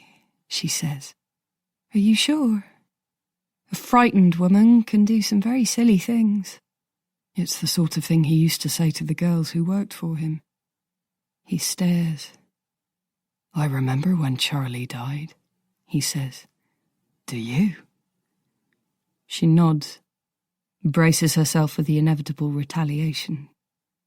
"What was that word you used when you talked about it afterward? Do you remember what it was? No? Shall I remind you?" he asks. She shakes her head. It's a tight movement. Felix licks his lips. "Relief, you said. It was a relief when Charlie died." She raises her head and watches him watching her, sees the curl of his lip, the set of his jaw and the hardness in his eyes. "It's time I went home," she says. "Thank you for lunch and for helping me. I appreciate it." She has to force herself to say it. His words have cut her to the quick, but she won't let him see that. He wouldn't have said them unless she'd rattled him, so she got what she wanted. "Good girl," he says. "You're welcome." He doesn't stand up. She feels his eyes on her back as she walks through the restaurant toward the door. On the street, she turns around to look back inside, hoping for something, though she's not sure what. But all she can see is her own reflection. She walks briskly toward the tube station. It's true, what Felix said, that nobody else knows apart from them.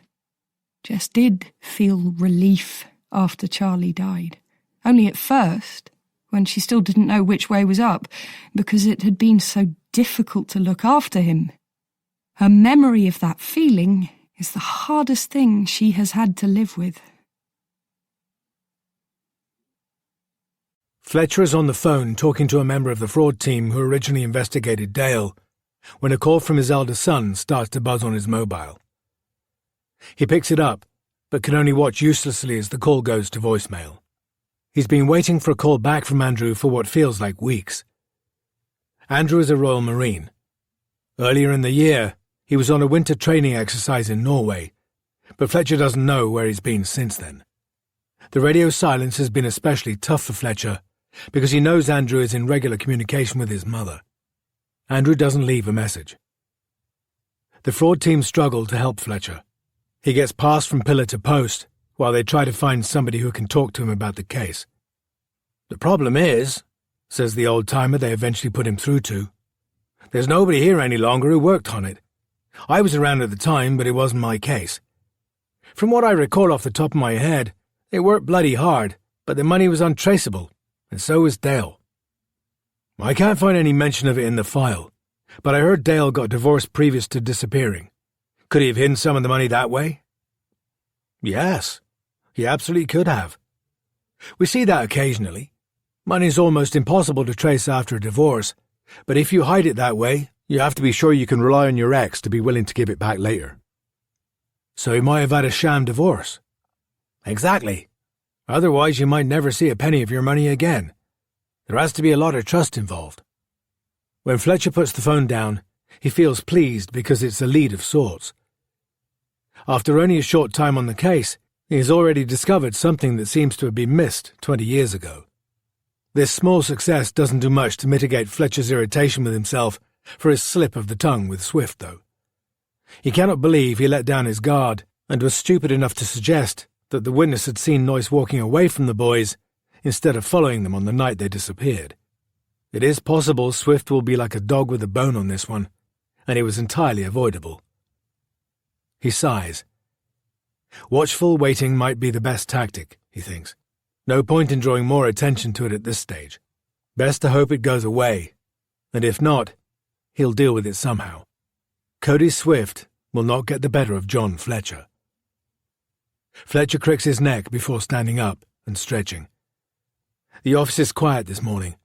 Danny is frowning at his computer monitor. "The on switch is on the side," Fletcher says. "You finally took Computing 101. Congratulations." Fletcher smiles. "What have you got?" "The name of Dale's ex-wife. They divorced in June 1996, 2 months before he disappeared." "Promising," Fletcher says. "I know. That's what I thought at first, but now I'm not so sure. Meet Peter Dale's ex-missus." "Are you having a laugh?" Fletcher says. The face on Danny's computer screen is a woman called Rhonda Street. She is the Police and Crime Commissioner for Avon and Somerset. She was elected only 3 years ago, but is known to be ambitious and has already flexed her muscles, gaining a measure of infamy by having at least one chief constable moved on since she's been in office. Her position is powerful, and her remit is extensive. Fletcher pulls up a chair beside Danny and lowers his voice, even though nobody else is around. "What do we know about her background?" "She married Dale in 1995, so they didn't last long. No kids. She was working for a property business when they met, and carried on working there throughout their marriage and afterward. It was a family business her dad built up. Seems to be totally legit. Her husband and kids run it now, and do very well out of it, apparently. We need to find out if she profited from the divorce from Dale, Fletcher says. How? Danny asks. We can't take a detailed look into her affairs without permission. It's a fucking minefield. I'll have to speak to David, Fletcher says. Normally he avoids Chief Constable Tremaine like the plague, but Fletcher has dodged enough bullets in his years of service that he recognises one when it's coming straight at his chest. He hasn't fought for his position in CID so hard and for so long that he's going to stand in front of it and wait for impact. Fletcher heads up to Tremaine's office. He gets lucky. He's in, Tremaine's assistant tells him, but he's only got 5 minutes. She holds up her hand with the 5 pudgy digits spread wide to illustrate her point, as if Fletcher is simple-minded. Come in! David Tremaine has an unpleasantly high-pitched voice. Fletcher winces at the shut door, but recomposes his expression before he enters. Tremaine is sitting at his desk, peeling the top layer of flaccid white bread off a cheese and pickle sandwich. He sniffs the filling. The smell is pungent, even from where Fletcher is standing. Do you think the catering department is trying to kill us all? Tremaine asks, indicating the sandwich. Probably, Fletcher says. He doesn't care for small talk, but knows he must make an effort with his superior officers. Tremaine slaps the bread back on the sandwich and takes a big bite out of it. Not too bad, as a matter of fact, he says. What can I do for you, John? Fletcher fills him in on the situation with Rhonda Street. As he speaks, he observes Tremaine's colour rise, and the rhythm of his chewing becomes increasingly mechanical. When Fletcher has said everything he needs to say, Tremaine swivels in his chair toward the window. Daylight filtered through a grimy window pane settles on his features, greying his profile. He stays there long enough that Fletcher clears his throat. Leave it with me, Tremaine says to the view. Are you sure, sir? Tremaine swivels to face Fletcher and plants his elbow on the desk. His fingertips meet, and the fingers slide neatly between one another. His knuckles whiten. I'm sure. Does anybody else know about this? Just Danny and me. The back of Fletcher's neck feels as if something is crawling there. Keep it that way. Not a word to anybody else. It's too sensitive. Should we... What did I just say? Fletcher swallows. He and Tremaine share a difficult history, and meetings between them are never easy. Fletcher particularly doesn't appreciate being spoken to as if he is a child, but it's something he has to endure from this man. You said we would be keeping a lid on this, he replies. Exactly. Is that difficult to understand? Can you toe the line on this one? No, boss. Tremaine raises an eyebrow, and Fletcher explains. I mean, no, it's not difficult to understand. And yes, I can toe the line. His mouth tastes bitter, as if he's sucking lemons. Tremaine dismisses him. He picks up the phone before Fletcher has left the room. Fletcher exits, feeling irate and aggrieved, and of course Tremaine's assistant has to rub in the humiliation by peering at him over her reading glasses as if he's something the cat has dragged in. Fletcher feels his anger rise. Cheer up, darling, he tells her. It might never happen. He winks, guaranteed to annoy. Prat, he thinks he hears her say as he walks away. He turns around. What did you say? She looks at him, head inclined, cockatoo-like. I said you're a prat, John Fletcher. Always have been, always will be. I'm fed up of you strutting about like you own the place when you passed your sell-by date years ago. The only time I'll look forward to seeing you will be at your retirement party. Fletcher is at a loss for words. He blinks and turns away. In the elevator, he punches one hand heavily into the palm of the other. Bitch! He spits at the sliver of mirror that reflects a slice of his face. He hits the stop button, and the elevator halts. He leans against the wall. She's a nobody, he tells himself. Get over it. He finds it harder to ignore Tremaine's treatment of him, though, and it seems to take forever for the tremor in his fingers to begin to subside. When, he thinks, will Tremaine think I've laid on my back for long enough? Never? As he calms down, Fletcher wonders if he shouldn't make some discreet inquiries of his own about Rhonda Street, in spite of Tremaine's instructions. It would give him some pleasure to subvert Tremaine in some small way. As if it's meant to be, an idea of whom he could speak to dawns like a revelation. He straightens up and hits another button. The elevator lurches into life. Just before the doors open, Fletcher sinks his still shaking hands into his jacket pockets, and his features harden as he puts his game face back on. Fletcher sweeps a dog-eared logbook and a few empty coffee cups off the back seat of the car and gets in beside Noyce for the drive to Southmead Station. He tries to smile and maintain a casual posture while the pressure of the gamble he's taking dries his mouth and creates a tension headache. He tells himself that they're the symptoms of a man who might be about to chance his luck, but who knows that he is skillful and the odds are good. As they leave the estate, they see a group of reporters huddled around Howard Smale and David Tremaine at the far end. Good, Fletcher thinks. Let's hope Smale is kept there for as long as possible. The traffic is fairly heavy, which pleases him because it buys him more time. Danny drives and leaves the talking to Fletcher. It's a well-rehearsed routine. Danny's not big on ideas, but he has always been willing to follow and execute a plan that Fletcher devised, just as long as he gets to enjoy some of the benefits afterward. "Can I see your badge?" Noyce asks. He's grinning like the cat who's got the cream. Fletcher begins to reach for his wallet, where his warrant card is tucked unobtrusively beside his bank cards, but has a better idea. "You should see Danny's," he says. "It's much smarter than mine." Fletcher always enjoys an opportunity to rag on his partner for the fact that Danny ordered a fancy official folder to keep his warrant card in. It's a smooth black leather case with the Force badge printed on the outside. "In my jacket," Danny says, and Fletcher finds it in the inside pocket, where he knew it would be. Danny loves to pull it out and flip it open with a flourish. Noyce examines it as if it was a precious relic. He opens and closes the folder and turns it this way and that. He pulls the card out. It gives Fletcher time to think.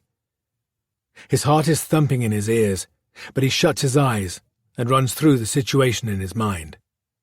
There's so much about Noyce that's screaming guilty at Fletcher. Noyce is obviously mentally limited. He's got a provocative history with the boys, and there's the red-hot and smoking fact that he admits to seeing the bodies. Fletcher shuts his eyes and runs a scenario through his head. It's the one where they inform Smale that they've brought Noyce in as soon as they arrive at Southmead. Fletcher thinks he knows what will happen if they do that. Smale will take over, and he, Fletcher, will be sidelined. Smale will probably describe Noyce as my suspect, and it's a short leap from there to my arrest. Fletcher will get no credit, and he badly doesn't want to spend the rest of his career as Smale's wingman. His career has been on a steep and successful trajectory thus far, and he wants to stay on it. He's made his name by putting in the hours, by going above and beyond, by holding his nerve, by keeping his processes to himself, and by making smart decisions that serve the interests of justice, as he sees it. He knows that if he does what he wants to do, there may be questions about this journey, but he thinks he knows how he will answer them. There is no time to waste. It is time to throw the dice. He turns to Noyce. "Sid, do you know that feeling of when you want something to be nice, but you're scared that it won't be?" "Sometimes I do." "After we've had a look around the police station, where the detectives work, I know some of them might want to have a little talk to you about Charlie and Scott." Noyce's fingers work around the rim of Danny's warrant card. "They're really nice, but I want to tell you something about them because you don't know them as well as you know me." "Stranger danger," Noyce says. "Yes. Except they're not strangers. They're police officers." Fletcher works to hold his nerve. He needs to find the right angle to persuade Noyce of something before they arrive, but they're already well on their way to the station. "Charlie and Scott got hurt by stranger danger," Noyce says. His eyes widen, and for a second they seem to Fletcher to be bathed in innocence. It startles him. He must gather himself and regroup mentally, stick to the plan. It's the man's simple mind fooling him, he thinks. He has committed the worst possible crime, but he can't process it like normal people. Momentarily, he thinks of his own baby son, and the thought of anything happening to him is unendurable. He presses on. What worries me, he says, is that the other detectives haven't seen what a nice bedroom you've got, so they might not understand that you definitely want to go home later today. A small furrow appears between Noyce's eyes. Not many people are lucky enough to have a big telly in their bedroom like you, Fletcher says. It's just for me. That's nice. That's very nice. The thing is, I'm worried that you might not be able to get back to your room today if you give confusing answers to the detectives who talk to you. That's the problem with detectives. They ask a lot of questions, and if they don't understand the answers, they can keep you at the station for a very long time. They don't mean to be horrible. They're just trying to understand your story. Tell the truth, says Noyce. Exactly. You're right. So before we get to the station, I think it's a good idea if you and me have a chat about what the truth is. That means you will know what to say to the other detectives. Can I go home now? Noyce says. Your mum and dad are meeting us at the station, so we better go there, don't you think? You will like it. You can look at one of the squad cars with the lights on it. Noyce makes the sound of a police siren, and Fletcher forces himself to smile, even though he feels as if his head is going to split in two. Here's a question the detectives might ask you, Fletcher says. They might say, did you hurt Charlie and Scott? What would you say to that? Noyce shakes his head. Well, I didn't hurt them. They were already hurt. I think you did hurt them. I didn't. But you left them there when they were all damaged and cut and bruised, with blood on their faces and flies buzzing. Isn't that the same as hurting them yourself? Fletcher knows how this sounds. He could blame this vivid recitation of the boy's injuries on his memories of Scott's pulpy face and the blood pooling in Charlie's mouth as he cradled the child. But he doesn't. In this moment, he prefers to face up to his own capacity for cruelty because the end justifies the means. He wouldn't do it otherwise. He is using cruelty like the controlled cut of a sharp blade. Just enough. Then stop. Noyce recoils at his words, but Fletcher continues. You hurt them, Sidney. You hurt them because you didn't help them. Do you know how many hours Charlie lay there for, hurting? And Scott? How many blows did it take to make his face like that? How many times did you hit him? It feels to Fletcher as if the world has shrunk so nothing else exists except the two of them in the car, their hot breath and the possibility of a murder confession hanging between them. He takes Danny's warrant card back from Noyce. Noyce begins to shake his head, then bats at his own face. His knuckles make contact with his cheek, but only softly. He does it again, with a bit more force. Fletcher seizes Noyce's hands. Sidney, the other detectives are not going to understand what you mean if you say you didn't hurt the boys. They're going to keep you in a room and ask you questions over and over until you tell them what really happened. They're not going to let you go home until they think they understand what the truth is. So it might be a long time before you see your bedroom, your television, or your family again. It could be questions, questions, questions, all night long. You're hurting me, Noyce says, and Fletcher drops his hands as if they were hot coals. Sorry, he says. I didn't mean to. I'm very sorry, but you mustn't hurt yourself. Noyce rubs his hands together in a circular motion that starts to annoy Fletcher when it seems like it's going on too long. He stares at Fletcher reproachfully. Perhaps I did hurt Charlie and Scott, he says, because I didn't help them. Fletcher's lips are dry as the desert. He licks them and nods slowly. Noyce mirrors his actions. Yes, the detectives will understand that. You hurt the boys. It's best to be honest. Fletcher speaks as calmly as he can manage. Then I can go home after that if I say it. They'll let you out of that interview room. Definitely. The radio crackles into life with a request for their location. Fletcher tenses and then relaxes when Danny ignores it. They don't want to broadcast the fact that they're bringing Noyce in. Easier to claim later on that they didn't hear the request. Fletcher debates pushing Noyce further. He wants this man-child to admit outright what he did, because Christ knows he has to have done it. But this is as far as he thinks they can go for now. Even though Danny's taken a bit of a roundabout route, they're already in Henleaze. He checks his watch as Danny gives way at the second roundabout and flips the indicator for the right turn into Southmead, yards from the entrance to the station.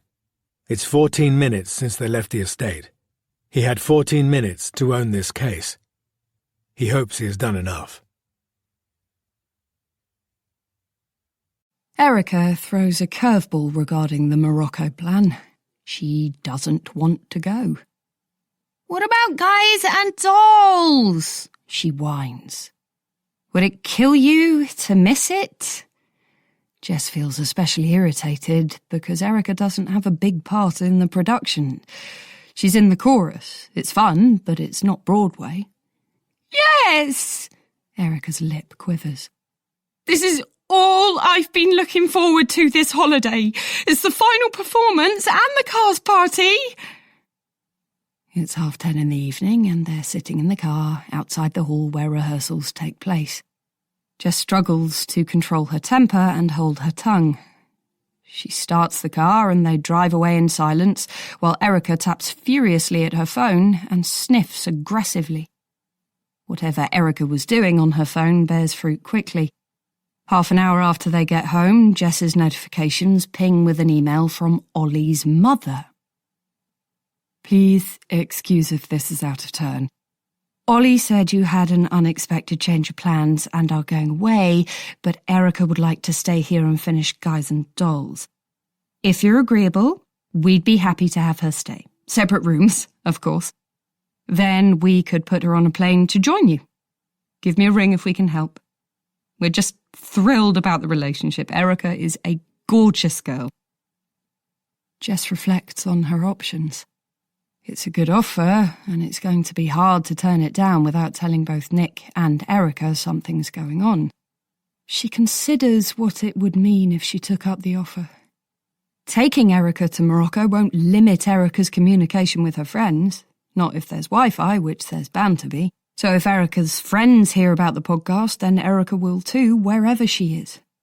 Rehearsals could distract her from that, though, perhaps more than being in the company of her parents in Morocco might. That Erica wouldn't be staying at their home while Jess is away means that if Cody Swift or his girlfriend or any journalists call round, they won't be able to get to her. They would be hard pushed to track her down at Ollie's house. Jess wishes she could discuss everything with Nick, but she can't have him finding out about her contact with Felix. As she tries to think, the cat winds through her legs. Then there's you to deal with as well, she says. By morning, her mind is made up. She will go, but she'll let Erica stay. It'll be good for Erica, a tiny step toward independence. A safe step, the kind a normal teenager would make. The cat can return to the rescue centre temporarily. A notification on her phone tells her that an email has arrived overnight. Sent at midnight, it's from an address that looks to be Felix's private account. Lovely lunch, nice to catch up. Have a great holiday. Kiss, kiss. It's a bland message, yet so riddled with subtext from yesterday that Jess doesn't know how to reply. She deletes it instead. Before she has a chance to waver, she books herself a ticket to Marrakesh, leaving in 24 hours, and calls Ollie's mum to accept her kind offer, make arrangements for Erica to stay with their family, and get reassurance that Erica and Ollie will be looked after and monitored appropriately while Erica is there. When Jess tells Erica what she's done, she's rewarded with a crushing hug. Thank you so much, Erica says.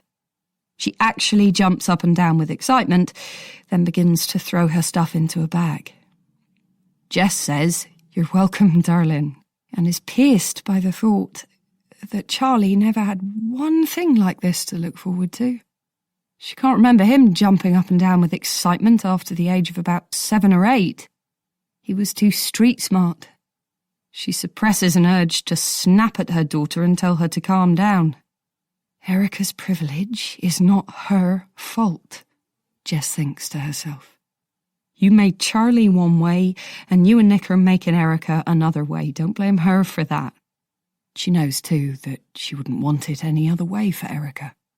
For Charlie, she'd rewrite the whole book if she could. By the time she's packed her own stuff, Jess feels both bolder and relieved about the podcast situation. Felix can handle everything here. He bloody owes her after all. So perhaps this won't become the crisis she has feared. Perhaps it's calmer, and she can actually relax because everything will be okay. She reckons she'll surprise Nick in Morocco. She knows where he's staying, and she thinks it might be fun to be there when he gets back to the hotel after a long day on set. She looks up the hotel online. It's got 2 pools, a couples-only area, and the cocktail list looks promising. She crams the last few items into her suitcase and zips it shut. "Mum!" Erica is in the doorway of her bedroom. "Yes?" "I packed. And I love you." "I love you too." Erica blows her a kiss and disappears as suddenly as she appeared. Jess sits on her bed and wipes a tear from her eye. "I didn't think you were a gossip." Fletcher tugs at one of his earlobes. He's not sure how to respond. Dr. Mary Hayward is standing beside her hatchback in the car park at Southmead Hospital. A red umbrella with a smart leather handle keeps the rain off her. As she waits for his answer, she smiles. She's teasing him. He gets it now. "That's why I've come to you," he says, "because I don't think you're one either." Drink? The suggestion makes him feel absurdly happy. His existing plan for the evening is the usual post-divorce void, and he can't think of a better way to fill it. He admires everything about this woman, from her elegant ankles to the way she handles a dead body. They drive into the city centre in convoy and find a table upstairs at the Mud Dock Cafe, which offers an excellent wine list and expansive views across the floating harbour. Rain pits the surface of the water, shattering the reflections of the lit buildings and walkways that line its banks. Mary orders a glass of red wine, and Fletcher says he'll have the same. He wonders briefly if they're on a date, but he's not exactly sure how that's different from having a chat over wine, just like they would over coffee. It was over coffee in her office that he learned Dr. Mary Hayward was an acquaintance of Rhonda Street. She mentioned it around the time of Street's election to her post. "Why do you want to know about Rhonda?" Mary asks him. "You were at uni with her, is that right?" "I asked first." He acknowledges she's right with a raised glass, and she chinks hers against it. He sips the wine. It's very good. On the blackboard behind the bar, somebody is chalking up the evening specials. "Are you hungry?" he asks. He's thinking of the pot noodle rings on his table back home. The whole tableau in his dining room is unutterably glum compared to this buzzy place and his current company. She shakes her head, and he feels a sharp twinge of disappointment. Back to business, then. Rhonda Street was married to our John Doe, he tells her, and notes with pleasure her expression of surprise. It's hard to shock her. "Peter somebody?" "Peter Dale. You were right about the Lucky Charm. It didn't take long to ID him once we had that." She taps the stem of her wineglass with a fingernail that gleams with polish. "I remember him," she says. "Good Lord, how strange." "You met him?" "Only briefly. It was at their engagement party.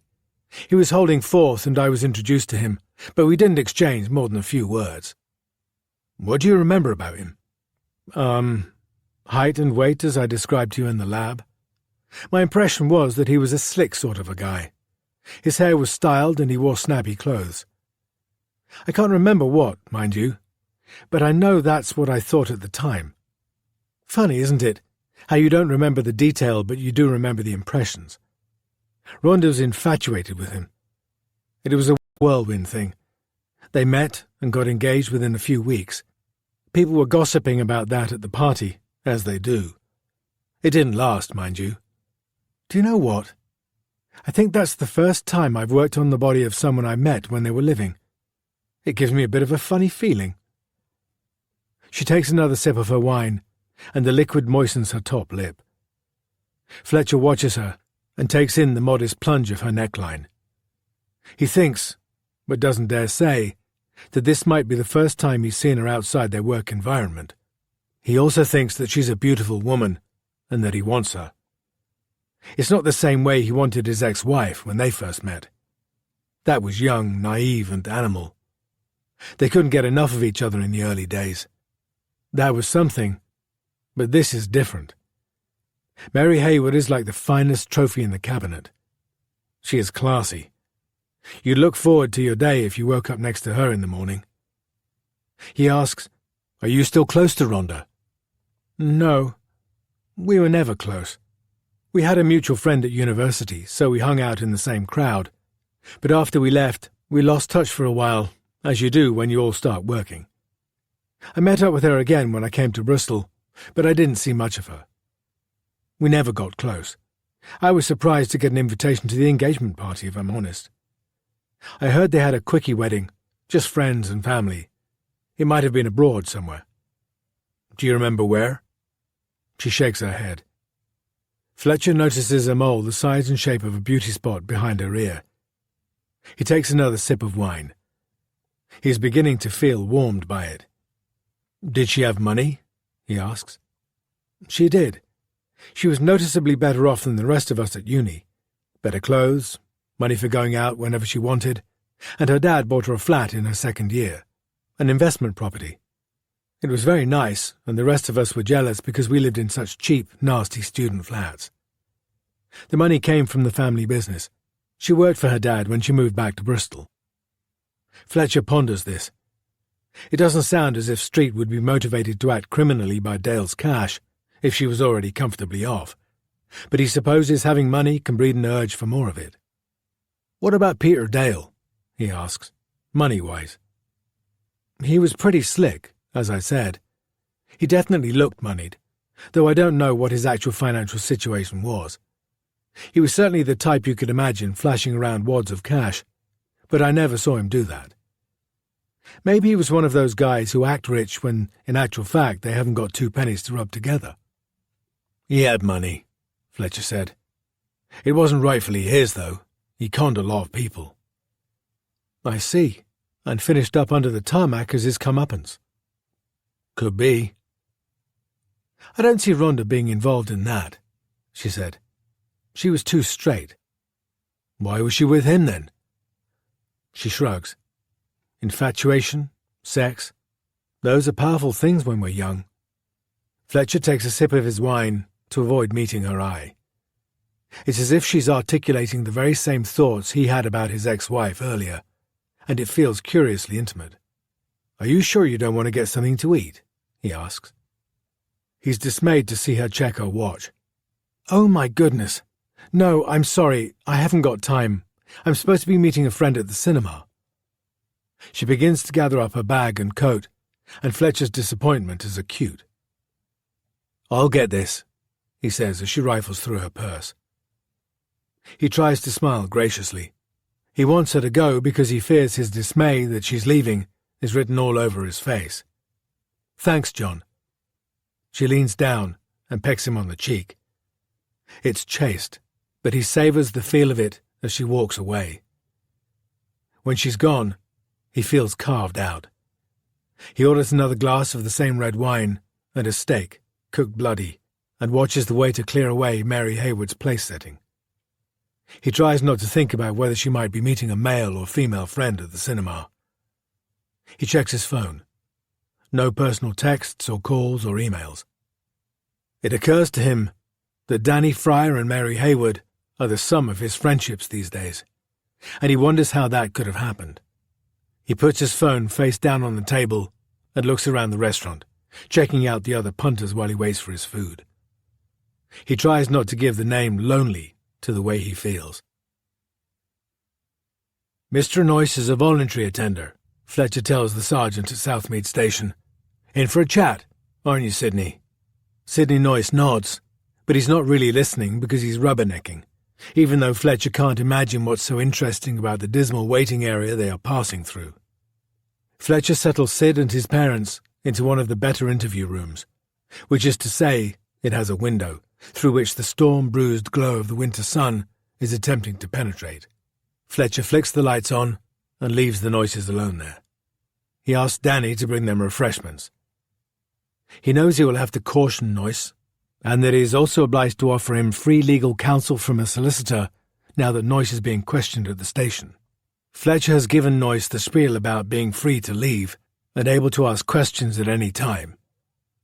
It's not easy working around the system, Fletcher thinks, but he believes he has it covered. Part of him relishes the challenge, but that doesn't stop his heart from pounding. Fletcher is aware Noyce will need an appropriate adult to be with him during questioning, because his mental impairment is severe enough that any evidence gathered in an interview with Noyce on his own could be rejected by the court. Valerie Noyce is Fletcher's preferred appropriate adult, and he thinks he can swing that because she's so eager to please. Noyce Sr. seems to be a gentle giant and not burdened with the smarts himself, so hopefully he will not object. Getting a solicitor in quickly could be tricky, and Fletcher wants it to be quick to minimize the chances of Noyce kicking off. Fletcher wants a solicitor present to ensure that his interview appears to be done with belt and braces. As he heads to the custody suite to see if any of the duty solicitors are lurking and available, he gets a bit of luck. Julie McDowell is just leaving. She has a soft spot for Fletcher. They've worked together previously on a number of cases. Once, as they shared a cigarette in the shelter of the columned portico of the Bristol Crown Court, she invited him out for a drink. He declined the invitation. It wasn't that she wasn't attractive, but he was recently married. But he gave her enough eye contact to let her know he was tempted. Fletcher has always believed it is important to keep your options open. "Julie," he says, "are you free?" She's burdened by a stack of files, but she frees a hand and fixes a loose strand of hair. "Free for what?" she says. "Are we finally having that date?" Fletcher holds up the back of his hand to her, fingers spread, and she pouts at his wedding ring. "Is it something boring, then?" she says. "I've got a person of interest, and I want to interview him quickly. He's a voluntary attender, but he has special needs. It won't be in his interest to keep him and his family hanging around." "His interest or yours?" she asks. She's no fool. She's good at her job, one of the best. She is exactly what Fletcher needs. He doesn't reply, and she sighs and shifts the weight of her files from one arm to the other. "Have they requested representation?" "Not yet, but I'm going to strongly recommend that they do." "You're being extremely helpful." He ignores that.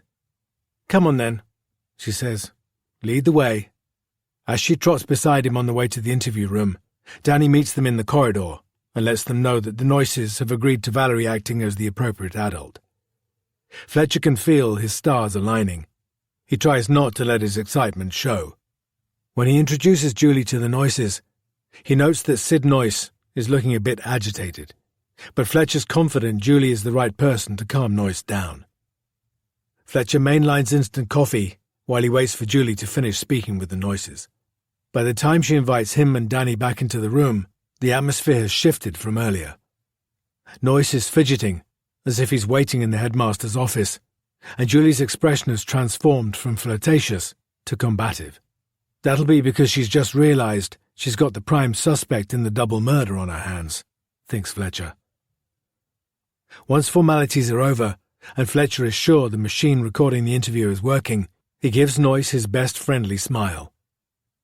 "How are you doing, Sidney?"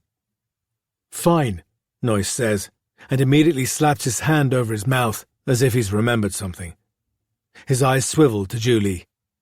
She and Valerie Noyce look tense. "That's great," Fletcher says. Are you comfortable? Noyce's eyes bulge. He looks at Julie, and she inclines her head slightly. No comment? Noyce says. Julie winks at him, and he beams. How old are you, Sid? Fletcher asks. You don't mind me calling you Sid, do you? Noyce's lips curl in and then unfurl. Fletcher knows how hard it is to maintain a no-comment interview, even if you don't have learning difficulties. Julie gives a small shake of her head for Sid's benefit, and he repeats, no comment. Attaboy, thinks Fletcher, but he leans back in his chair and frowns. Fletcher wants Noyce to think he's disappointed in him. He asks a few more benign questions, and Noyce answers, no comment, to each one. Each time he does, he seems to gain a little more confidence, grinning at Julie, who nods back at him reassuringly, and Fletcher glowers a little bit more. Fletcher's got to hand it to Julie. She had only a few minutes to gain Sid's trust, and she's done that. She would have made a good detective, he thinks. He asks a few more questions. They remain deliberately mundane, though Fletcher knows Julie won't let him get away with that for long. Fletcher is waiting for signs that Noyce is not finding it quite so much fun to give a no-comment response. Fletcher keeps his voice flat. The questions are small and detailed. Boring. He needs to take time to work up to the interesting stuff. In fact, he wants to stretch time out, pull it like a piece of elastic right as far as it will go just before snapping. He's playing a delicate game, because if he takes too long or strays too far off topic, he runs the risk of Noyce becoming totally uncooperative or Julie stopping proceedings. She is already looking dubious. Fletcher breaks off from questioning and falls silent. He spends a few moments pretending to consult his notebook. Noyce fidgets. Julie's eyes are narrow slits. Noyce throws his head back and stares at the ceiling. He lets out a big sigh. Now, Fletcher thinks. Step it up a gear now. He asks Noyce where he was on Sunday and what he did. He asks how Noyce knew the boys and what his relationship was like with them. He asks general questions and detailed ones. He speaks in a more upbeat manner. He maintains a friendly demeanour. He performs faultlessly. Noyce seems re-energized and comes back with no-comment answers every time. When Fletcher has worked through his first tranche of more focused questions, he peels the top page off a sheaf of papers he's holding and peers at the second one as if it has important notes on it. It doesn't. It's empty, but the gesture has the desired effect because Noyce scowls at the back of it. Aren't we finished yet? He asks. He sounds tired. We're just trying to get to the truth of this, Fletcher says.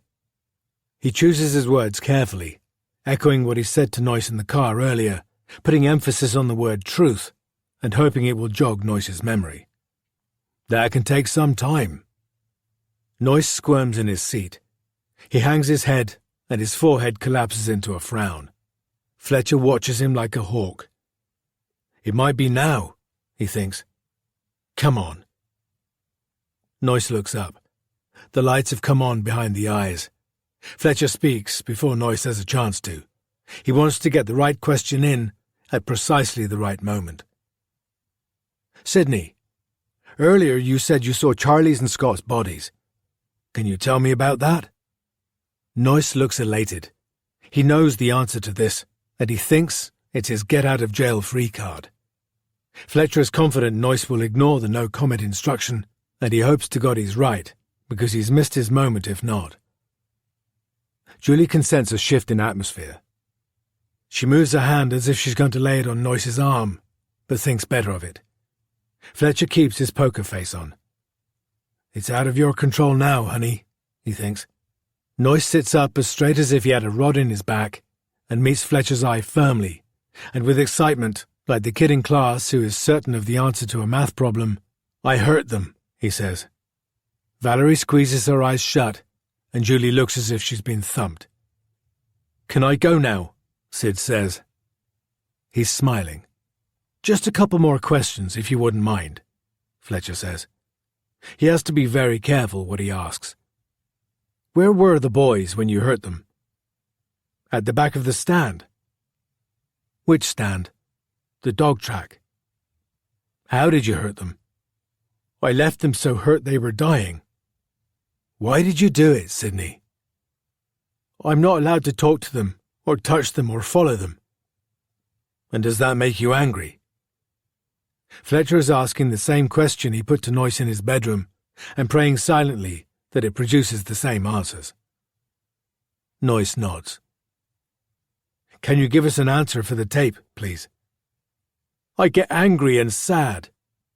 You told me there is something you do when you get angry. Do you remember what you said? I hit. Danny looks at Fletcher, who nods.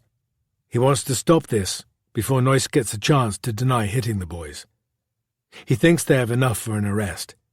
Danny moves around the table toward Noyce and says, Sidney Noyce, I am arresting you on suspicion of the murder of Charlie Page and Scott Ashby. You do not have to say anything, but anything.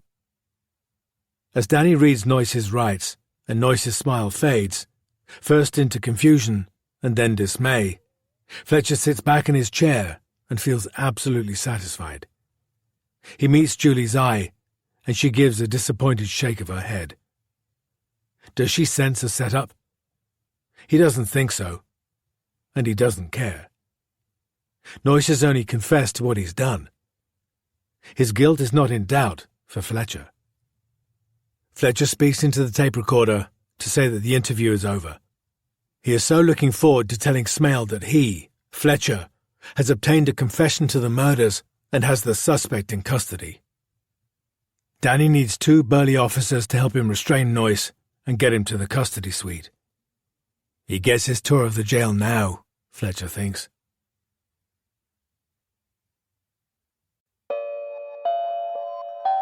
It's Time to Tell. Episode 7. The Many Lives of Jessica Page. When I look in the mirror at the end of the day, I think, did you try to help somebody today? If the answer is yes, I can live with myself. My name is Cody Swift. I'm a filmmaker and your host of It's Time to Tell, a Dish Liquor podcast production. The clip you just heard is Jessica Page in her role as tough girl Amber Rowe in TV soap opera Dart Street. In this episode, we're going to be asking, who is the real Jessica Page? Maya and I have continued our efforts to contact Jessica in the hope she might agree to an interview, but we have had no success. So you'll be hearing mostly from people who knew Jessica back in 1996. When they were little, we brought up our kids together. We did everything together. But Jessie turned into a party girl. Going out became like a drug to her. She never came out with us, though. The pub wasn't good enough for her. She was always off to some nightclub or restaurant. She showed off about it. Sometimes a car used to pick her up, but she never really talked about who she was with. She said she had a boyfriend, but I don't remember her mentioning his name. Me and the other girls used to think he was really rich. We were jealous of her. She started keeping to herself a few years before Charlie died, so that was when we drifted apart. It was like she thought she was better than us. I missed her, and my daughter missed Charlie. That's the voice of Kirsty Brown, another teenage mum who knew Jessie on the Glenfram estate. The next clip you'll hear is Doris Russo, who lived in the flat next door to Jessie and Charlie. I used to babysit for Charlie a lot. I sat for him for free, but Jessie asked me so often after a while I had to say no. It was stopping me from seeing my own grandkids, and I didn't think it was fair on him, her being out so much. I didn't want to encourage it. I don't know how she managed after I stopped. She didn't have many friends on the estate. She kept herself apart. Charlie was a lovely boy, though. He loved to have a story read to him. My mother, Julie Swift, has something to add. Scott's mum and I always used to say, Jessie loves Charlie, but she doesn't know how to handle him. It was because she was just a kid herself when she had him, and she had no family of her own to help. In the last episode of It's Time to Tell, Crime reporter Owen Weston told us about a period of 72 minutes, which he referred to as the lost hour in one of his articles, during which Jessie Page was unable to account for her actions on the night of Charlie's and Scott's murders. I asked Detective John Fletcher about this. You'll hear his voice first. In her statement to police, Jessica Page claimed that she could not remember what she did between 22:13 and 23:25 on the night of 18 August 1996. She stuck to that story. Jessie Page was seen leaving the Paradise Casino at 22:13 in a vehicle driven by an unidentified male. She arrived back at the Glenfram estate in a taxi just before 23:30. We never discovered precisely what she did during that period of time. Staff at the casino testified she was drinking heavily while she was there, and witnesses stated that she appeared to be inebriated on her return to the estate. Do you have any thoughts on what she might have been doing? Your guess is as good as mine. She might have been having a good time. Did you consider her a suspect at any point? She was ruled out as a suspect after Sidney Noyce's arrest because the evidence against Noyce was very strong. It would have been pointless and cruel to pursue lines of inquiry against Jessica Page at that point. She needed to be left alone to grieve. Our job was to ensure that justice was served and the case against Noyce was as watertight as possible. We had our man. Ex-Detective Superintendent Howard Smale has a different view. I know Jessica Page is a liar because she lied about me. I think she did know what she was doing during the 72 minutes she was unaccounted for. Can you talk to us about that?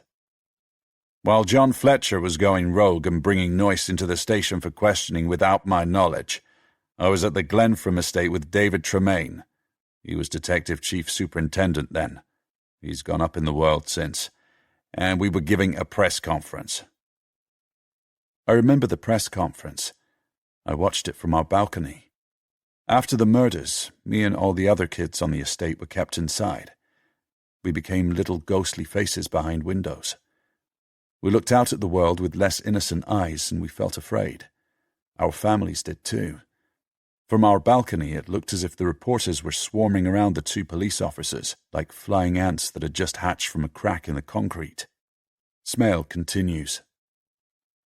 At the end of the press conference, I was told that Charlie's mother, Jessica Page, wanted to speak to somebody.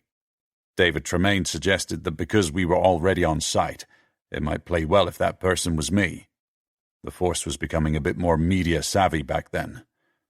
We were actively trying to demonstrate good relationships with the community on the estate, and a senior officer pressing hands personally is a good thing.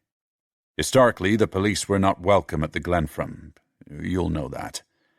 So I made my way up to Miss Page's flat, and I went alone because I had been assured that the family liaison officer would be in the flat with Miss Page. That was important, because you never met with a witness or possible suspect on your own. We always worked in pairs. When I knocked on the door of the flat, I expected to say a few words of condolence and reassurance, and listen to what she had to say before leaving her in the capable hands of the liaison officer. Job done. Except it didn't turn out that way. After I knocked on her door, Miss Page opened it herself and invited me in. I entered her hallway. It was a very cramped space. She began talking quickly and incoherently. She seemed manic. I asked her where Lynn, our liaison officer, was, and she told me Lynn had popped out to get some supplies. At that point, I knew I should leave the property, and I tried to do so, telling Miss Page I would meet Lynn downstairs and return with her, but Miss Page grabbed my arm. I'll never forget it.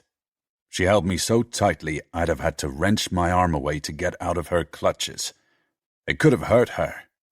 But before I could think what else to do, she collapsed and I caught her in my arms. She was absolutely distraught. It was the rawest display of grief I think I've ever seen. Howard Smale and I were having this chat over Skype. On screen, he shakes his head in a gesture that is weighted with regret. The image pixelates and reassembles, and when it does, he is looking directly at me. What would you have done? It's a no-brainer. Even my 10-year-old self was drawn to Jessie Page. She didn't project the same sort of authority as the other adults I knew. It felt as if there was no distance between us kids and her, and that stirred something in me at the time. It wasn't something you experienced much as a kid. Not when and where I grew up. What did she stir in me? The beginnings of adolescence, maybe? Maya tells me that we feel lust before we have a name for it, and I know I felt jealous when I saw Jessie hanging off her boyfriend, but I don't think it was that. I think I was sensitive to Jessie's vulnerability even then, and her energy. She was the only adult I knew who not only didn't follow the rules, but was brazen about it. It was intoxicating to me. The answer is easy. I would have stayed with her and tried to comfort her.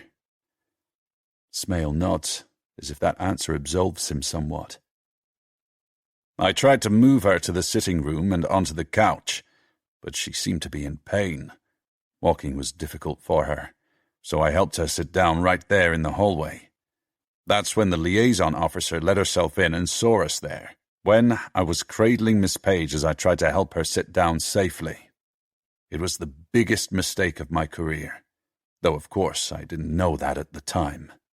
At the time, it felt like I was doing the right thing, and I was relieved to see Lynn. She helped me move Miss Page to the sofa, where she'd be more comfortable, and Miss Page sat there with a soft toy, a teddy bear in her arms. I expected it belonged to Charlie. She held that bear like it was a newborn baby and wept all over it. It was hard to watch. She made the allegation against me shortly afterward. If it had stayed as a he said, she said, my career might have survived that. But unfortunately, they had Lynn as a witness to our physical contact, and somebody fed Miss Page the security code for the door to the police accommodation where I was staying, and she claimed she had spent nights with me there. I was stitched up thoroughly, sewn up tight.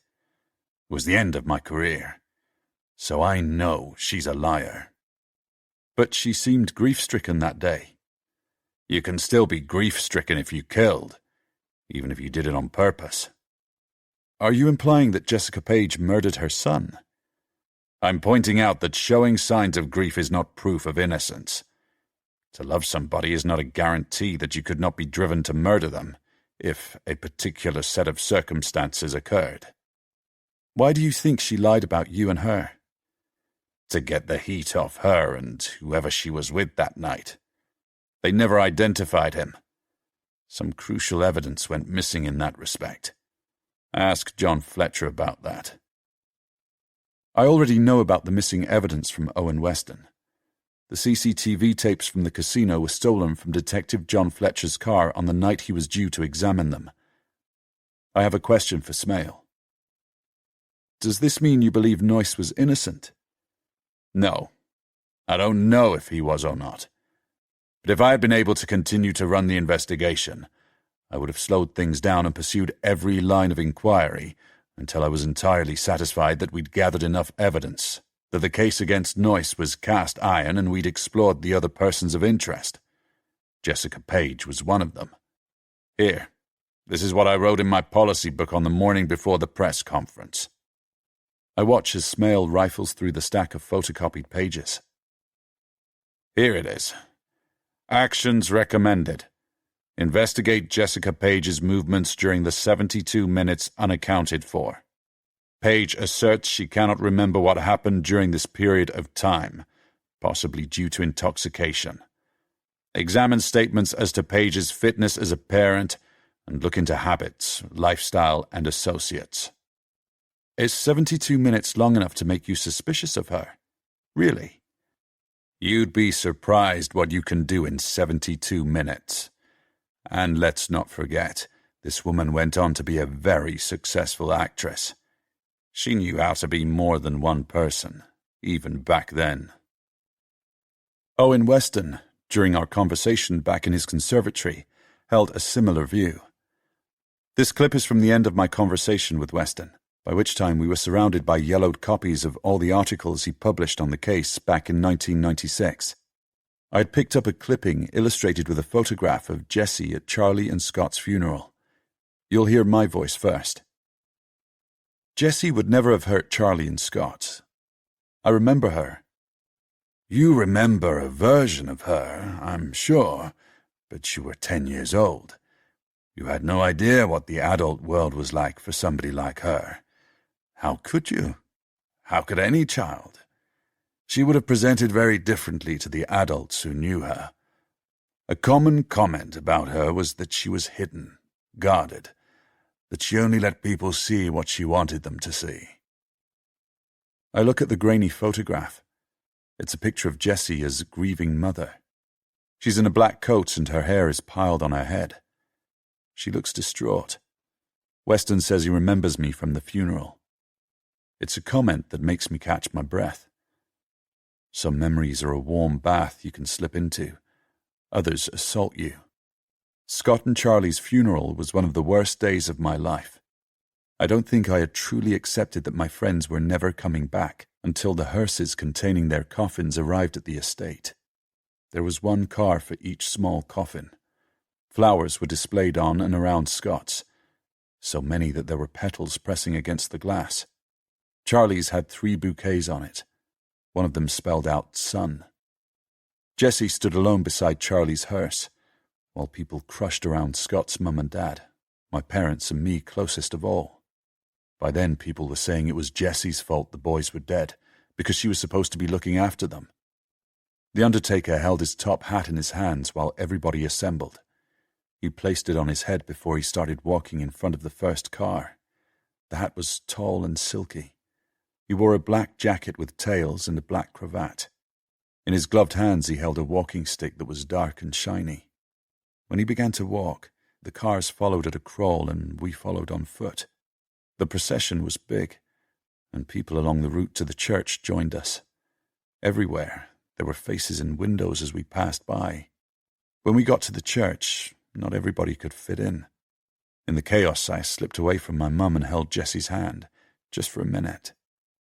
I have wondered since then why there was a joint funeral for Charlie and Scott. Mum had an answer. Annette Ashby felt sorry for Jessie. She said whether what happened was Jessie's fault or not, Charlie deserved a good send-off. And the Ashbys didn't want Scott to go alone. They got the boys' plots next to each other at the cemetery. In the next episode of It's Time to Tell, we are going to share the findings of our investigation into the lost hour.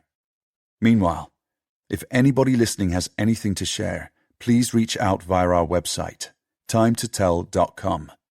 We would love to hear from you. And please continue to spread the word about It's Time to Tell. The number of downloads for the podcast are still increasing beyond our wildest expectations, and we are working hard to deliver quality content in return. However, we have sadly lost our private sponsor in the past few weeks, as we had some editorial differences. Maya and I felt that editorial integrity was our priority, so we severed the link. This does mean that your support for It's Time to Tell is as important as ever, and we have set up a link on our website if any listeners would like to donate. To deliver quality content, we need as much support as we can get. Last but not least, many of you have been in touch to express concern for our well-being after the intimidation we reported. Thank you all, and please rest assured we are taking precautions and working closely with police. Here are 2 clips that give you a flavour of what to expect in our next episode. This is crime reporter Owen Weston. The drive from Paradise Casino to the Glenfram estate would have normally taken about 10 minutes on a Sunday night. What the hell was Jessica Page doing for the extra hour? And why and where did she swap vehicles? This is forensic psychologist Professor Christopher J. Fellows, speaking by phone from his office at Cambridge University. There are a number of scenarios that present themselves in a case like this, and one of them could point to a mother losing control, perhaps intending just to punish a child, but going too far, as one example. Teenage mothers with no support can develop complicated relationships with their babies, as they are children themselves when they give birth. Resentment can set in, particularly when the child grows old enough to challenge their parent. A child on the cusp of adolescence can be very challenging for a mother who has not had time to grow up herself.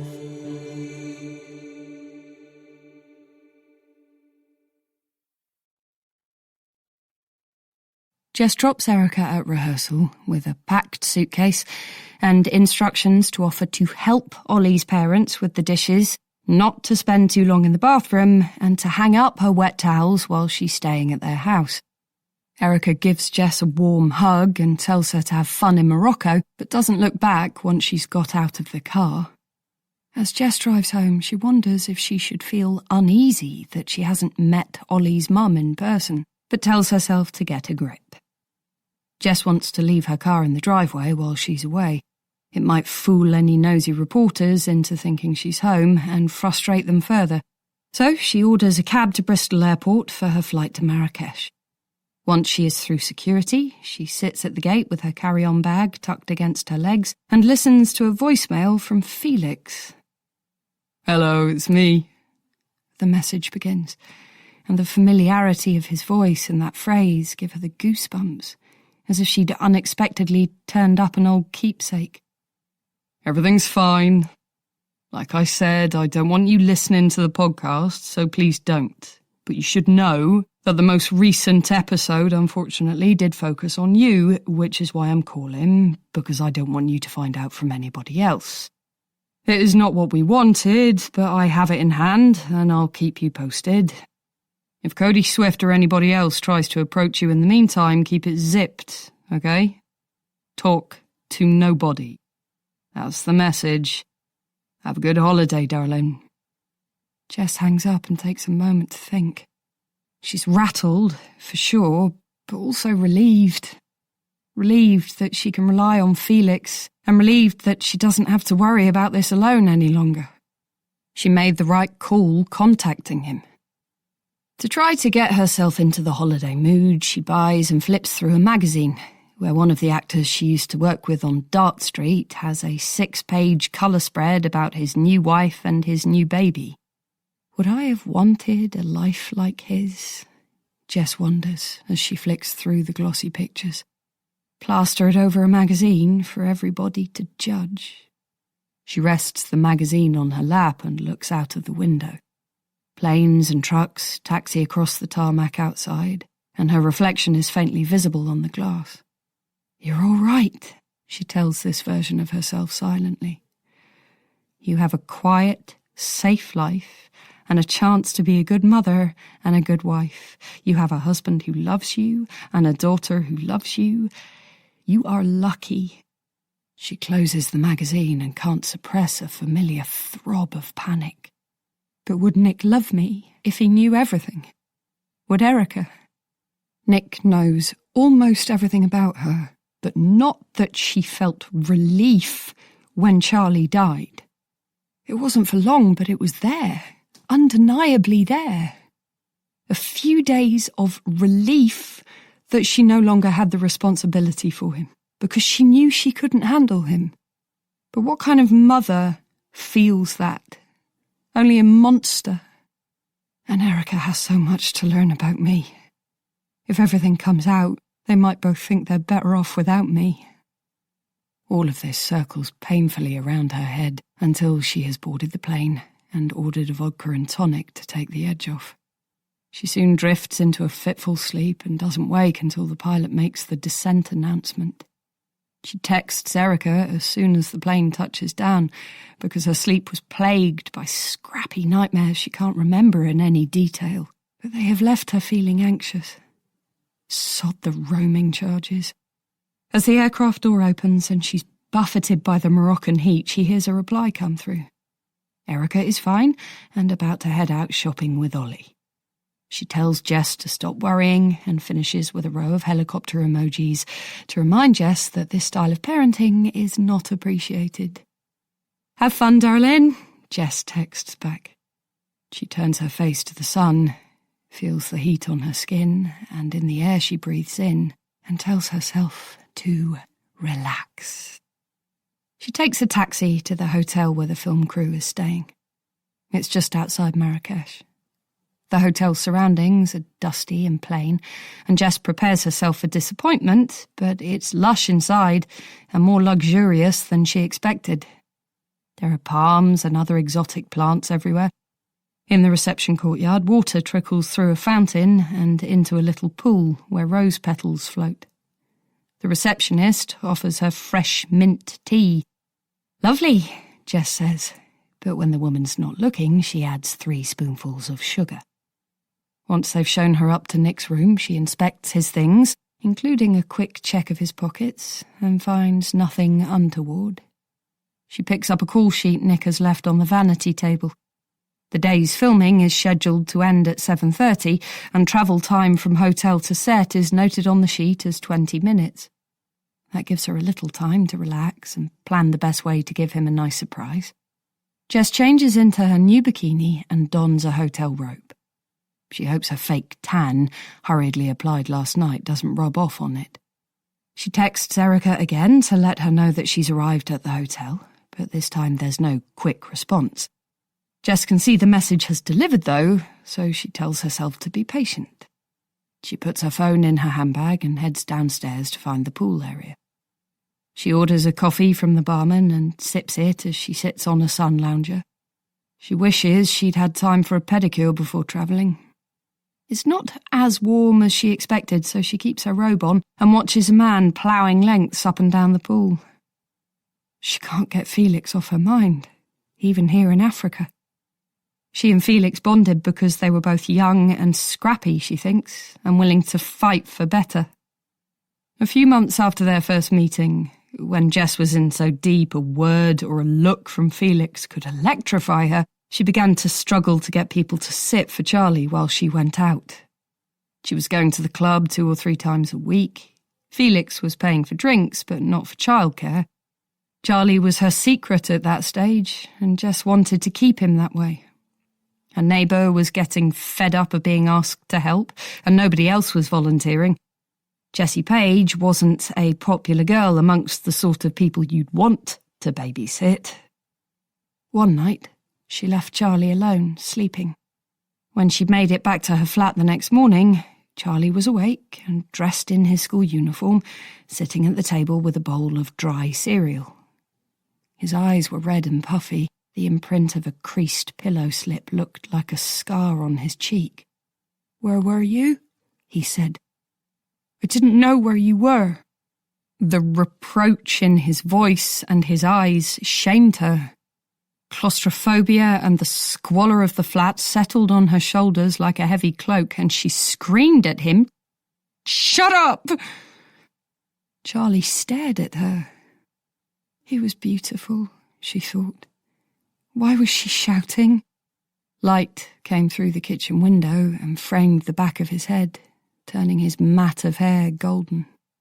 His forearms were slender and strong. His face was bursting with feelings she couldn't cope with. He rushed past her and out of the flat, his face set hard to hold back tears. She called after him, but only her voice tracked him out onto the balcony. The rest of her was so exhausted she let herself fall onto her bed as if from a great height. When Charlie got home after school, she cooked him something nice for tea and told him she wouldn't stop hugging him forever, and she wouldn't go out again without a babysitter. A sweet smile made its way across his little face eventually, and his feisty limbs relaxed. But even so, he had a way of looking at her after that night that felt as if it might suffocate her. She began to leave him alone more often, but only after she was sure he was asleep. Going out stopped her losing her mind. It was around that time when Felix first introduced her to a man he described as a gentleman in the bar at the Swallow Inn in the city centre. She was addicted to Felix because he was the cord that connected her to the sort of life she thought she wanted. When the gentleman put his hand on Jess's thigh, she glanced at Felix, surprised, expecting him to stake his claim, but he averted his eyes. When the man said he needed some company upstairs for a while, Felix gave her a nod, and she knew what to do. She understood she had no choice if she wanted to escape the estate. When it was over, Felix was waiting for her downstairs. He handed her some cash and drove her home. It wasn't so bad, she thought, though it wasn't good either. but she liked the cash and she liked being wanted. After that, nobody bothered with the bit in the bar downstairs. It was straight to the bedroom. She always walked into the hotel with Felix to look respectable, but he would leave her at the room door after making sure she went in. Felix sometimes gave her presents. Her favourite, a bracelet with a sparkling heart dangling from a silver chain. Once it was a new dress with a designer label. She got brave enough to tell him about Charlie eventually. "You're a dark horse," he said. He gave her a few extra notes. "Buy something nice for the kid." She got Charlie a pop gun. The night of the first sex party changed Jess. Felix took her to a private home for the first time, a mansion sitting squat as a toad behind electronic gates, lights on in all the downstairs windows, a fountain out in the front where no water flowed, but a sheet of ice had cracked into shards. Inside, Felix parked Jess on a velvet sofa with a vodka and coke in hand while he pressed palms. Strips of cocaine were being hoovered up from the low glass table in front of her by a pair of large nostrils. Their owner looked up with bloodshot eyes and sniffed deeply. Jess breathed out shallowly in disgust, but knew not to let her revulsion show. "You're a lovely girl," the man said. "What do I have to do to make you mine?" She said nothing. Across the room, Felix had half an eye on her, as always. The man stood up and offered Jess his hand. His breath stank and his paunch sagged. Felix inclined his head slightly toward her.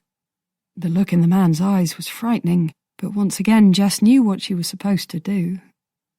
The man led her into a private room where he did things to her that she didn't consent to until somebody banged on the door hard because they heard her sobbing. The man didn't apologise. He told her it was what she deserved.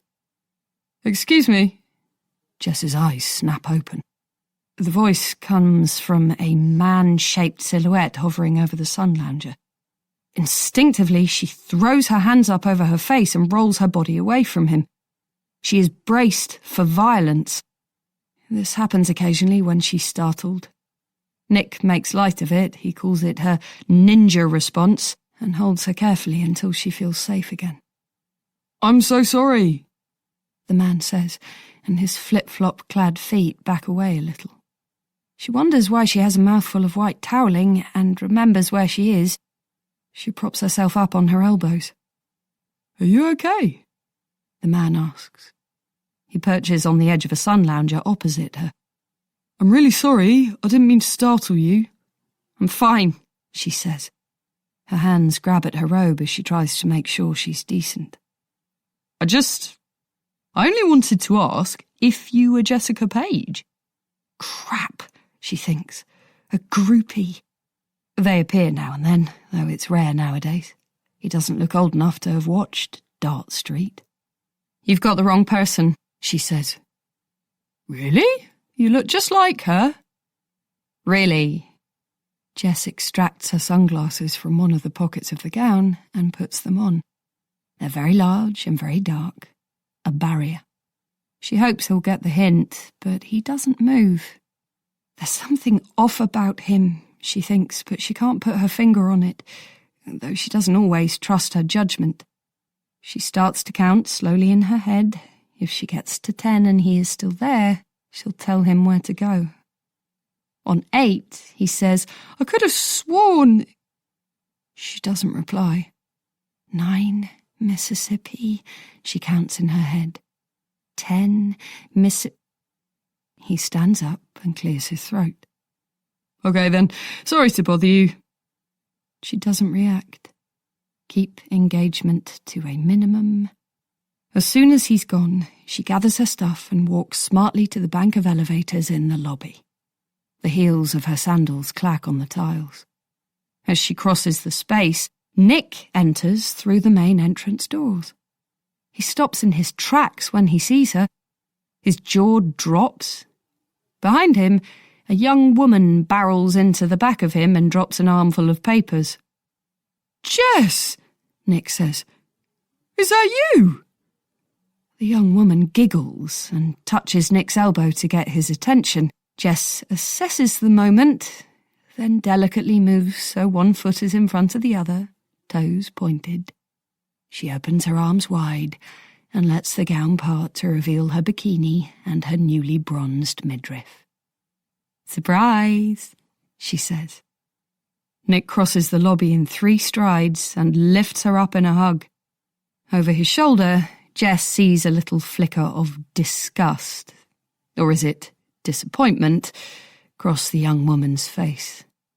Jess gives Nick a kiss and then a lingering hug that doesn't end until the elevator doors have parted. "Don't ever leave me," she thinks as they embrace. "Please." Annabel Collins would have to be willing to undergo a DNA test for us to prove she was related to Peter Dale. That's assuming she doesn't already know who her dad is, or thinks she knows. Danny is thinking out loud. Fletcher hands him a mug of coffee, and Danny receives it with hands pressed together in a gesture of prayer. The bags under his eyes have developed folds since yesterday. "Baby's still teething?" Fletcher asks. Danny nods. He's on his second wife and family, and it's taking its toll. "I'm too old to do this again," he says. But Fletcher knows the photograph Danny keeps in his wallet of his new young wife and their beautiful baby son tells a different story. "For what it's worth, I think Rhonda Street could be in it up to her neck." Danny's voice is lowered. The office is busy around them. "She didn't need the money." "Is that what you think, really? Or is that David Tremaine's line?" "Why would you ask me that?" "Hey, relax. It's just a question." "Do I look like somebody's stooge to you? Have I ever been? Don't insult me with such a stupid question." Danny reacts as Fletcher knew he would. A deep blush rises. Danny has hated being called stupid since school days, when his dyslexia scrambled every line of text he ever tried to read or write, and all the world except John Fletcher assumed he was as thick as 2 short planks. Fletcher feels unrepentant. They turn their backs to each other. Fletcher is about to delve back into the Peter Dale files when his phone buzzes. It's a message from an unknown number giving a time and place and no other information. There is only one man who ever contacts Fletcher that way. He stands and grabs his jacket. "I've got to go out," he says. Danny ignores him. Fletcher follows the feeder canal toward the city centre. He puts on the latest episode of the podcast as he drives. It's a hatchet job. Target, Jessica Page. Even Smale's gotten in on the act, all the way from the edge of the world, or wherever he's exiled himself to. Fletcher feels sorry for her. The harbour water in the city centre is glassy, reflecting the Bath stone and pastel-painted houses of George and Bristol, terraced up the opposite side of the gorge. Fletcher loses the view to a concrete underpass, and when he emerges, he sees parkland ahead and makes the turn up a driveway into the Ashton Court estate. He parks beside the entrance to the deer park and walks toward the mansion house.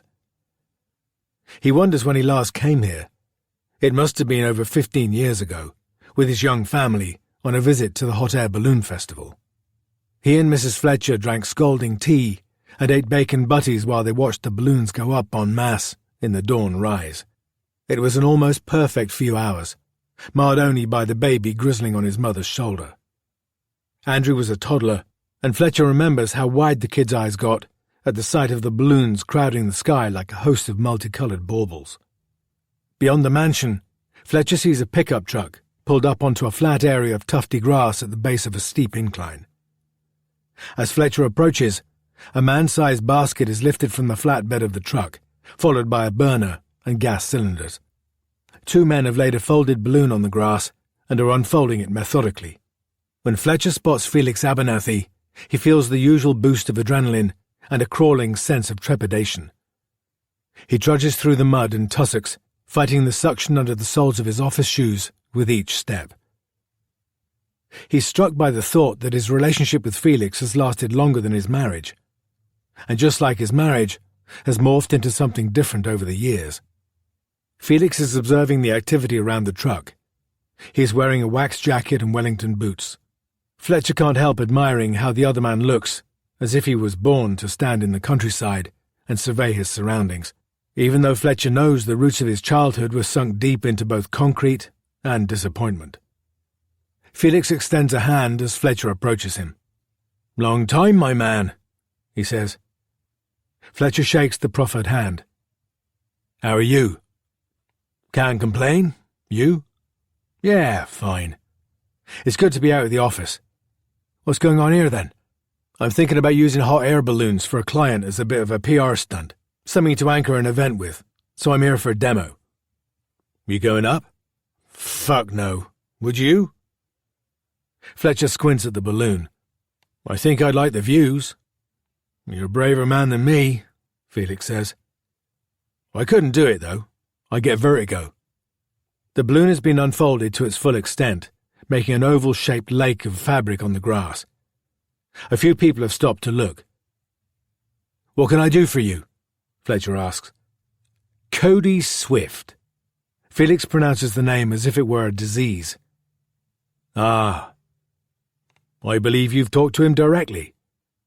Fletcher nods an affirmative.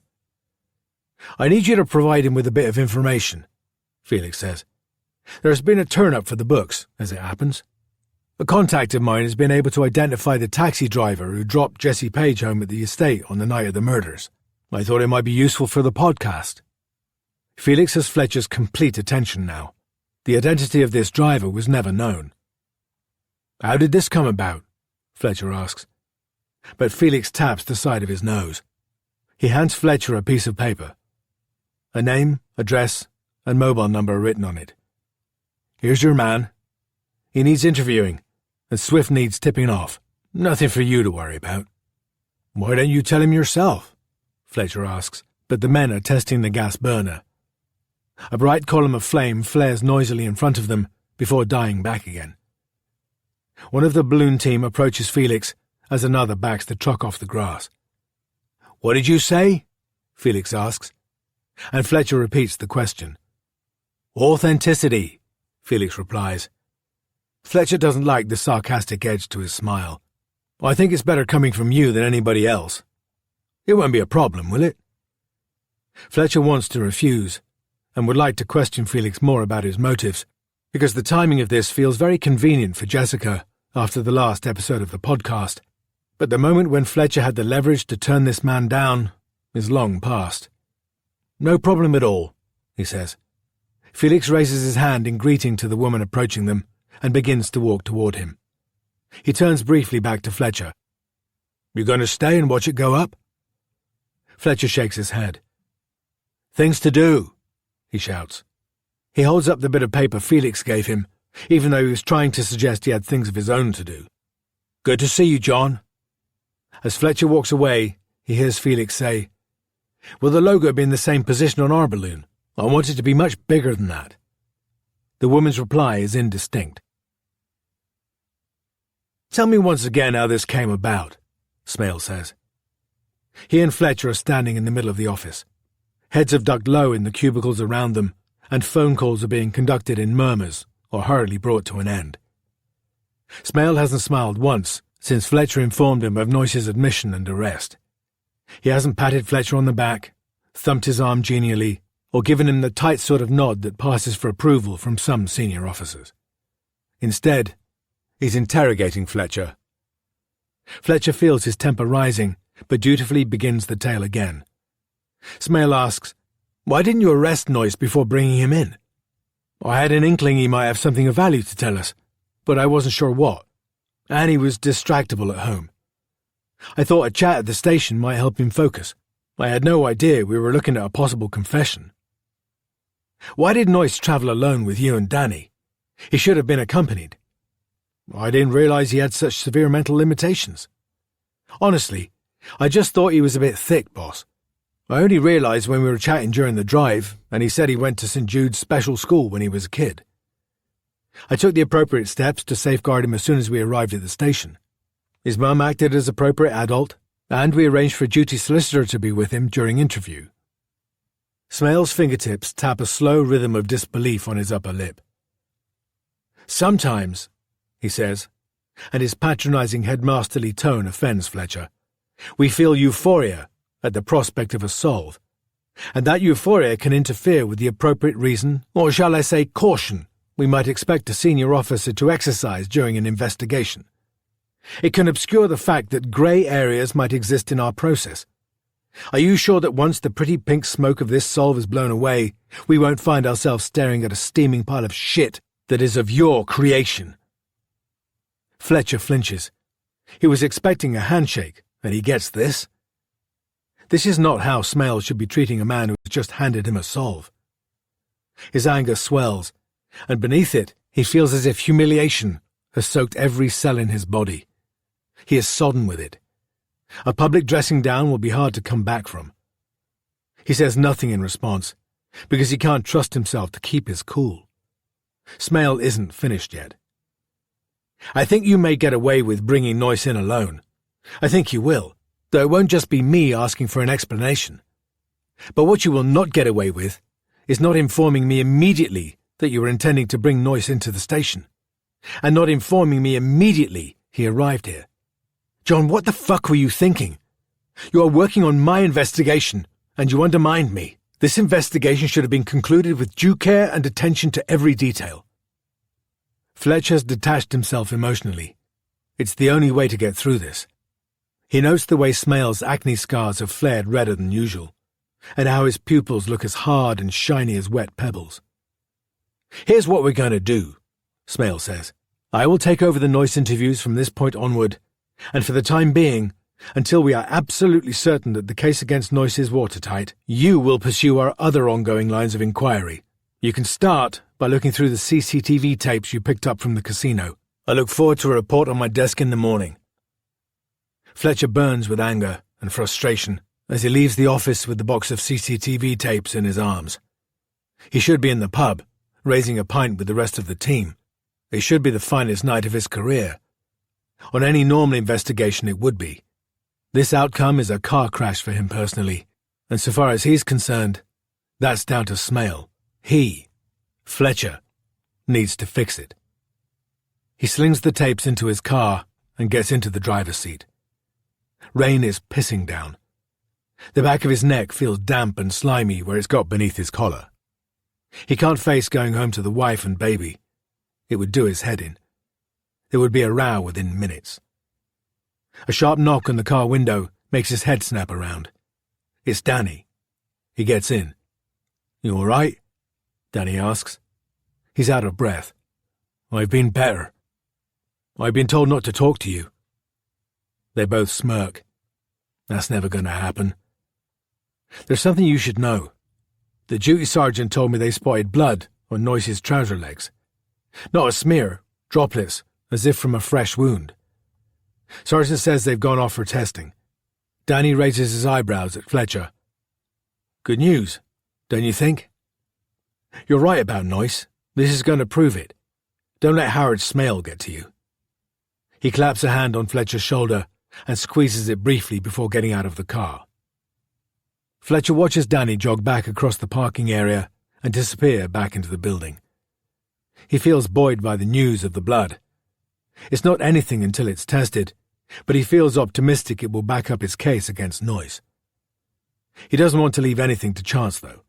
Even if the blood is Noyce's, and Fletcher has proved right, he suspects Smale might still try to keep him down and take credit for Noyce's arrest. Fletcher needs to own this, or Smale could bury him so deep he might never resurface. He considers his options, and one of them seems more attractive than the others.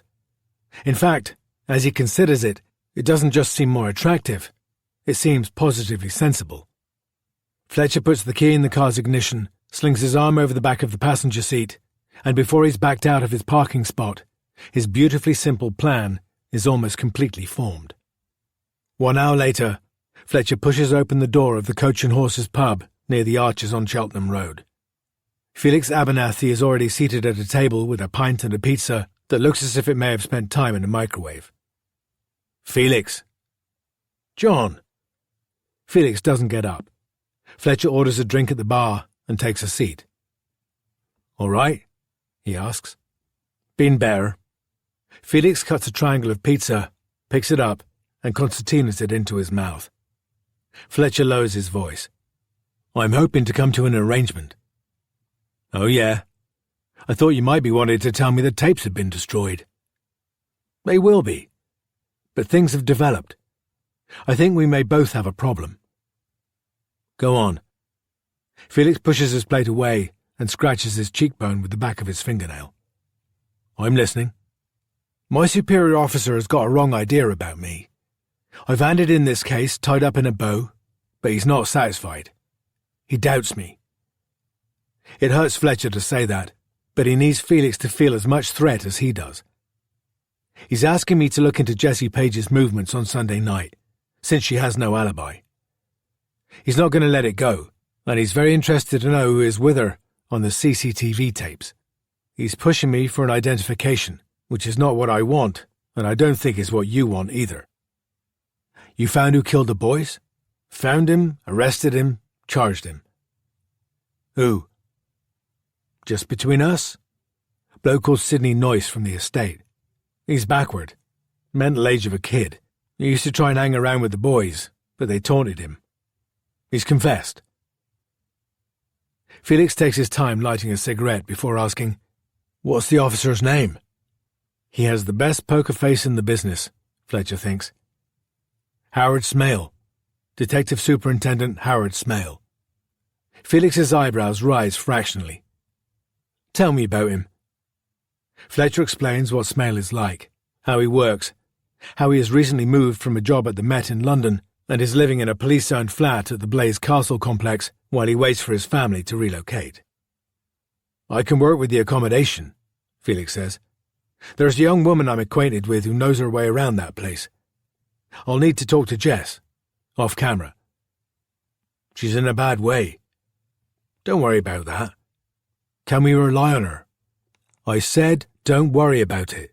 Felix stubs his cigarette out on his pizza plate and stands. You going? Fletcher feels a moment of panic, and just as they did when he was on the phone to Felix, his emotions surge unexpectedly.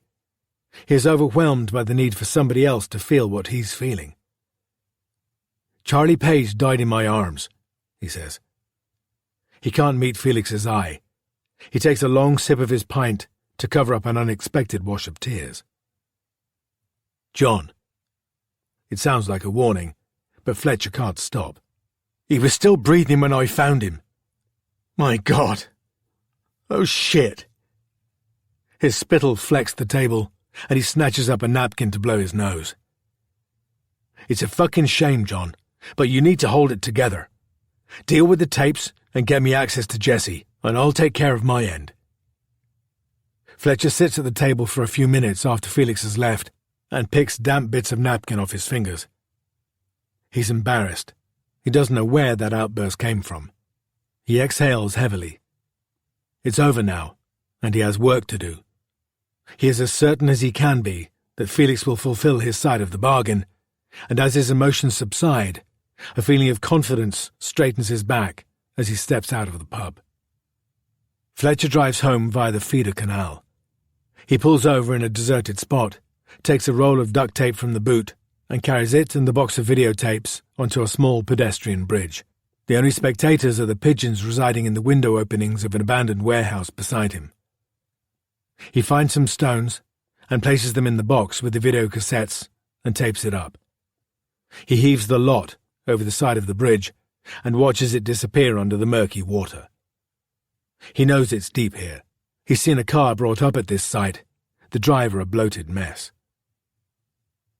Back at his car, he removes a screwdriver from the glove compartment and closes the passenger door. Standing outside the car, he inserts the screwdriver between the top of the closed door and the roof of the car and levers it until he creates a crack in the door and visible damage on the door's metal frame. Once he is satisfied it looks like there has been a forced entry, he replaces the screwdriver and drives home. He arrives half an hour later. He takes a minute to compose himself before going in. His wife is pacing the sitting room with the baby on her shoulder. The TV is keeping them company. Sorry I'm late, he says. He pecks her on the cheek. She smells of baby sick. I just need to make a quick call. Then I'll take him I promise. Smale picks up quickly. Fletcher keeps it brief, and Smale repeats his words back to him, barely containing his anger. You stopped at Feeder Canal? Yes. To investigate something? I saw a man by the canal who seemed in distress. And while you were helping him, your car got broken into and the video cassettes were stolen. And my wallet. Really? I'm as gutted as you are, boss. Why would anybody steal a box of videotapes? People will steal anything, boss. Did you make a note of the license plate we need to trace, at least? I'm sorry, boss. Smale sighs as if Fletcher couldn't possibly disappoint him any more. We'll speak about this in the morning. Not if I can help it, Fletcher thinks. He says, Of course, boss. Sorry, boss. But the line has already gone dead. Fletcher returns to the front room and sinks onto the sofa beside his wife. He yawns so heavily his jaw clicks. Long day, she says. She looks weary too. Never explain. Yeah, busy. He reaches for the baby. She hands the child over and stretches. Tea? Thanks, love. Sandwich? No. I got something in the canteen. Baby Andrew nuzzles his head into the side of Fletcher's neck and falls asleep almost instantly. Fletcher relaxes under the warm weight of his child, feeling the little breaths the infant is taking. He'll wait to phone Felix and let him know the tapes are gone, he thinks. It'll give Felix a bit of time and extra incentive to put things in motion. He relaxes a little. If Felix keeps his end of the deal, he thinks, I'm made.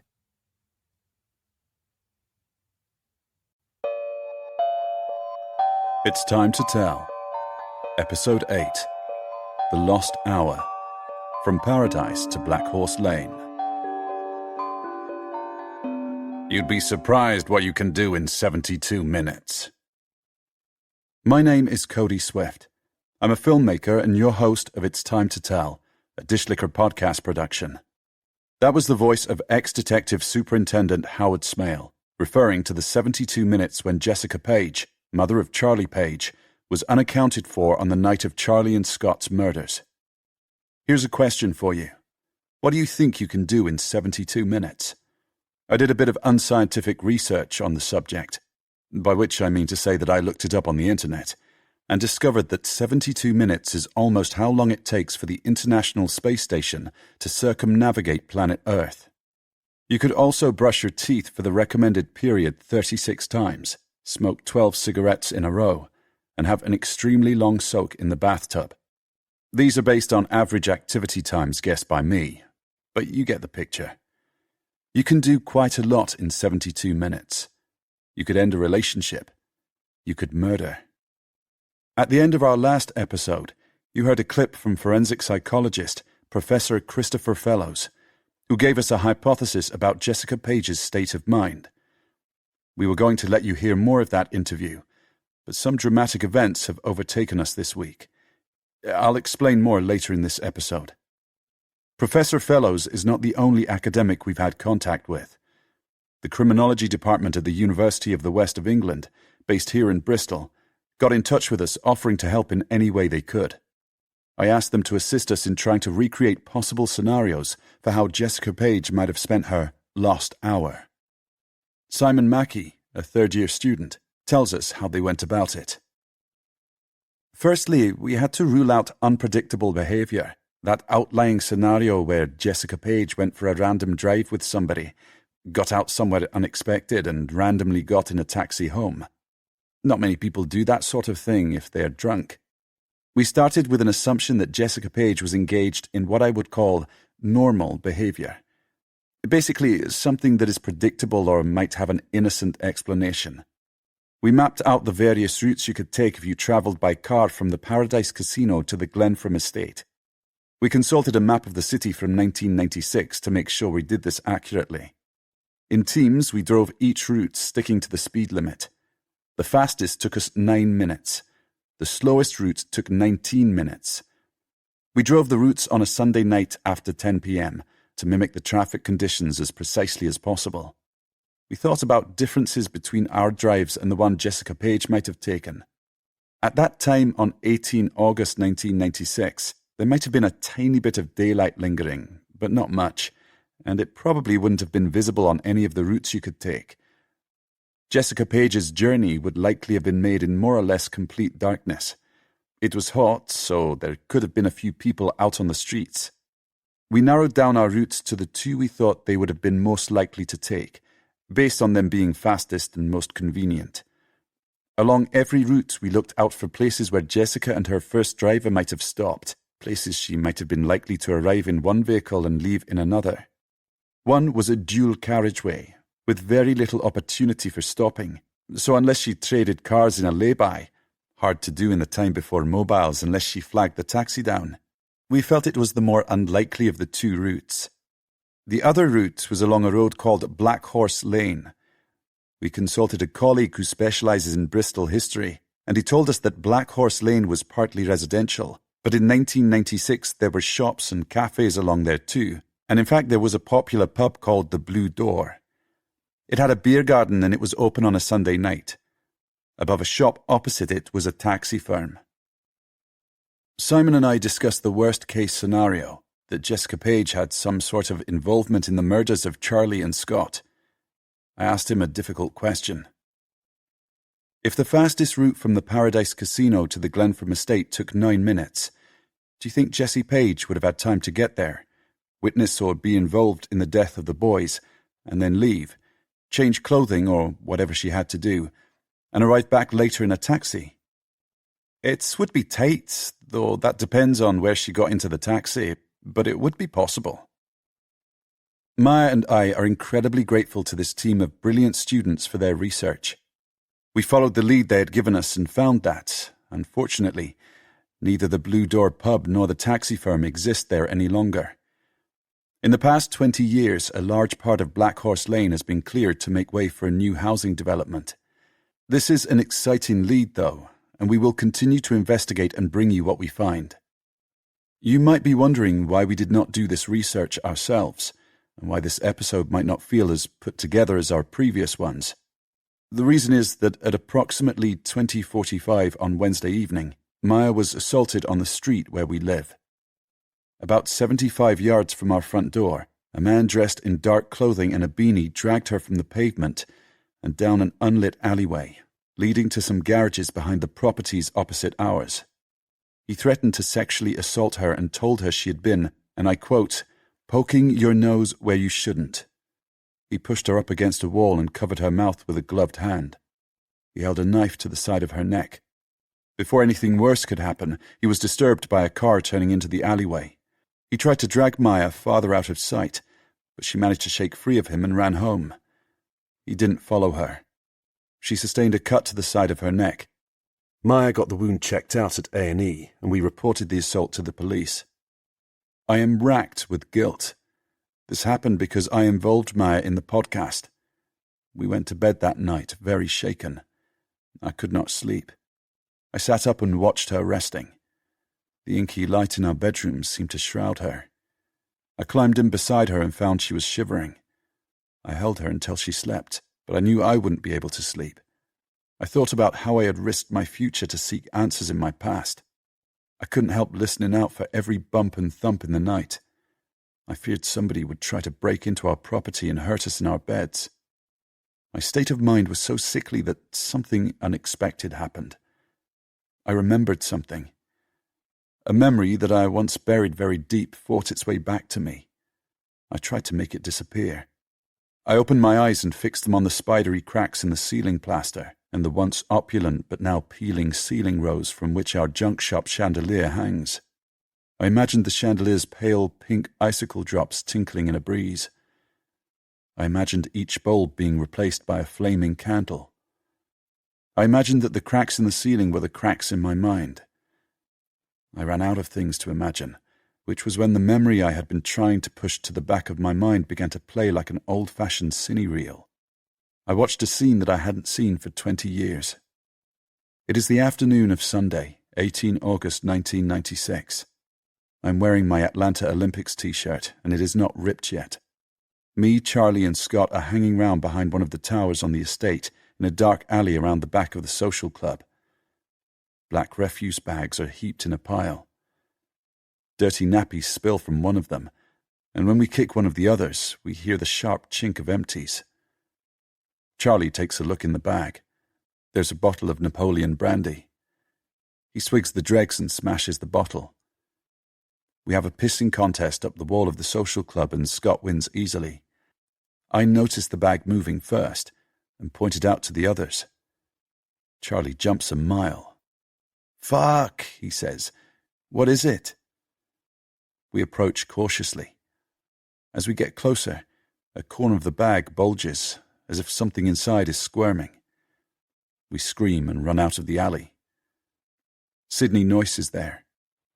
"Hello, Scott," he says. He liked Scott the most out of the three of us, probably because Scott was the nicest. "Hey, Sid," Scott says. "Do you want to do something?" We know he'll say yes. He always does. Charlie points down the alleyway. "Go and see what's in that bag." Sid nods. He's too stupid to be afraid. We watch from the end of the alley. Sid pokes the bag first, and we all recoil when it moves again. He's not bothered, though.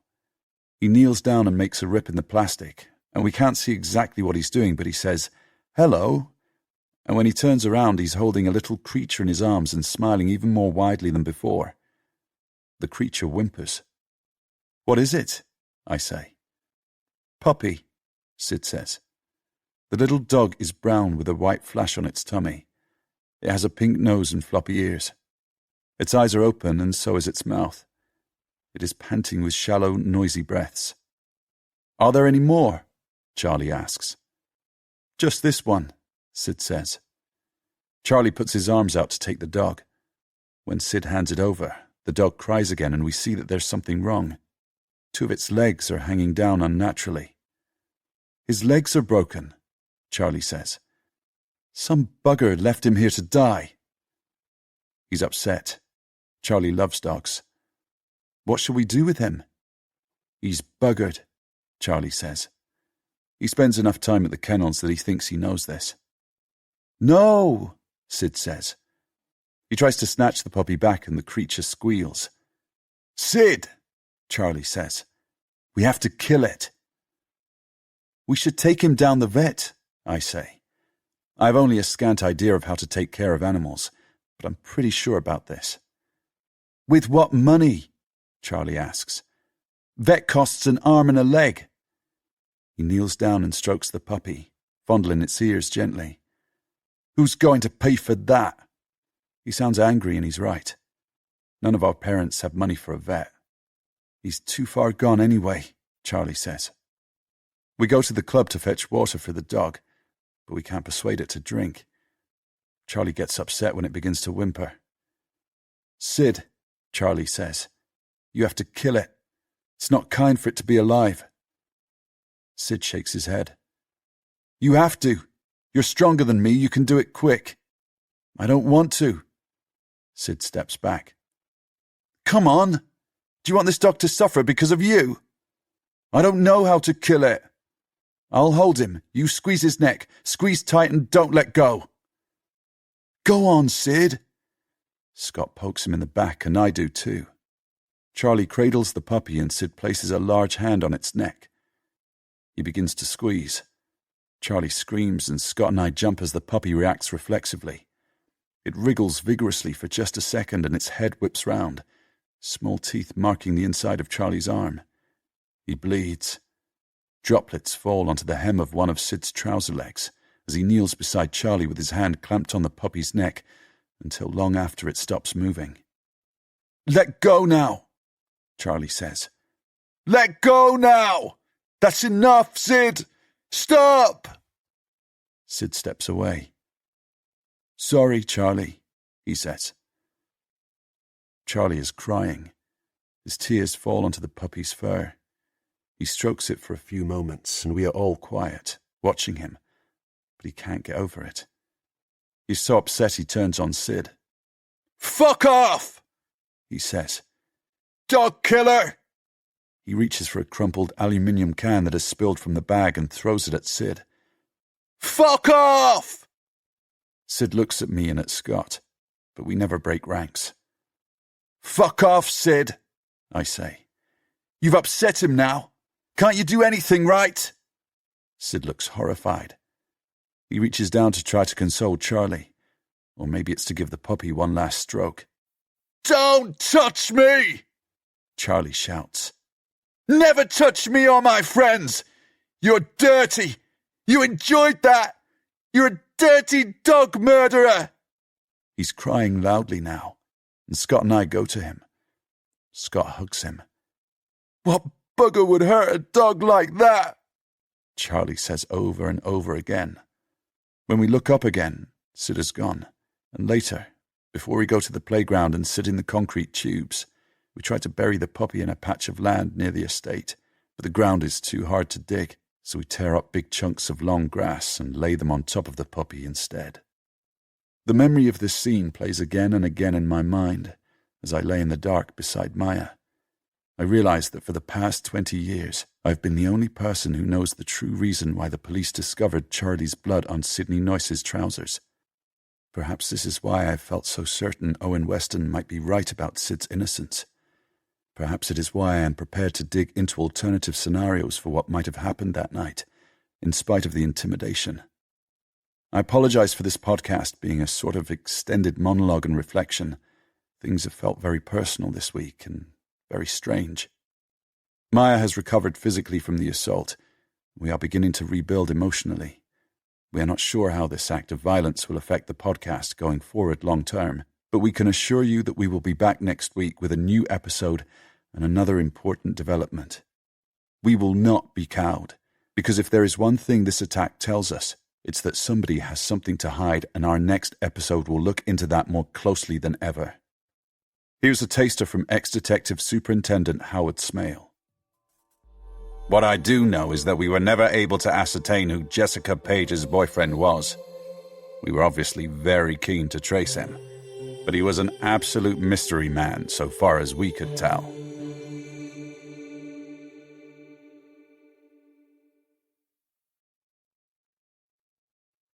On the night Jessica arrives in Morocco, there's a dinner for the cast and crew at the hotel. At Nick's request, she is hastily added to the seating plan. She wishes she'd known it was happening because she would have delayed her arrival to avoid the social overexposure. Nowadays, she avoids big gatherings. Jess looks down the long, narrow table where the movie's cast and crew are seated.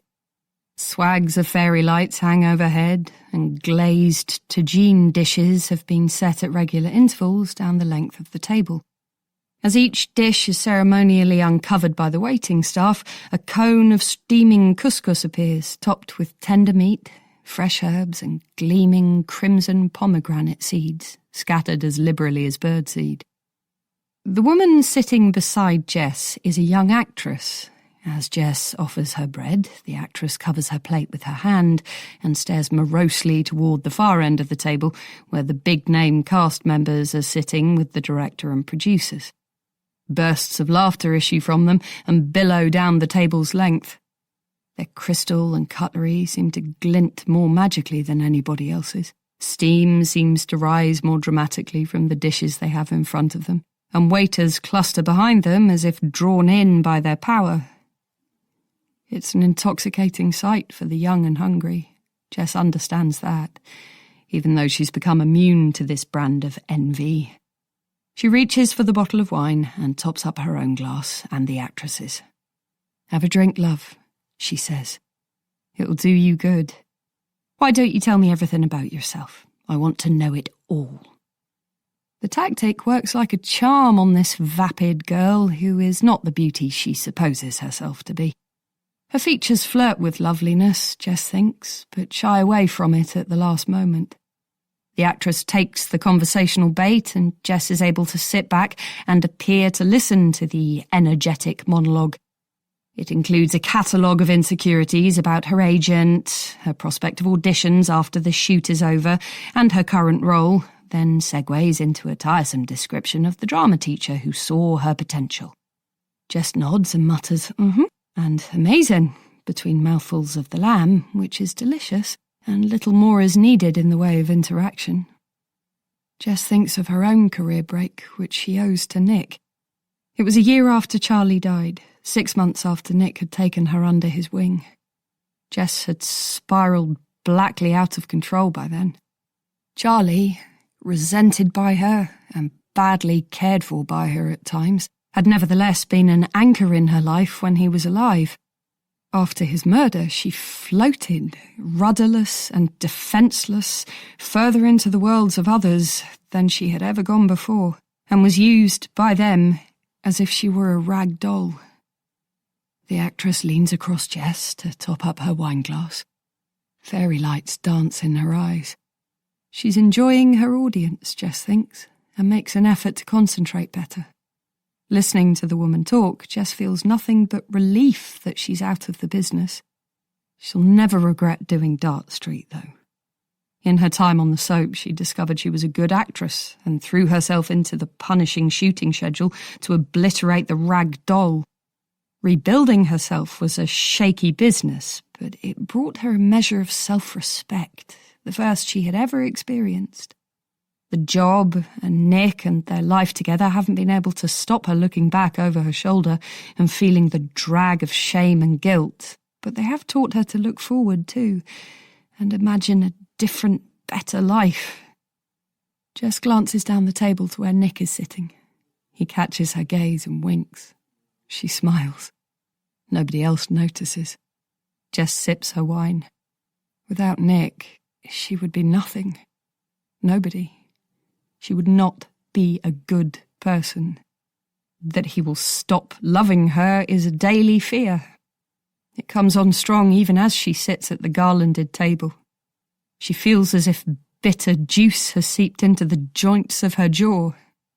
She's grateful to be interrupted by the actress, standing abruptly and raising her voice at a photographer who is working her way down the table. Please don't take pictures of me without warning me first, the actress snaps. Is that going on social media? Careful, Jess thinks, or they'll cast you as a harpy. Excuse me, Jess murmurs to nobody in particular. I'm going to find the little girl's room.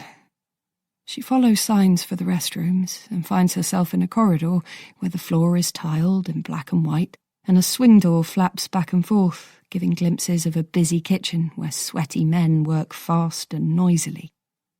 Jess moves on a few paces and leans against the wall. The plaster feels cool against her backless dress. She eases her feet out of her punishingly high-heeled sandals and lets her toes spread on the cool tiles, enjoying the feeling of relief. She fishes her phone out of her bag and checks it. Nothing from Erica. She feels a twinge of concern. She tries to call Erica, but there's no answer, and she leaves a short, upbeat voicemail to disguise her anxiety. Call me please, darling, when you get this. Love you. She wonders if she should call Ollie's mother and ask if Erica is okay. It's pretty much a taboo thing to do now that the kids are teenaged, but Jess doesn't care. She calls, but it goes to voicemail. Jess leaves a message saying she'd appreciate a quick text or phone call to confirm all is well back home. It'll infuriate Erica if she finds out, but Jess doesn't care. She has learnt in the bitterest way that if you don't look after your own, chances are that nobody else will. When she returns to the terrace, the evening has progressed. A band has set up in a corner and they're tuning up. People are leaving the table and mingling.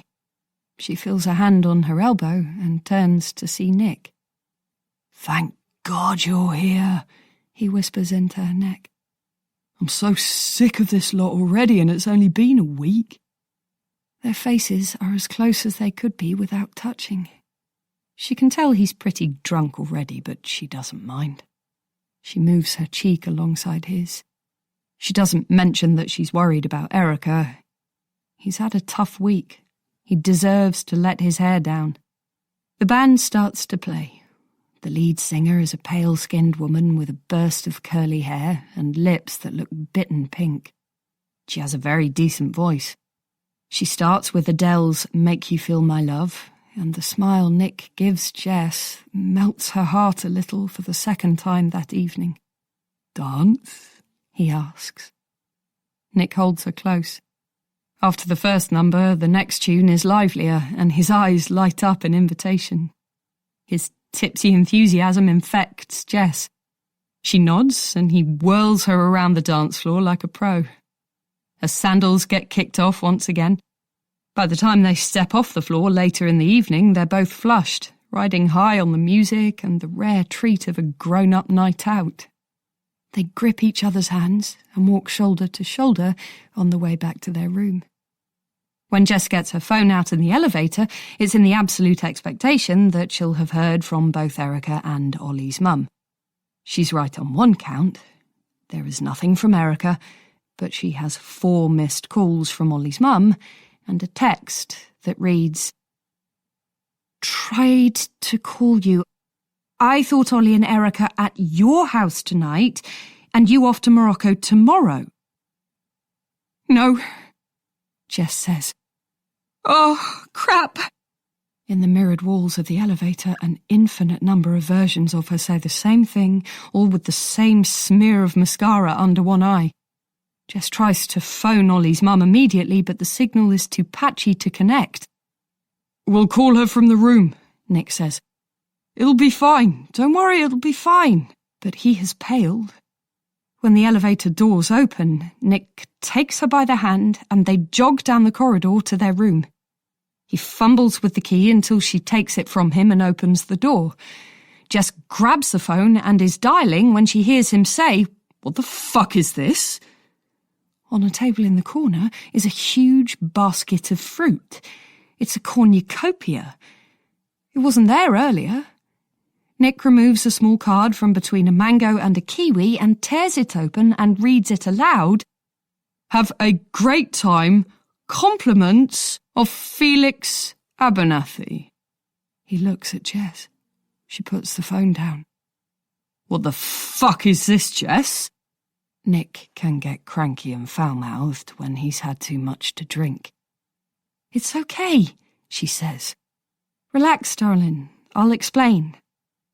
"Fuck's sake, fucking Felix Abernathy!" He's slurring his words. He doesn't look like her dancing Romeo anymore. She needs to diffuse this, and she needs to call Ollie's mum immediately, but before she can do either of those things, she also needs to quell the feeling of dread that feels as if it's scraping out her insides. "Felix fucking Abernathy! I thought we weren't going to call him." Nick's not so drunk that he's not getting close to putting 2 and 2 together. "Shut up a minute, Nick, will you? Just shut up." His mouth drops open in surprise, and he gets a look in his eyes that's a little bit nasty, but Jess turns away. More than anything, she needs a few moments to think. Fletcher buys a disposable phone before he calls Cody Swift, because he hasn't lost his instincts for self-preservation, though part of him wonders why he's bothering. Who would care, after all, if he lost his job now because of something like this? Would he? He's not sure anybody apart from Danny would notice. Swift answers with a robust, "Hello? This is Detective Inspector John Fletcher. I'm sorry, your number didn't come up on my phone." Fletcher doesn't react to Cody's comment about the phone number. Never explain. "What can I do for you, Detective?" "This conversation is off the record. Understood?" "Understood. You know the official investigation into the murders of your friends was closed when Sidney Noyce was convicted?" "Yes." "I understand you have been looking into alternative theories as to who may have killed your friends." "I'm exploring some possibilities." Fletcher suppresses a snort. "Who does Cody Swift think he is?" "In the last episode of your podcast, you mentioned you're trying to discover more about the taxi that Jessie Page travelled in on her way back to the Glenfroom estate on the evening Scott and Charlie were murdered." "Uh-huh. As you know, we were unable to trace the driver at the time of the investigation, but I have received some information identifying him. A man has come forward as a result of your podcast." Oh, wow. That's incredible. Can you share it with me? Fletcher shares the information Felix gave him, and Swift laps it up. This is a big break for the podcast, he says. Can I record something with you? We could discuss what this means for the case. That won't be possible. I'm speaking off the record here. I don't think you need to specify where the information came from. Will the police be investigating this? As far as we're concerned, the case was closed satisfactorily 20 years ago, and I don't believe this will turn up any evidence to challenge the original outcome. But if you find out anything significant as a result of talking to this man, then the police would love to hear it. Why are you telling me this? I like you, Cody. I remember meeting you back then, and I admire what you're doing now. Like you, I believe closure is important, and I expect you need that as much as anybody else who is involved. An Oscar-winning performance, Fletcher wonders. A BAFTA, at least. Thank you so much. I look forward to hearing about it on the podcast. And you will. Thanks again. It's amazing to have your support. You're welcome, Fletcher says. He marvels at Swift's gullibility. He takes the scenic route home via the portway. The steep sides of the gorge tower on either side of him. A large boat takes advantage of the high tide to cruise into the centre of the city. The suspension bridge is lit prettily above. Fletcher pulls into a lay-by and stops the car. He removes the SIM card from the disposable handset he used to call Swift and steps out of the car. He smashes both thoroughly underfoot and hurls the fragments into the river. He wonders how many others have used Bristol's waterways to rid themselves of unwanted goods and unwanted people over the years. More than many of us would care to know, he thinks. As he contemplates the water's dark flow, he finds himself questioning Felix's reason for wanting to share the information about the taxi driver. Why didn't I ask? He thinks. Have I been as gullible as Swift? He feels confused, and the irony is not lost on him. The way he raged at Danny when he thought he was being accused of being Tremaine's stooge, but was willing to turn up and do Felix's bidding without question. It's because Felix and I have an understanding, he reassures himself. We do favours for each other. Quid pro quo. Still, he muses on Felix's motivations. Was it to take the heat off Jessica Page? If so, why? Or could it have been to take the heat off Felix himself for some reason? Is Felix aware that Cody Swift has lucked out and is actually getting close to discovering something that could prove damaging to Felix? Something Fletcher's not aware of. Perhaps Fletcher shouldn't have been so dismissive when Swift had said he was pursuing leads. The breeze coming off the water is chilly, and Fletcher shudders. These thoughts are uncomfortable. If any of them prove to be correct, then Fletcher himself could have been wrong about Noyce's guilt, and that is a road he will never be ready to travel down. Fletcher is buffeted by the slipstream from passing commuter traffic as he gets back into his car. His work mobile is ringing. He extracts the phone from his pocket with difficulty, and it takes him a few seconds to work out that the caller is Annabel Collins because she is speaking so fast. "Can you repeat that for me, love?" Fletcher asks. "My mother has given me something and it's a bit shocking. I don't want to say any more because, well, I want to give it to you in person." "Where are you?" "I'm at a concert. Our performance starts in 20 minutes. I had to rush here, but I've got it with me." "I'll come." "I won't be able to talk until it's over." "Not a problem." We're at the Lord Mayor's Chapel on College Green. Fletcher makes a quick call to Danny and leaves a message to explain what he's doing. He knows he should be with another officer when he speaks to Annabel Collins, but it's late and he doesn't want to disturb Danny's family evening or deal with putting things together after the row they had earlier. He could palm the job off onto another detective, but he feels it's a good chance to build a rapport with Annabel and maybe an opportunity to ask about her paternity. Besides, a concert is better than going home. Fletcher pulls out into the traffic and makes a U-turn at the first opportunity. The call has got him fired up. Action always feels good. This is why I do it, he thinks. And then, why am I continually reminding myself of that nowadays? "I'm pushing my luck," Danny says, His knee jigs up and down. Fletcher stretches, then relaxes his fingers to combat his irritation with his partner and cracks a window open. There's a fug in the car. "Nobody knows I'm here." "Who knows?" he asks. But Danny doesn't look reassured. Smale has reiterated to him as well as Fletcher that they are forbidden from partnering on this case. They stare at the tower block looming in front of them, where the witness called Sonia Matthews lives. It's 9:30 in the morning. Not many people are out and about, even though the weather's fine. The murders have cast a pall of fear over the estate, and news of Noyce's arrest hasn't spread widely yet. "We don't need to do this," Danny says.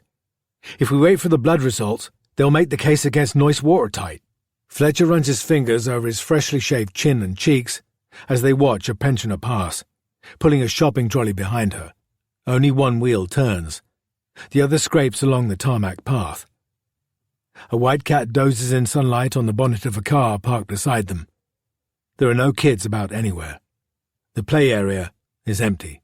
"I don't leave anything to chance," Fletcher says. "You know my rules. You should have told me before destroying the tapes." "The tapes were stolen from my car." "Really?" "Yes, really. Do you think I'd lie to you?" Danny shakes his head, but he looks confused. He's always playing catch-up, Fletcher thinks. He's never smart enough to get ahead of the game. But this is a risk. What if the witness doesn't play ball? Fletcher's wound up so tight he thinks he might punch Danny if he doesn't stop complaining and start to focus. He's in danger of becoming a liability. "She'll cooperate if we do this right. Trust me, have I ever let you down? Have I?" "What? Are you chicken now?" "You know what? As soon as this is done, I'll leave you alone and you can go and suck up to Smale all you want. I can look after myself." 2 red spots are burning on Danny's cheeks. He raises his palms in submission. He sighs when they slap back down on his thighs, then checks his watch. Where the fuck is she? Perhaps the information isn't good. They're waiting for Sonia Matthews to return home after a night shift. According to a neighbour, this is the time she is most likely to appear. Fletcher squints into the side mirror and sees a woman in jeans and a hooded sweatshirt approaching the building they're parked in front of. "It's her," he says. Danny reaches for the door handle, but Fletcher puts a hand on his arm to stall him. "Are you on board?" he asks. Danny stares at him for a moment, then nods, and Fletcher nods back at him. "Let's wait until she's inside," Fletcher says. He wants this conversation to be as private as possible. They give Sonia Matthews a few minutes after she's gone into the building. Not too long, they don't want her to have time to get to bed, before following her up to her flat. She answers the door promptly. She's got the sallow skin and dark eye bags of the night shift worker. She invites them in and puts the kettle on. The flat is similar to all the others they visited, except it's got a small private balcony on one side. The balcony isn't big enough to put a table on, but a couple of fold-out chairs are crammed into the space between the window and the balustrade, and there's a limp washing line above them. "Do you mind?" Fletcher asks, indicating the door that leads out. Sonia Matthews shakes her head. "Be my guest." She has a nasal voice that grates on Fletcher's nerves further, but he doesn't let it show. He opens the door and steps onto the balcony. "Where were you sitting on Sunday night?" "That one." She points to the chair farthest away. "Was it in this position?" She shrugs. "Think so. I haven't moved it." She withdraws inside to put the kettle on. Fletcher sits down in the chair she indicated. Danny watches from the doorway. Fletcher looks around. He can see a fair way down Primrose Lane. He estimates he's about 40 feet above it. There looks to be a reasonable amount of lighting at the entrance to the lane. If the lights were working, the witness would have a decent view of the faces of passers-by on Sunday night, even if daylight was fading. He goes back inside. The door makes a suction noise as he shuts it. Sonia Matthews indicates with a wary gesture that they should sit. "Can you remind me of what you told the other officer you saw?" Fletcher asks. "I saw the 2 lads who were murdered. I didn't know their names, but I'd seen them around the estate a lot. Tearaways, the pair of them, so I kept my eye on them. I didn't want a bloody egg chucked at me or something like that. They were walking close together, talking like they were plotting something. Thick as thieves. Fletcher experiences a jolt of sorrow at this. This could be a description of Danny and him when they were kids. Sorrow is followed by a rush of anger toward Noyce and Smale. Charlie Page and Scott Ashby need justice, and Fletcher is determined to give it to them personally. He works hard to maintain his composure as he asks, "What did you see after that?" "I already told the officer all this before." "We're just double-checking." "I saw that man they call Sid the Village. Big lad. He's a few sticks short of a bundle." "What was he doing?" "Walking along behind the boys." "How long after?" She sighs. "Not long. Maybe 5 minutes at the most." "Which direction was Noyce going in?" "Same as the boys. Toward Tesco. Like I said before. And then he went back again." "He doubled back? Are you sure?"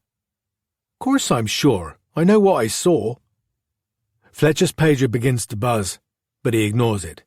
He takes a sip from the weak cup of tea she has put in front of him. She's taken her shoes off and tucked her feet up under her on the sofa. She cradles her mug with both hands and blows gently across its surface. The steam scuds away and disappears. Fletcher reaches into his pocket and takes out a sheet of paper. He unfolds it slowly, and Sonia Matthews watches closely. He casts his eyes down as if he's reading it, even though he knows what's on it already. It's a short and simple document, detailing both the various government benefits Sonia Matthews and her partner have fraudulently claimed over the past decade, and the likely prison sentence that could be attached to such a collection of misdemeanors. "Here's the thing," he says. "Your testimony is very important to us. So important that we've come all the way over here today to double-check it. We have a strong suspect for the murders, but we need our evidence to be watertight to make sure he gets punished for what he's done." "Right." She sounds cautious. That's good. Fletcher's been trying to gauge how clever she is. This will be quicker and easier if she's got a couple of brain cells to rub together. He puts the piece of paper face up on the coffee table and pushes it toward her. She looks at it, but doesn't move. Fletcher nods, encouraging her to pick it up, and she reaches for it. When she's read it, her eyes rove from Fletcher to Danny. She looks scared, witless. "What do you want?" she says. "It's very important that you remember correctly which direction Sidney Noyce was walking on both occasions that you saw him." She swallows. "He was walking behind the boys the first time?" she asks. Fletcher nods. "And the second time?" "He was going in the same direction?" She's smart enough. It's a relief. "That's interesting," Fletcher says. "I expect Noyce must have walked around the block, searching for the boys." "But detective," she says. "Don't fuck this up now," he thinks. "I need this." "Noyce is guilty," he says. "He's guilty as sin. He's a sick man, a pervert. You have done your community a big favor. When the other detectives return, I need you to tell them what you just told me. Tell them you were mistaken about the direction Noyce was going in when you gave your previous statement. They'll understand that you might have been confused. Perhaps because you were trying so hard to help when you spoke to them before." She nods. She looks more uncertain than Fletcher would like, and he wonders if perhaps he hasn't pushed the Good Samaritan angle hard enough. But then she says, "I think I might have heard Sid calling the boys. Calling after them." Fletcher licks his lips to suppress his instinct to smile. "That is very interesting. Getting Noyce off the streets will save the lives of other kids, and that will be because of you. You. Do you understand?" She nods. "And this," he takes the paper out of his pocket and holds it up, "will disappear." He crumples it up and she reaches for it, but he replaces it in his pocket. He extends a hand and she shakes it limply. He cups her sweaty fingers between both hands. "Thank you," he says. "Now, get some sleep." Fletcher and Danny take the stairs down at a pace. The soles of their shoes slap and scrape on the concrete, and the sounds echo. Outside, Danny says, "Are you sure she's not going to get a guilty conscience?" "I'm sure," Fletcher says. But he isn't. Not completely. He knows he's spinning more and more plates on this case, and he's beginning to feel the toll it's taking on him. He has a headache pinching at both temples and a loose feeling in his gut that tells him he's about to hit his limits in terms of how long he can run on his nerves. He's hopeful, though. Fletcher's ambition is grand, and he's spent his life reading and manipulating others. Rather an overdose of adrenaline and a chance at glory than 3 decades trudging through knee-high career shit. As they drive away, the radio crackles with news for Danny. As Fletcher listens, he finally allows a smile to wrap itself around his face. It's news that the blood on Sidney Noyce's trouser leg matches Charlie Page's rare blood type. The pattern it has made on the trousers indicates that it probably resulted from a live injury. It was highly unlikely to have been transferred in that way if Noyce only visited the bodies after the assault. DNA results are still to come, but the team is optimistic it'll be a match to Charlie because of the rarity of the blood type. The news makes Danny smile too.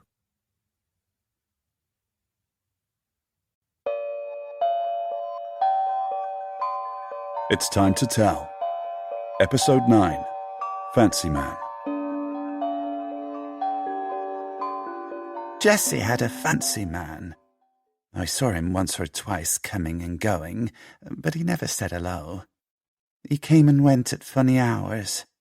She never talked about him much, neither. He's ever so busy, she used to say. I think he might have spent the day with her and Charlie sometimes, but it wasn't very often. He was more of a gentleman of the night, if you know what I mean.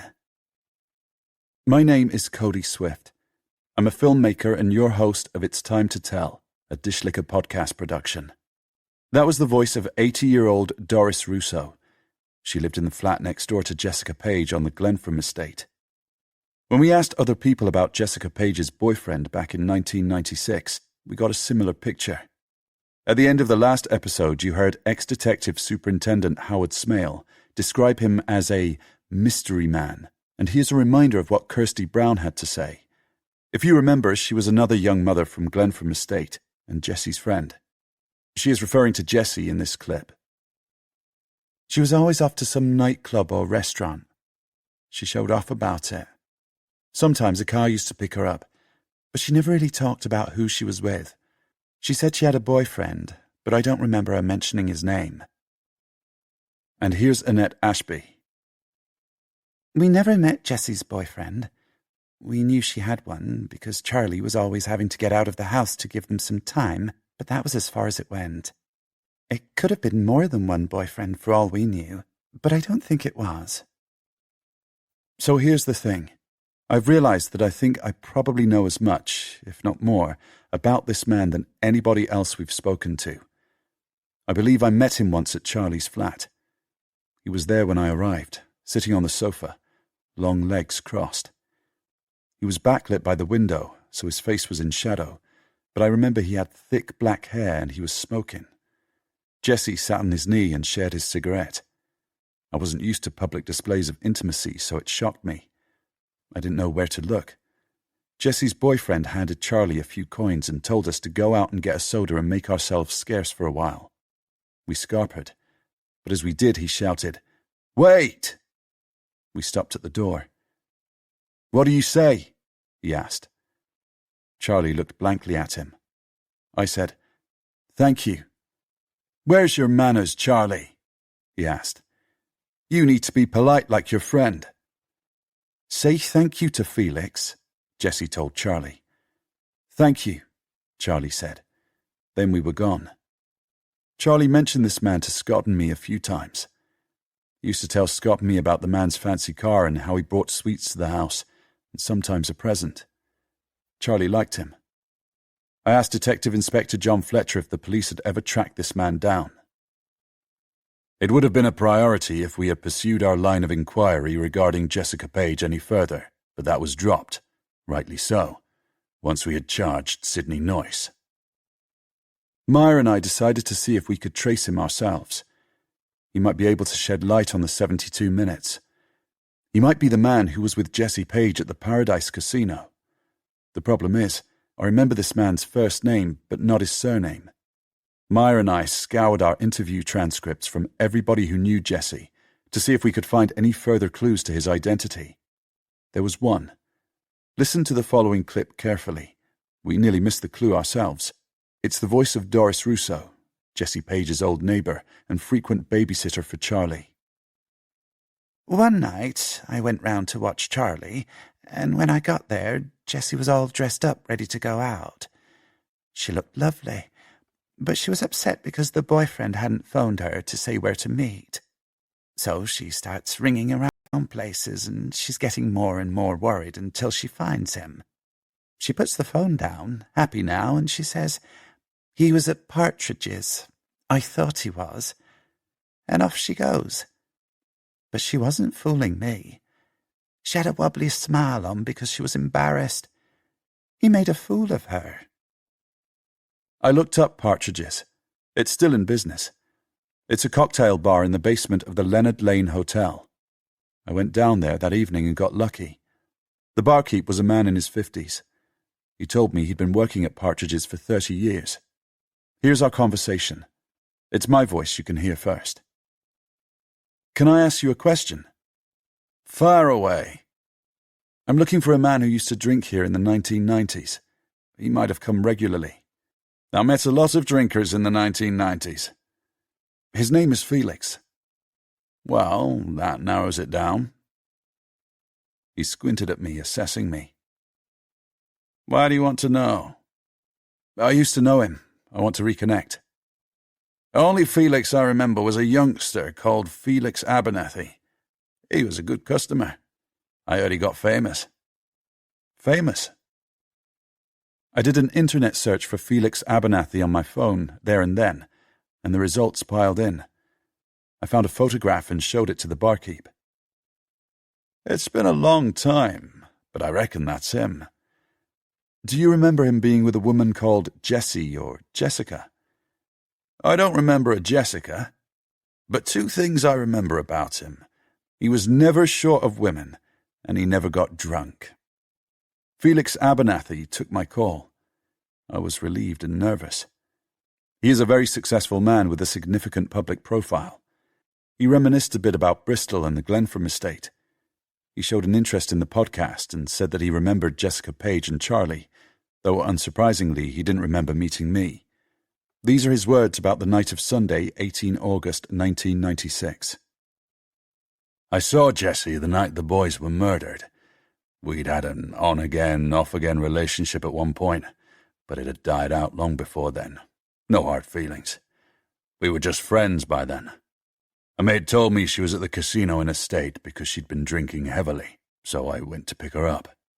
I had planned to take her back to her flat, but I didn't think her kid should see her like that. So I took her to one of her friends' houses instead, to sober up before she went home. It wasn't that late. Then I met a friend of mine at my local pub for a card game. I was trying to do her a favour. When I heard what happened later, it was heartbreaking, really. Tragic.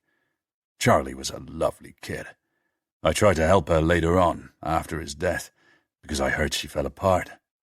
I put her in contact with some friends of mine in the TV business, and I was very happy when that worked out for her." Felix told me that Jessie's friend lived somewhere near the estate, but he couldn't remember her name or the street she lived on.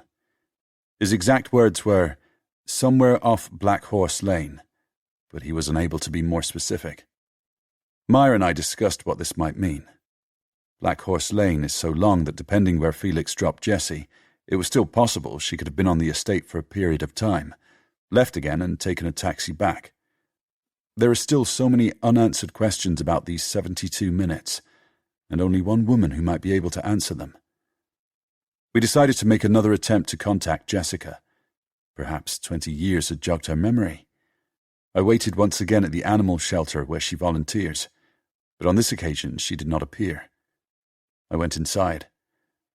This is my conversation with the receptionist. Apologies for the sound quality. What you can hear in the background is the kennelled dogs barking. I'm looking for Jessica Page. Never heard of her. Jessica Guttridge? Guttridge is Jessica Page's married name. She's not in today. Oh, really? Did she call in sick or something? I thought this was her day. She's gone on holiday. Last minute. Lucky for some. Do you know how long for? I think it was a week, but it might have been 2 weeks. Very frustrating news, and Mara and I wondered why Jessie had decided to take off at the last minute. A coincidence? We will be bringing you more on Jessica in our next episode. And yes, there will be one. Mara and I have been overwhelmed with the response to last week's episode of It's Time to Tell. Your messages of support in the aftermath of Maya's attack have been phenomenal and have given us the courage to keep going. Your generous donations have made it possible. The upswing in downloads and positive reviews has been dizzying. The It's Time to Tell community has made it very clear that you want more episodes, and you will have them. Before we sign off and start preparing for what we promise will be a big episode next week, you might be wondering what I did about the memory I retrieved in last week's episode. The memory provided an innocent explanation for why Charlie's blood was on Sidney Noyce's trousers. I phoned Detective John Fletcher to tell him about it. His reaction surprised me. Here's a clip of our conversation. I've just described the events I remembered to him. Do you think you can do anything with this? Generally, to reopen a case we would need new evidence or information. This clearly shows that one piece of evidence in the trial against Noyce was flawed. Really, this isn't even a police matter, because we would only reopen the case if Noyce's conviction was overturned by a court. This is a legal matter. You would have to convince a lawyer to take this on. It's not an easy matter. And ask yourself this. Is a 20-year-old retrieved memory of an event witnessed by a child going to be good enough to get you anywhere? A good solicitor will ask you the same question and give you the same advice, so take it from me and save yourself the money and time. Myra and I took this on board. We believe the blood evidence is just one piece of the puzzle, and we will find further evidence to prove Noyce's innocence. We are convinced of it. We are determined to do it in spite of the threats. In fact, the intimidation makes us believe, perhaps more than anything else, that there is more to discover. Otherwise, why would we be threatened? Here's a clip from our next episode. The man speaking is asked to remain anonymous. I didn't think anything of it on the night. She's not the first I've picked up in a bad way, and she won't be the last. And I was away on my holidays the next morning, so I missed the news about it and the police appeal. I didn't put 2 and 2 together until the wife told me about your podcast.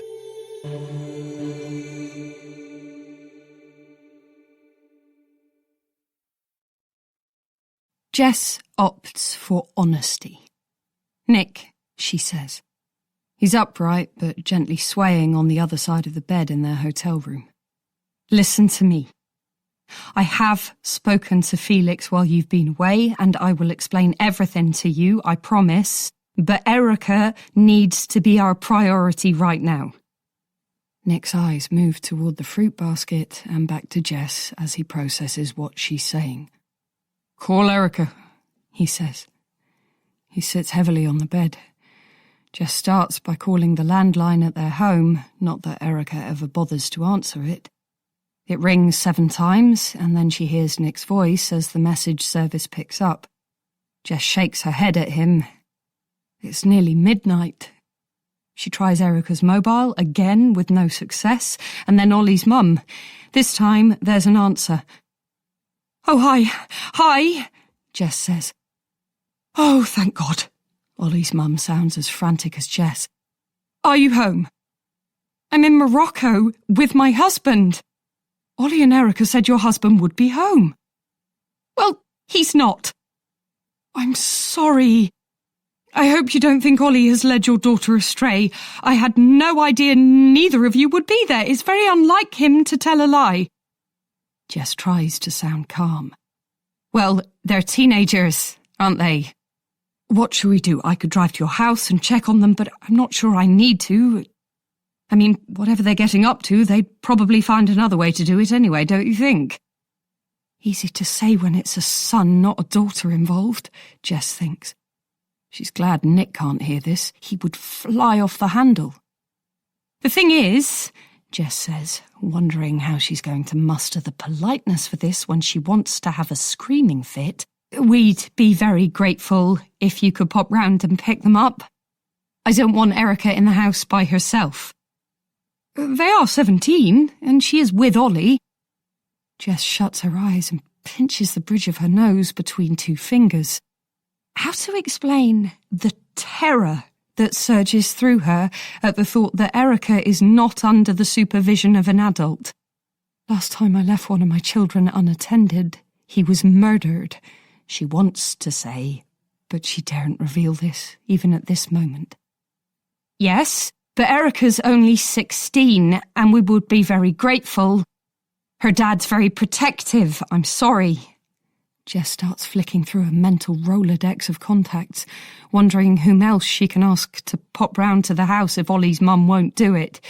It needs to be quick. If Erica is at home, Cody Swift or the press might find her there. All right, I'll go now. What's the address? Would you mind calling as soon as you're there? Of course.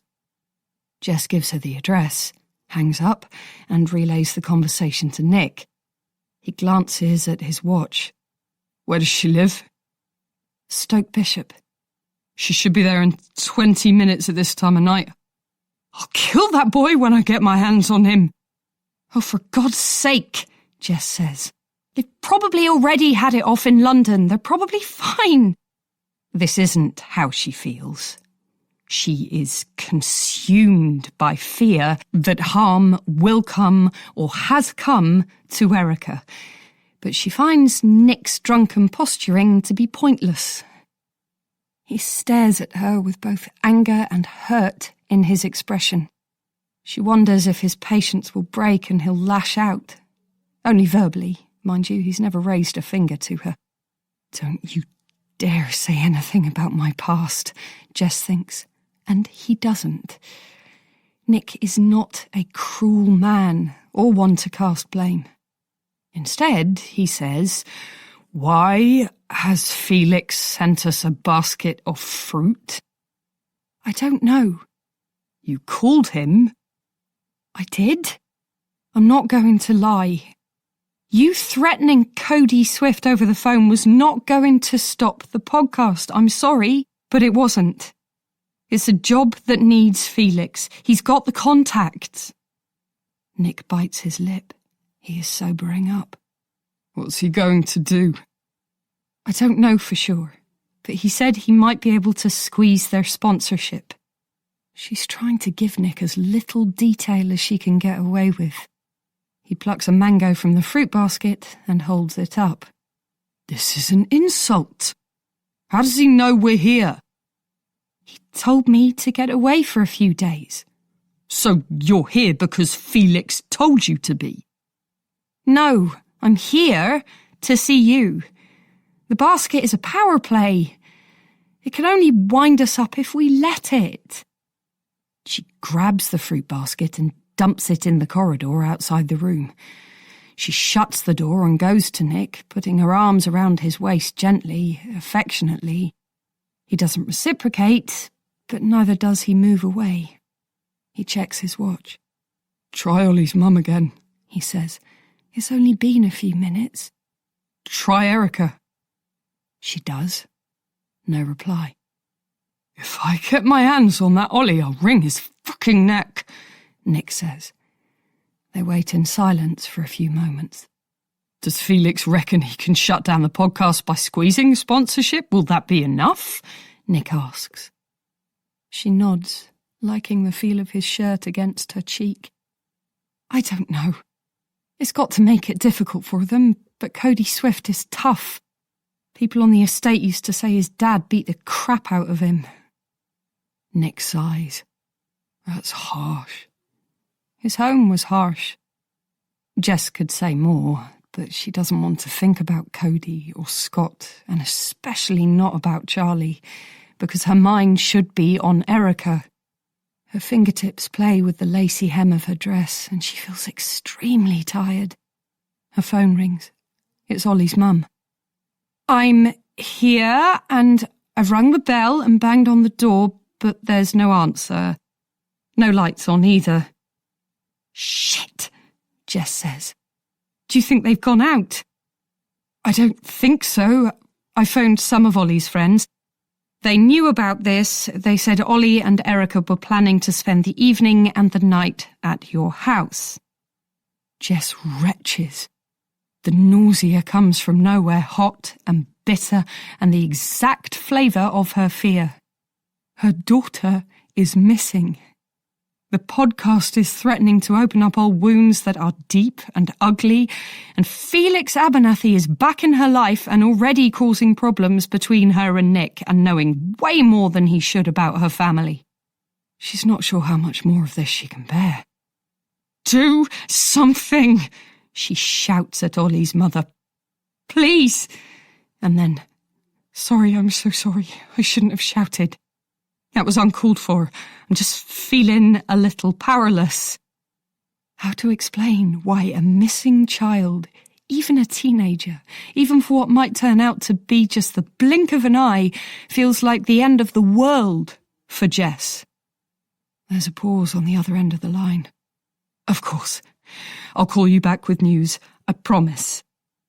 She hangs up before Jess can respond, and Jess begins to work, phoning other contacts, leaving messages online.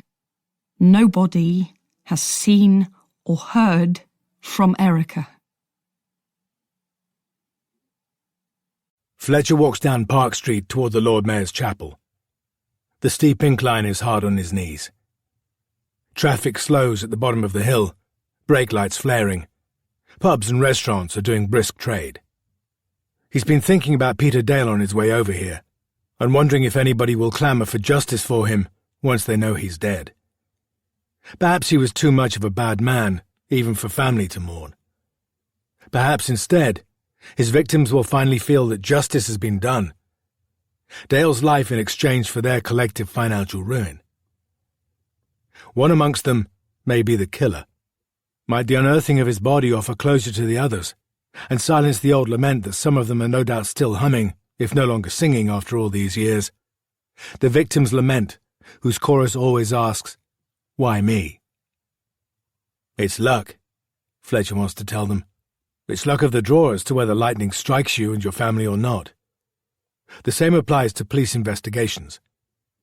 Detectives don't just turn up at a scene, follow a trail, and discover who done it.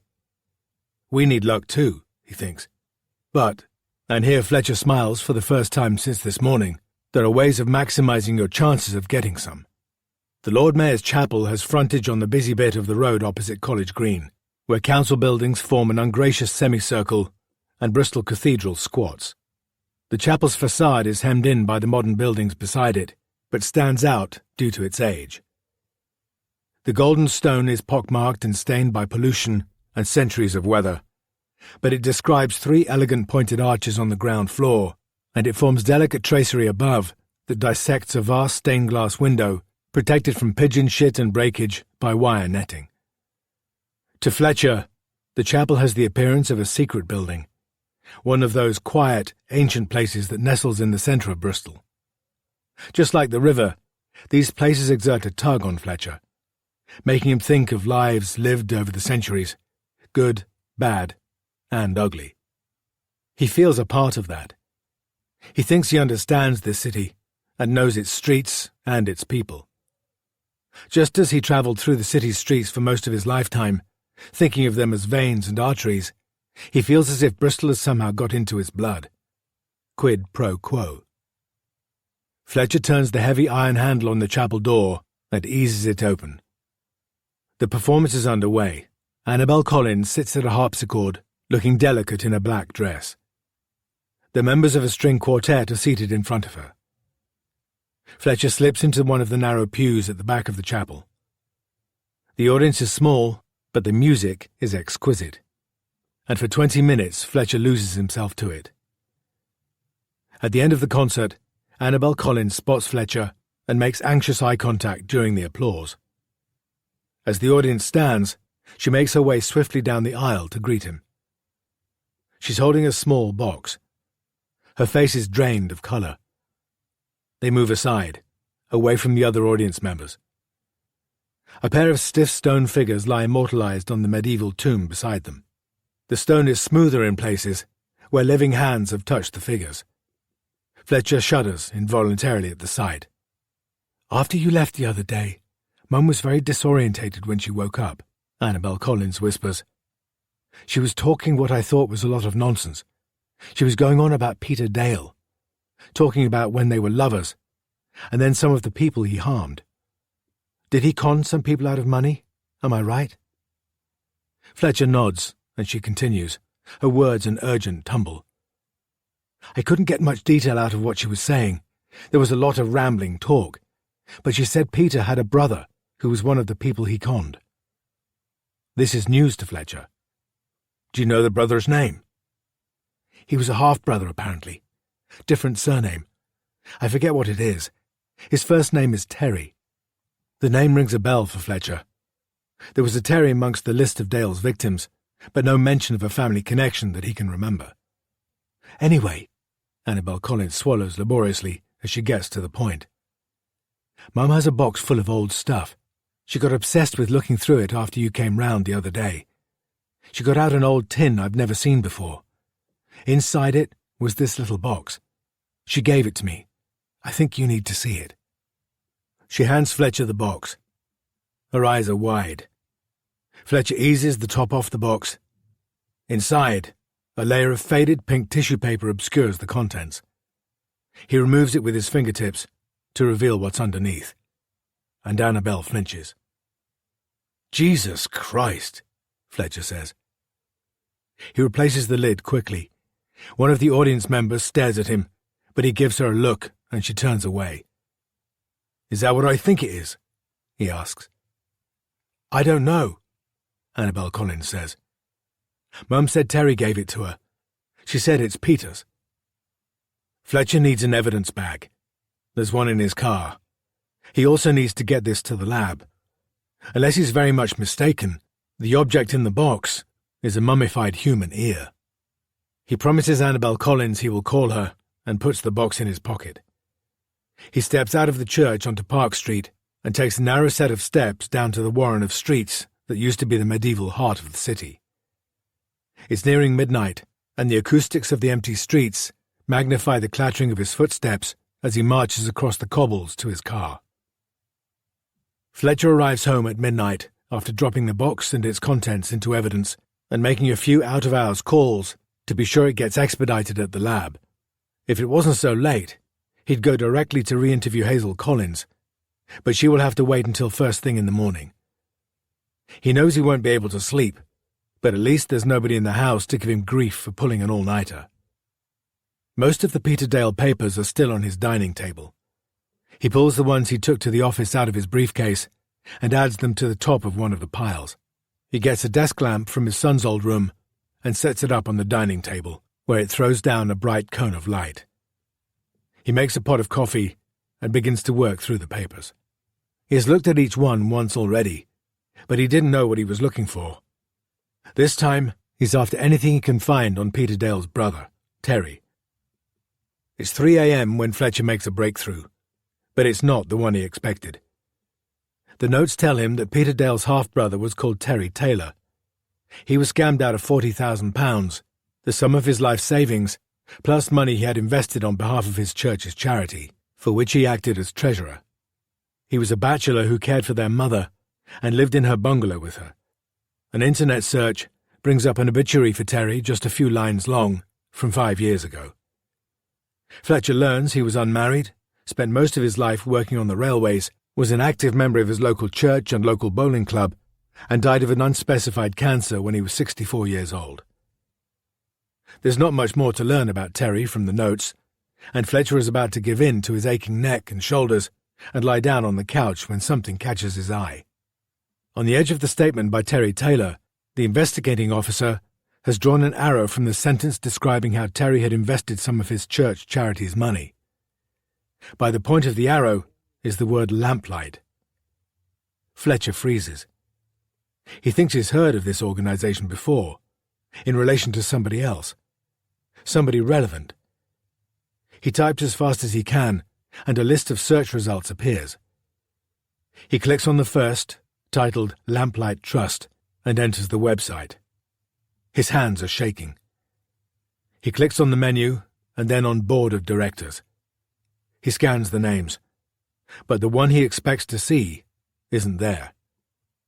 He curses, then remembers that this is a contemporary list, and he's looking for a name from years ago. Stupid. He's not functioning because he's tired.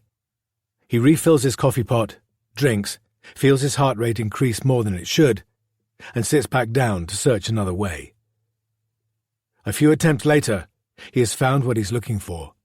Embedded in a newspaper article from 2003, a sentence reads, Felix Abernathy, a member of the Board of Directors of Lamplight Trust, said, I am here today to represent my late mother.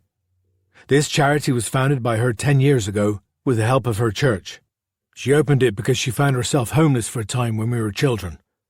I'm delighted to be in a position today to announce the opening of our first hostel offering beds for the homeless. Fletcher absorbs what he's reading.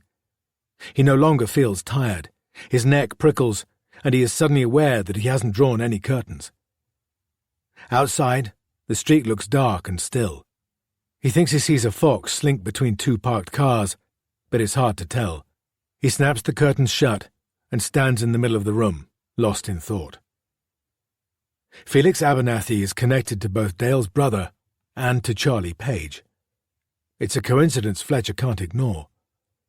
It's not a huge leap of logic to wonder if Felix was involved in all three murders.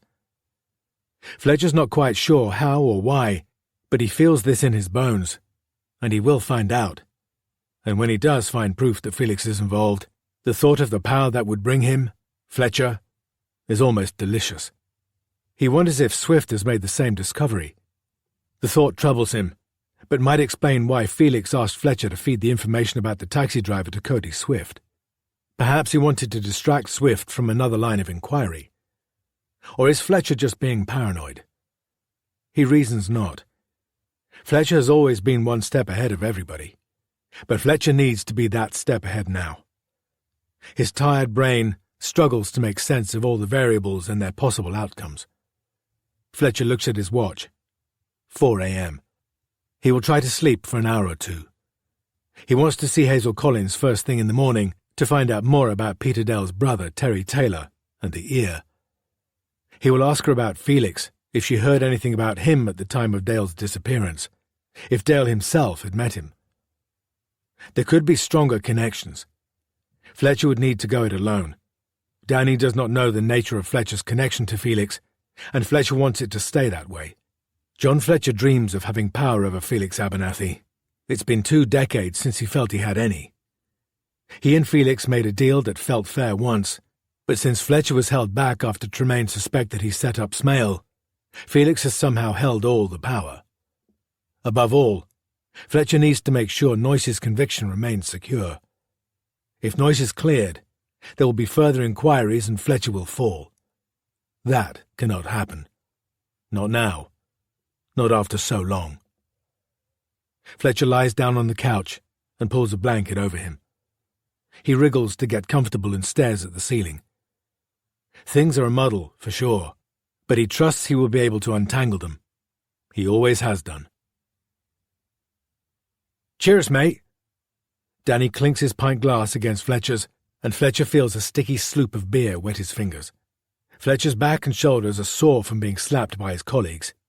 The team investigating the double murders has packed out the back room of the pub, and they're celebrating the news that murder charges will be brought against Noyce. The blood evidence sealed the deal. They will drink hard before they rest and recover from the hours they put in. It's what you do. Some of the chat concerns the investigation, but mostly the lads are talking about Smale. Fletcher kept away from the office when it happened, but he's getting the details now from a detective constable who has flappy ears and loose lips. The allegation is that Smale was inappropriate with Jessica Page when he went to see her, on his own, and that they'd had a previous relationship. She came forward. Smale absolutely lost it. Fletcher feigns surprise. Seriously. He denied it, but apparently she knew the code for the lodgings at Blaze. The DC's eyebrows were halfway up his brow. That's a nice touch from Felix, Fletcher thinks. Very nice. An allegation of inappropriate behaviour is good, but suggestion of a previous relationship is genius. And feeding Jessica the code for the police accommodation was the icing on the cake. Felix must have got it from one of his other girls who'd been there previously. Fletcher smiles when he thinks how it makes Smale look so much guiltier. Fletcher wants to ask more about Smale, but a round of "for he's a jolly good fellow" has broken out, and he's getting jostled because it's his solve they're celebrating. He sees Danny on the edge of the gathering and tries to bring him into the middle so they can stand shoulder to shoulder on this, because it's a victory for both of them. But Fletcher gets caught up in the melee and finds himself at the bar. Danny has dropped out of sight. Fletcher's not worried, though. He's not Danny's babysitter. He downs what remains of his pint in one gulp and slams the empty glass down. "Who's keeping up with me?" he shouts. "Come on!" There is radio silence from Ollie's mum, and Jess feels like she's going out of her mind. Nick has sobered up fast. They sit together on the bed and wait for news about Erica. Jess searches online for flights back to the UK leaving tonight or tomorrow. This is the first time she's ever had a scare with their daughter. It's the first time she's ever left her in anybody else's care without constant text contact. She feels as if life is getting its revenge on her. She feels as if she was allowed to have a daughter only for a while, but of course it had to end. She doesn't deserve children. She proved it with Charlie, so why should it be different now she has Erica? She's been living a fantasy. Nick holds her as she sobs, and he mutters reassurance over and over until his words sound as meaningless and strange to Jess as a foreign patois. "Don't overreact, darling. They'll be out having a lark. I remember what I was like at their age." And so he goes on until she can't stand it anymore. "Stop! I'm giving it another hour, then I'm going to the airport. Don't argue with me." "All right, but there's no flight until 9 a.m, so be sensible, and I'm coming with you." She strips off her dress, scrubs her makeup away, and puts on jeans and a vest top. They're not sleeping clothes, they're clothes she can travel in, clothes she feels like a mum in, unlike that dress and those sandals. She packs everything she unpacked earlier back into her case. When she's done what she has to, Nick holds her tighter. He whispers, "I listened to the podcast." She pulls away from him so she can see his face. In the half-light, Nick looks as if he's both there and not there. His breath is still musky with wine, but his voice is steady and sober. "You never did tell me what you did for those 72 minutes, he says. She catches her breath. "What do you mean?" But she knows. There was much made of the 72 minutes her movements were unaccounted for by a reporter at the trial. "Don't you think it's time?" Nick says. "I don't want to lose you." "You won't lose me." "I'll lose you, and I'll lose Erica." "Jess, listen to me. Whatever it is, you will not lose us. We love you. We love you so much. Don't you think it's time to tell me?" Jess knows an ultimatum when she hears one, even if Nick doesn't yet know he's giving one. His desperation for her to be straight with him feels palpable.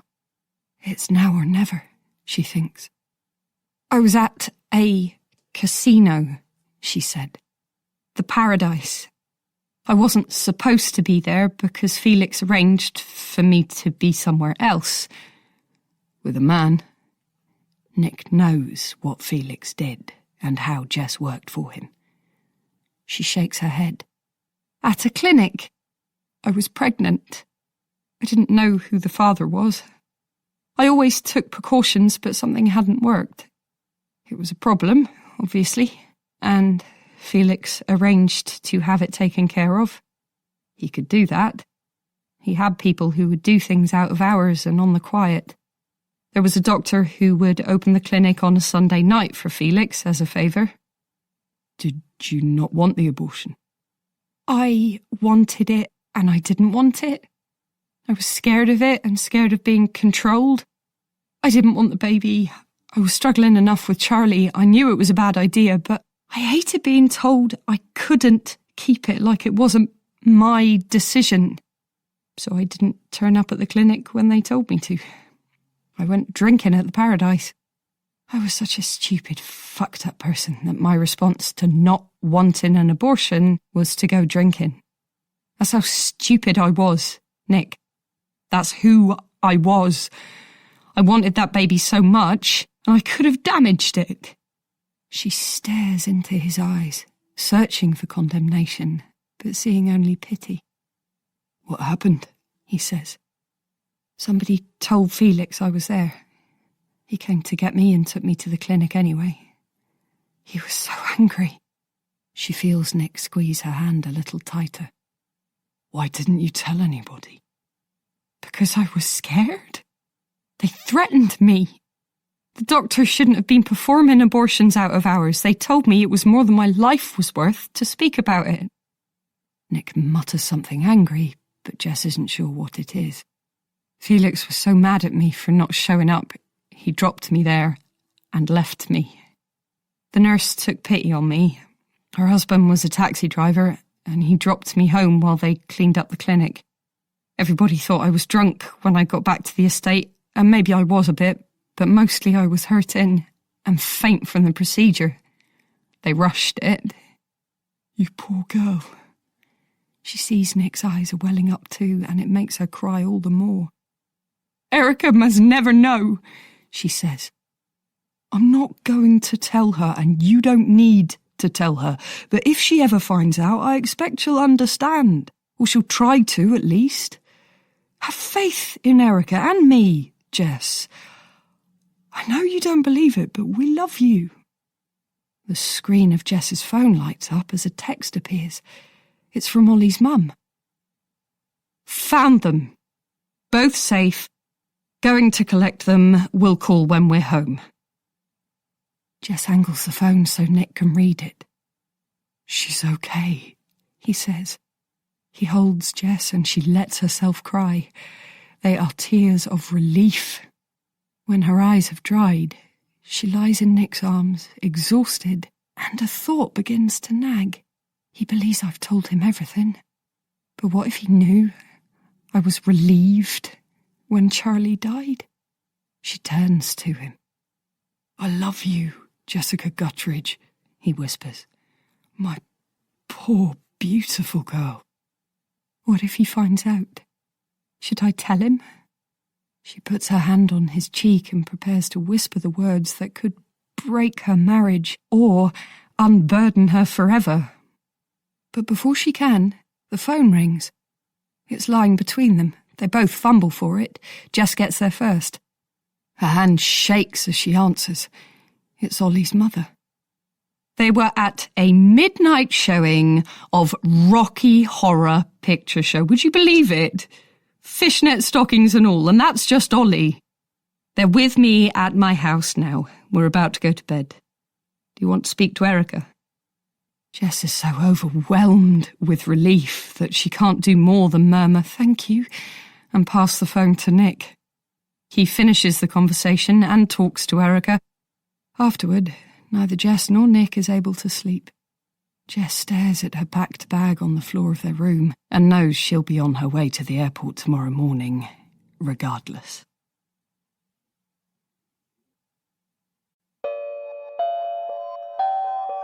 It's Time to Tell. Episode 10. Ghost. What do you do after something has knocked you down in life? Do you become a ghost of your former self, forever held back by it? Or do you move on and try to rebuild by learning from what happened? To rebuild is possible. I am proof of that. I've probably had a happier life than I would have done if I'd been allowed to stay in the police service. My name is Cody Swift. I'm a filmmaker and your host of It's Time to Tell, a Dish Liquor podcast production. That was the voice of ex-Detective Superintendent Howard Smale, reflecting on the passing of time. Before I get down to the business of this episode, I have a short personal note. I'm bringing you this episode of It's Time to Tell on my own. Unfortunately, Maya has stepped away from the podcast. She tried to carry on after the assault, but she feels she needs time alone, somewhere she feels safe to recover. I respect her decision. Having Maya working alongside me has been a privilege, but I won't lie. It has also put a strain on our professional and personal relationship. Her departure is the right thing for her. For me, it's a personal blow. However, I intend to carry on without her, regardless of the risks. I feel I am too close to some kind of resolution to stop. To walk away now would leave too much unfinished business for too many people. Yesterday, I took a trip to the centre of Bristol, where I met a man who, after 20 years of silence, got in touch as a direct result of listening to this podcast. He is asked to remain anonymous, so when you hear his voice, it will sound a little distorted. I met him, at his request, in a diner near the university buildings. Students sat at booths around us, and you may also hear some bangs and crashes from the kitchen as we talk. It's my voice you will hear first. Can you tell us about yourself? I'm a taxicab driver. I've been doing this job for 40 years. Here in Bristol? Yes, I'm born and bred. Can you explain why we're here? I heard the podcast and I realized I had something to tell you. Go ahead. I was the driver who dropped Jessica Page back at the Glenfram estate on that night. The night of the murders? Yes, but I didn't know it was her. If I had, I would have told police. I didn't think anything of it on the night. She's not the first I've picked up in a bad way, and she won't be the last. And I was away on my holidays the next morning, so I missed the news about it and the police appeal. I didn't put two and two together until the wife told me about your podcast, and I listened to that episode about Black Horse Lane. Where did you pick her up? Near the bus station in the centre. As I recall, she was sat on a bench. I was waiting at a red light and she approached the car. I had my out-of-service light on, but she begged me, saying she didn't feel well and she had to get home to her kid. You took pity on her? I did. She showed me some cash too, so at least I knew she could pay. How did she seem? In a bad way. She was pale and sweaty and propping herself up on the side of the car. She had trouble talking. Do you remember what time it was? I'm going to say around 11:15, something like that. 15 minutes after we set off, we was almost at the edge of the estate, and I had to stop to let her out to be sick. I thought about leaving her there. We were so close, but she was crying, and you wouldn't do that to your own daughter, so I let her take her time. I even got out and asked her if she wanted to go to the hospital. She said no, she just wanted to be home, and I gave her a few more minutes. She got back in after that, and I drove her to her door. There were people there, so I left her because I had to get home. We was on a flight out to Malaga at 5 o'clock the next morning, so I never saw the news about the murders or any of the appeals the police made. I never made the connection until now. I shared this report with my criminology students, who previously studied the routes between the Paradise Casino and the Glenfram estate. They mapped out the new route after further consultation with the driver, taking into account what Felix Abernathy told us, and had this to report. This is Simon Mackey, a third-year student, once again. We looked at the routes and the timeline, and we concluded that everything made sense. Whatever she was doing, it's likely that Jessica Page was not near the Glenfram estate at any time during those 72 minutes. It is such a relief to hear this. Whilst I have tried to retain a professional detachment during the investigation into Jessica Page, it hasn't been easy. I liked her too much for that. To find out that she had had some direct involvement in the murders of Charlie and Scott, or had even witnessed them, would have been terrible. I plan to continue to delve into who her associates were, but I want to change tack. In the clip at the beginning of this episode, Howard Smale mentioned the word ghost. It reminded me of something. I asked Smale about it. Do you remember D.I. Fletcher reporting that Charlie spoke a word to him as he was dying? I asked because I remember Fletcher quizzing me about it the very first time he interviewed me, but when I mentioned this to Fletcher during our recent conversations, he denied it. Smale rifled through his policy book. I'd forgotten this, but I do have a note of it. It's on a list of possible avenues of inquiry. It was low priority. I even tracked down Fletcher's partner, Detective Sergeant Danny Fryer, who interviewed me back in 1996. He couldn't talk to me about the case on the record. He said the police were keen that I had a single contact, and that was John Fletcher. But he did confirm this point. I wasn't recording him, but his response when I asked about it was something along the lines of, "I remember John mentioning it to me. He was really cut up after the boy died in his arms. You don't get over something like that. We never knew what it meant, though. Didn't we ask you about that in the interview?" D.S. Fryer's response made me even more curious that Detective Inspector Fletcher claimed not to remember this. How could you forget? I thought about it a lot. I thought about all the things it could mean. Did Charlie know he was dying? Did he think he'd seen a ghost? Did he think D.I. Fletcher was a ghost? The answer came to me when I went back to revisit the site where my friends' bodies were found. It's a different place now. The old stadium where the dog track was situated has been torn down and replaced with a massive IKEA. I stand in the car park in the spot where I think the bodies might have been. I brought 2 bunches of flowers with me, one for each of my friends, and I lay them at the base of the street lamp and take no notice of the furniture shoppers who gave me funny looks. In a corner of the car park, a police tape flutters around a hole in the ground. I can see the towers of the Glenfram estate from where I lay the flowers, but I recognized little else apart from the old social club in the corner. It looks identical, even after all these years. I had no idea it survived the redevelopment. I go in, order a drink, and nurse it at the empty bar. The barman is chatty. I ask if he remembers my dad, though he looks a bit young. He says no, but he reckons there are blokes still drinking in the club that would do. He asks why I'm there, so I tell him. He has a tip for me.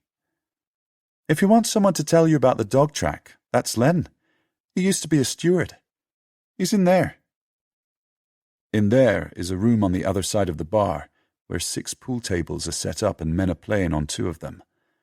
Len is an old-timer with white hair and a lively laugh. We take a seat at the edge of the room while his companions continue their game.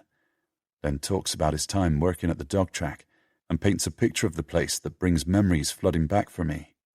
He remembers Sidney Noyce and the murders. Here's a clip from our conversation. You'll hear Len's voice first, and you might hear some background sounds of the games being played around us. "Sidney Noyce was a gentle lad. It was hard for any of us who worked with him at the track to believe he was violent. He was very good with the dogs, and although he wasn't the sharpest tool in the box, you never had to tell him anything twice where they were concerned. I remember the morning the bodies were found. Hot as hell. I was stewarding. Charlie was still alive when they found him. I heard that. Doesn't bear thinking about. To think we were just feet away from him all morning." He said something to the officer that was with him. I've been trying to find out what it might mean. "What did he say?" "Ghost." "Ghost, did you say?" "Yeah." "You need to talk to Bill Felter." Len makes a call and tells me he will come with me because he hasn't seen Bill in years. I drive us onto the motorway and out of the city toward Wiltshire and the countryside. We pull off the motorway after 25 minutes of driving into rolling chalk hills. Len directs us down a narrow country lane, and before long indicates that we should pull off down a rigid concrete driveway that leads to a small farm. We park beside a chain-link fence enclosing a dilapidated yard. We can hear barking dogs even before we get out of the car. A man in blue overalls crosses the yard toward us. A crow lifts from a fence post as he passes and lands on the chimney stack of a small, unloved red brick home. The man shakes Len's hand and introduces himself as Bill Felter. He takes us on a quick tour of the property. A stable building has been converted to dog kennels. Len looks at the dogs with a critical eye before petting each one. I find it hard to see them penned. I'm moved by the apparent frailty of their limbs and their liquid eyes. I think of Charlie. I like their soft ears, he told me once. Soft as cotton wool. I remember how he used to fret if he thought one of the dogs wasn't happy. After the tour, Bill takes us into his kitchen and we talk. He makes strong tea and offers us biscuits from a chipped tin. Len tells him about Charlie's last word. This clip is the conversation that followed between Bill and Len. You'll hear Bill's voice first. Ghost? Was it now? Goodness me, I didn't know. It's got to be to do with one of your lot. Yes, I suppose you're right. Did you have a runner that morning? Might have done. I can check. Don't tell me you've still got the program. I keep them all. We can't all have a memory like yours. Len chuckles as Bill leaves the room to search for the race program. It doesn't take Bill long. He returns within minutes, holding a booklet. He has folded it over to expose one particular page, and he hands it to me. The date at the top of the page is Monday, 19 August. It lists the dogs running in the morning races. That is, the dogs that may have been running as Charlie took his last breath. I run my finger down the names. Here and there, Bill has annotated it with results. I don't know what I'm looking for until I see it. In the 11:05 race, a dog called Ghost Chaser ran. It took first place at odds of 9-1. Len leans over to take a look. That's it. All Bill's dogs run under the kennel name Ghost. I knew it had to be one of his. Makes sense, don't it? Fancy keeping that all these years, Bill. How else do you remember? Fair enough. Len is pleased with himself, and I want to thank him, but I find myself lost for words. Tears run down my face, because all I can think about is how I reckon Charlie heard the race starting and heard the name of the dog on the PA. You could hear it a mile off. He always stopped to listen if you were passing and the races were on. When I've composed myself a little, I ask what Ghost Chaser looked like. Bill answers swiftly. Brindled. White sock left hind leg. I never forget a winner. Charlie loved the brindled dogs the most. The men fall silent. One of them puts a hand on my shoulder and leaves it there until the shaking subsides, and I am ready to drive Len and me home. Ghost Chaser won the race as Charlie died, and Charlie knew. I'd like to think it distracted him from his suffering. I'll be back next week with a new episode of It's Time to Tell. Meanwhile, here's a clip from ex-detective Superintendent Howard Smale to give you food for thought. What's the worst case of all? One involving kids. Why? Because it involves kids. The majority of detectives I knew had to work hard to build up emotional armor in that job. We did it the difficult way, by being thrown in the deep end on tough cases, and working out afterward how to deal with how we felt about what we'd seen. There was very little psychological support within the force back then, so it was a sort of DIY job. But sometimes our defenses weren't strong enough. Every man I knew had a bad day sometimes, but John Fletcher was different.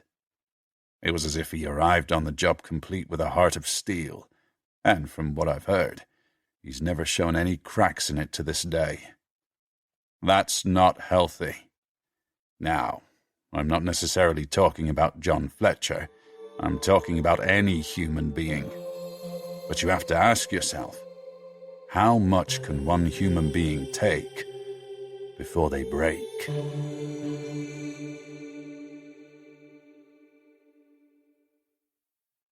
Fletcher wakes with a start because the doorbell is ringing. It's daylight, which means he's overslept. He has a sour mouth, and he isn't awake enough to ask who's there before he opens the door. "John, I was about to let myself in." His ex-wife is holding a set of keys. Her gaze travels up and down Fletcher, and she recoils a little. He stands aside to let her in. "What do you want?" "I left you a message to say I was coming to collect Theo's walking boots." Her perfume washes over him as she bustles past. "He can't get them himself. You spoil him." Don't start. How's Andrew? He asks, but she doesn't hear him. She has stopped in the doorway to the kitchen. John, oh my God, what kind of state are you living in? Fletcher stands behind her and sees it with her eyes. Dirty crockery and cutlery piled in the sink, garbage overflowing from the bin, a pan lined with burnt baked beans abandoned on the stove, a frying pan so black and dirty he can't even identify what he last cooked in it, spills and grease on every surface. She turns to face the entrance to the sitting room and dining rooms. Don't go in there, he says, but it's too late. He sits on the stairs while she takes in the chaos. He's been sleeping under blankets on the sofa for weeks. The dining table is ruined. A red wine stain darkens the carpet. This is worse than a student house, she says. You need help. Take whatever you need and go, he mutters. We have to get this sorted before we sell it, John. You know that, don't you? And look at the state of you. There is irritation all over her face, and worse, pity. He can't stand it. Look up after yourself, he says. He turns away from her and walks out of the house. He doesn't care that he hasn't changed or showered since last night. Or was it the night before? He ignores her calls. He needs to get away. He needs to see Hazel Collins. Hazel Collins opens the door and peers at Fletcher. You again, detective? You'd better come in. Fletcher is impressed she remembers him. He wouldn't have put money on that. He follows her into the sitting room, and Hazel sinks into the high-backed armchair she occupied last time Fletcher was here. He takes the chair beside her, as before. 2 used mugs are on the coffee table. Otherwise the place looks and feels as still as a museum. Would you like more tea? Hazel asks. I'm afraid you'll have to make it yourself if you do. Annabelle's rules, no kettle boiling while she's out. She thinks I never left, Fletcher thinks. No point in contradicting her. He declines the tea. Where's Annabelle? He says. She's at a rehearsal. She'll be back later. Fletcher glances at a carriage clock on the mantelpiece. It's 10:15. I saw her concert last night, Fletcher says. The Bach? She played beautifully. She plays Bach very nicely, but she prefers the romantics. The young love to express their emotions, don't you think, detective? Fletcher blinks. I suppose so. Look, Miss Collins, Annabelle gave me something at the concert. Something she got from you. What's that, dear? Sunlight reaches into the room and picks out drifting dust motes above Hazel Collins' head. She squints. No, Fletcher thinks, just as he's about to answer. This is the wrong tactic. He needs information from her before he challenges her about the ear. Where has his judgment gone? He assumes a light tone. Actually, I'll talk to you more about that in a minute. But I'd like to chat about Peter Dale first. You said before that you and Peter were lovers. So see. Her fingertips flutter across her chest until they locate a string of pearls. Did you ever meet Peter's brother, Terry Taylor? Terry wasn't Peter's brother. He was his half-brother. They had different dads. Did you ever meet Terry? I met Terry all right. He was a pest, always phoning to ask about his investment. He turned up at the office more than once. He was a very fussy man, and he didn't know how these things work. It used to wind Peter up. They didn't get on. Terry annoyed Peter. Her eyes travelled the room in an unfocused way, and Fletcher fears she's going to drift into an absent state. Her fingers pluck at the pearls. Didn't we talk about this already? She asks. I'm getting muddled. Fletcher tries a different tack. Her mind is scattered, so perhaps scattered questions might work. Does Annabelle know Peter Dale is her dad? She blinks. Can you pass me my glasses, please, detective? He picks up a pair of glasses from the coffee table, and she slides them on clumsily. Behind the lenses, her eyes look startlingly large. Now I see you, she says. It wasn't you that came before, was it? I can assure you it was me. I came with Detective Fryer. He's a lovely man. Yes, he is. Miss Collins, please try to concentrate for me. Does Annabel know Peter Dale is her dad? No. Fletcher's excitement quickens. He was right about Annabel Collins' paternity. What about Peter? Did he know that you were pregnant before he died? No. Peter was embarrassed about me. I would never have told him about the baby being his because I knew he didn't want me. Not as a proper girlfriend, to take out in public. I was no spring chicken, and no beauty either. He was randy, though. He couldn't keep it zipped up when we were together. I knew I served a purpose for him, and I wasn't saying no because it wasn't like I was getting any other offers. Did you love him? I wanted a baby. I didn't care who gave me one. Peter was a means to an end. To be honest, I thought I was too old to get pregnant. I thought I'd missed my chance, so it was the loveliest surprise when I discovered I was. Her fingers released the pearls, and she lay her palm flat on her stomach. The sunlight has moved out of her eyes and plays on the side of her face. Her skin lies in tissue paper wrinkles, and Fletcher can see her scalp beneath her coiffed hair. But her gaze is sharper than ever. I'm just going to ask her outright, Fletcher thinks. He has a feeling this is a good moment. Is that why you killed Peter? Because you didn't want him to know about the baby? Or perhaps it was because you wanted the money? You knew how to access his money, didn't you? I didn't kill Peter. Not me. She smiles, apparently unshockable. Fletcher's not buying it. Do you remember what you gave Annabel yesterday? I don't remember giving anything to Annabel. Last night Annabel phoned me. She was upset and asked me to meet her because she had something she wanted to show me. Do you know what she showed me? There is no change in Hazel Collins' expression. She showed me a box. It contained something that appeared to be a mummified ear. Annabel said you told her that the ear was Peter's. Can you explain that? At first, Fletcher wonders if Hazel Collins is choking. A sound that is part wheeze, part cough begins low in her throat before swelling. He half stands up to help her before he recognizes the mirth in her eyes. She's laughing at him.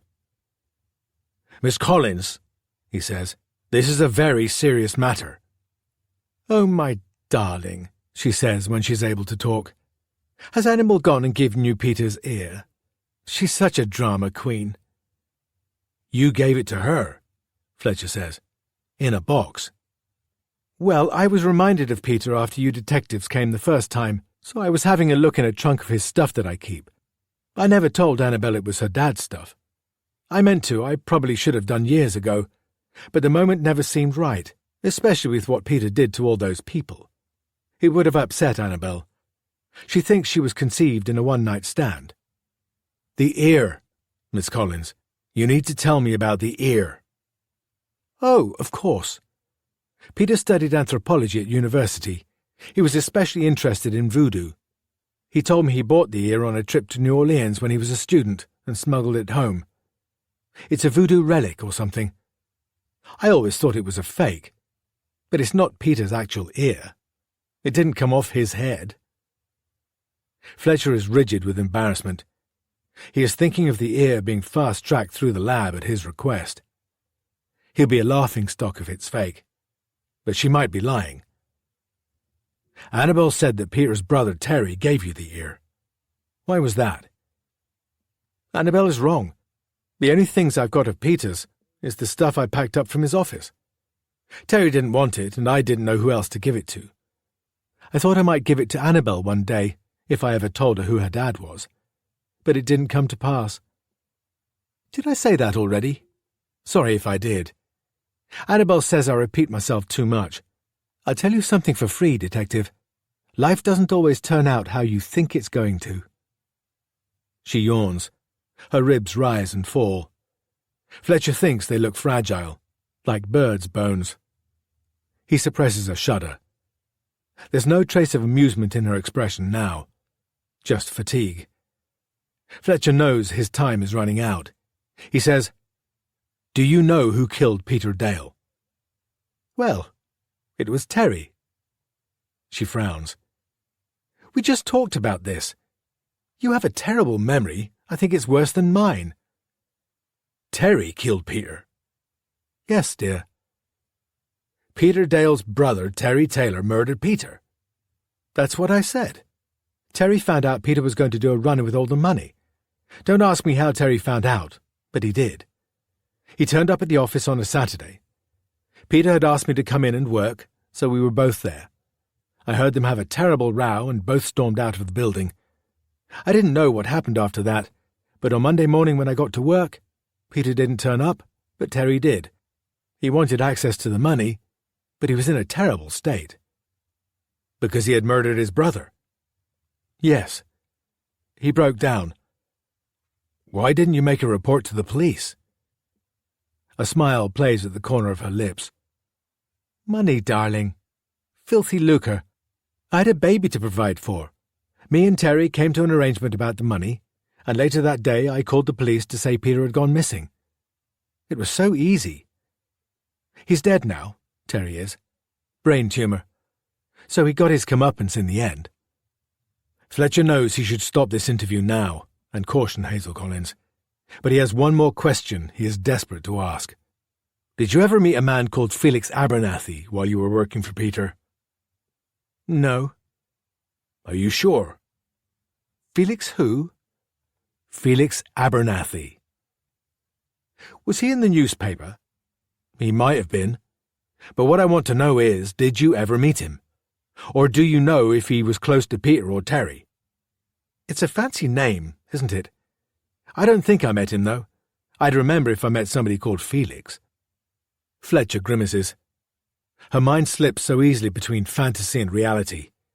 He feels his hopes of some leverage over Felix fade, but there will be other ways he can look into the connection he believes is there. He checks the time, but the hands on the carriage clock on the mantelpiece haven't moved since he arrived. He gets his phone out. It's gone 10:30.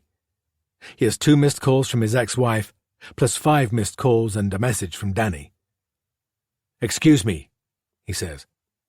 You're excused, darling. I'd always excuse a handsome fellow like you. He stands in the bay window, in the sunlight, and pays scant attention to a hot air balloon drifting over the suspension bridge. He kneads his forehead.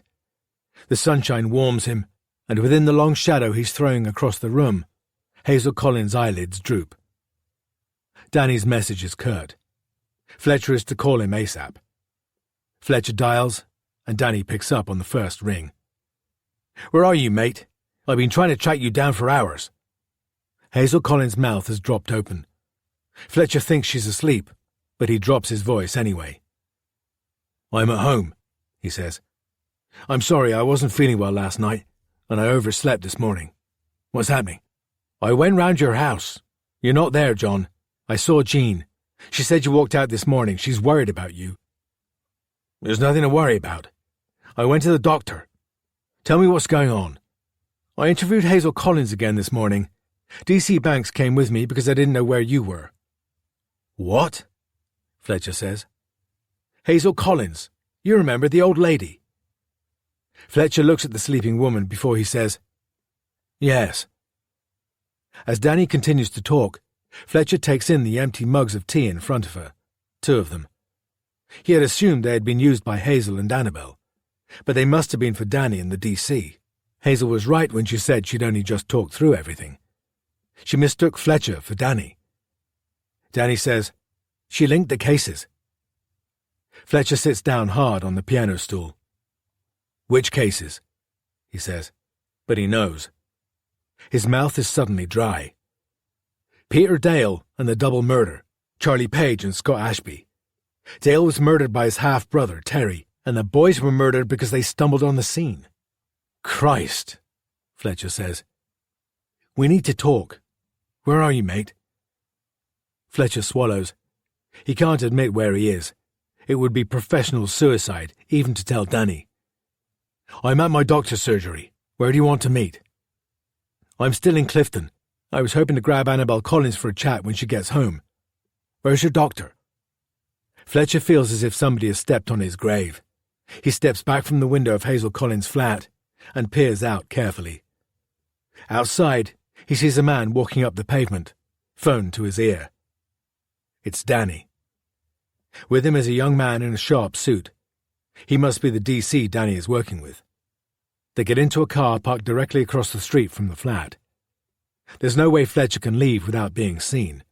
Fletcher's not sure he can count the ways his career's probably just broken. He turns and looks at Hazel Collins. Her head has lolled so far forward you might think her neck was broken. To have come all this way and be brought down by this witch, he thinks, is not something he can allow to happen. "I'll call you back," he tells Danny. Detective Chief Superintendent David Tremaine has a red wine birthmark on his face, and Fletcher is surprised at how livid it looks close up. He is standing in front of Tremaine's desk. He has been summoned with no explanation and has already endured 10 minutes outside Tremaine's office in the company of his assistant, who was date-stamping letters with a ferocity and volume that seemed designed to take Fletcher's post-celebration hangover to a critical level. Fletcher can guess why he's here. "Detective Inspector Fletcher," Tremaine says, and Fletcher tenses at the use of his rank to address him. "Something has taken place, and we shall need to keep it under wraps." "I am aware of Howard Smale's departure, sir." "Oh, you're aware of it, are you?" "Yes, sir. Some of the men were talking about it in the pub last night." Fletcher senses danger. Tremaine still hasn't asked him to sit. "In public," Tremaine says, "I shall be praising your work on the case. I shall praise the way you identified Charlie Page's and Scott Ashby's killer and brought him in. I shall let the public know that the departure of Howard Smale from the force is an unfortunate incident which has been dealt with immediately and robustly, and that the police service does not tolerate such behaviour. I shall offer the proper apologies where they are due, in particular to Ms. Jessica Page." Fletcher blinks. It doesn't feel safe to say anything. He's not sure where this conversation is going, even though his sluggish, hungover mind is trying its hardest to work it out. He wishes more than anything that a terrible urge to puke wasn't convulsing his gut. He is wearing yesterday's suit, and there is a beer stain reeking on the cuff. He kipped on the floor at Danny's pad last night. Tremaine looks immaculate from top to toe. His eyes are glassy with contempt. "In private," he continues, "I would like you to know one or two things, and to remember them." Tremaine walks around his desk until he is standing very close to Fletcher. Fletcher sways but doesn't step back. He swallows with difficulty, his tongue thick and tacky in his parched mouth. "Firstly," Tremaine says, "Howard shared with me some of his doubts about the way you have worked during this investigation. While it seems in the end that the result you so aggressively sought was the correct outcome, neither he nor I approve of your methods. I cannot state that strongly enough." "No! Do not interrupt me! Listen!" Tremaine leans closer still. Fletcher avoids eye contact.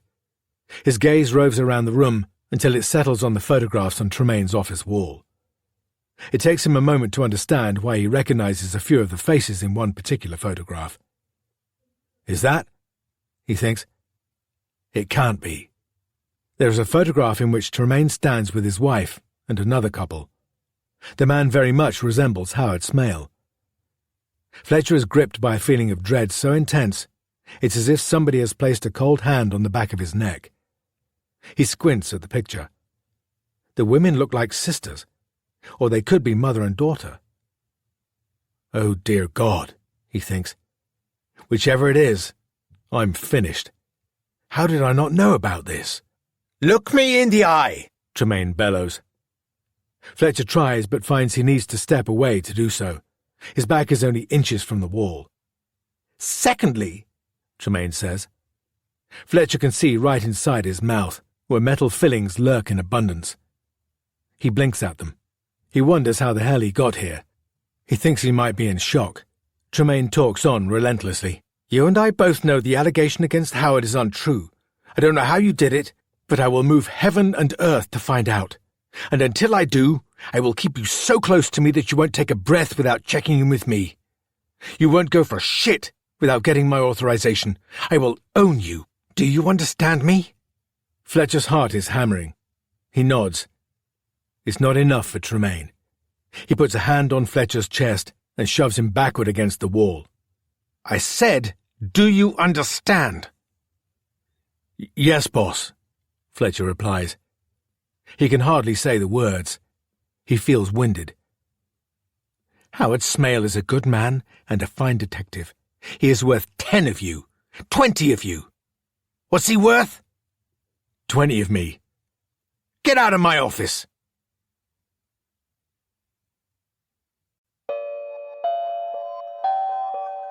It's Time to Tell. Episode 11. Wrong Time, Wrong Place. Yesterday, we received new information regarding 2 historic investigations from a member of the public. The significant information concerns the 1996 murders of Charlie Page and Scott Ashby, and the 1996 disappearance of businessman Peter Dale. Peter Dale's remains were recently discovered buried in the Eastville area of Bristol. Until their discovery, Peter Dale had been presumed to have absconded abroad, after perpetrating a sophisticated financial scam in 1996. In the light of this information, police are appealing for members of the public to come forward if they knew a man called Terry Taylor, who died in 2012, aged 64. Terry Taylor was closely involved with St. Giles Church in Kingswood, and Peter Dale was his half-brother. My name is Cody Swift. I'm a filmmaker, and this is the final episode of It's Time to Tell, a Dishlicker podcast production. The clip you just heard is a statement issued to the press by the Avon and Somerset Police Department. Events, it seems, have overtaken this podcast, and taken me, for one, by surprise. The question that remains is this: how to make sense of this new revelation after everything I've learned during the making of this podcast? In this episode, I'll try my best to do that, so we can all process this together. I called Detective Inspector John Fletcher to discuss the development, but was unable to reach him. I persisted and eventually got a call back from Detective Inspector Danny Fryer. In the following clip, you'll hear his voice first. Thank you for your patience. D.I. Fletcher is currently on leave. Can you give me any information about Terence Taylor and what this means for Sidney Noyce's conviction? I'm unable to comment on an investigation that is ongoing. Is Terence Taylor a suspect in the murders of Charlie and Scott? I'm unable to comment on specifics. I can say that as of yesterday we have reopened our investigation into the murders of Charlie Page and Scott Ashby. I phoned Howard Smale to see if he could help me interpret events. Here's what he had to say. Reading between the lines of the press release, Terence Taylor is a suspect in all 3 murders. Is it going too far to speculate that that person who came forward might have been listening to It's Time to Tell? I'd like to think so. Owen Weston had this to say. I am 100% certain this means Sidney Noyce will be exonerated at some point down the line. You must remain vigilant until police have concluded their inquiries, though. Your personal safety is still a priority. If Terence Taylor committed all 3 murders and he is dead, somebody out there must still have a stake in this and care enough about it to threaten you. Noted. So, what am I feeling in the aftermath of this news? I'm pleased for Sidney Noyce's mother, Valerie. I wish I could turn back time so she and Sidney could avoid the heartbreak of his stigmatization and conviction for a crime he did not commit. I wish he hadn't ended his own life. But I hope his exoneration might bring Valerie a measure of relief. A very small measure, given what she's been through, but a measure nonetheless. I am also plagued by a question. If Terence Taylor murdered my friends, how could that have happened, and why? Smale and Weston both posited that the boys might have stumbled across him committing an act of violence against his half-brother. Weston was quick to research Peter Dale. These are his findings. Dale was reported missing 2 days after the boys were murdered. His half-brother was one of the people he ruined financially. If the boys interrupted Terence Taylor while he was either in the act of harming his brother or of disposing of his body, it might have been enough to get them murdered. The thought sends a chill through me. What are the odds of Charlie and Scott being randomly killed in this way? What are the odds of them being in the wrong place at the wrong time? Professor Christopher Fellows, forensic psychologist, has a handle on the statistics. If you look at the data published by the Office for National Statistics between 2014 and 2016, it shows that in 64% of homicides where the victim is under 16 years of age, the victim is acquainted with the person who harmed them. In the vast majority of these cases, it is a parent or step-parent who commits the crime. Only 11% of victims in this age bracket are murdered by a stranger.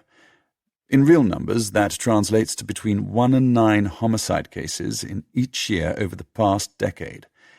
Not many. So it's rare. Yes, but it happens. I asked Howard Smale if he had come across anything similar in his career.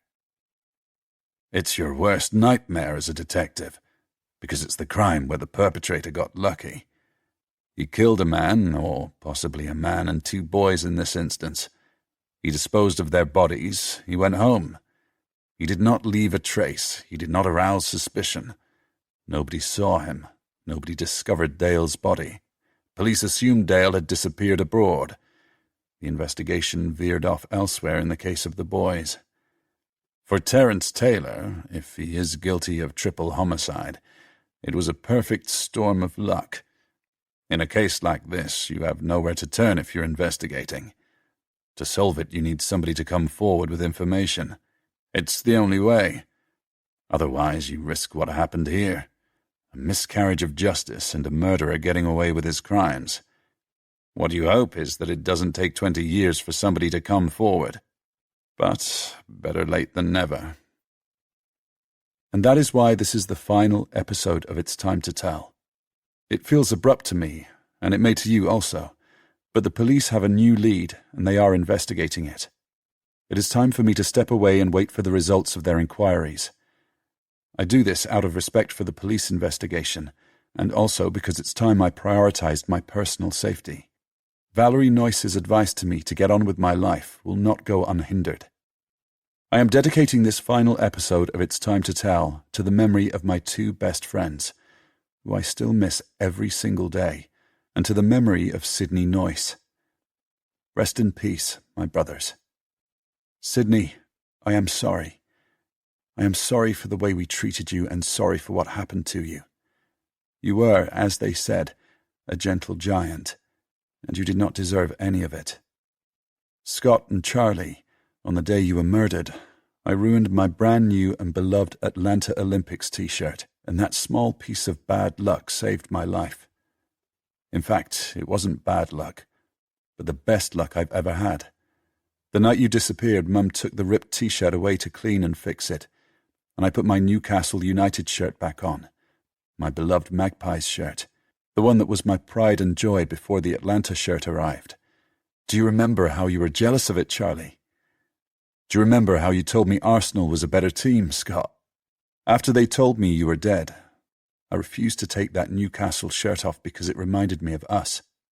It felt like part of you was still with me when I wore that shirt. My parents had to pry it off me when I finally grew out of it. But I kept it, and I have it still. It is cleaned and carefully folded and stashed in a drawer.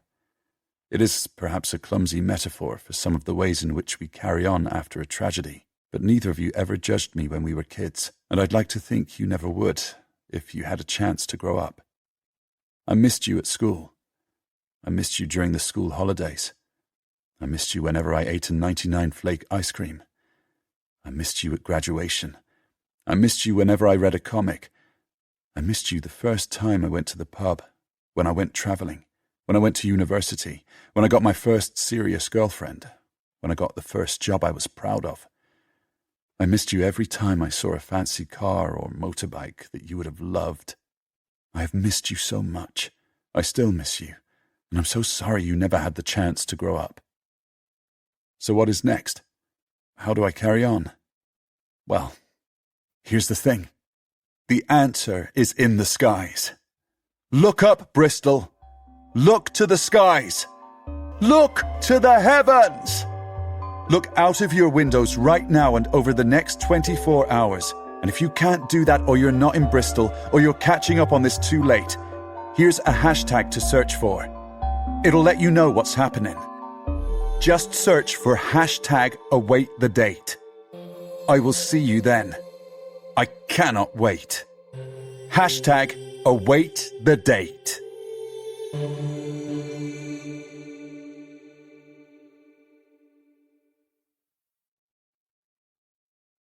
Fletcher hurries through Hazel Collins' flat to the back door and lets himself out into the garden.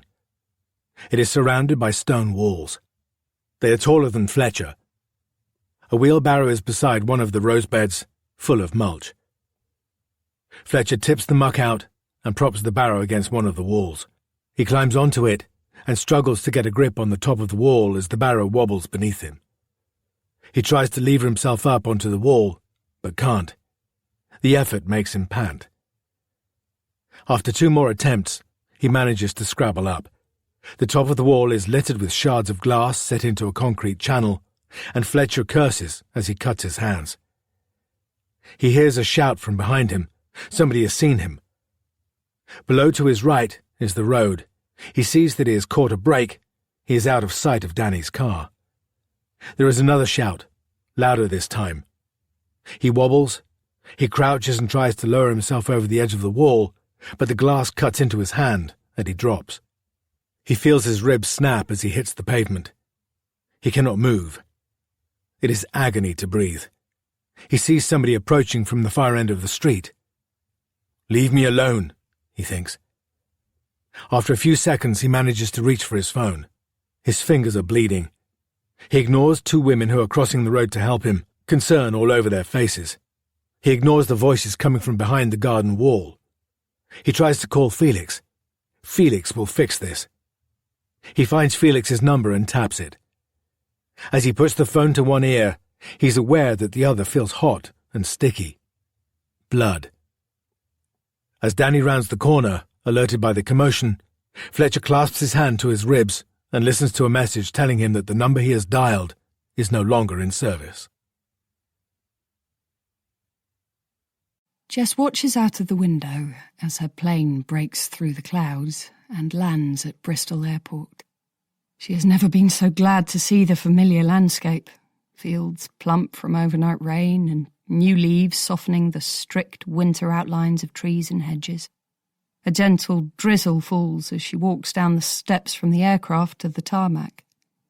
Her face feels swollen after her night of visceral remorse and fear, and the dampness is a salve.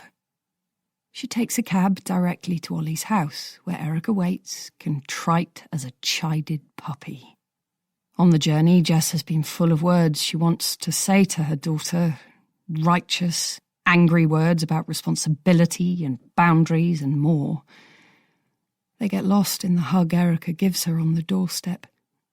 "I'm so sorry, Mum. I'm really, really sorry. I never wanted to interrupt your holiday. I'll make it up to you, I promise."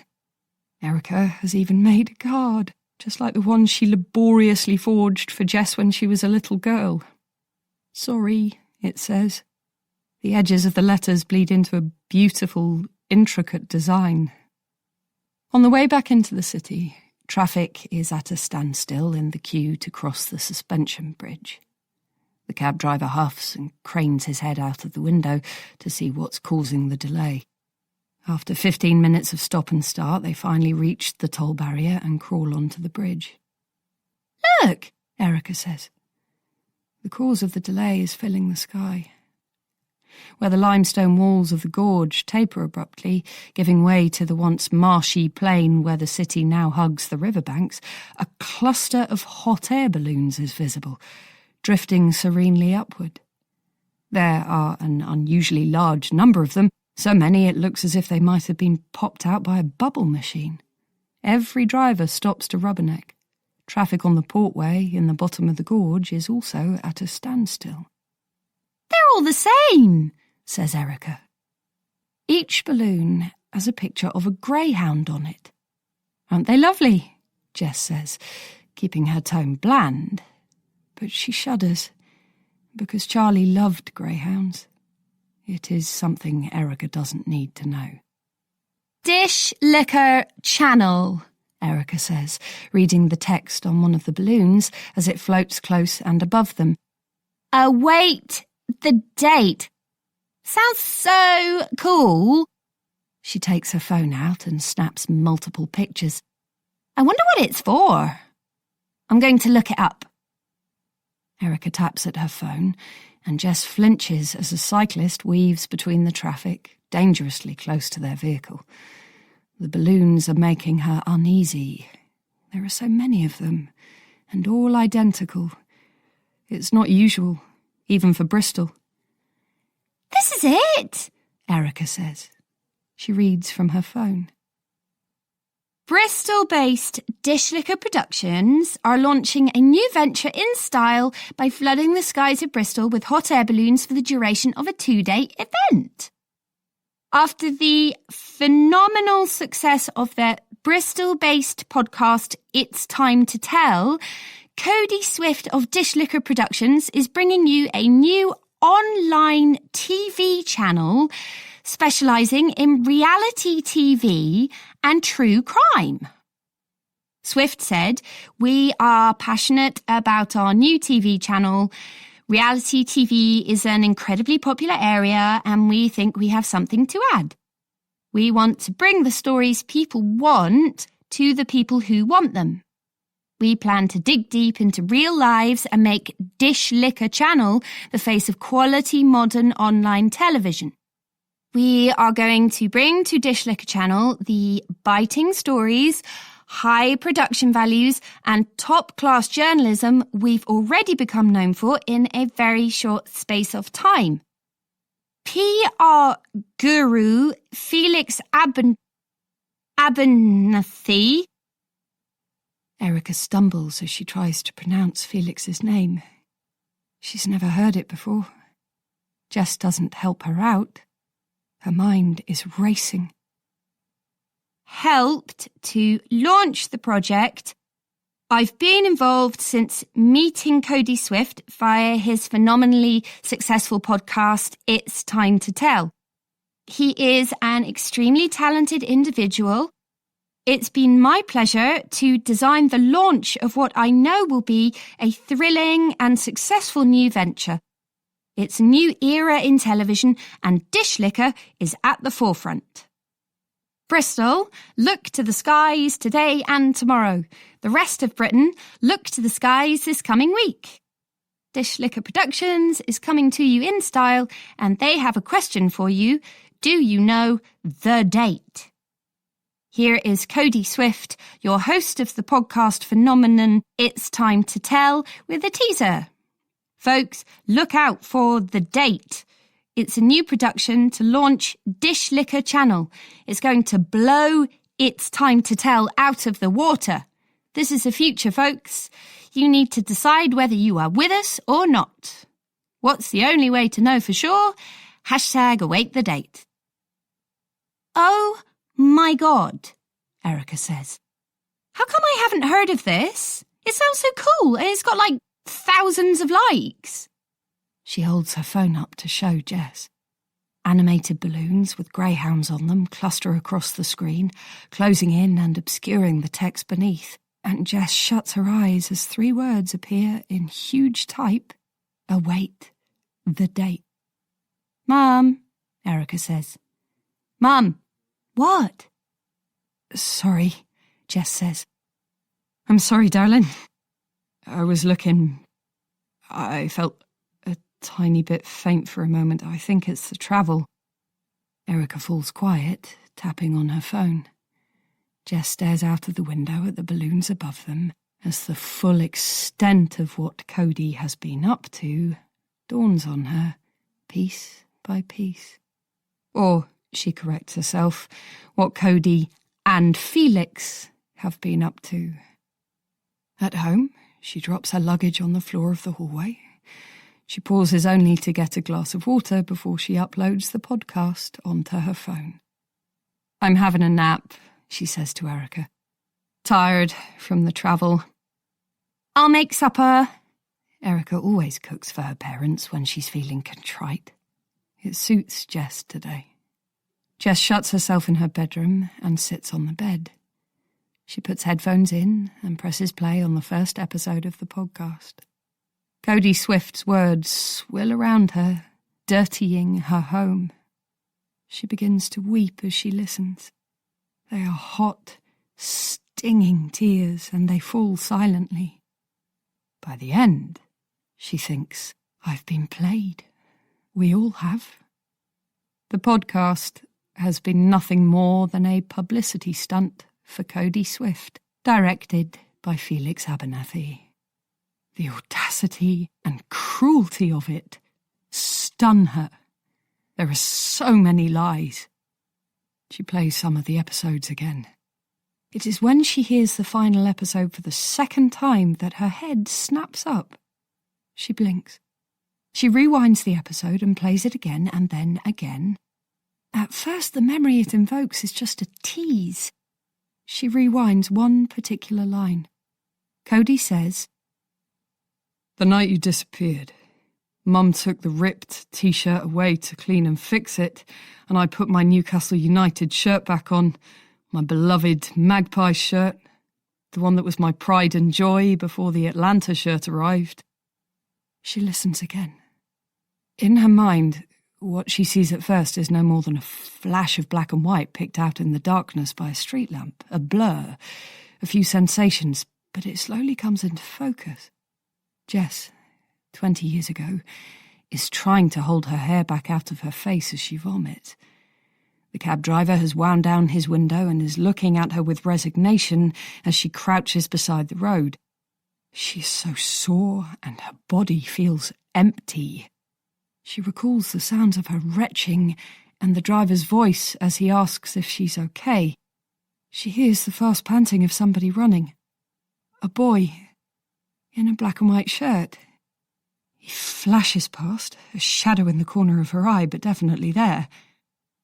"No," she says out loud to the room. But she thinks, could it be? Of course it could. In her office, she rummages in a cupboard until she finds the old Rolodex where once she neatly inscribed her contacts from her acting days. She reminds herself of the name of somebody she used to know and Googles it to obtain up-to-date contact details. She makes a phone call. It lasts for 30 minutes. After she hangs up, she goes downstairs. "Erica," she says, "we're going out." Her daughter is in the kitchen at the stove. What? She asks. Can't I stay here? "No, I want you with me." What about this? I've made arrabbiata. It's Jess's favourite. Erica holds a wooden spoon and the red sauce drips from it onto the glossy surface of the hob. "Turn the heat off and put a lid on it, it'll keep." Are you okay, Mum? "I'm fine. Get ready, we're leaving in 20 minutes. Jess selects an outfit from her wardrobe. She showers quickly, blow-dries her hair efficiently, and applies her makeup expertly. She considers her reflection in the mirror and unfastens one of the buttons on her silk blouse. "Knockout," Nick would say if he was here. She feels incredibly calm. She feels ready for what she needs to do. "How's the pain?" the nurse asks. "Fine," Fletcher says. "When can I go?" "You hit your head, so the doctor wants to get it scanned." As soon as she's left the room, Fletcher tries to shift upright so he can swing his legs over the side of the bed. It's not possible. He feels as if he has hot pokers in his side every time he breathes, let alone moves. He's propped at an awkward angle when Danny lets himself into the room. "Where are you planning on going?" he asks. He remains standing until Fletcher has rolled himself properly back onto the bed, then takes a seat. "I shouldn't have gone to see her on my own," Fletcher says. John, it's over." No, Stop, John. Just stop." "She's an old woman. Her statement about Peter Dale's brother won't count for shit." "It's checking out." "Fuck," Fletcher says. It causes an intense rush of pain. Everything's going to be unpicked. Nobody knows what we did. I know what you did. What? What on earth makes you think I'm going to go down with you? Fletcher is lost for words at first. I've looked out for you for 40 fucking years, he manages. Really? Yes. Is that how it seemed to you? Yes. The word is a wheeze. The pain is excruciating. Maybe you did once, back in the day. Maybe you did look out for me. But that was 20 years ago. Honestly, for the past 2 decades, I've propped you up, and I can't do it anymore. I've had no thanks. You've cut me no slack. You still always behave as if you're the smartest person in the room. I am invisible to you. I have 2 families to support. I am trying to do a good job, but all these years I've been made to feel like an extra on the John fucking Fletcher show. Danny! Fletcher gasps, but it's not the final betrayal. He can do nothing but watch helplessly as the expression in Danny's eyes morphs from angry to cold. It coincides with the clip of footsteps in the corridor outside. The door opens, and Danny stands. Sir. David Tremaine enters, and Fletcher scrabbles with bandaged fingers to pull the sheet up over his sagging hospital gown, desperate to cover the wiry grey hairs sprouting on his pale chest and his bruised arms. Hello, John, Tremaine says. I very much wanted to be here for this. Thank you for waiting, Danny. Sir. Can you make sure we get some privacy, please? Danny nods and steps out of the room. Fletcher feels as if he's drowning. Tremaine sits down on the end of the bed, and Fletcher winces as the mattress sags. So, Tremaine says, you have a choice. You offer me your resignation, effective immediately, and when investigators come asking, you tell them everything you did to Sidney Noyce and Howard Smale. Or I ask D.I. Flynn back in here, and he will charge you with an offence connected to the recent death of Hazel Collins. I didn't touch Hazel Collins. Her daughter found her dead in her chair when she got home this morning. Fortunately, it was after the ambulance had collected you. Only you, me, Danny, and a commendably ambitious young DC know that you were alone in her flat with her, subjecting her to harassment. Would you like to keep it that way? You wouldn't want that kind of publicity. I'm going to be getting bad publicity anyway over 2 historic investigations, and I believe you know what I'm referring to. If I can be seen to act decisively and weed out a very bad seed, it might help to mitigate that. Fletcher lets his head fall back onto the pillows. He shuts his eyes. A fog is rolling down. They say you're probably concussed, John, but I suspect the cogs are turning nevertheless. You should bear in mind what the relative judicial punishments might be for the offences we're discussing. Fletcher makes a final try. If he's going down, Felix should too. Felix Abernathy is involved in these murders. I have notes. I wrote it down. I found the connection last night. Tremaine laughs. Give up, John. Small fry like you will never take down a man like him. Felix Abernathy was nowhere near the estate when the murders took place. How do you know? Tremaine smiles. Your naivety astounds me. Are you a total fantasist? Did you think you were the only person to have good contacts? Always the puppet, never the puppet master. How's that been for you over the past 2 decades? Tremaine stands, straightens his jacket. You realise I lost a brother-in-law as well as a fine colleague after you ruined Smale? It broke my wife's sister. He leans over Fletcher and pats his ribs hard. Fletcher cries out in pain. Let Danny know what you want to do, Tremaine says, and leaves the room. Fletcher's final humiliation comes in the form of fat, childlike tears that roll down his cheeks unstoppably. He doesn't think he has cried since he cradled Charlie Page in his arms. Orange poppies, so bright, begin to crowd his vision. When the nursery enters the room, he sees only a smudge. Your colleague said you might need some more pain relief? She asks. His only response is a groan that sounds helpless even to his ears. Jess parks beside the arches beneath the Temple Mead station forecourt. "I won't be long," she says to Erica. "Then I'm going to take you somewhere nice, because I want to have a talk." "You're being weird, Mum. What's going on?" "Give me 20 minutes, then I'll explain everything. I promise." Jess gets out of the car, and her heels clatter as she crosses the cobblestone courtyard. She walks past an artisan bakery built into the arches. It is shutting its doors for the day, but a few hipster types linger on the benches outside. She approaches a trendy set of offices converted from an old warehouse.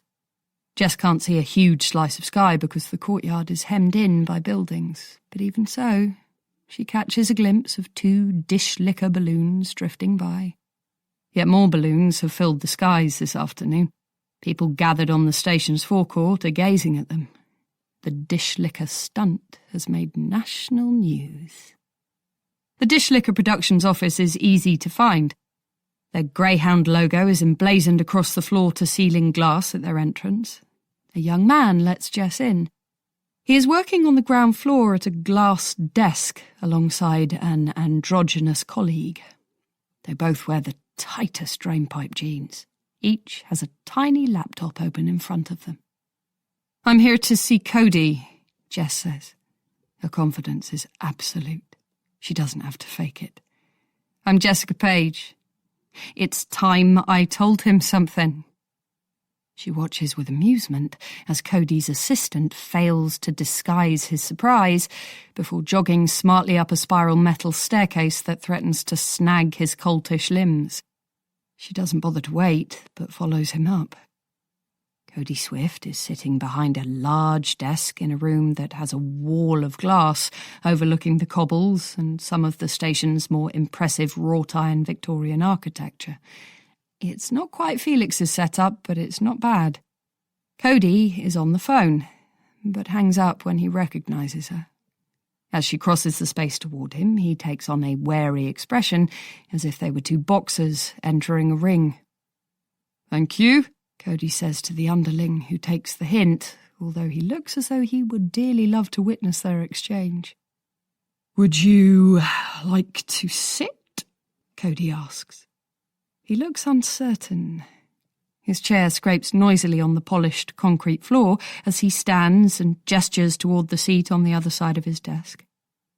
"No, thank you." Jess feels heady, but poised. Adrenaline is coursing through her. "How can I help you? It's so lovely to see you." Cody is trying for good manners. Naturally. Nice try, Jess thinks. An image of a younger Cody runs through her mind, freckle-nosed, sunburned and fierce, accepting coins from Felix in return for a drug delivery made on the estate and haggling for more. "Here is fine," she says. "Do you mind if I sit?" "Do what you like." He eases himself back down into his seat. "Where's Maya's desk?" she asks. "What?" "I thought you and Maya worked together. I was wondering where she sits." "She works at home." His smile is plastic. "Anyway, she's moved on." "I've done some homework," she says. "I've listened to your podcast, and there's something I want to ask you about." "Go ahead." "Newcastle United, the Magpies." "What about them?" She almost smiles at his response, because a sweet little furrow has appeared in his brow, just like it used to. It means he can't see where this is going yet. Good. "In the podcast, you said you went back to wearing your Magpie shirt after your Atlanta Olympics shirt got ripped." He seems to relax a little. "Sure." "What colour was the Magpie shirt?" "I beg your pardon?" "You heard me." "Black and white stripes." "So it was the same one you wore all that summer? The one you wore when you came round my flat? The one Felix used to compliment you on?" "Probably. I can't remember." "Well, that's a relief, because now I know I'm right." Jess smiles, big and broad, and like the immature little toe rag he is, Cody Swift takes his cue from her and relaxes further. Okay, well, I'm glad to help. Jess walks to the window and gazes out. A shadow from a dish liquor balloon travels across the cobbles. Are you sure you don't want to check with Maya about the shirt? I don't think so. He looks confused. Should we phone her? I told you, she's moved on. Where did you say she worked again? Maya worked at home. She worked at home when you have this lovely office facility here, really? Jess turns around and moves to take the seat in front of Cody. She doesn't hurry. Cody's not so jumpy now. In fact, he looks like he might be getting pissed off. Did you have something to tell me? The podcast is technically over, but we could do a special addendum. Your story is not too late. I'm sorry if we came down a bit hard on you in some of the episodes, but this could be a chance to put your side of the story across in your own words. I think I'd be more comfortable talking to Maya. You know, woman to woman. His Adam's apple is sharp, Jess thinks, as she watches it travel up and down his throat. Can we call her? She asks. Now? She's moved on. Surely she'll take my call to help you out. I really would be more comfortable talking to her. Cody's eyes flick sideways. You did that when you were a kid and you were lying, Jess says. To what? Maya doesn't exist, does she? You always were a little liar. I think you've made up a girlfriend, even though you're supposed to be all grown up now. Cody blinks. Jess presses on. Do you know how I know you made her up? Because nobody in their right mind would be skanky enough to do this podcast with you, knowing the real reason why you were doing it. You're the lowest of the low. You've used us all to set up a bloody business. Nobody like that gets a lovely supportive girlfriend like Maya, because a person who does something like that is very, very hard to love. Cody leans forward. There's some fire in his eyes now. You're right. She doesn't exist. The podcast needed a personal story to add a bit of threat. I thought it would be stronger that way. Turns out it was a good call, don't you think? We being you and Felix. I love how you fudged that in your podcast. Never met him before, my arse. You used to follow him around like a shadow whenever you got the chance. You did jobs for him. I remember. Felix speaks very highly of you. Fuck you. Hey, I was only... No. Shut up. It's time you stopped blabbing and listened, Cody. I saw you the night Charlie and Scott were killed. You were wearing your magpie shirt and you snuck out of your flat when everybody thought you were in bed and nobody noticed you'd gone. Of course you did. When did you ever do what you were told? What did you see? I was at home, asleep. Bollocks. You could have snuck out easy as pie. Your bedroom was by the front door. I haven't forgotten that. Who was supposed to be watching you? That hippie from next door who was so doped up she could never see straight. I bet she was passed out before your parents ever left the building. She was never going to check on you. Probably Julie and your dad didn't either because of the search and all the worry. What happened, Cody? Were you with Charlie and Scott? Did you go out and find them? His eyes rest hard on Jess in a way that is probably supposed to intimidate her, but doesn't because she knows Cody Swift is a coward. Were you with Charlie and Scott when you saw somebody doing something they shouldn't have been doing? Yes! I've heard about that. I've heard it wasn't poor old Sid Noyce that was a murderer. Did you see trouble coming? Is that what it was? Did you scarper before the man saw you and leave my boy and Scott behind to be hurt? Is that why you were running so hard and so fast? Because you left them there.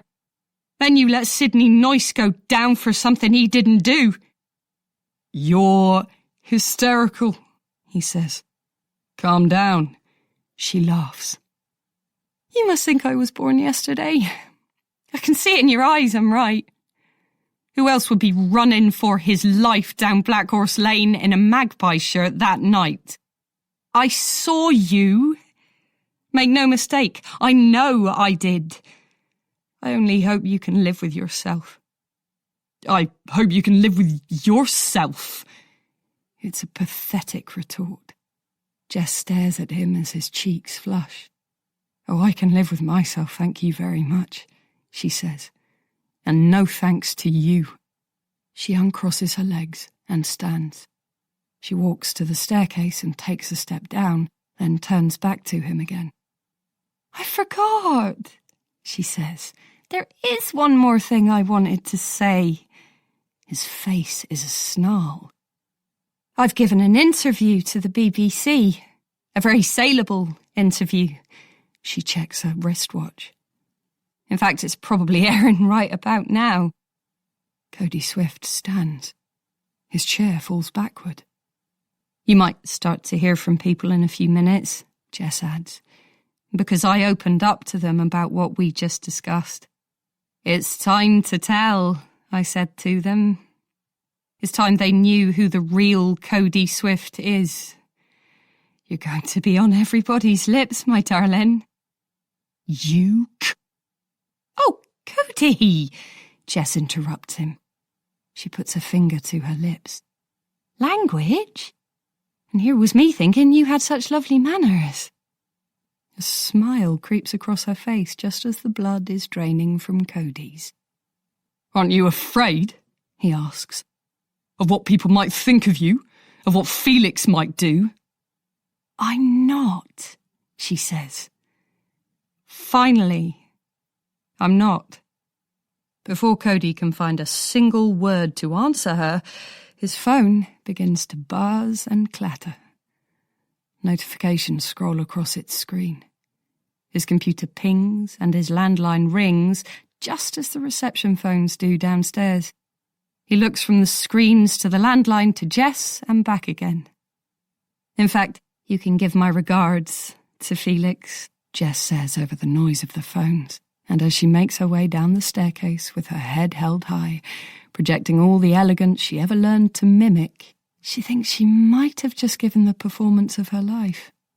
Out on the cobbles, she pauses to retie her trench coat tightly around her waist, and she thinks, you deserve it, Cody Swift, you little shit. As she crosses the car park, Erica watches her from the car. Jess smiles, raises her hand, and wiggles her fingers. Erica smiles and waves back. Jess takes a deep breath. It's time, she thinks, for a very grown-up talk.